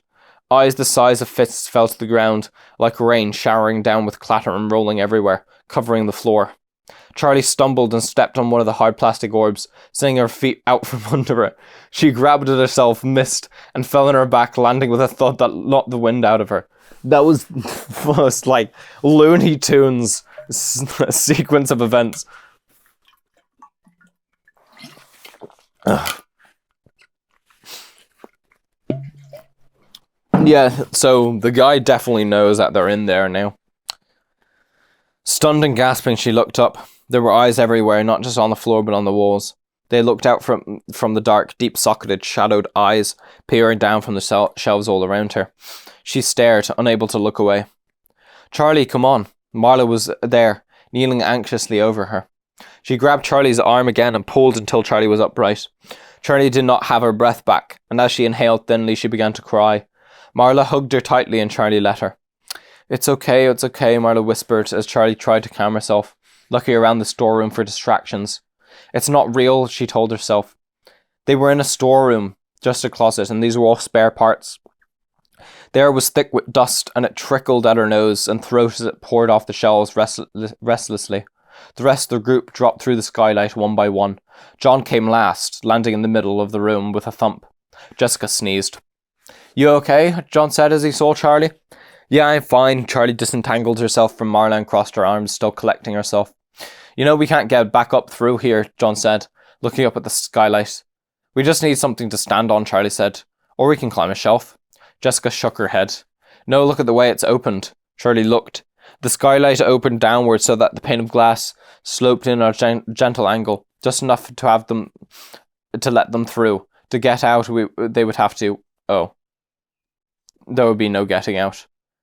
However close they got to the skylight, the pane of glass would always be in the way, sticking out into the precious space they needed to pass through. If anyone tried to get a grip on the roof, they would have to lean far over the glass, that they would fall from the ladder. We might be able to break the glass, John started, but the metal frame is going to be dangerous to climb over. Even more dangerous with shards of broken glass. He fell silent and thought it through. Again, his face grim. It doesn't matter, Charlie said. We'll find another way out. Let's start looking. They peered cautiously out into the hallway. Lamar had turned off the flashlight. So, it turns out that my camera had turned off and wasn't recording for I don't even know how long, like 45 minutes. It also turns out that I did not have the sound plugged in. But thankfully, I was prepared and I have a backup. But fuck me, that could have gone badly. Could have just completely ruined 2 hours of footage right there. So I have to go back. I think I'm trying to find where I left off last time. What last time? I mean, when it happened. I think they were on the roof. I think that's the last thing, is that they had figured out how to get onto the roof of Freddy Fazbear's Pizza.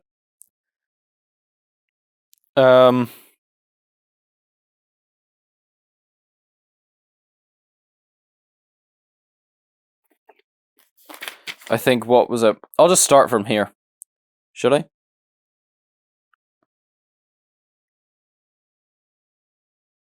Yeah, so I think they just fell down through the skylight, and then Charlie got scared by a bunch of stuff. I think that's what happened. And then Marla helped her to her feet. I don't know exactly where I left off. In case I have skipped over something, that is what happened. They got onto the roof, they went in through a skylight, Charlie fell on the floor, knocked over a bunch of stuff, got scared, and now Marla is helping her back to her feet. That's it. Charlie, stop, Marla cried. Charlie! Marla grabbed her arm, trying to stop her frantic movement, using one hand to disengage Charlie's hair from the metal frame. Charlie, it's not real, it's just robot parts, she said. But Charlie pulled away from Marla, still in panic, and smacked her head into a cardboard box. She cried out, startled, as the box overturned. Eyes the size of fists fell to the ground like rain, showering them with a clatter and rolling everywhere, covering the floor. Charlie stumbled and stepped on one of the hard plastic orbs, sending her feet flying out from under her. She grabbed a shelf, missed, and fell on her back, landing with a thud that took the wind from her. Stunned and gasping, she looked up. There were eyes everywhere, not just on the floor, but in the walls. They looked out at her from the dark, deep-socketed, shadowed eyes peering down from the shelves all around her. She stared, unable to look away. Charlie, come on! Marla was there, kneeling anxiously over her.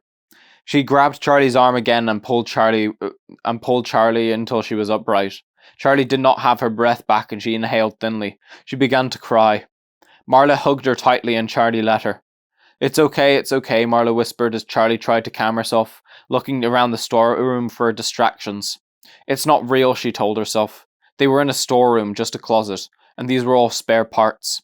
The air was thick with dust, and it tickled at her nose and throat as it poured off the shelves restlessly. The rest of the group dropped through the skylight one by one. John came last, landing in the middle of the room with a thump.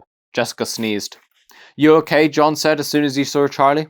"Yeah, I'm fine." Charlie disentangled herself from Marla and crossed her arms, still collecting herself. "You know we can't get back up through there," John said, looking up at the skylight.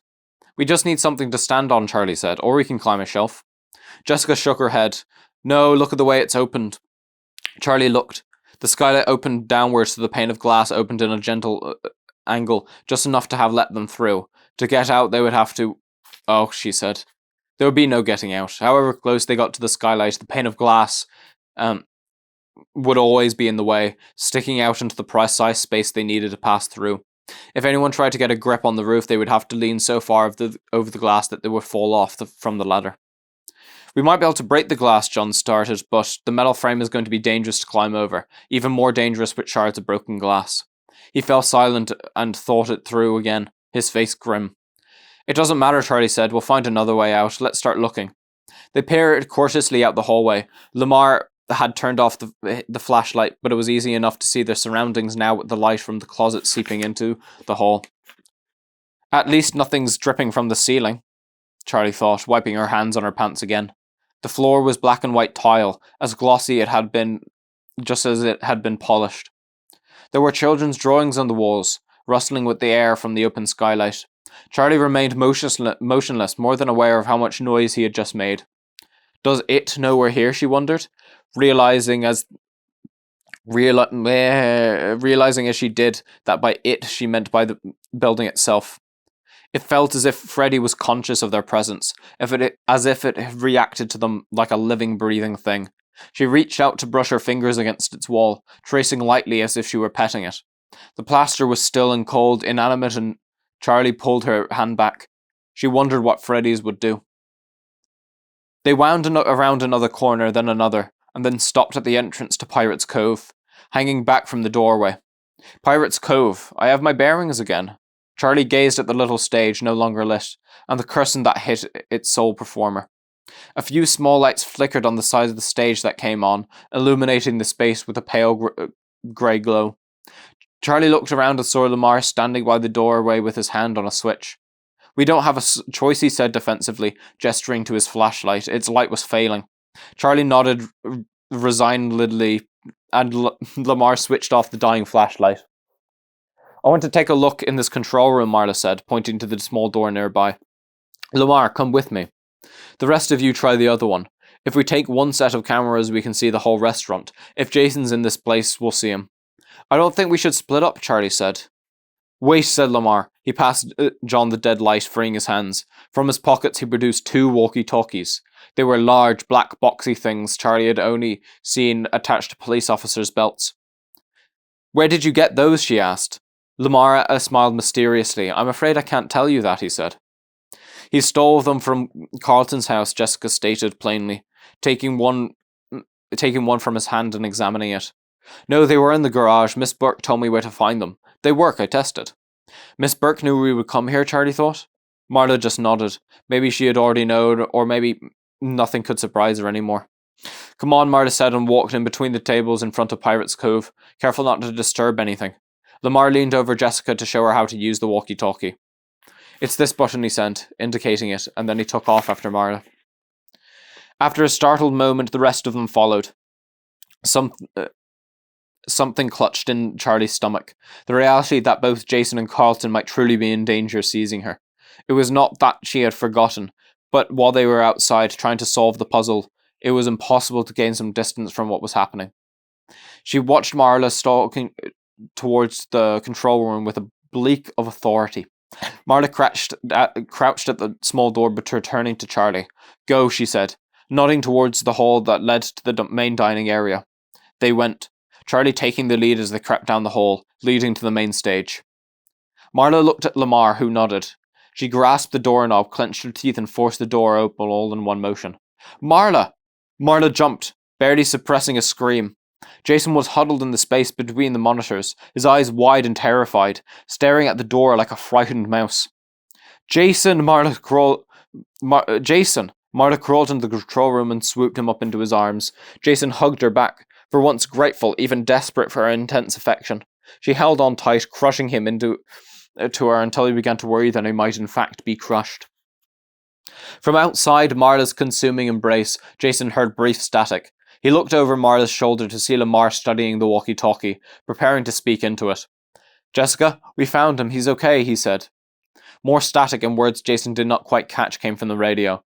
A first wave of relief had worn off, and his ribs were starting to hurt. "Marla?" He tapped her on the shoulder first, gently then harder. "Marla!"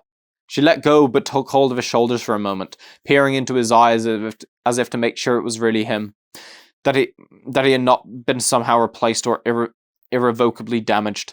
"Marla, cool it," he said, as casually as he could, managing to keep his voice from shaking. Marla let go of his shoulders, giving him a playful shove, and began to scold him as he pulled him the rest of the way out from under the control panel. "Jason, how could you—" Marla was interrupted as Lamar descended the rest of the way into the small room. "Through the vent, really?" Lamar laughed. "You could have been killed crawling through the air duct like that," Marla added, grabbing his shoulders. Jason fought free, flailing his arms until she let him go. "Okay," he explained. "Everyone missed me. Good. I'm glad to know I'm important."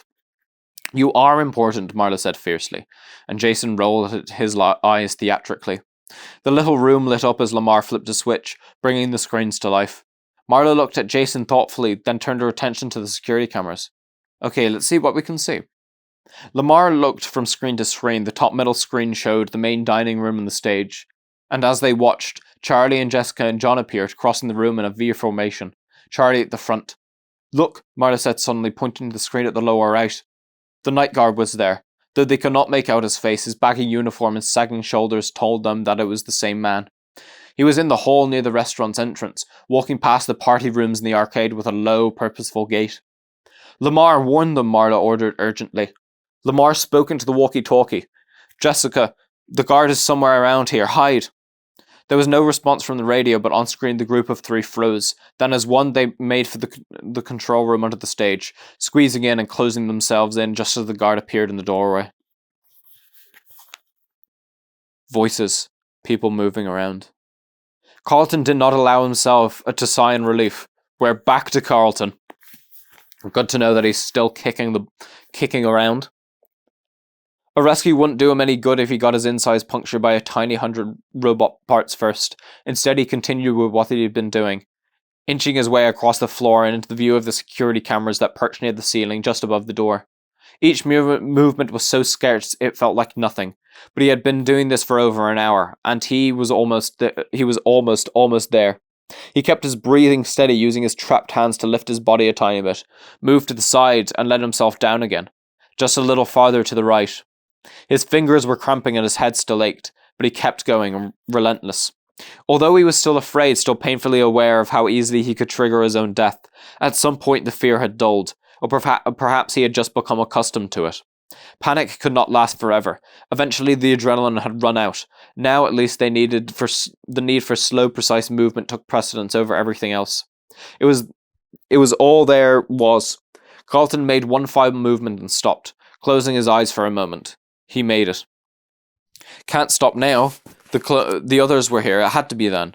And if they were looking for him, they would check the cameras. He stared up into the lens, willing himself to be seen. He could not wave or jump up and down. He tried rocking back and forth a little, but no matter how stiffly he hauled himself, he felt the press of spring locks ready to give. He bit his lip in frustration. "Just see me," he whispered, to no one, but all at once he felt as if he had been heard, felt the inexplicable sense of someone else's presence in the room. His heart began to race again, the adrenaline that had given out finding its second wind. Carefully, slowly he looked around until something caught his eye. It was only one of the customers, slumped empty in the shadows, half hidden in the corner of the room. It was motionless, but its face was pointed directly at him, staring. Carlton looked back. He realized that deep within the recesses of the costume, eye sockets, were two glints of light. He felt little muscles twitch, a restrained shudder running through his body. Not quite enough to get him killed, but not enough to look away. As Carlton held the creature's gaze, he felt himself begin to calm. His heart's pounding ease, and his breathing grew, It was as though suddenly he was safe, though he knew the suit he was wearing was still only one flinch, one startled jump from killing him. Carlton kept looking at those 2 pinpoints of light, and as he did, he heard a voice. In a gasping instant, all the air was sucked from his lungs. As the voice spoke, that voice he would have known anywhere. That voice he would have given anything to hear again. Carlton began to weep, using all of his will to keep his body from shaking. His eyes in the dark were intent on his face, as the voice went on, speaking secrets to Carlton in the ringing silence, telling him things that he dreaded, things that someone had to hear. Okay. Now we're back to the point that I had not... Yeah, now we're back. So, yeah, apparently there's someone in the suit, or maybe it's just, like, hyperbole, and, like, Carlton is just kind of imagining a voice and it's not actually there. Or maybe someone is actually inside of a suit. But, like, who the fuck would it be? If it was, like, a new person... If it was a new person, right, then they would... Like, that would make sense. Well, it wouldn't make sense, but it would make more sense than, say, it's one of the kids that went missing, like, 10 years ago. Then, like, that doesn't really make sense. I mean, how do you manage to, maintain someone's body inside of a spring lock for 10 years? But this is science fiction, so who fucking knows how things work? The screens all lost their pictures and flipped to static. Hey, Marla cried. She banged against the side of the monitor and the image lurched, distorted, then sputtered and went out again. She hit it again, and then with another spasm, the image slowly cleared. As it resolved, the stage appeared. Something's wrong, Lamar said, and all three leaned forward, trying to get a better look. Bonnie. Bonnie, Marla echoed, looking at Lamar with alarm. Where's Bonnie? Lamar hit the button on the walkie-talkie. Charlie, he said urgently. Charlie, don't leave the control room. In the control room under the stage, Charlie and Jessica peered at the monitors, scanning for signs of life. It's too dark, I can't see anything on these, Jessica complained. There, Charlie said, pointing. Jessica blinked. I can't see anything. It's Carlton. Right there, I'm going to get him. Not waiting for a response, Charlie crawled towards the exit. Charlie, wait, John said. But she was already out the door. It slammed shut behind her, and all three of them heard the dull metal thud of the drop lock falling into place. Charlie, John yelled again, but she was already gone. It's bolted shut. Well, isn't that massively inconvenient? Charlie accidentally locked them inside of the control room, and now Charlie is alone. Now, I bet the other group is also going to get locked into the control room or something. I bet the night guard is going to lock them in, and now it's just Charlie out in the fucking wilderness doing their thing.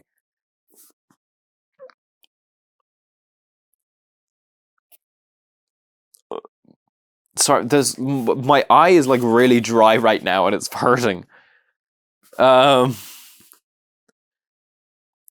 Charlie, don't leave. Jessica and John exchanged a glance, and John picked up the radio. Too late, he said, looking to Jessica as he lowered the walkie-talkie. Charlie made her way unsteadily between chairs, but after only moments, she realized she had got herself turned around. The lighting had changed. Now a single blinding blue light was strobing on and above the stage. Over and over. The room flashed with blinding bursts like lightning, and then instantly dark again. Charlie covered her eyes, trying to remember what she had bumped into first. Metal chairs and foil party hats pulsed like beacons in the dark with each burst of light, and Charlie's heads began to throb. She squinted, trying to orient herself, but beyond the table surrounding her, all she could see were 1,000 after-images burned into her retinas. She had no idea which way to go to find Carlton. She leaned against a nearby chair and pressed her hand tightly over her forehead. Yeah, so she noticed Carlton, but saw that he was inside of a suit, one of the metal suits, and then also left the room without knowing how to get to Carlton. After Carlton's genius of getting himself on the camera so people could find him, Charlie just goes and does the dumbest thing possible and locks everyone in the control room as well. Watch the control room just start filling with gas or something for some reason. A table screeched against the floor nearby, and Charlie knew that it hadn't been her. She turned around, but the light had gone dark. When it flashed again, she was looking directly at the stage, where There should have been 3 sets of eyes. She saw only 2. Freddy and Chica stared down at her, their plastic gazes catching the light, twinkling with the strobe. Bonnie was gone. Suddenly she felt exposed, all at once noticing just how many places there were in the open room for something to hide, just how visible she was to anyone, anything, that might be watching. She thought briefly of the little control room she had just left, felt a pang of regret. Coming out here might have just been very stupid. Yeah, it was, especially since you know the guard is there. Another screech sounded, and she whirled around to see the table behind her slowly moving away. She turned to run, but she slammed into something before she could take a step. She jerked her hands up in the darkness to shield herself and touched matted fur. Oh boy. The strobe threw its light out again, and this time garbled noise blade from the gaping mouth in front of her. Bonnie. Bonnie stood only inches from her, his mouth opening and closing rapidly and his eyes rolling wildly in his head. Charlie jerked her away, then backed up slowly. The rabbit did not try to follow, just continued his bizarre and silent incantation, his eyes aimlessly ricocheting in his head. Her foot caught on the leg of a metal folding chair. She fell back, landing hard on her bottom. She started to crawl, lying low, hurrying to get away from Bonnie. A spotlight flashed from the stage, this one clearly aimed at her. She raised her hand to see who was there, but the light blinded her, and all she could see out were 2 sets of following eyes. Charlie screamed and scrambled to her feet. She took off running, not looking back, and made it across the room and to the hallway that led to Pirate's Cove. She ducked into the bathroom behind its wall. The door echoed when it shut behind her. The room was empty, with nothing but 3 sinks and 3 stalls. Only one of these fluorescent lights was on, and just barely, only enough to colour the room dark grey, instead of black. The metal walls of the stall dividers looked flimsy, and Charlie had a sudden vision of Bonnie, larger than life, grabbing the metal frame with its paws and ripping it from the ground, the bolts tearing right out of the floor. She banished the thought and ran into the farthest stall from the door, slipping the lock, so small it looked almost delicate into place. She sat on top of the toilet tank, her feet pulled up on the seat and her back pressed against the blue tile wall of the bathroom. In the empty room, Charlie could hear her own breathing echoing. She forced it to slow and closed her eyes, telling herself to be silent. Charlie? John was still pounding on the little door of the control room. Charlie, what's going on out there? They know that okay, yeah, fine. They're pounding on the door and they know the security guard's there. Jessica sat quietly, still rattled from the screams and crashes outside. She could take care of herself, John said, easing his grip on the door. Yeah, Jessica said. No need to... He did not turn around to look at her. We have to get out there, John said. He rattled the door again. The top swayed a little as he pulled, but the bolt was stuck fast. He hunched down further. There was a lock, a deadbolt that dropped straight into the floor. The latch to pull it open had broken off long ago, leaving only a jagged ledge so thin he could scarcely get his fingers around it. As he yanked it upwards, it cut into his fingers, leaving thin red lines. The bolt stayed fast in place. Jessica, you try, he said, turning to look at her.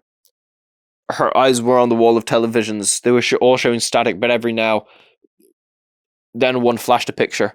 Never mind, John said. Keep watching. He bent his head again and went back to the deadbolt. In the bathroom, Charlie was silent. She paid attention to each breath she took, each inhale and exhale a slow, deliberate process. She had tried meditating once, and she hated it, but now the intense focus on her breathing was calming. I guess I just needed the right motivation, she thought, like staying alive. The stalls rattled briefly, and there was a distant booming sound that went for several seconds. It's storming outside. She kept her eyes trained on the floor. The light overhead was so dim it scarcely illuminated her stall. She held her breath. The light flicked and went out in a brief hum, then was silent. The toilet tank she sat on felt unstable. She scooted to the edge of it to quietly let her foot down. Just as the tip of her shoe touched the tile, the wide bathroom doors opened with a thunderous bang. Without thinking, she jerked her foot back up, and the tile of the porcelain tank clanged like pots clattering together. She held herself perfectly still, her toes suspended in the air, and carefully pulled her foot back into place on top of the toilet seat. That was too loud, she thought.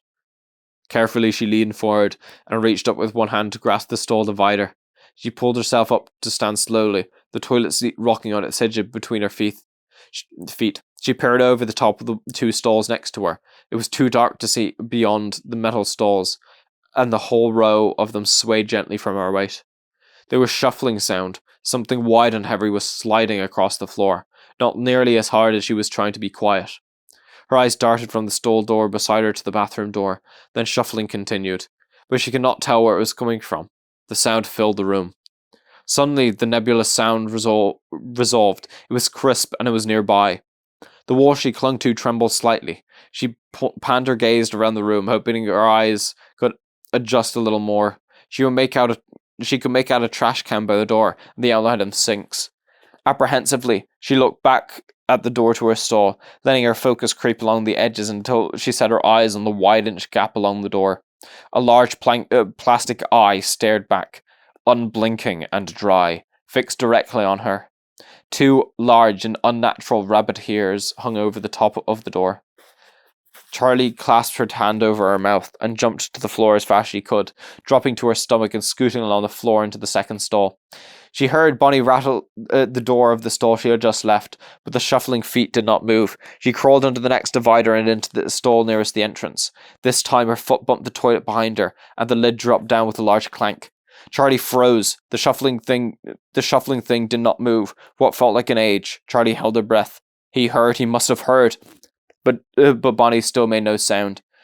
Charlie still held and listened, waited for another sound of movement to mask her own. Her breathing seemed louder than before. She lowered her head, trying to make out shapes along the floor. The shuffling sound resumed, and now, without warning, it was directly in front of her. She held her breath, desperately trying to make out any forms in the darkness. There he is. A large padded foot was just outside the door, as if it had stopped mid-step. Is he leaving? Please leave. Charlie pleaded. There was a new sound, still fabric softly crunching. What is that? The foot outside the door had not moved.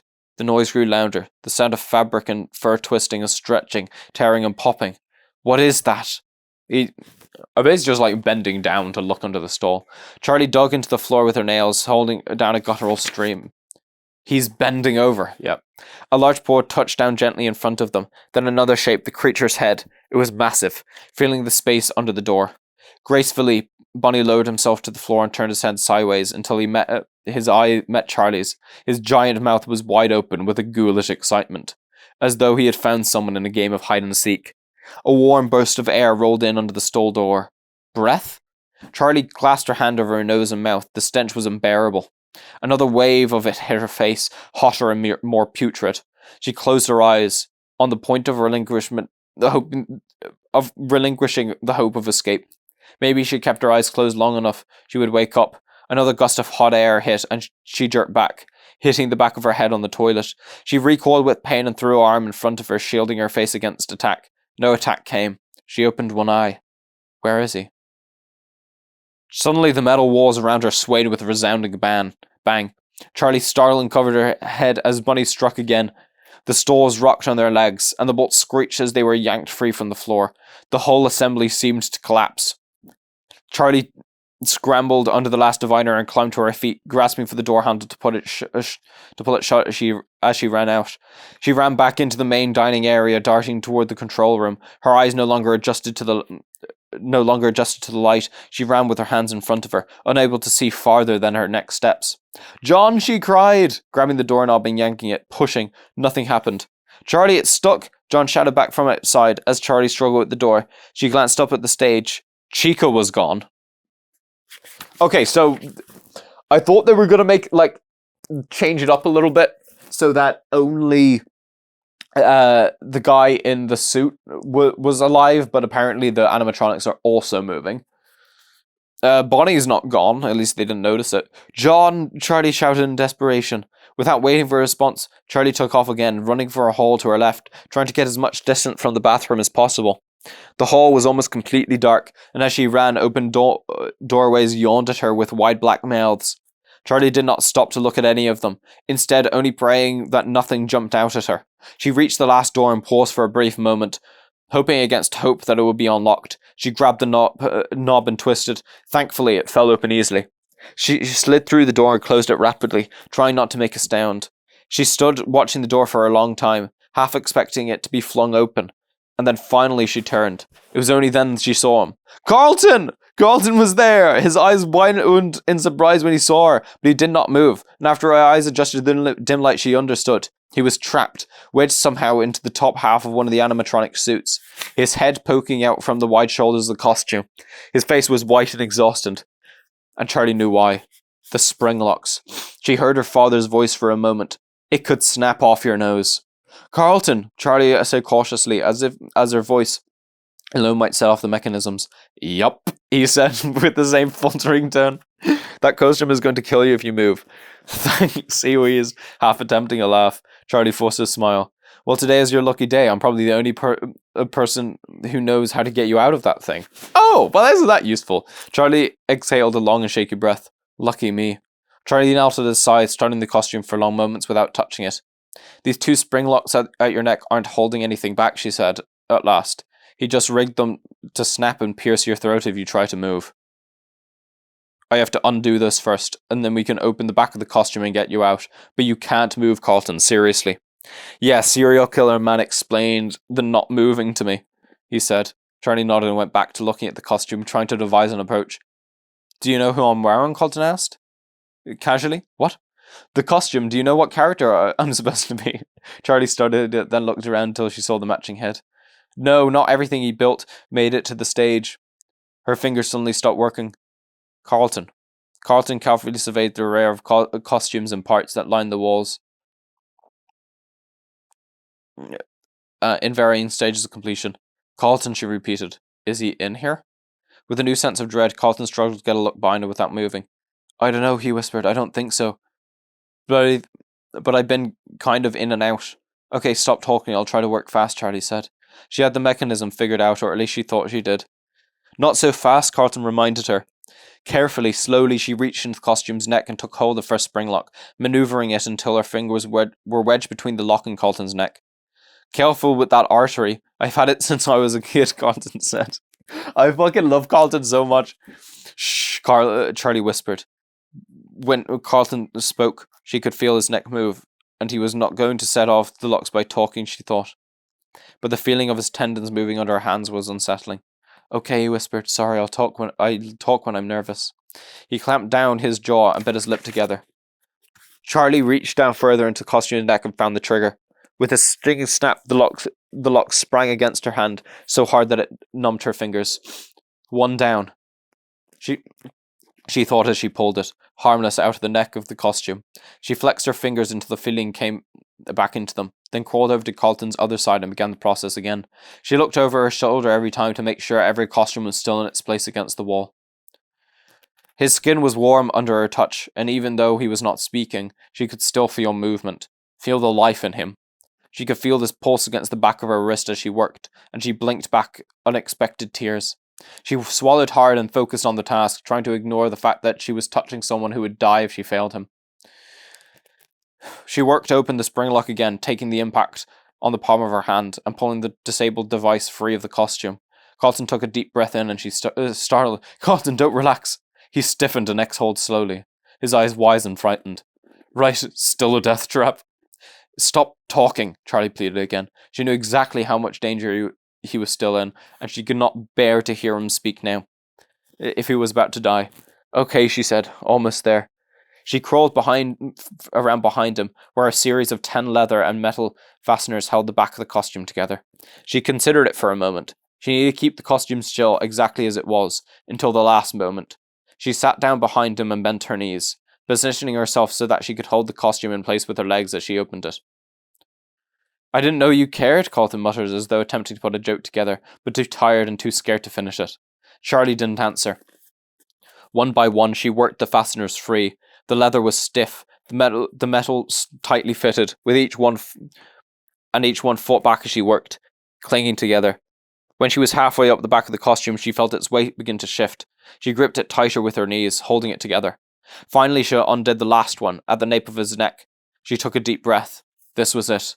Okay, Carlton, we're almost done. I'm going to open this now and throw it forward. When I do, you pull out as fast out of it as fast as you can, okay? 1, 2, 3. She yanked the costume open and thrust it away with all her strength, and Carlton jerked back from it, toppling roughly into her. Charlie felt a sharp, quick pain on the back of her hand as she pulled free, but the costume skidded halfway across the room, leaving them clear. A series of snaps sounded, making a noise like fireworks, and they both cried out, leaping and banging into a heavy metal shelf. Together they watched as the empty costume writhed and twisted across the floor, the animatronic parts snapping into place, violently into place. When it came to a stop, Charlie stared, fixated. The thing was just a torso, just an object. Fucking hell. Okay, well, I'm very glad Carlton did not get eviscerated. Jesus Christ. I don't think I could stomach to read that. Beside her, Carlton let out a low-pained groan, then turned and vomited onto the floor beside him, heaving and retching like he would be turned inside out. Charlie watched, unsure what to do. She put a hand on his shoulder and kept it there as he finished, wiping his mouth, and sat gasping for breath. "Are you okay?" she said, the words sounding small and ridiculous. Carlton nodded warily, and then winced. "Yeah, I'm fine," he said. "What about the floor?" "I guess it's your floor, kinda." "You might have a concussion," Charlie said, alarmed, but he shook his head, moving more slowly this time. "No, I don't think so. My head hurts like somebody hit it really hard, and I feel sick from being stuck in this room and pondering my death for hours, but I think I'm okay. My mind is okay." "Okay," Charlie said doubtfully, then something had finally registered. "Carlton, you said serial killer man explained for you not to move. You saw who did this to you?" Carlton got to his knees carefully and then stood, bracing himself in the box nearby. He looked at Charlie. "I was trapped in that thing for hours. I'm all tingly." "Did you see who it was?" Charlie repeated. "Dave, the guard," Carlton said. He sounded almost surprised that she did not know. Charlie nodded. She had known already. "What did he tell you?" "Not much," Carlton said, but his eyes opened suddenly, as if he had remembered something of grave importance. He looked away from Charlie and slowly dropped to his knees. "What is it?" Charlie whispered. "Do you want to hear?" he said. He seemed suddenly calm for someone who had so narrowly escaped death. "What is it?" she demanded. He glanced nervously at them a moment, then took a deep breath, his face draining so white. "Charlie, the kids all those years ago." Charlie snapped to attention. "What?" "All of them, Michael and the others, they were taken from the dining room when no one was looking, and they were brought here." Carlton suddenly recoiled and moved toward the doorway, watching the walls as though they were crawling with invisible creatures. Dave, the guard, he brought them here." Carlton rubbed his arms together like he was suddenly cold and squinting in pain. "He put them into suits, Charlie," he said, his face twisting in sorrow and disgust. "Charlie, they're still here." "How do you know that?" Charlie said in such a soft whisper that he was almost inaudible. Carlton motioned toward the far corner of the room. Charlie looked. A yellow Freddy. Yeah! Golden Freddy! It's not even plot relevant. Yeah. Yellow Freddy costume was propped against the wall. The costume all fitted together as if he were about to walk on stage for a show. "That's the one. That's the bear I remember from the other restaurant." Charlie clasped her hand over her mouth. "Other restaurant?" Carlton looked puzzled. "I don't understand." Charlie's gaze was still fixed on the costume. "Carlton, I don't understand." Her tone was urgent. "Michael." Charlie stared at him. "Michael? What do you mean?" she said in a level voice. "I know how it sounds," he said, and then his voice dropped to a whisper. "Charlie, I think Michael is in that suit." Yeah. Okay. I kind of hope Michael is dead. I kind of hope Michael is dead because I cannot imagine trying to stay alive inside of a fucking spring-lock suit for 10 years. Then again, a death like that would not be nice. I mean, he was a child, so he would continue growing as well. So if he was alive and continued growing while inside the spring-lock suit, what the fuck? "I still can't get this thing out." John sighed in frustration and rubbed his hands. The lock was leaving harsh red imprints on his fingers. Jessica murmured something sympathetic, but she did not take her eyes off the screen. "I can't see anything," she burst out after a moment. The radio squawked and then Marla's voice came calling to them from the central control room. Both of you, be quiet and don't move." They froze, hunching down in their places. Jessica looked at John, a question in her eyes, but he shrugged. As at a loss as she was, something shuddered against the door. John jumped, and almost falling. "Marla?" Jessica said with a pale expression. "Marla, that's you out there, right?" The thud came again, more powerful than before, and the door shook under it. "What is that, a sledgehammer?" John whispered hoarsely. The door pounded in again and again, dents appearing in the metal door. which had looked so solid. They huddled back against the control panel with nothing to do but watch. Jessica grabbed the back of John's shirt, knotting the cloth between her fingers, and she did not shake her away. The door rocked in again, but this time a hinge unfolded slightly, exposing a thin crack between the door and the frame. The door still held, and it would not hold for long. John felt Jessica's fingers tighten on his shirt. He wanted to turn and give her some kind of comfort, but he was mesmerized, unable to look away. He could almost see through the little open space, and he craned his neck. Another blow came, the crack widening, and the other side he saw eyes peering in, calm and expressionless. Get out! Get out! Marla shouted, waving her hands at the security monitors as if John and Jessica could see her. As if it could do any good if they could. Lamar had both hands clasped over his mouth, his eyes wide, and Jason sitting on the floor, waiting nervously as though an attack on their own door might begin at any moment. The monitors were dark, but it was clear that something large was lurking in front of the main stage. A black, static shape that prowled back and forth, momentarily blocking the entire picture. Marla, Lamar whispered, hoping to quiet her. Marla, look. He pointed to the monitor showing Pirates Cove just outside their door. Marla looked over his shoulder at the other screen. The curtain was pulled back, and the space was completely empty. The out of order sign hung perfectly straight across the platform, untouched. The lock, we didn't, Marla said feebly, realizing now the magnitude of their mistake. Marla turned to Jason, and then let out a panicked whimper. The door behind them was slowly opening. Shh! Lamar quickly flipped a light switch, killing the light in the control room, then backed against the wall next to the door. Marla and Jason mimicked his motions, flattening themselves against the wall across from him. The monitors still flickered with static, illuminating the space in oscillating greys, an occasional flash of white. A small door creaked outward at an excruciating pace, a gaping black void widening until the door stopped, fully open. Marla, a static-laced voice called from somewhere on the floor. Lamar shot out his foot across the narrow carpet, trying to catch the walkie-talkie. Shh, shh. Marla closed her eyes, pleading in her mind for Jessica to stop talking. Marla, where are you? Jessica's voice called again. Lamar managed to flip the walkie-talkie into its side, and with a click it went silent.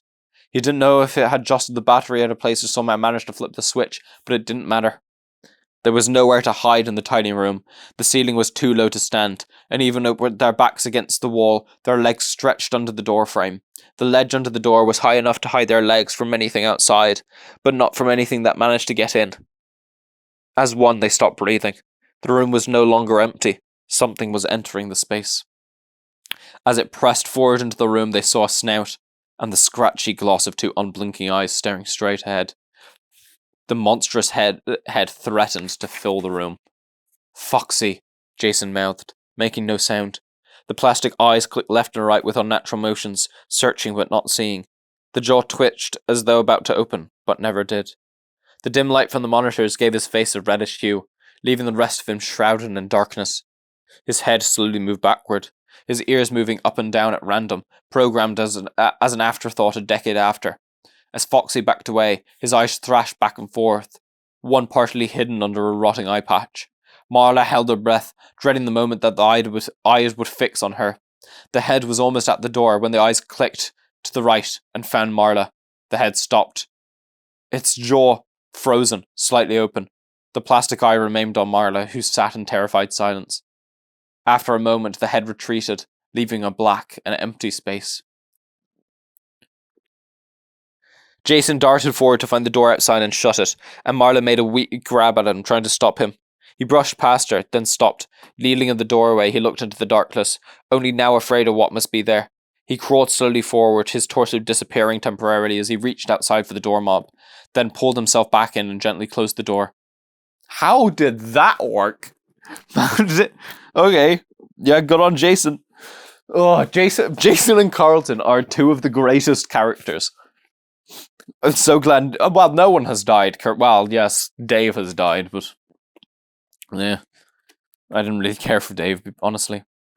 Jason looked at them. He was almost smiling when in a blur, the door burst open again, and an ugly metal hook sank into his leg. And I just fucking spoke, didn't I? He screamed in pain. Marla leaped to grab him, but he was too slow. She watched helplessly as Jason was dragged through the doorway. Why did I open my mouth? Why did I open my mouth? Jason just dies. Okay, brilliant. Yeah, fuck it. Marley cried, crawling futilely at the floor, and she howled in despair as he was taken from her again, nothing visible of the assailant but the awful glimmer of the hook.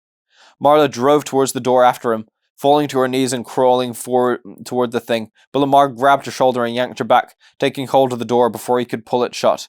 It was ripped from his hands with an inhuman strength. Suddenly Foxy was there before them, coming inside. He was full of life, a different creature, and he turned to look at Marla, his silver eyes appearing to comprehend. His face was a canine rictus, the scrubby orange fur insufficient to cover his skull. He looked between them, turning his ghoulish smile first on Lamar, then on Marla. His eyes flared and dimmed, and he snapped his jaws with a sound like something breaking. They stared, backed up against the control panel, and then Lamar realized that what he was looking at. He can't fit all the way in, he whispered. Marla looked. It was true. Foxy's shoulders were jammed in the doorway. His head was the only part he could wedge through the door. Oh, if only they knew that, then Jason would be fine right now. Lamar lunged forward and kicked the animatronic, bracing himself against the wall and striking out with his foot 3 times before Foxy gave a low whine, a sound more machine than animal, and sunk back out into the dark. Lamar snapped the door shut again and slid the deadbolt into place. They stared at each other for a long moment, breathing hard. "Jason!" Marla screamed. Lamar put his arms around her. She let him hug her, but she did not cry, just closed her eyes. Jesus Christ. Yeah, okay, everyone's just simultaneously getting fucking... Okay, okay, the machines are alive. The machines are alive and actually doing things. I wonder if there's going to be an actual logical explanation for it, like they were programmed to do it, or the explanation is literally just going to be, okay, yeah, they have souls inside of them. I don't know, I mean, there was the whole thing, do you believe in ghosts earlier? So, I don't know. What do you mean? Oh, we're back to Charlie and Carlton. What do you mean? It's Michael in the suit, Charlie said softly, as if she might be talking to someone who had gone mad, while also desperate to hear the answer. Carlton looked for the yellow bear at the bear for a long moment, and then he turned back to Charlie. His face was calm. He opened his mouth to speak, and Charlie put a finger to her lips. Something was coming. She could hear her footsteps out in the hall, moving toward them, deliberate, heavy steps that approached of someone who did not mind if anyone heard. Charlie looked wildly around the room and spotted a pipe in a corner. She grabbed it and hurried to stand behind the door, where whoever opened it would not see her. Carlton picked up the torso as though to use it as a weapon somehow. He looked confused, like he had not been thinking clearly. Don't, Charlie warned in a low voice, but it was too late. Something snapped inside the suit. Carlton dropped it and stepped back, a shimmer of blood on his hand. Are you okay? Charlie whispered. He nodded, and then the doorknob turned. Dave appeared in the doorway, his head held high and his face grim. It should have been imposing, but he just looked like a man walking through a door. Now you've done it, he announced to the room in general. Then his eyes lit on Carlton. Unfettered, his face darkened before he could move. Charlie raised the pipe high, stepping forward, and swung it down his head with a sickening thunk. Dave turned, shock in his face. Charlie lifted the pipe ready to strike again, but the man just stumbled backward against the wall and dropped into a sitting position. Carlton, come on! No! Beat him to death! Beat him to death! Beat him to death with a pipe! Look, if you hit him and okay, he's dazed, just keep whacking. I know it's fucking brutal. I know it's technically murder, but man, this is like a nightmare scenario right now. Just like... or even just break his legs, right? Just whack his legs with the pipe. Just whack his knees with the pipe. Just 1-2 on the knees, he will not be able to come after you. Like, come on. You don't even have to do anything serious. Just break his knees. Like, he'll live, and he's not going to be able to pursue you anymore. It's a literal serial killer. Jesus. Carlton, are you hurt? No, he said, shaking off his reverie and wiping his hand clean with his black shirt. Come on, Charlie said firmly, taking his arm. Go on, we have to get out of here. I don't know how long he'll stay out. You're awfully calm for just having knocked a guy out cold, she thought wryly. She crept out into the empty hallway, lit only by the dim glow of light from the other rooms. Wait, so the thing that she saw was not Dave? It wasn't Dave? but there was a putrid smell in it. So it was a dead corpse, presumably, inside of a suit. Okay, it was a dead corpse inside of a suit. So that wasn't Dave in the suit. So yeah, they did okay. They crept out into the empty hallway, lit only by the dim glow of light from the other rooms. Carlton hustled through them through the swinging doors to the kitchen, where the dark was total. The air was thick with the blackness that was almost tangible. It was as if they had already been swallowed. She turned to look at Carlton, but only the faint sound of his breathing told her that she was still beside her. Something touched her arm and she stifled a scream. "It's just me," Carlton hissed, and she let out a sigh. "Let's just make sure we aren't being followed. Then we can find the others and get out of here," she whispered. Charlie glanced back at the door, and the last spots of light peeking under it. She scooted herself a little closer to it, and got to her feet to peer through the round window, careful not to touch it. "What do you see?" Carlton whispered. "Nothing, I think it's safe." Just as she finished speaking, a form passed by, darkening the window. Charlie jumped back, almost falling over Carlton. They stumbled forward, rushing to get away from the door. Suddenly 2 beams split the darkness, illuminating the room in a harsh yellow light. Chica loomed there, almost on top of them. She stretched out to her full height, growing taller. She must have been hiding here all along, Charlie thought. The dark recesses of the kitchen could be hiding anything. Chica looked at them both in turn, the beams of light shifting dizzily in her eyes, snapping mechanically from one side to the other. Then she paused, and Charlie grabbed Carlton's arm. "Run!" she screamed, and they took off, looping around the prep table, the metal furniture clattering as they rushed clumsily past it. Behind them, Chica's steps were long and slow. At last they reached the door, and they burst out into the hall and ran for the main dining room. John and Jessica were silent, listening to the clamour outside. John was resting his hand on the door of the control room. Whatever had been on the other side was gone, or at least was pretending to be. The lock had been wrenched out of the floor. John tried the knob, but the door, twisted out of the shape, still stuck. "Are you crazy?" Jessica exclaimed. "What else are we going to do?" John said calmly. Jessica didn't answer. John backed up against the control panel and gave the door a calculated kick, moving it an inch closer to opening. "Here, let me," Jessica said. And before she could reply, she had delivered a kick of her own.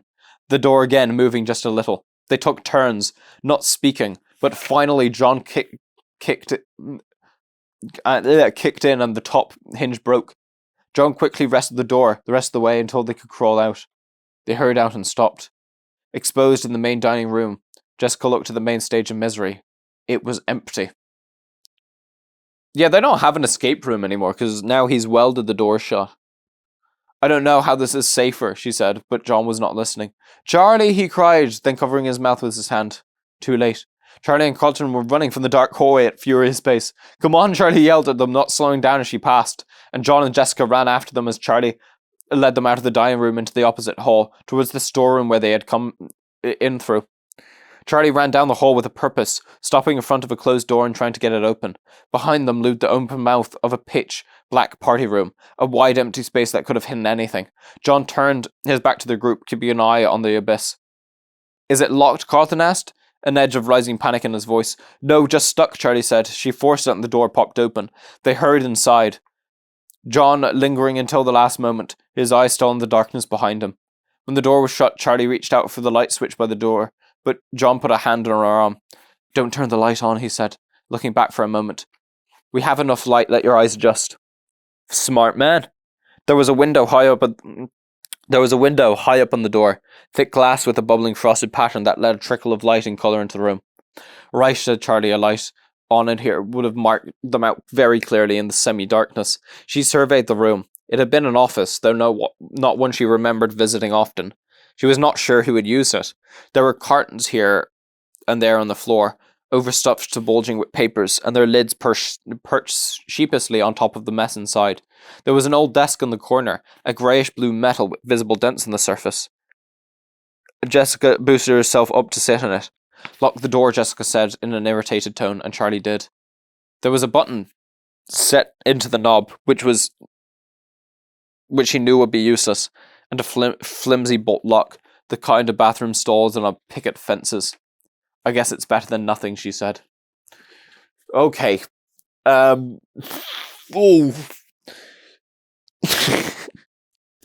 I want to know if it's just ghosts, right? I want to know if it's just ghosts or if there's actually people. The corpses are definitely inside of the suits, right? The corpses are definitely inside of the suits, but like, they're being piloted, right? So is it ghosts, or is it like the people inside of the suits went insane or something? Like, if you're spending 10 years inside of a suit, maybe they just went insane and they just start killing things. I don't know. They sat silently for a few minutes in the little office, everyone eyeing the door, waiting. It's just another place to be trapped, Charlie thought. We have to get out of here, Jessica said softly, echoing Charlie's thoughts. Suddenly, Carlton made a sound of distress. Spasmodically, he grabbed a cardboard box, taking it over to dump out some of the contents, and vomited into it. His stomach was empty. He retched futilely, his guts clenching and seizing to no effect. At last he sat back, gasping. His face was red and there were tears in his eyes. Carlton, are you okay? John asked. Never better, Carlton said, as his breathing returned slowly to normal. You have a concussion, Charlie said. Look at me.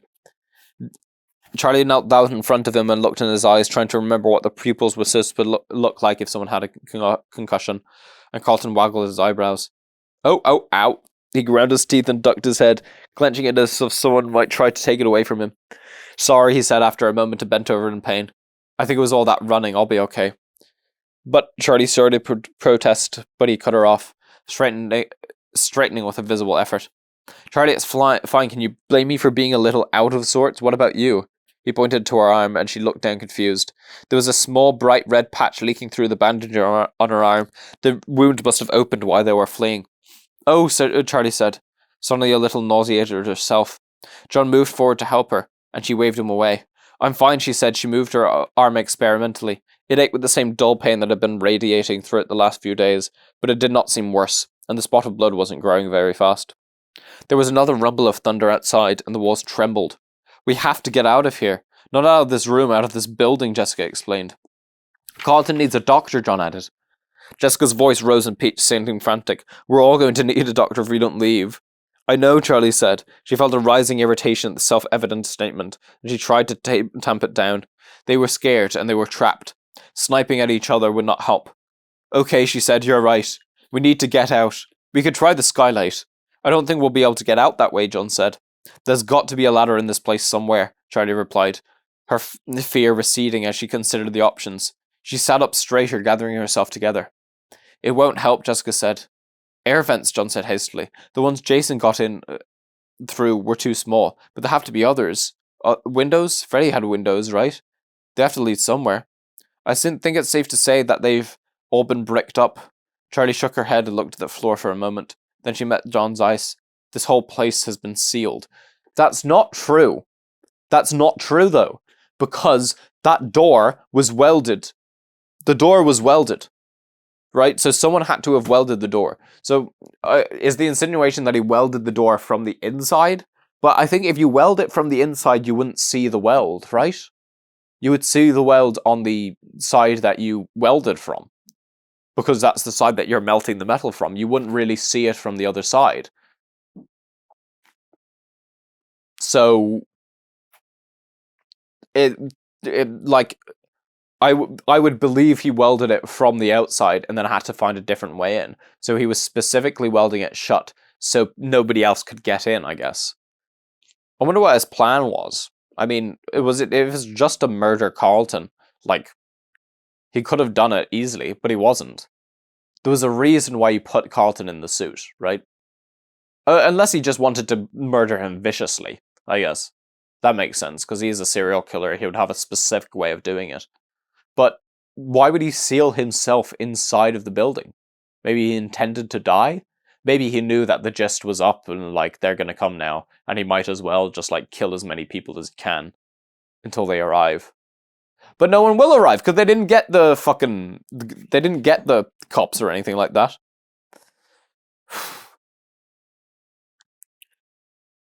The walkie-talkie crackled to life and they all jumped.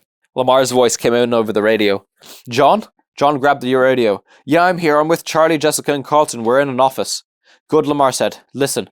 There was a brief scrabbling noise. Then Marla's voice came through. Good, she said. Listen, I'm looking at the monitors. It looks like all the robots are on the main stage again. What about Pirates Cove? Charlie put in, leaning over John to talk about the receiver. Is Foxy there too? There was a brief pause. The curtain is closed, Marla said. Marla, is everything okay? Yeah, she answered shortly, and the background static vanished abruptly, and she turned the walkie-talkie off. Charlie and John exchanged a glance. Something's off, Carlton said. Other than the obvious, I mean. He gestured in a vague circular motion, indicating everything around them. What are you talking about? Jessica was losing her patience. With Marla, I mean, something's wrong. Call her back. John pressed the call button again. Marla, what's wrong? There was no reply for a long minute, then Lamara replied, We don't know where Jason is. His voice began to break. He's in danger. Charlie felt a jolt through his stomach. No. She heard John take a deep breath. There was a shuddering sound from the other end of the radio. Marla was crying. She started to speak, broke off and tried again. Foxy, she said. Foxy took him. Foxy? Charlie said carefully. The figure standing in the front hallway. The rain whipping past it, the silver eyes burning in the dark. She took the walkie-talkie from John's hand. He gave it up without protest. Marla, listen, we're going to find him. Do you hear me? Her bravado echoed emptily, even in her own ears. The walkie-talkie made no sound, agitated, needing to move, to do something. Charlie turned to the others. I'm going to check out the skylight one more time, she said. Jessica, come with me. You've got the best chance of fitting. Right, Jessica said, reluctantly, but she got to her feet. We shouldn't go alone, John said, standing to go with them. Charlie shook her head. Someone has to stay with him, she said, gesturing to Carlton. Hey, I'm a big boy, I can stay by myself, Carlton said, speaking to a shelf. Speaking to a shelf. Okay.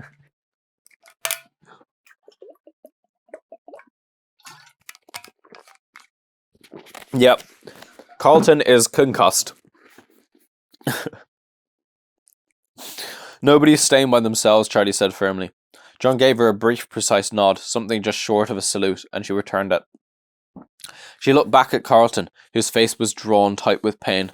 Don't let him fall asleep, she told John in a low voice. I know, he whispered. I can hear you, you know, Carlton said, but his voice was flat and fatigued. Come on, Jessica said. Charlie shut the door behind them and heard John slip the lock back into place. Charlie led the way. The closet with the skylight wasn't far, and they crept down the hallway and through the doors without incident. The skylight, look. There's no way to climb out through it, even for me. To get to the roof, I would have to put all of my weight on the glass. It would break. Even if we had a ladder, this isn't the way out, Jessica said. We could take the skylight window off, Charlie suggested weakly. I guess we could break out all the glass, but that just brings us back to the ladder question. We need to look around. A sudden knock on the door caught John's attention, and he sprang to his feet and listened carefully. Charlie knocked again, briefly regretting that they had not come up with some sort of signal. It's me, she called softly, and the lock slid back. John looked worried. What is it? Charlie said, and he cast his eyes in Carlton's direction. Carlton was huddled on the floor, his knees drawn up tight to his chest, and his arms were wrapped oddly around his head. Charlie knelt down beside him. Carlton, she said, and he made a small whimper. She put a hand on his shoulder and he leaned into her a little. Charlie, sorry about all this, he whispered. Shh, tell me what's going on, she said. She had a sick feeling of dread. Something was very wrong, and she did not know how much of it is injury and how much was just exhaustion, pain, and terror. You're going to be okay, she said, stroking his back and hoping it was true. After a long moment he pushed at her and drew back, slightly hurt, until she saw him pitch forward over the cardboard box, retching again. She looked up at John. He needs a doctor, he said in a low voice, and she nodded. Carlton sat up again and wiped his face with the sleeve. It's not that bad, I'm just so tired. You can't go to sleep, Charlie said. I know I won't, but I didn't sleep last night and I haven't eaten yesterday. It just makes everything worse. I had a bad moment, but I'm okay. Charlie looked at him dubiously, but did not argue. Now what? Jessica said. Charlie didn't answer right away, even though she knew the question was for her. She was picturing the guard, his eyes rolling back in his head as he collapsed, his thin face going slack as he fell. They needed answers, and he was the only one that had them. Now let's hope I didn't accidentally kill that guard, Charlie said. I don't want to go back out there, Jessica said. We have to go back to where I found Carlton. Hang on, said John, pulling out the radio again. Hey Marla, are you there? There was a blip of static, then Marla's voice. Yeah, we're here. We need to get to the supply room. It's off the main dining room past the stage. Can you see the area? There was a pause as Marla searched the screens. I can see most of it. Where are you? I can't see you. We're in an office. It's... John looked at Charlie for help, and she took the radio. Marla, do you see another hall leading from the main room? Sort of the same direction as the closet, but next to it? What? There are too many hallways. Hang on, can you see this? Oh, the protest of the others, Charlie opened the office door and poked her head out. Cautiously, when she saw the space was clear, or at least she was fairly sure it was clear, she stepped out into the open and looked up and waved. There was nothing but quiet, steady static from the walkie-talkie. Then Marla's voice came through, excited. I see you, Charlie, I can see you. Charlie ducked back into the little room, and Jessica caught the door and shut it behind her, double and triple checking the lock. Okay, Marla, Charlie said, follow the cameras. You can see the hall? Can you see the main dining room? Yes, she said instantly. Most of it. I can see the stage and the area around it, and I can see the second hallway, the one parallel to yours. Can you see the door at the end? Yes, but Charlie, I can't see into the supply room. We'll just have to take our chances with what's in there. Charlie answered. Marla, she said into the receiver, are we clear to get to the dining room? Yes, Marla said after a moment. I think so. Charlie took the lead and all four of them made their way slowly down the hall. Jessica hung back a little with Carlton, staying so close to him he almost tripped over her feet. Jessica, I'm fine, he said. I know, he said quietly, but she did not move away, and he did not protest again. When they reached the end of the hallway, they stopped. Marla, Charlie said into the radio. Go ahead, no, stop, she cried, and they froze, pressing their bodies up against walls, as if it might make them invisible. Charlie whispered over the walkie-talkie, her hushed tones distorting her voice even more. Something. Stay quiet. She had said something else, but it was unintelligible. Charlie craned her neck to see what into the room and see what might be lurking there. Some murky form lumbering heavily in the shadows, poised to attack. There was a long rumble outside, and the panels on the ceiling rattling as if they were about to fall. Marla, I don't see anything, Charlie said into the walkie-talkie. She looked at the stage, and all of the animatronics were still in position, staring sightlessly into the distance. Me neither, John whispered. Sorry, Marla said, not to overstate the obvious, but it's creepy in here. I feel like it's been midnight for hours. Does anyone know what time it is? Charlie checked her watch, squinting to see the little hand. It's almost 4, she said. AM or PM, Marla said. She didn't sound like she was joking. PM, Lamar's voice came over the radio. Hard to hear, and she was not close enough to the receiver. I told you, Marla, it's daytime. It doesn't feel like daytime, Marla sobbed, shrieking as the building shook with a crash of thunder. I know, he said softly, and the radio clicked off. Charlie looked at the walkie-talkie for a moment with a sense of emptiness. It was like hanging up the phone, knowing the person on the other end was still there, but feeling a loss, anyway, as they might be gone for good. Charlie, John said, as she looked at him. He cast a nod back at Carlton, who was leaning against the wall, his eyes closed. Jessica was hovering worriedly, not sure what to do. We have to get him out of here, John said. I know, Charlie said. Come on. That guard is our best chance of getting out alive. With one more look at the open space in front of them, she led them out into the main room, crossing the front of the stage. She saw John and Jessica glancing upwards, but she refused to look at the animals, as if that would stop them from looking at her. It did not help. She felt their eyes on her, taking her measure, waiting for their moment. Finally, she could not stand it. She snapped her head around to look as they passed. She saw only the inanimate robots, their eyes fixed on something that no one else could see. They paused again at a hall entrance, waiting for Marla to guide them, and after an anxious moment her voice came over the radio. Go ahead, the hall is clear. They went. They were almost there, and Charlie felt a tightness in her stomach like a living knot, something snake-like that was frightening to be free.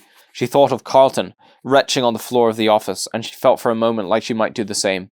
She topped a few feet from the door, holding up a hand. I don't know if he's in there, she said in a low voice, and if he is, I don't know if he's awake. Now let's hope I didn't accidentally kill that guard, she said. She was only kidding, but now the words came back, unsettling her. It had not really occurred to her that he might be dead until the words were out of her mouth. And now, as she stood in the hall about to find out, the idea took hold. As if he knew what she was thinking, Charlie said. As if she knew what she was thinking, John said, Charlie, we have to go in. She nodded. John moved in to take the lead, but shook her head. Whatever was in there, it was her doing, her responsibility. She closed her eyes for a brief moment, then turned the knob. He was dead. He was lying on the floor, on his back with his eyes closed and his face ashen. She felt herself put a hand over her mouth, but it was as if someone else were moving her body. She felt numb, the knots in her stomach gone, still and dead. John pushed past her. He knelt and slapped the man's face. John, she said, hearing the note of panic in her voice. He's not dead. He's just out cold. He can't tell us anything like this. We have to tie him up or something, Jessica said. Don't wake him up like this. Yeah, gotta agree with that, Carlton said. His eyes searched the room for devices, tools, or costumes, anything that Dave could and probably would use against them given the opportunity.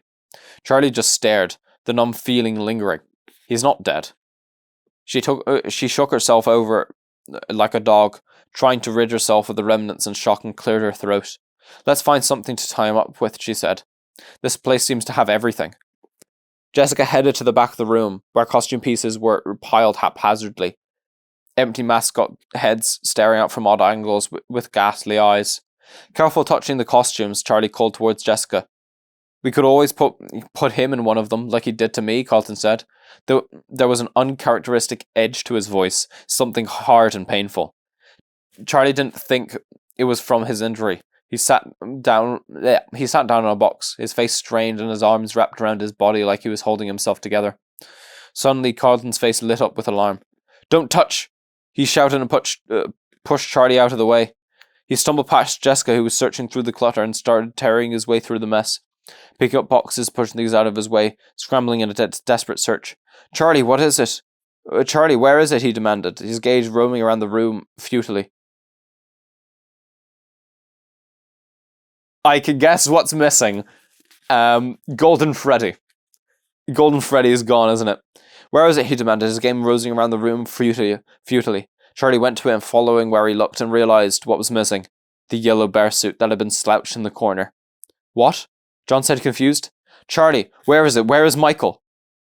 Carlton sat with a thud on the cardboard box that sagged a little, but held his weight. He was only looking at Charlie, as if there were only people in the room. Michael, John whispered. He looked at Charlie, but she returned his gaze silently. She had no answers to offer him. Michael was there. Carlton pressed his lips firmly, rocking himself back and forth. I believe you, Charlie answered calmly, perverse quiet. John put his hands on his knees and let out a breath. I'm going to go help Jessica, he muttered, and stood up with resignation. There has to be rope around here somewhere. Be right there, Charlie smiled at Carlton, hoping to reassure them, but joined the others, heading for the boxes in the corner beside the door. The first just held more paperwork, official forms with tiny print, but underneath was a box of tangled extension cords. Hey, I found something, Charlie said, but she was cut off by a banshee scream. Charlie was on her feet instantly, ready to run, but everyone else was still. Jessica was pointing to something in the corner, almost shaking. John was behind her, his eyes wide. What is it? Charlie demanded. And when they did not answer, she rushed over and looked at the pile of empty costumes to where Jessica was pointing.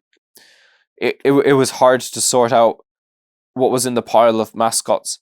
She stared blankly at the jumble, seeing nothing but fur and eyes and beaks and paws, and then it resolved before her eyes. A dead man. He looked young. Oh, it's Dave! Fuck. Well, no, I knew Dave was dead. This isn't a surprise, but still, would have preferred if he didn't die. Yeah. That's the cop, the one from the other night, John said, recovering his voice. What? Carlton said, snapping to attention. He came over to look. That's Officer Dunn. I know him. Your dad sent him to look for you, Charlie said quietly. What do we do? Jessica said. She had been inching slowly backward, and now her foot bumped against Dave, and she jumped, stifling another scream. It pulled Charlie's eyes away from Dunn, and looked away was enough to recall her to their task. There's nothing we can do, she said firmly. Come on, we don't know how much time we have before he wakes up. John and Jessica followed her across the room, Jessica catching up and keeping close to Charlie as if afraid to get too far away from her again. Charlie grabbed a handful of cords and tossed it to John. It was a long and tedious process. They propped Dave up into a sitting position against the wall, but he kept sliding sideways, until John took hold of his shoulders. John bent him forward as Charlie tied his hands behind his back. She finished and looked up to see John with a faint smile on his face. Do my knots amuse you? She said lightly, as as lightly as she could manage. The feel of Dave's flesh, alive yet limp and heavier than it should ever been, was disturbing, and she let go of him. She could feel the traces of his clammy skin on her palms. He shrugged. All those times we played cops and robbers seemed to have paid off. I forgot about that, she laughed. He nodded. Saggily? What? And yet I still bear the scars of the rope burns you gave me, John smiled. And that was before I was even a Girl Scout, Charlie said. Stop complaining and pick up his feet. Let's hope my skills haven't atrophied. She finished tying up Dave, pretending a confidence she did not have. The cords were thick and stiff. They were hard to manipulate, and she was not sure how long they would hold. When she was as sure as she could be, she stepped back. John looked around for a moment as though searching for something, then slipped out through the door without a word. Carlton was on his knees and he walked toward Dave without standing. A clunky, unsteady walk. He looked like he might tip over at any moment. Wakey, wakey, sleepyhead, he whispered. We've got this, Carlton, thanks, you just relax, Charlie. Charlie rolled her eyes towards Jessica, then turned her attention back. I kind of like how they can go from being they were dying a second ago, right? They saw the animatronics literally attacking them, and now they're being very jovial and lighthearted. I do like that. That's cool. Especially Carlton. Carlton's awesome. Hey, dirtbag, wake up. Jessica slapped his face. Here, try this. John reappeared with a can of water. Water fountain was the only explanation he offered. The can didn't hold much. Yeah, they just made that up. That's okay, Charlie said. She took it from him and held it over Dave's head, letting the small streams of water bubbling from the holes of the tin fall on his face. She aimed for his mouth, and after a few moments he sputtered, his eyes opening. Oh good, you're awake, Charlie said, then dumped the rest of the water on his head. He said nothing, but his eyes remained open in a stiff, unnatural stare. So, Dave, she said, how about you tell us what's going on? His mouth opened slightly, but no words came out. After a moment, he became still again. So still that Charlie reluctantly pressed his fingers to his neck to check for a pulse. Is he alive? John said, creeped out by what seemed to be an on-again, off-again animated corpse. He moved closer to the man, leaning so their eyes were level, and he looked at him gravely, searching for something. His pulse is normal, Charlie reported. She pulled her hand back, more startled than if he had been dead. Charlie, there's something different about him, John said urgently. He reached out and grasped Dave's chin, turning his head back and forth. Dave did not resist. He just kept staring without expression. What do you mean? Charlie said, though she saw it. She saw it too. It was as if the guard, the man they had met, had been stripped away, and what sat before them was nothing but a blank canvas. John shook his head and released the guard's chin, wiping his hands on his pants. He stood and stepped up, putting a distance between them. I don't know, he said. There's just something different. Why don't you tell us about the kids? Kids. Carlton was leaning against the wall, emboldened but still not completely balanced. The kids you killed, you stuffed them into those suits out there. Carlton monitored the stage outside. Carlton, shut up, John said angrily. Everything you're saying is nonsense. It's not, he is bang on. No, it's true, Charlie whispered. John gave her a searching look, then turned to the others, who had no more answers than Charlie. He looked back at Dave with an expression of renewed disgust. Seeing John's face, Charlie was suddenly struck with the weight of memory.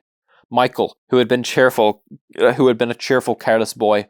Michael, who had drawn portraits of all of them, passing them around with solemn pride. Michael, who had been killed, whose final moments must have been all pain and terror.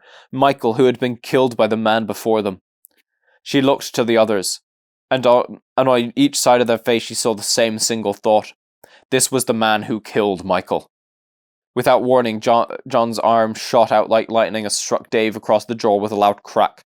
Dave slumped back, and John lunged and almost fell over from the impact of the strike. John regained his posture and bounced a little on the balls of his feet, alert, waiting for a reaction or a chance to strike again. Dave's body moved upward, straightening, but the movement was too smooth. He seemed to make no effort, use no muscles, and exert no energy. Slowly, his posture corrected, unfolding into his slumped state, his mouth hanging open. Carlton stumbled forward. Take that, jackass! He swung his arm into the air and swayed on his feet. Jessica leaped forward just in time to catch him in his arms. Dave continued to stare, and it was only after a moment that Charlie considered that he might actually be staring at something. She turned, following his line of sight, then suddenly she recoiled. On the table along the wall sat a rabbit's head. That's it, you want that? Charlie stood and approached the mask. You need this? She added in a whisper. Oh yeah, because it's like putting on the mask to give him confidence or whatever. I get it, yeah. She picked it up carefully, the light catching the edges of the spring locks that filled the mascot's head. She picked it up and carried it almost ceremoniously to Dave, who tipped his head down in a barely noticeable fashion. Charlie placed it over his head, not being nearly as cautious as she had been with Carlton. When the mascot's head was finally on his shoulders, the large face raised itself until it was almost completely upright. Dave's eyes opened steadily, glassy and without emotion. Like the robots on the stage outside, lines of sweat began to trickle down from under the mask, a stain darkening the collar of his uniform shirt. My dad trusted you, Charlie said. She was on her knees now, looking intently at the rabbit's face. What did you do to him? I helped him create. The voice came from inside the mask, but it was not Dave's, not the pitiful, sour tone that they have recognized. The voice of the rabbit was smooth and rich, almost a musical. It was confident, somehow reassuring, a voice that might convince you of almost anything. Dave cocked his head to his side, and the mask shifted so that one of the bulbous eyes could peer past through the sockets. We both wanted to love, he said in those melodious tones. Your father loved, and now I have loved. You killed, Carlton said, then burst out with something that sounded like a laugh. He seemed more lucid now, as if anger was focusing his mind. He shook Luke's of Jessica's hands on his arms and knelt down on the floor. You're a sick bastard, Carlton sputtered, and you created monsters. The kids you've killed are still in there. You've imprisoned them. They are home with me. Dave's voice was coarse, and the large mascot's head slid forward and tilted as he spoke. Their happiest day. How do we get out? Charlie placed one hand on the mascot's head and pushed it back into a big position on Dave's shoulders. The fur felt stick and wetty, as though the costume itself were sweating. There isn't a way out anymore. All that's left is family. His round eye reappeared through one of the sockets, glimmering in the light. He locked eyes with Charlie for a moment, struggling to lean in closer. Oh, he gasped. You're something beautiful, aren't you? Charlie recoiled as if he had touched her. What's that supposed to mean? She took another step back, fighting a surge of revulsion. Well then, you're trapped too, and you're not going to be hurting anyone else, John said in response to the veiled threat. I don't have to, Dave answered. When it gets dark, they will awaken. The children's spirits will rise, and they will kill you. I'll just walk out in the morning, stepping over your corpses one by one. He looked at each of them in turn, as if relishing the bloody scene. They'll kill you too, Jessica said. No, I am quite confident that I will survive. Really, John said suddenly. I'm pretty sure they're the spirits of the kids you killed. He all but spat. Why would they hurt us? If it's you they're after. They don't remember, Dave said. They've forgotten. The dead do forget. But all they know is that you are here, trying to take away their happiest day. You are intruders. He lowered his voice to a hush. You are grown-ups. They looked at one another. We're not, Jessa began. You're close enough, especially to a vengeful, confused and frightened child. None of you will survive the night. And what makes you think that they won't kill you, John said. And Dave's eyes look on something shining. Almost beatific. Because I am one of them. What does that mean? What does he mean that he is one of them? Okay. Things are getting fucking strange now.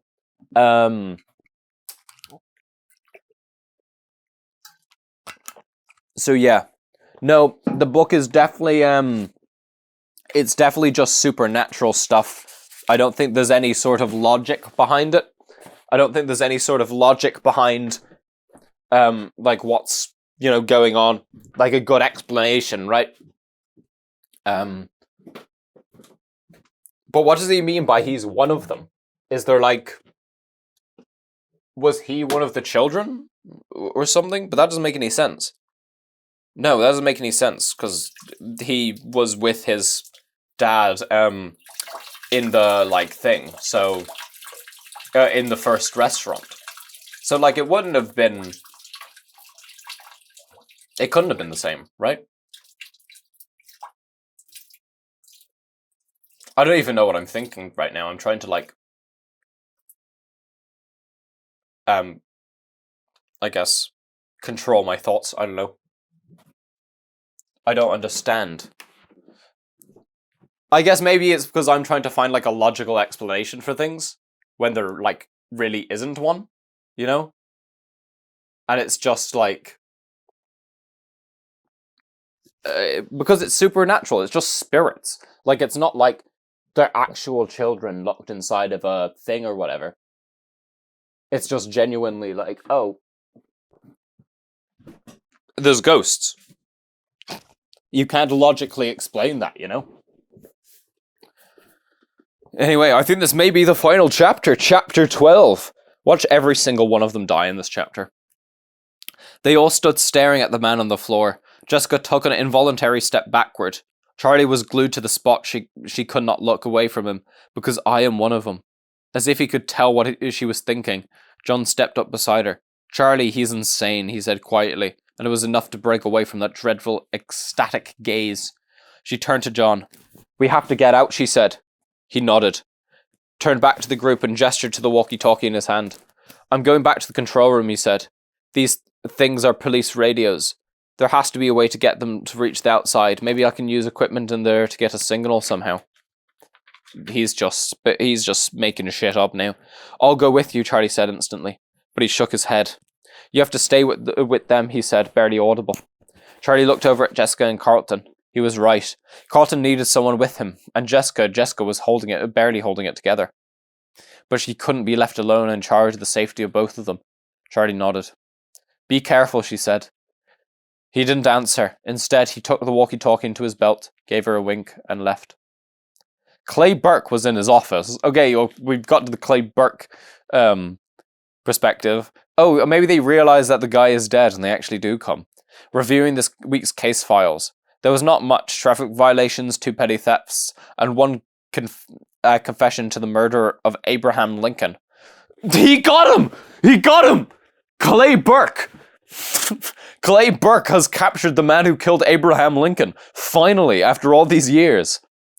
Clay shuffled through the papers inside, shaking his head. He pulled open the bottom drawer in his desk and removed the file that had been plaguing him all morning. Freddy's. When he closed his eyes, he was there again.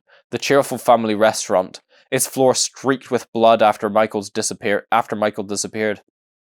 He had worked 14-hour days, sometimes sleeping in the station. Every time he came home, he went to look at Carlton, who was usually asleep.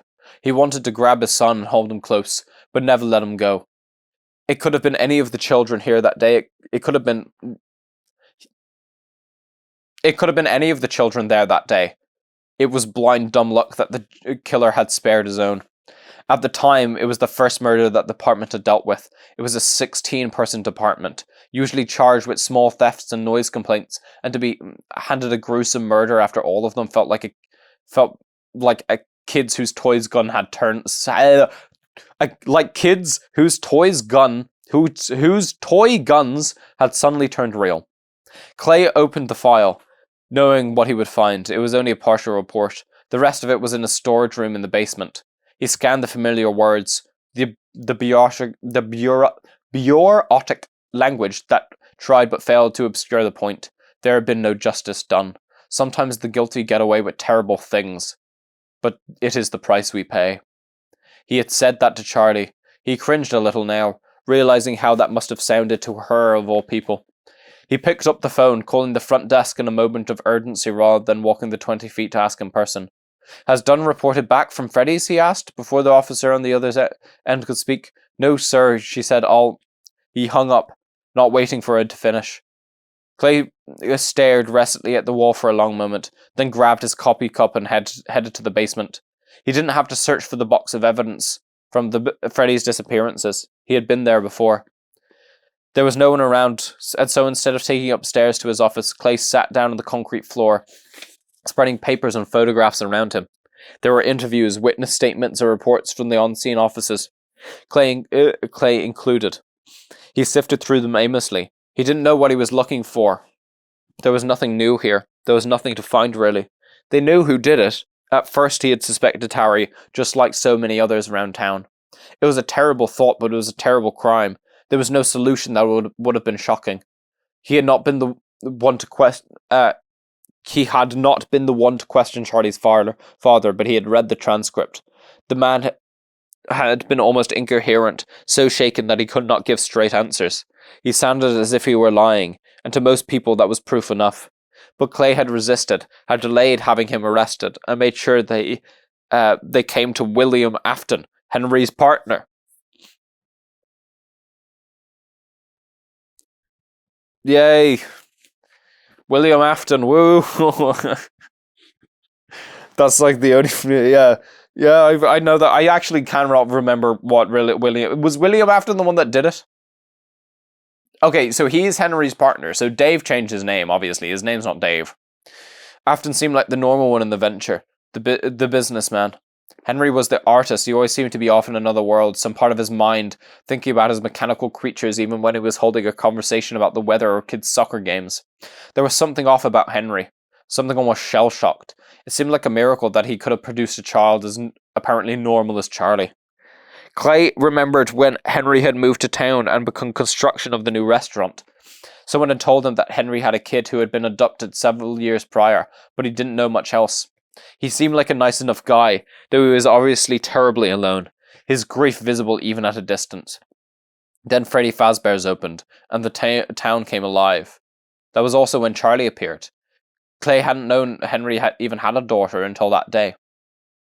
William Afton was the one who made Freddy's a business, as he had the previous restaurant. Afton was as robust and lively as Henry was withdrawn and shadowy. He was a hefty man who had the ruddy geniality of a financially shrewd Santa Claus. And he had killed the children. Clay knew it. The whole department knew it.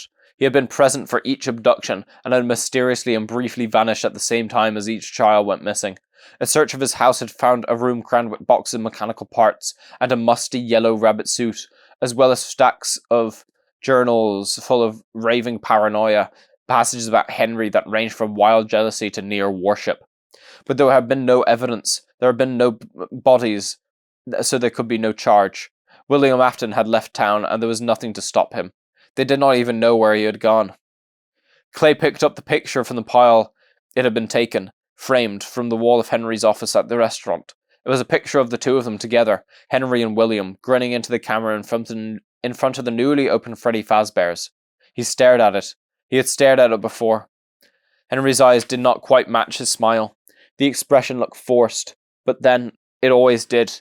There was nothing unusual here except that one of the men had turned out to be a killer. Suddenly, Clay felt a shock of recognition, something indistinct he could not quite catch. He closed his eyes, let his mind wander like a dog off the label. Go find it. There was something about William, something familiar, something recent. Clay's eyes snapped open. He shoved everything back into the evidence box, cramming it in messily, keeping only but the photograph. Clutching it, he tugged up the stairs two at a time, almost running by the time he got to the main floor of the station. He headed straight for a particular filing cabinet, ignoring the greetings of his startled officers. He tore open the drawer, poring through it until there it was. Employee background checks requested by businesses from the last 6 months. He pulled out the stack and flipped through it, looking for photos. In the third folder, he found it. He picked up the picture and held it up next to one of Henry and William, turning it so his body did not block the light. It's him. The background check application was labelled Dave Miller, but it was unmistakably William Afton. Afton had been fat and affable. The man in the picture was sallow and thin, his skin sagging and his expression unpleasant, as if he had forgotten how to smile. He looked like a poor facsimile of himself, or maybe Clay thought he looked like he had dropped his disguise. Clay flipped the page back to see what the check had been requested, and his face drained white. His breathing stopped for a moment. Clay stood, grabbing his jacket in the same motion, then stopped. Slowly, he sat, letting the jacket fall from his fingers. He took the partial file back out of its drawer, and delicately he flipped one of the photos out. It had been taken in the aftermath, when the place was no more than a crime scene. He paused for a moment and closed his eyes. Then he looked again at the picture, willing himself to see it for the first time. There was a glimmer of light he had never noticed before. One of the animatronics on the stage, the bear, Freddy, was looking towards the cameraman. One of his eyes illuminated with a smear of light. Clay put the picture aside. Wait, what?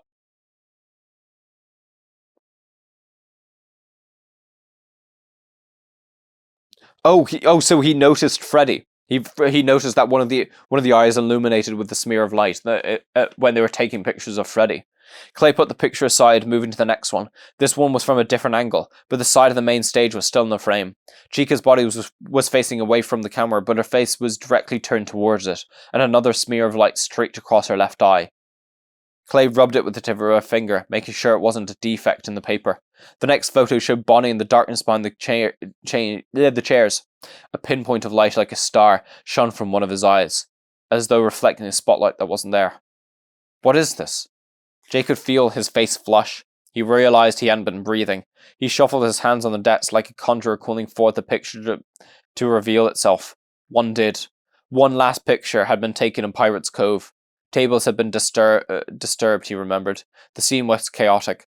The chairs and tables in disarray, clutter strewn through the halls. But unlike so many times he had stared at this picture, he ignored the disorder and focused only on the stage.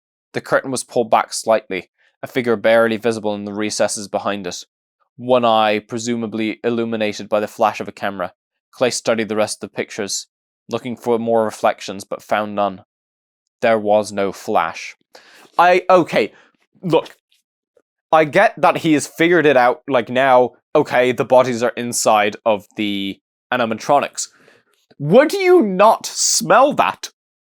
If you are walking around the crime scene, okay, taking pictures of where the children disappeared, and there are rotting corpses inside of animatronics, presumably are currently bleeding to death, or whatever, or have bled to death, that would smell. And so somebody would walk onto the scene and be like, it smells like a dead body.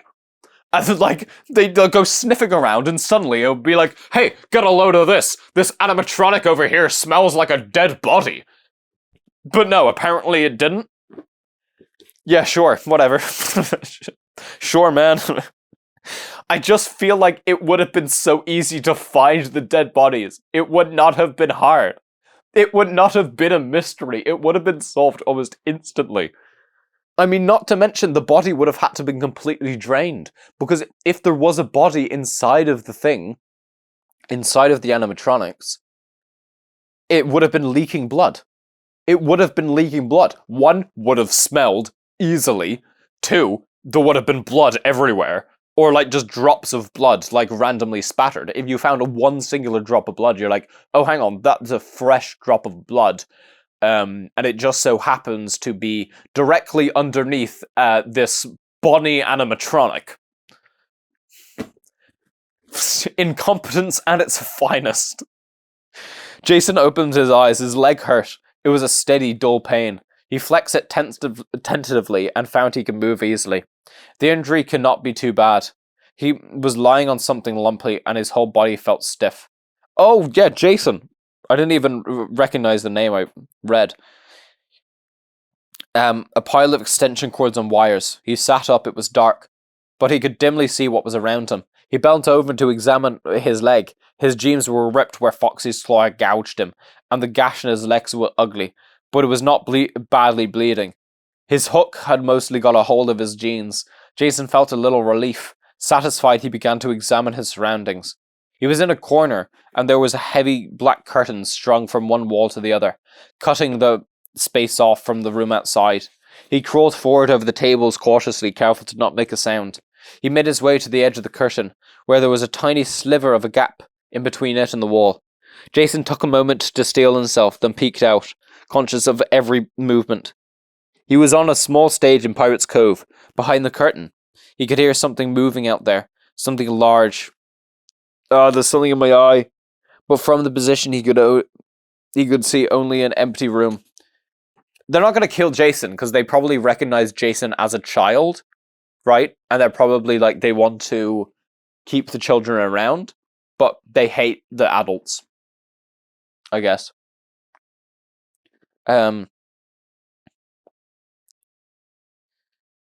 He pushed out a little farther, craning his neck to look. He couldn't tell where the sound was coming from, but what the fuck? He couldn't tell where the sound was coming from, but with each second, he grew bolder, readying himself to leap out from the stage and run. He could still run. Didn't the hook stab him in the leg? A light was pulsing in the main dining room, illuminating the hall for brief seconds at a time. Dizzying carnival colors. It wasn't much, but it gave Jason a direction to run, and he watched it intently until it was all he could see, and then it stopped. The room was dark, and darker than it had been before. His eyes had adjusted to the light, and now he was nearly blind. The shuffling sound went on, and Jason pulled the curtain open farther. This time he moved too fast, and the curtain was drawn. Metal rings that held it in place clinked together. The light above Pirate's Cove was on. Foxy was there, right in front of him. His face so close to Jason's that they could almost touch. Jason scrambled back through the curtain, pulling it close again, trying to escape the small alcove, but there was nowhere to run. He crawled backwards, staying against the wall, hoping that the curtain would somehow shield him from Foxy. At once, the curtain began to open, not by force, but as if it were like a show were about to begin. The lights and colour flashed in silent patterns, and the glittered front curtains rolled back in grand fashion to reveal the stage, with the beast standing patiently at its base. Foxy cocked his head to its side as if considering something, and then he began to approach.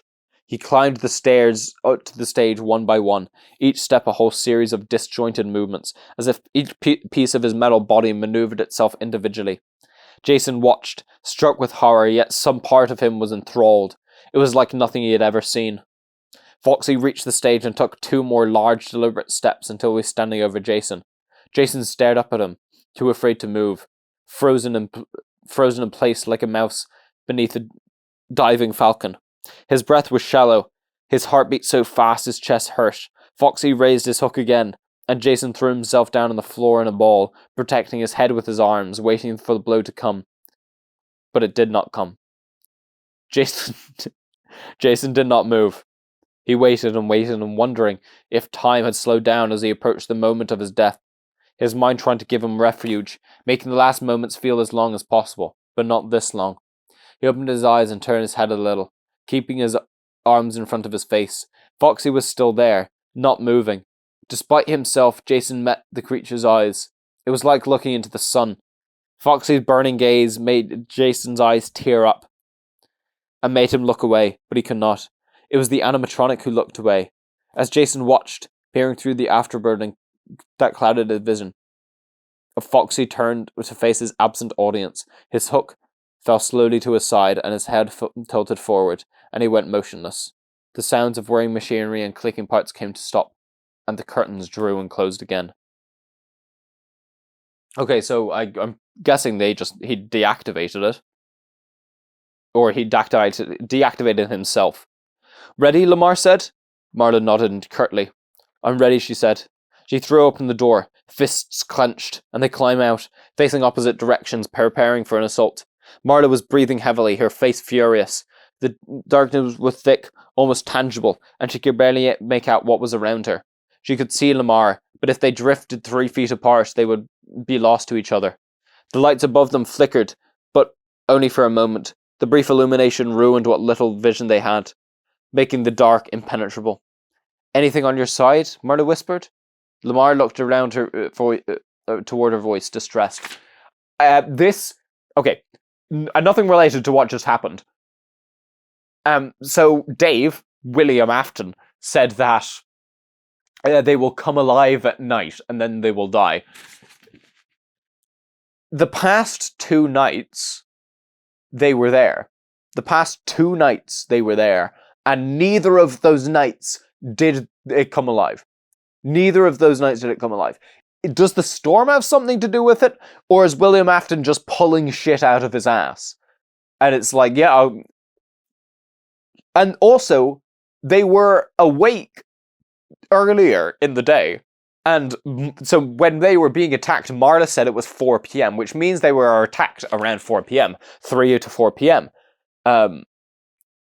which is not nighttime. That is the broad of daylight. But apparently they're going to come back alive at nighttime.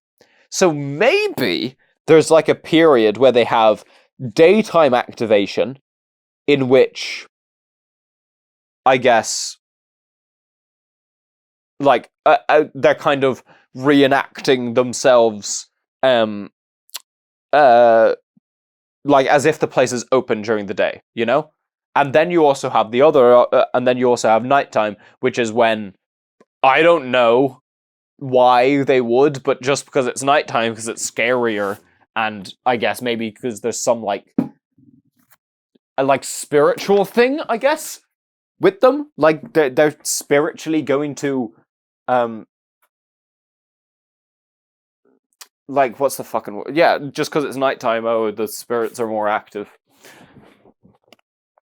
I just think it doesn't, there's not much continuity here.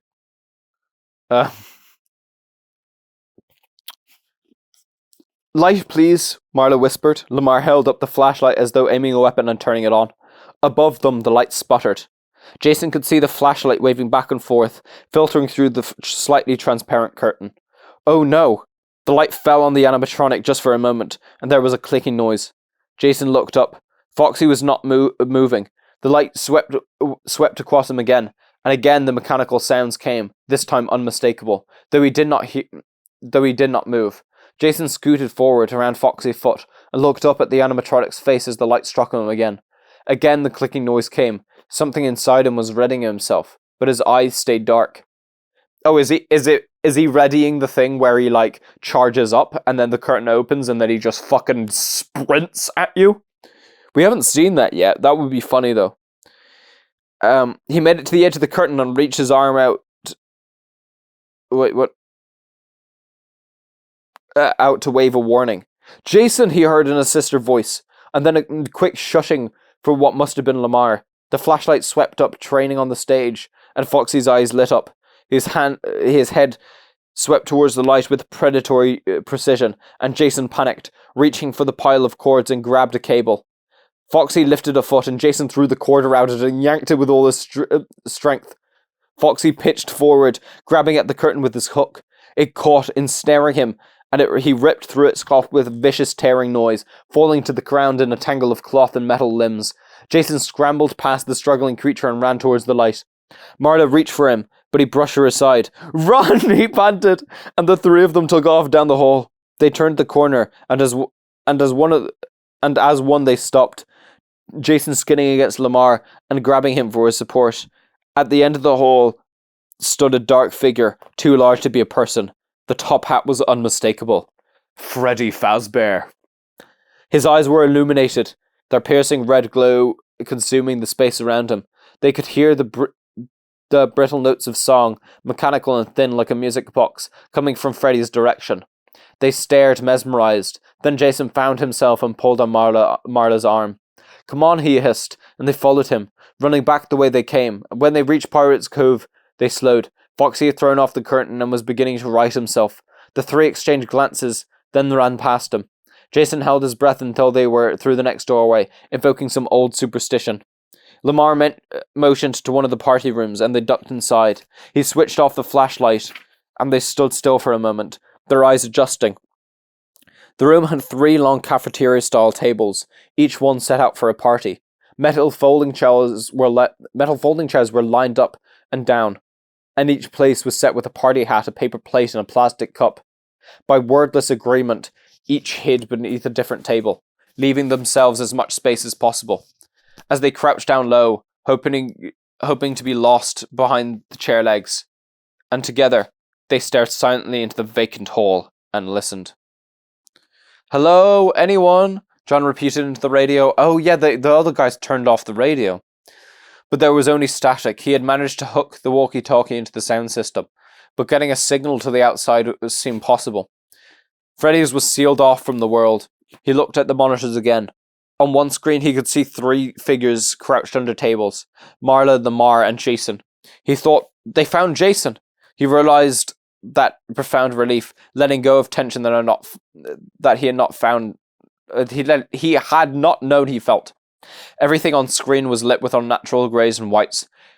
There must have been night vision cameras. He said to no one, squinting to see through the static. He watched.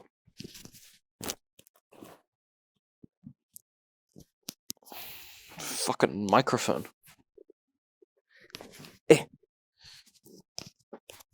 There must have been night cameras, he said to no one, squinting to see through the static. He watched the blurry figures call and come to stops between the long party tables, then movements from another screen caught his eye. There was a figure in the hallway, moving steadily towards the room they were in. Jason could not tell where it was, but the way it moved wasn't human. It stopped outside the doorway, and with a sudden jolt of realization, John looked again at the party room where his friends were hiding.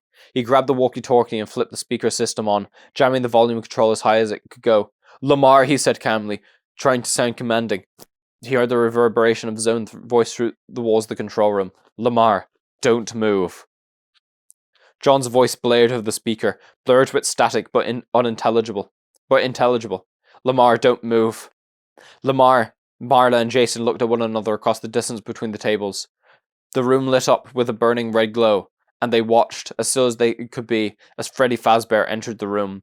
His movements were mechanical and graceless, as he walked with deliberate steps to the middle of the room and stopped between two tables, Marla on one side, Jason on the other. Jason looked at his sister, and she put a finger to her lips. Jason hadn't realized that there were tears on his cheeks until now. He watched as Freddy surveyed the room, his head with eyes like spotlights, whirred to one side, stopped with a click and then turned to the other side.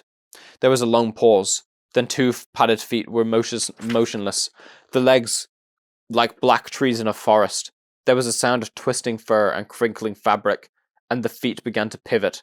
Freddy turned around and headed for the door, each step shaking the floor beneath him. As Freddy passed by, Jason shrank back instinctively, his foot hitting one of the metal chairs. Oh!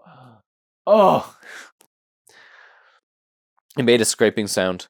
Jason's heart raced. Frantically looked across the space at Marla, who beckoned to him urgently. Freddy had stopped, but they could still hear the sound of fabric in first scrunching and moving. Freddy began to bend down. His motions were slow, and in those precious few seconds, Jason pushed the chair in front of him apart, making a gap just wide enough to be able to crawl behind Freddy as soon as he had the chance. The light of Freddy's eyes came into view under the table, illuminating the space behind Jason, and he quickly but quietly crawled between the chairs to where Marla was hiding. Freddy spun again, training his eyes on the floor just as Jason pulled his foot out of sight. Freddy began to pivot towards the table they were under. Marla had a hand on Jason's arm, steadying him. There was another pause. Lamar, under the table opposite them, beckoned to Marla and Jason, urging them to his own table, farther away from Freddy. Marla shook her head, not wanting to risk making noise. Maybe he's leaving, she told herself. Jason was beginning to breathe normally again when it struck them. Freddy was ducking down again, this time silently. His eyes had gone dark, but as soon as they spotted him, his gaze lit up again, illuminating the room. Marla and Jason scrambled around the metal chairs as fast as they could without touching them. They crawled across the thin carpet between tables until they came to across an opening in the chairs and crawled under the table beside Lamar. Marla and Lamar looked at each other at a loss. Jason was straightened up again and beginning to circle around to the third table. You could just do this forever, right? Like, they could just, go to the second table then.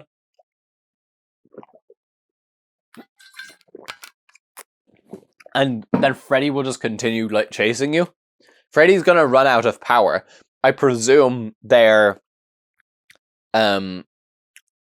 have to go back to the stage to recharge. I presume that's a limitation of the animatronic getup. So if they just did that for long enough, he would run out of charge and have to go back. So they could just keep skipping between the two tables. We have to run for the door, Marla whispered. Lamar nodded, then motioned for them to follow his lead. He watched, waiting until Freddy was bending down once again, and then gestured to the middle table. They caught their breath, trying not to gasp, and Lamar looked towards the door. Could they make it? Marla put a hand on Jason's shoulder, and he started to shrug her off, but she was gripping him tightly, her fingers digging into him. He moved to brush her away, then looked at her. She was terrified, even more than he was. He let her hold on to him while keeping his eyes on Freddy, waiting for their next opening. It didn't come. As they waited, poised for flight, Freddy turned away, his deliberate steps taking him to the doorway. The room went dark, and Jason's heart skipped before he understood what had happened. The lights were gone because Freddy was gone. "Marla," he whispered, his voice a little more than a breath of air. "He's gone." Marla looked at him and nodded, but she did not let go of his shoulder. "Are you okay?" she asked in the same almost soundless way. He nodded, then pointed to his leg and shrugged theatrically. She smiled at him and took her hand from the shoulder to muss his hair. Suddenly Lamar was tapping Marla's arm. He pointed to his ear, and she gave him a puzzled look. Jason stiffened, realizing what it was, and in a second Marla did too. There was music in the room. "Oh, the music box!" A tiny laboured sound like a music box, the gaps between the notes just a little too long. The room lit up again, a drowning red, and before they could move, the table was wrenched away. Freddy stood over them. He shoved the table aside, almost hurling it. They screamed. Not a scream for help, but the last futile act of defiance. Jason clutched to her sister, and she pulled his head down against her, shielding his eyes so he would not have to see. Suddenly, Freddy stumbled off balance and lurched to the side. He tried to right himself, but another jolt from behind sent him flying forward, falling face first into the tables. Marla, Lamar, and Jason looked up to see Charlie and John, their faces flushed with effort. Did they just push him over? Yeah, I guess actually, it's probably really hard to stand up when you're a big mechanical thing, right? Just push him. Ooh. Okay, a break. Dave shrugged out of his bonds quickly. "Oh, for fuck's sake! Guys, you could have done a better job." The knots were sturdy, but the cords had too much give. A few twists and turns and he was free. He crawled to the door on hands and knees and held his ear to the crack, careful not to jostle the door and give himself away. The loudspeaker blared, and then the sound he had been waiting for, footsteps running away. He waited just until the sound faded, then got purposely for his feet. "Where are we going?" Marla panted as they raced back towards the main dining room. "The office," Charlie called. "It's got a real door we can barricade ourselves in." She glanced at John, who nodded shortly. What would they do once they were barricaded inside was another question, but they couldn't worry about that now. They ran through the dining room. Charlie glanced at the stage, blurred in passing, but she saw what she knew she would. It was empty. They reached the narrow hall that led to the office, and Charlie's heart lifted when she saw the door. Light shining from its small windows like a beacon. Wait, light? She slowed her pace. They were 10 feet from the door. She lifted a hand, signaling the others to stop, and they approached the door slowly. Steeling herself, Charlie grabbed the knob and turned. It was locked. She looked helplessly at the others. "Someone's in there," Jason whispered, moving closer to Marla. "There's no one else here," Marla said softly, but it sounded like a question. Charlie was about to try the door again, but stopped herself. "Don't draw attention." "He got loose," Jessica said, her voice hoarse, and Charlie felt a chill. "She's right, she didn't say it." "We have to go back," she said. Without waiting for a response, she turned, pushing between Lamar and John to take the lead. She took 2 steps forward and then stopped dead as she heard the others gasp. It was Chica. Her eyes like burning orange headlights. She stood at the other end of the short hall, blocking their only way out. Her body filled the space. They could not even try to run past her. Charlie glanced behind her, even though she knew there was no way out. Before she could react, John was running at the animatronic. He had no weapons, but he hurled himself toward the thing and leaped up, trying to grab a hold of her neck. He caught it briefly, struggling to hold on as Chica thrashed her head back and forth. Chica bent forward and swung to the side, slamming John into the wall, and John let go, crumpling to the floor. The cupcake on Chica's platter snapped its mouth as if laughing, its eyes rolling in their tiny sockets. "Oh, did he put a child inside of the cupcake as well?" "John!" Charlie cried as she thrust the flashlight back for someone else to take. She felt its weight leave her hands, but she didn't look back to see who took it. She looked up. There was an electrical cord dangling above their heads. Parts of the rubber had worn away, exposing stretches of bare wire. Chica was slowly advancing. Charlie jumped up, but she could not get enough height to reach it. She looked to either side. Is it narrow enough? She glanced at Chica, but she was moving slowly with measured steps. They were trapped, and she did not need to hurry. Charlie planted one foot against the wall and stretched her leg across the narrow hallway and did the same the other side, bracing the walls to climb.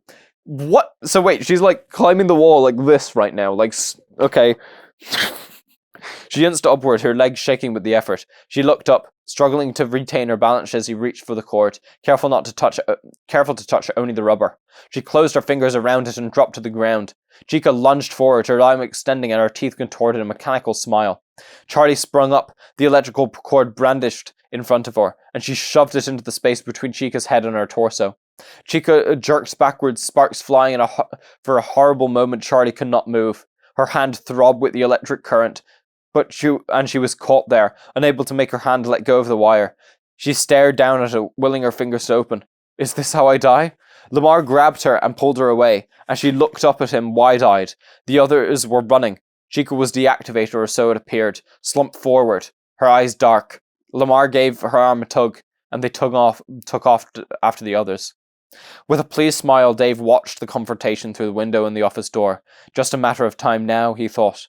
The girl had been clever climbing the walls like that, but she had almost killed herself. They could not last much longer. All they had to do was wait. Suddenly the room was lit with an ethereal blue. He froze and then slowly turned. Bonnie, the animatronic towering over him close enough to touch. Dave fell back against the door and screamed. There was a scream from the direction of the office. The group paused for a moment and looked nervously at one another. It doesn't matter, Charlie said. Come on. She took a quick look back at Chica, who was still slumped forward, inert. Charlie led them into the main dining room. As they were emerged, there was a sudden movement. Foxy was there. He leapt onto the table in front of them, looking among them until his silver eyes lit on Jason. He crouched as if he were about to jump on the boy, and Charlie grabbed a napkin dispenser and threw it as hard as he could. It struck Foxy's head, glancing off it with little effect, but it was enough to get his attention. He turned to her and pounced. Charlie was already running, racing to lure him away from the others. Then what? She thought as she ran furiously out of the dining room and down the hall. The arcade! It was dark. There were things to hide behind.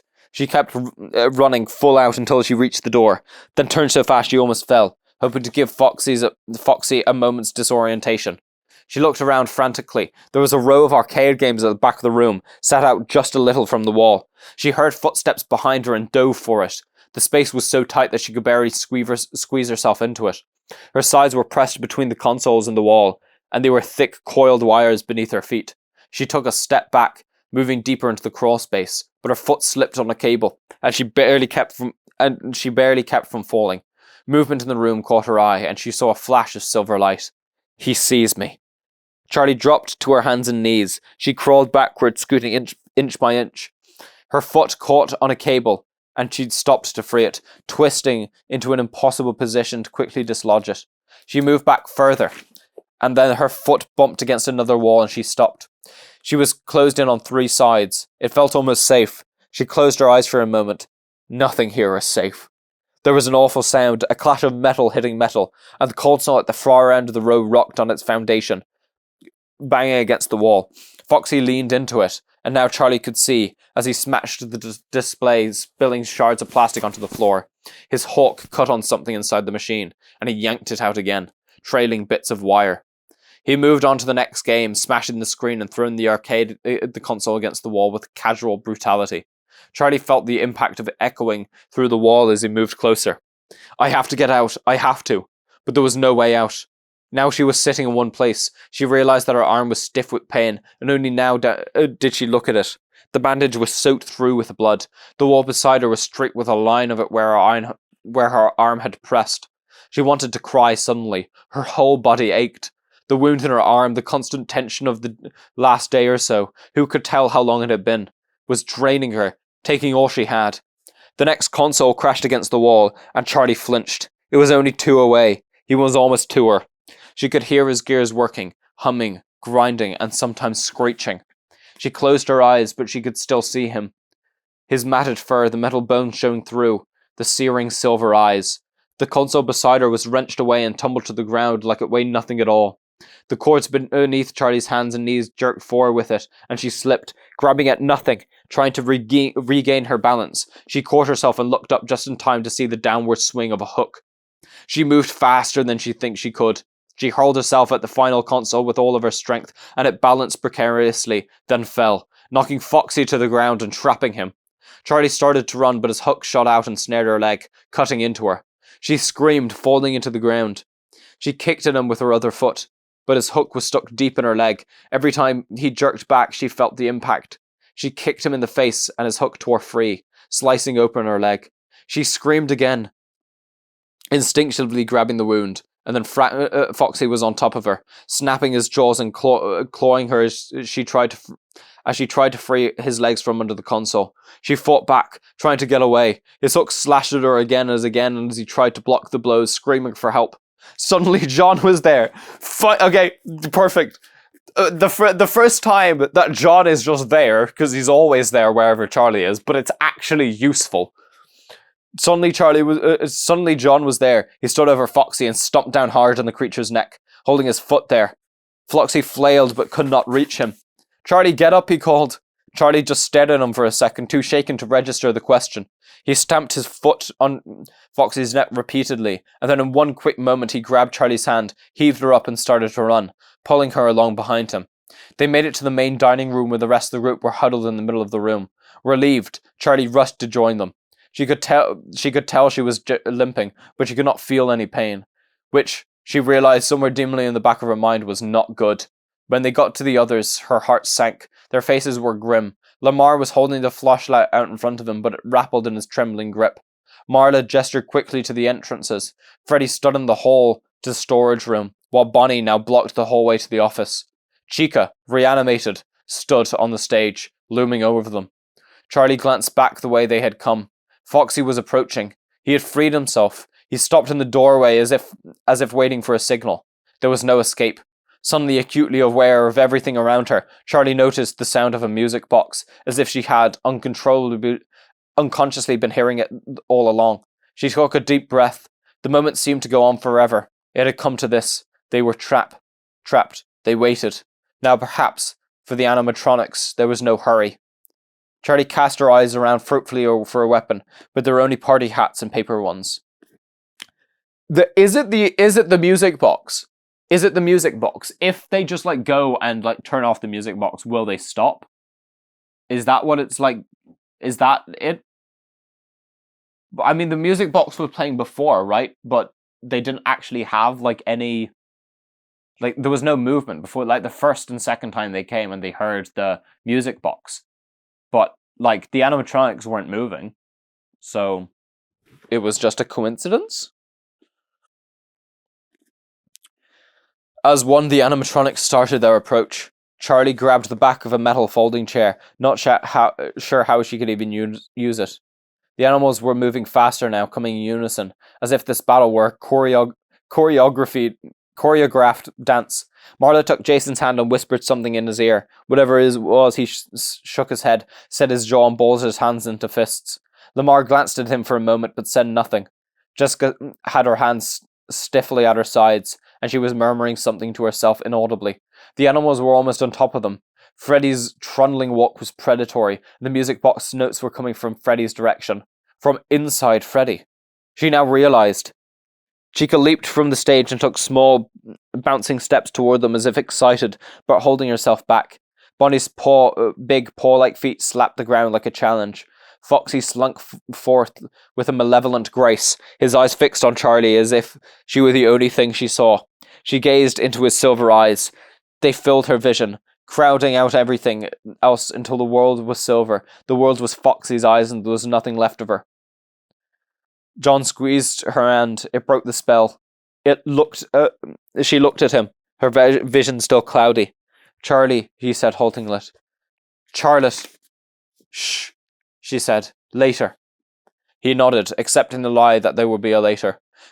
Foxy crouched down again, and Charlie let go of John, her heart pounding as she braced for it. Foxy's joints shifted in their sockets as he prepared to spring. Then he stopped. Charlie waited. There were no screams from behind her, no sounds of fighting. Even the music box was silent. Foxy was motionless, though his eyes still glowed. Charlie looked around, and then she saw. It was Freddy. Not the one they all knew, but the one who stood less than a foot away from Marla, his mouth open as if poised to bite. It was the other one, the one she remembered. The yellow Freddy from the diner. The customer her father used to wear. It was looking down at them, staring from the corner, and now she heard something. It was indistinct.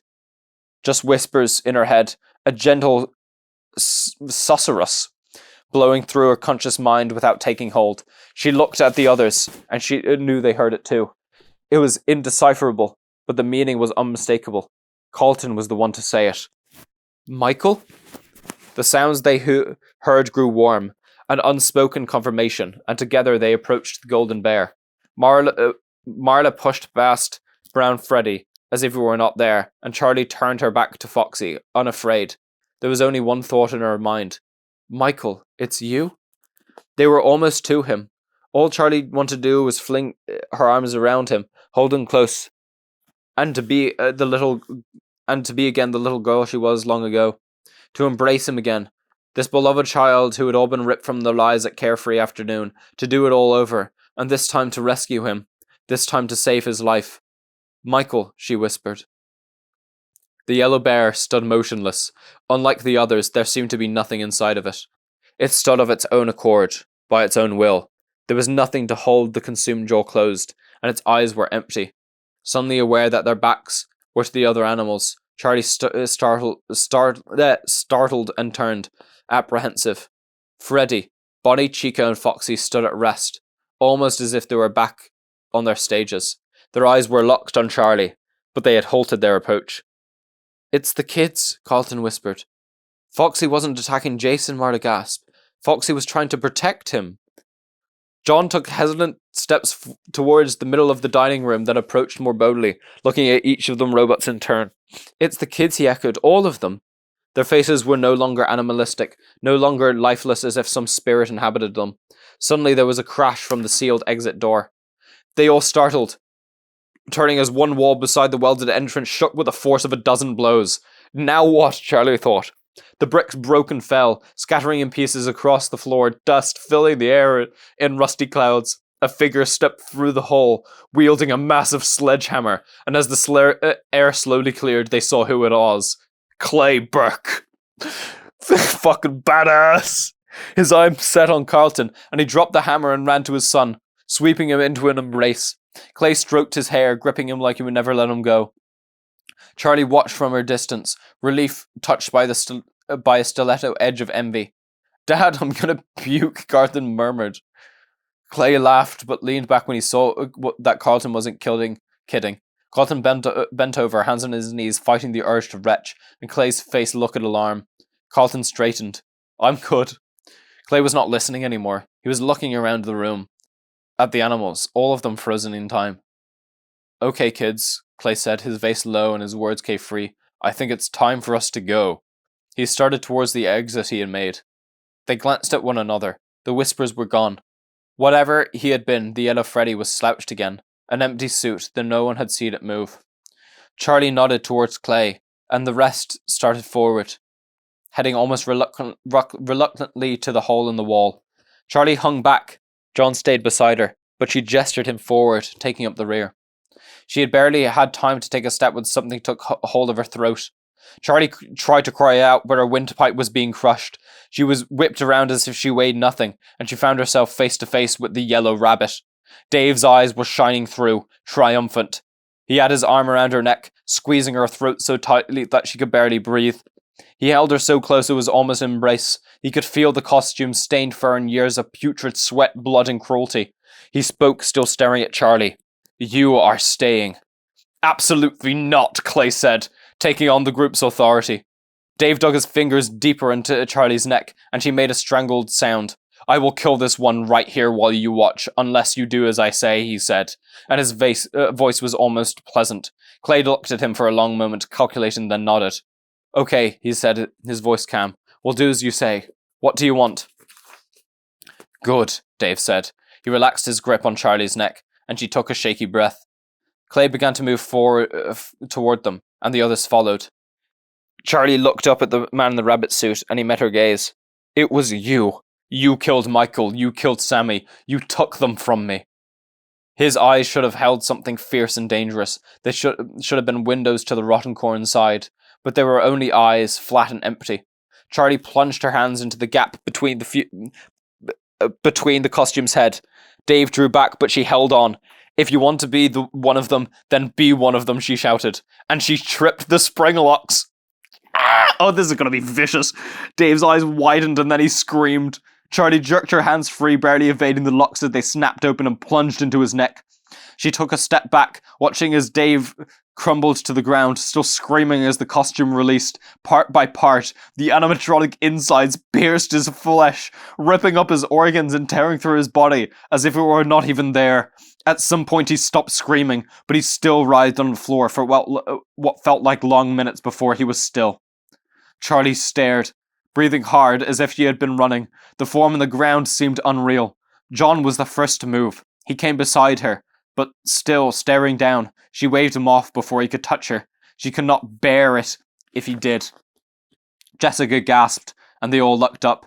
The animatronics were moving. The group drew back, huddling together, but none of the animals were looking at them. One by one, they took hold of the broken body on the floor, began to drag it towards the hall to Pirate's Cove. As they disappeared down the hallway, Charlie noticed that the yellow Freddy was gone. "Let's go," she said quietly. Clay Burke nodded, and they filed out of the restaurant for the last time. This is... what the fuck? Yeah, okay. I'm very surprised that only one person died to the spring lock.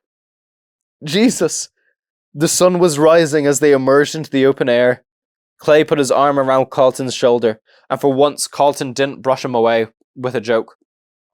Charlie nodded absently, blinking in the light. "Carlton and I are taking a drive to the ER," Clay continued. "Is there anyone else who needs a doctor?"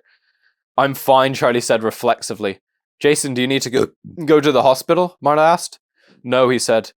"Let's see your leg," she insisted. The party stopped as Jason held out his leg for Clay to imagine. Charlie felt an odd relief wash through her. A grown-up was in charge now. After a moment, Clay looked up at Jason with a serious face. "I don't think we're going to have to cut it off," he said. "Not just yet," Jason smiled. And Clay turned to Marla. "I'll take care of him. It might leave a scar, but that'll just make him look tough." Marla nodded and winked at Jason, who laughed. I need to change my clothes," Charlie said. It seemed like a petty thing to be worrying about, but her shirt and pants were wet with blood in some places, dry and stiff in others. It was beginning to itch. "You're a mess," Carlton pointed out redundantly. "Will she get a ticket if she drives like that?" "Charlie, are you sure you don't need to go to the hospital?" Marla said, turning her laser-like concern on her friend now that her brother had been declared safe. "I'm fine," Charlie said again. "I just need to change my clothes. We'll stop at the motel." When they reached the cars, they split into what had become their habitual groups. What is going on? Okay, what is going on? This feels like the ending. This feels like the happy ending to like a romance film, okay? They just watched a man be crushed to death by a metal suit. They escaped death, like all of them narrowly. And now they're all like... I'm imagining they're all like just parting ways right now. And there's just like outro music playing. Like, why are they speaking? Shouldn't Clay be, like, on his radio right now asking for, like, the entire police department to get down here? And why is he asking, like, "Oh, are you sure you guys don't need a lift right now?" Like, seriously, it's no bother. Like, the space in my car, like, you can just get a lift, like... No, like, you can drive if you want, but I'm just offering. What the fuck are you doing? Why are you so lax right now? Like... I swear to God. When they reached the cars, they split into what become their habitual groups. Marla, Jason, and Lamar in Marla's car. Charlie, John, and Jessica in Charlie's car. Charlie opened the door to the driver's side and stopped. Looking back at the building, it wasn't just her. Out of the corner of their eyes, she could see them all gazing. The empty mall was dark against the pink-streaked sky, long and squat, like something brushed, brutish and slumbering. They all turned away, getting into the cars without speaking. Charlie kept her eyes on it, watching as she started her car, wanting to turn her back to it until the last possible moment. She pulled out of the lot and drove away. Along the road, the car split off. Clay and Carlton took the other out of the parking lot, heading to the hospital, and Charlie turned toward the motel, while Marla continued to the Burke's house. "I call first shower," Jessica said as they got out of the car. Then, seeing Charlie's face, "I'll make a special exception in your case. You go first." Charlie nodded. In the room, she grabbed her back and took it to the bathroom with her, leaving John and Jessica to wait. She locked the door behind her and undressed, deliberately not looking at the gashes on her arm and leg. She didn't need to see what was there, just to clean and bandage it. She got into the shower and let out a quiet yelp as the stinging water hit her open cuts. But she gritted her teeth and cleaned herself, washing her hair over and over until it was rinsed clean. She got out and toweled herself dry, then sat down on the edge of the tub, put her face in her hands and closed her eyes. She was not ready to go yet, not ready to face whatever aftermath, whatever discussion there might have to be. She wanted to walk out of this bathroom and never speak again of what had happened. She rubbed her temples. She didn't have a headache, but there was a pressure inside there, something that had yet to emerge. You can't stay here forever. Charlie still had the gauze and tape from the first time around, so she took it from her bag, wiped both wounds clean with a hotel towel, and bound up her arm and leg, filling all the gauze. I probably need stitches, she thought, but it was only an idle thought. She would not do it. She got up and looked in the mirror. There was a cut across her cheek, and it had stopped bleeding, but it was ugly. She didn't know how she could cover it, but she didn't really want to. For the same reason she didn't want stitches. She wanted them to heal wrong, wanted them to scar. She wanted proof, displayed on her body. This happened, this was real, this is what it did to me. She dressed quickly in her jeans and her last remaining clean t-shirt and emerged from the bathroom to find Jessica and John carrying suitcases out to the car. "I figured there was no point leaving stuff here," Jessica said. "We're all going in the morning. We may as well bring it all to Carlton's." Charlie nodded and grabbed Jason's backpack, taking it out to the car along with her own. Carlton and his father were already back by the time. Okay. I was like worried for a second that my camera wasn't recording, and I was like, oh shit, am I going to end the book? And I hadn't been recording myself for the past 2 hours. Carlton and his father were already back by the time they arrived, and again they entered Carlton's living room, now almost familiar. Carlton was curled up in an armchair by the fireplace where someone had lit a fire, and Marla and Lamar were on the couch. Jason sat right in front of the fireplace, staring at the licking flames. Charlie sat down near him, arranging herself stiffly. John joined her, looking at her with concern, but she ignored him, and he said nothing. "Are you okay?" Charlie asked, reaching up and rubbing Carlton's arms for a moment. He looked at her sleepily. "Yeah, it's a mild concussion," he said. "I'll be fine as long as no one else tries to murder me." "So, now what?" Jessica asked as she took the chair beside Carlton. "I mean, what happens?" They looked at each other. It was the question they all had. What do you do after something like this? Charlie looked at Clay, who was standing in the doorway, only half in the room. "Mr. Clay, what happens now?" she said quietly. He looked off in the distance for a minute before answering. "Well, Charlie, I'm going to go back to Freddy's. I have to get my officer," he said gravely. "I won't go alone." He forced a smile, but no one joined him. "What do you think should happen?" he asked. He was looking at Charlie, asking this impossible question as if she could answer it. She nodded, accepting responsibility. "Nothing," she said. "It's over. I want to leave it that way." Clave gave her a nod, his face impassive. She could not tell if it was the answer he was looking for, but it was all she had. The others were silent. Marla and Lamar were nodding, but Jessica looked like she wanted to protest. "Jessica, what?" Charlie said gently, realizing with unease that her friend wanted her permission to disagree. "It just seems wrong," she said. "What about everything? I mean, people should know, right? That's how it works. That guard, he murdered all those kids and people should know." "No one will believe us," Jason said without looking up. "Officer Dunn?" Jessica said. "Officer Dunn, he died in there. How will you tell his family? How will you tell them the truth?"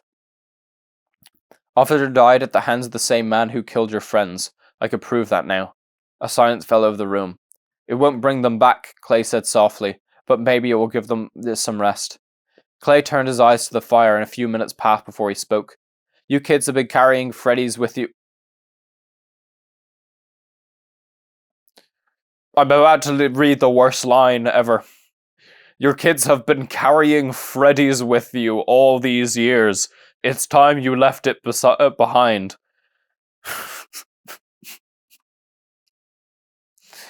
What does that mean? This has been the longest, the outro music. Oh my god. It's time you left it behind, he said. He was stern, but his commanding tone was reassuring.